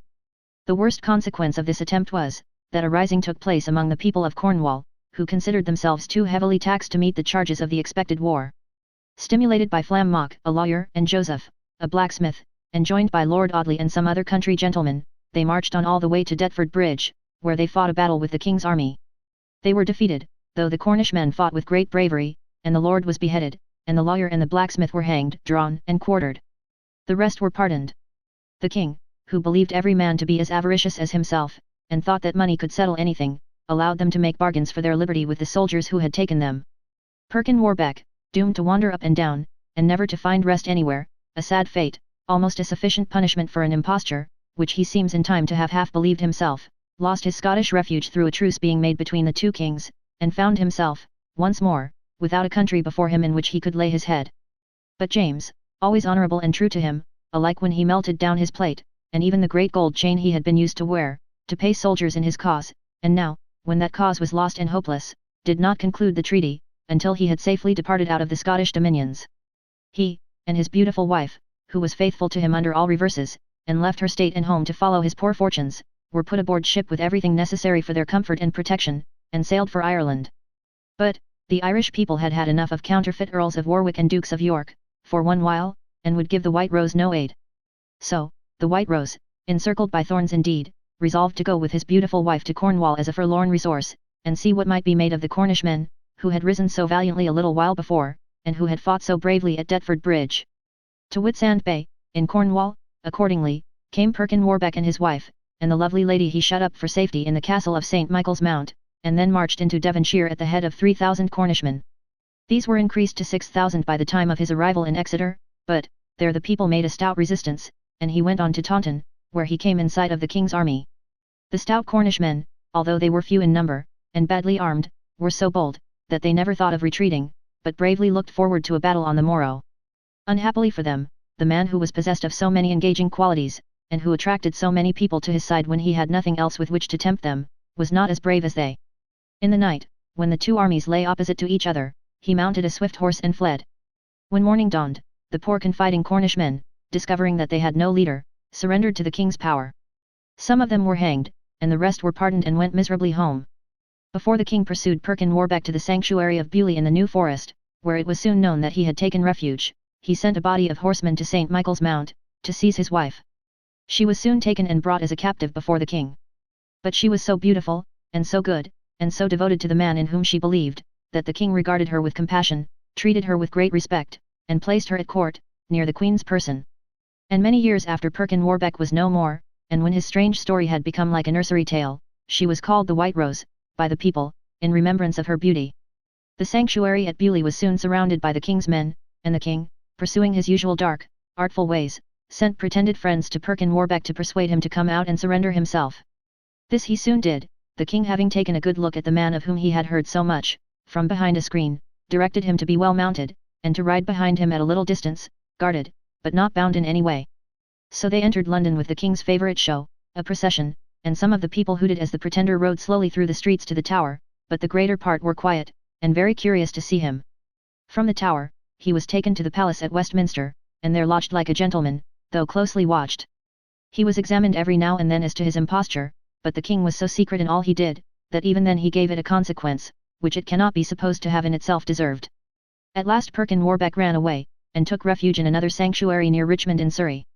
From this he was again persuaded to deliver himself up, and, being conveyed to London, he stood in the stocks for a whole day, outside Westminster Hall, and there read a paper purporting to be his full confession, and relating his history as the king's agents had originally described it.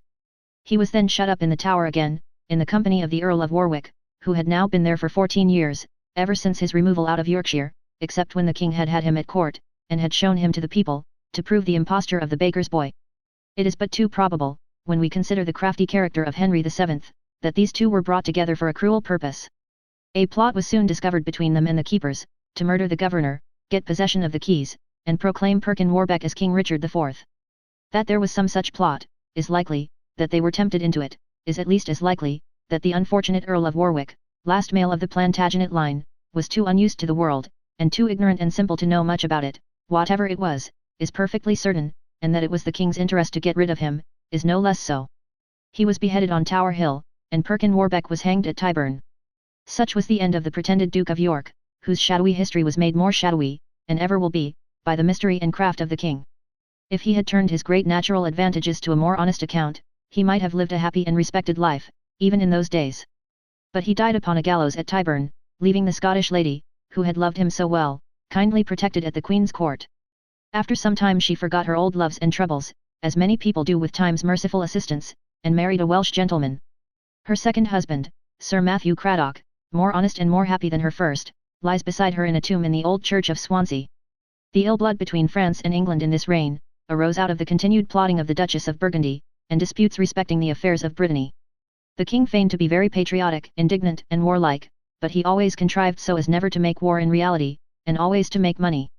His taxation of the people, on pretence of war with France, involved, at one time, a very dangerous insurrection, headed by Sir John Egremont, and a common man called John a Chamber.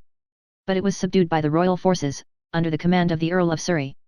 The knighted John escaped to the Duchess of Burgundy, who was ever ready to receive anyone who gave the king trouble, and the plain John was hanged at York, in the midst of a number of his men, but on a much higher gibbet, as being a greater traitor. Hung high or hung low, however, hanging is much the same to the person hung. Within a year after her marriage, the Queen had given birth to a son, who was called Prince Arthur, in remembrance of the old British prince of romance and story, and who, when all these events had happened, being then in his 15th year, was married to Catherine, the daughter of the Spanish monarch, with great rejoicings and bright prospects, but in a very few months he sickened and died. As soon as the king had recovered from his grief, he thought it a pity that the fortune of the Spanish princess, amounting to 200,000 crowns, should go out of the family, and therefore arranged that the young widow should marry his second son Henry, then 12 years of age, when he too should be 15. There were objections to this marriage on the part of the clergy, but, as the infallible Pope was gained over, and, as he must be right, that settled the business for the time. The king's eldest daughter was provided for, and a long course of disturbance was considered to be set at rest, by her being married to the Scottish king. And now the queen died. When the king had got over that grief too, his mind once more reverted to his darling money for consolation, and he thought of marrying the Dowager Queen of Naples, who was immensely rich, but, as it turned out not to be practicable to gain the money however practicable it might have been to gain the lady, he gave up the idea. He was not so fond of her but that he soon proposed to marry the Dowager Duchess of Savoy, and, soon afterwards, the widow of the King of Castile, who was raving mad. But he made a money bargain instead, and married neither. The Duchess of Burgundy, among the other discontented people to whom she had given refuge, had sheltered Edmund de la Pole, younger brother of that Earl of Lincoln who was killed at Stoke, now Earl of Suffolk. The king had prevailed upon him to return to the marriage of Prince Arthur, but, he soon afterwards went away again, and then the king, suspecting a conspiracy, resorted to his favourite plan of sending him some treacherous friends, and buying of those scoundrels the secrets they disclosed or invented. Some arrests and executions took place in consequence. In the end, the king, on a promise of not taking his life, obtained possession of the person of Edmund de la Pole, and shut him up in the Tower. This was his last enemy. If he had lived much longer he would have made many more among the people, by the grinding exaction to which he constantly exposed them, and by the tyrannical acts of his two prime favourites in all money-raising matters, Edmund Dudley and Richard Empson. But death, the enemy who is not to be bought off or deceived, and on whom no money, and no treachery has any effect, presented himself at this juncture, and ended the king's reign. He died of the gout, on the 22nd of April, 1509, and in the 53rd year of his age, after reigning 24 years, he was buried in the beautiful chapel of Westminster Abbey, which he had himself founded, and which still bears his name. It was in this reign that the great Christopher Columbus, on behalf of Spain, discovered what was then called the New World. Great wonder, interest, and hope of wealth being awakened in England thereby, the king and the merchants of London and Bristol fitted out an English expedition for further discoveries in the New World, and entrusted it to Sebastian Cabot, of Bristol, the son of a Venetian pilot there. He was very successful in his voyage, and gained high reputation, both for himself and England. Chapter 27. England under Henry VIII, called Bluff King Hal and Burly King Harry. Part the First. We now come to King Henry VIII, whom it has been too much the fashion to call Bluff King Hal, and Burly King Harry, and other fine names, but whom I shall take the liberty to call, plainly, one of the most detestable villains that ever drew breath.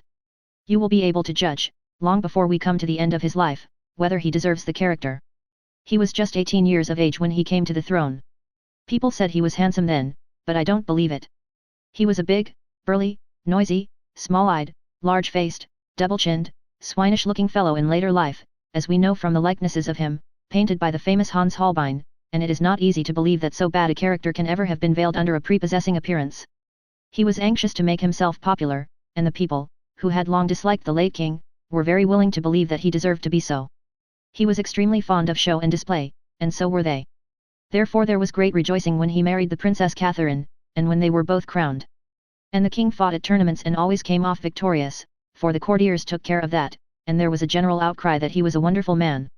Empson, Dudley and their supporters were accused of a variety of crimes they had never committed, instead of the offences of which they really had been guilty, and they were pilloried, and set upon horses with their faces to the tails, and knocked about and beheaded, to the satisfaction of the people, and the enrichment of the king.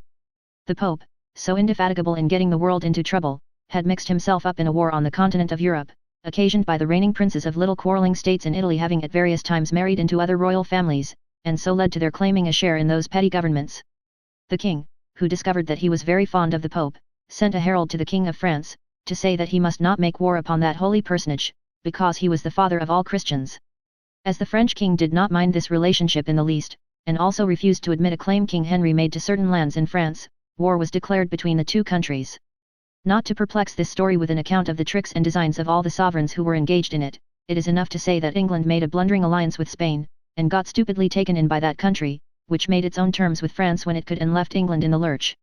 Sir Edward Howard, a bold admiral, son of the Earl of Surrey, distinguished himself by his bravery against the French in this business, but, unfortunately, he was more brave than wise, for, scheming into the French harbour of Brest with only a few rowboats, he attempted, in revenge for the defeat and death of Sir Thomas Knevet, another bold English admiral, to take some strong French ships, well defended with batteries of cannon.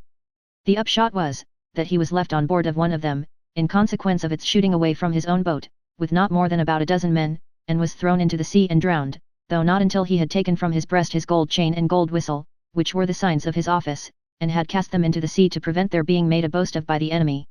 After this defeat, which was a great one, for Sir Edward Howard was a man of valour and fame, the king took it into his head to invade France in person, first executing that dangerous Earl of Suffolk whom his father had left in the Tower, and appointing Queen Catherine to the charge of his kingdom in his absence. He sailed to Calais, where he was joined by Maximilian, Emperor of Germany, who pretended to be his soldier, and who took pay in his service, with a good deal of nonsense of that sort, flattering enough to the vanity of a vain blusterer. The king might be successful enough in sham fights, but his idea of real battles chiefly consisted in pitching silken tents of bright colours that were ignominiously blown down by the wind, and in making a vast display of gaudy flags and golden curtains. Fortune, however, favoured him better than he deserved, for, after much waste of time in tent pitching, flag flying, gold curtaining, and other such masquerading, he gave the French battle at a place called Guinegate, where they took such an unaccountable panic, and fled with such swiftness, that it was ever afterwards called by the English the Battle of Spurs. Instead of following up his advantage, the king, finding that he had had enough of real fighting, came home again. The Scottish king, though nearly related to Henry by marriage, had taken part against him in this war. The Earl of Surrey, as the English general, advanced to meet him when he came out of his own dominions and crossed the river Tweed. The two armies came up with one another when the Scottish king had also crossed the river Till, and was encamped upon the last of the Cheviot Hills, called the Hill of Flodden. Along the plain below it, the English, when the hour of battle came, advanced. The Scottish army, which had been drawn up in 5 great bodies, then came steadily down in perfect silence.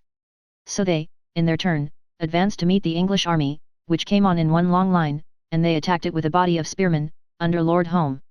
At first they had the best of it, but the English recovered themselves so bravely, and fought with such valour, that, when the Scottish king had almost made his way up to the royal standard, he was slain, and the whole Scottish power routed. 10,000 Scottish men lay dead that day on Flodden Field, and among them, numbers of the nobility and gentry. For a long time afterwards, the Scottish peasantry used to believe that their king had not been really killed in this battle, because no Englishman had found an iron belt he wore about his body as a penance for having been an unnatural and undutiful son. But, whatever became of his belt, the English had his sword and dagger, and the ring from his finger, and his body too, covered with wounds.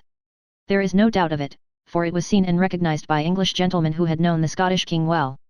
When King Henry was making ready to renew the war in France, the French king was contemplating peace. His queen, dying at this time, he proposed, though he was upwards of 50 years old, to marry King Henry's sister, the Princess Mary, who, besides being only 16, was betrothed to the Duke of Suffolk. As the inclinations of young princesses were not much considered in such matters, the marriage was concluded, and the poor girl was escorted to France, where she was immediately left as the French king's bride, with only one of all her English attendants. That one was a pretty young girl named Anne Boleyn, niece of the Earl of Surrey, who had been made Duke of Norfolk, after the victory of Flodden Field. Anne Boleyn's is a name to be remembered, as you will presently find. And now the French king, who was very proud of his young wife, was preparing for many years of happiness, and she was looking forward, I dare say, to many years of misery, when he died within 3 months, and left her a young widow. The new French monarch, Francis I, seeing how important it was to his interests that she should take for her second husband no one but an Englishman, advised her first lover, the Duke of Suffolk, when King Henry sent him over to France to fetch her home, to marry her. The princess being herself so fond of that duke, as to tell him that he must either do so then, or forever lose her, they were wedded, and Henry afterwards forgave them.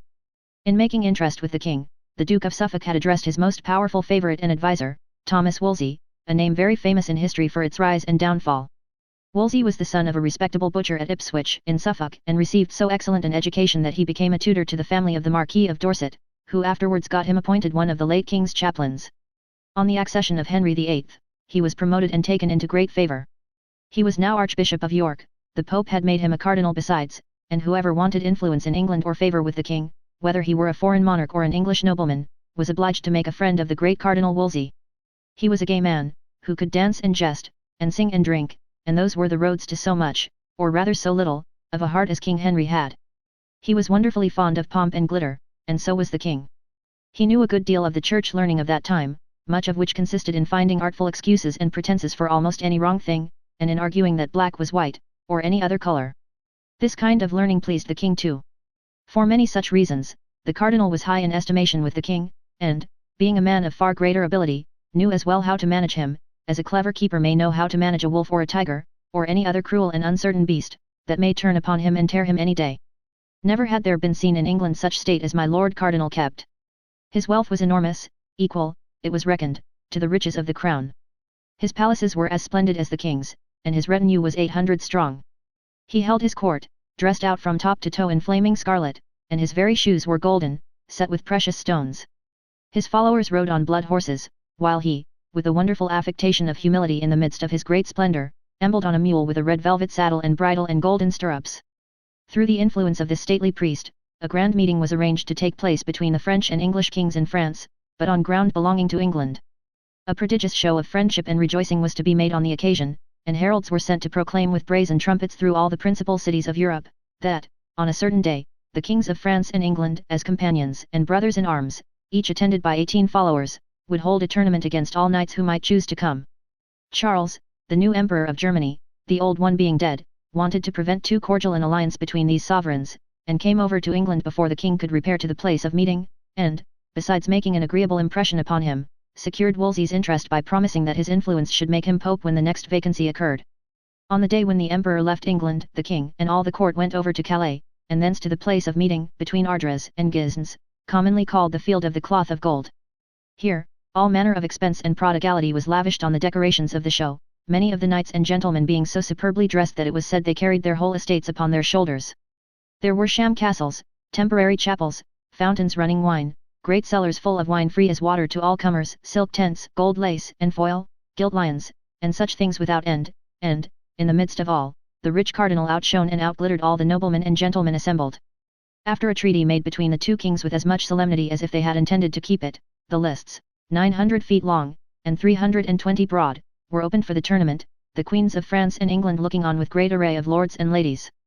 Then, for 10 days, the two sovereigns fought 5 combats every day, and always beat their polite adversaries, though they do write that the King of England, being thrown in a wrestle one day by the King of France, lost his kingly temper with his brother in arms, and wanted to make a quarrel of it.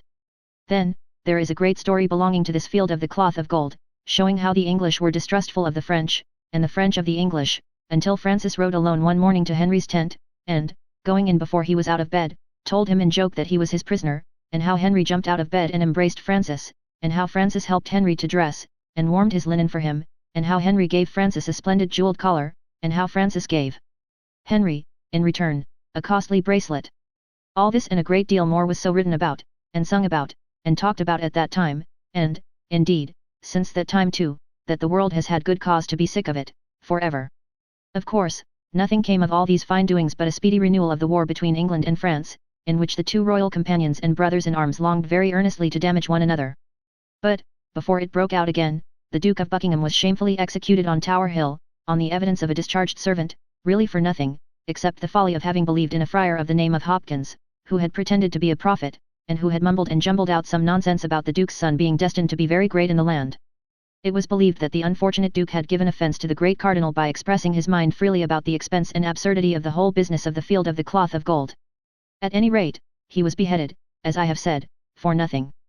And the people who saw it done were very angry, and cried out that it was the work of the butcher's son. The new war was a short one, though the Earl of Surrey invaded France again, and did some injury to that country. It ended in another treaty of peace between the two kingdoms, and in the discovery that the Emperor of Germany was not such a good friend to England in reality, as he pretended to be. Neither did he keep his promise to Wolsey to make him pope, though the king urged him. 2 popes died in pretty quick succession, but the foreign priests were too much for the cardinal, and kept him out of the post. So the cardinal and king together found out that the Emperor of Germany was not a man to keep faith with, broke off a projected marriage between the king's daughter Mary, Princess of Wales, and that sovereign, and began to consider whether it might not be well to marry the young lady, either to Francis himself, or to his eldest son. There now arose at Wittenberg, in Germany, the great leader of the mighty change in England which is called the Reformation, and which set the people free from their slavery to the priests. This was a learned doctor, named Martin Luther, who knew all about them, for he had been a priest, and even a monk, himself. The preaching and writing of Wycliffe had set a number of men thinking on this subject, and Luther, finding one day to his great surprise, that there really was a book called the New Testament which the priests did not allow to be read, and which contained truths that they suppressed, began to be very vigorous against the whole body, from the Pope downward. It happened, while he was yet only beginning his vast work of awakening the nation, that an impudent fellow named Tetzel, a friar of very bad character, came into his neighborhood selling what were called indulgences, by wholesale, to raise money for beautifying the great cathedral of St. Peter's, at Rome. Whoever bought an indulgence of the Pope was supposed to buy himself off from the punishment of heaven for his offences. Luther told the people that these indulgences were worthless bits of paper before God, and that Tetzel and his masters were a crew of impostors in selling them.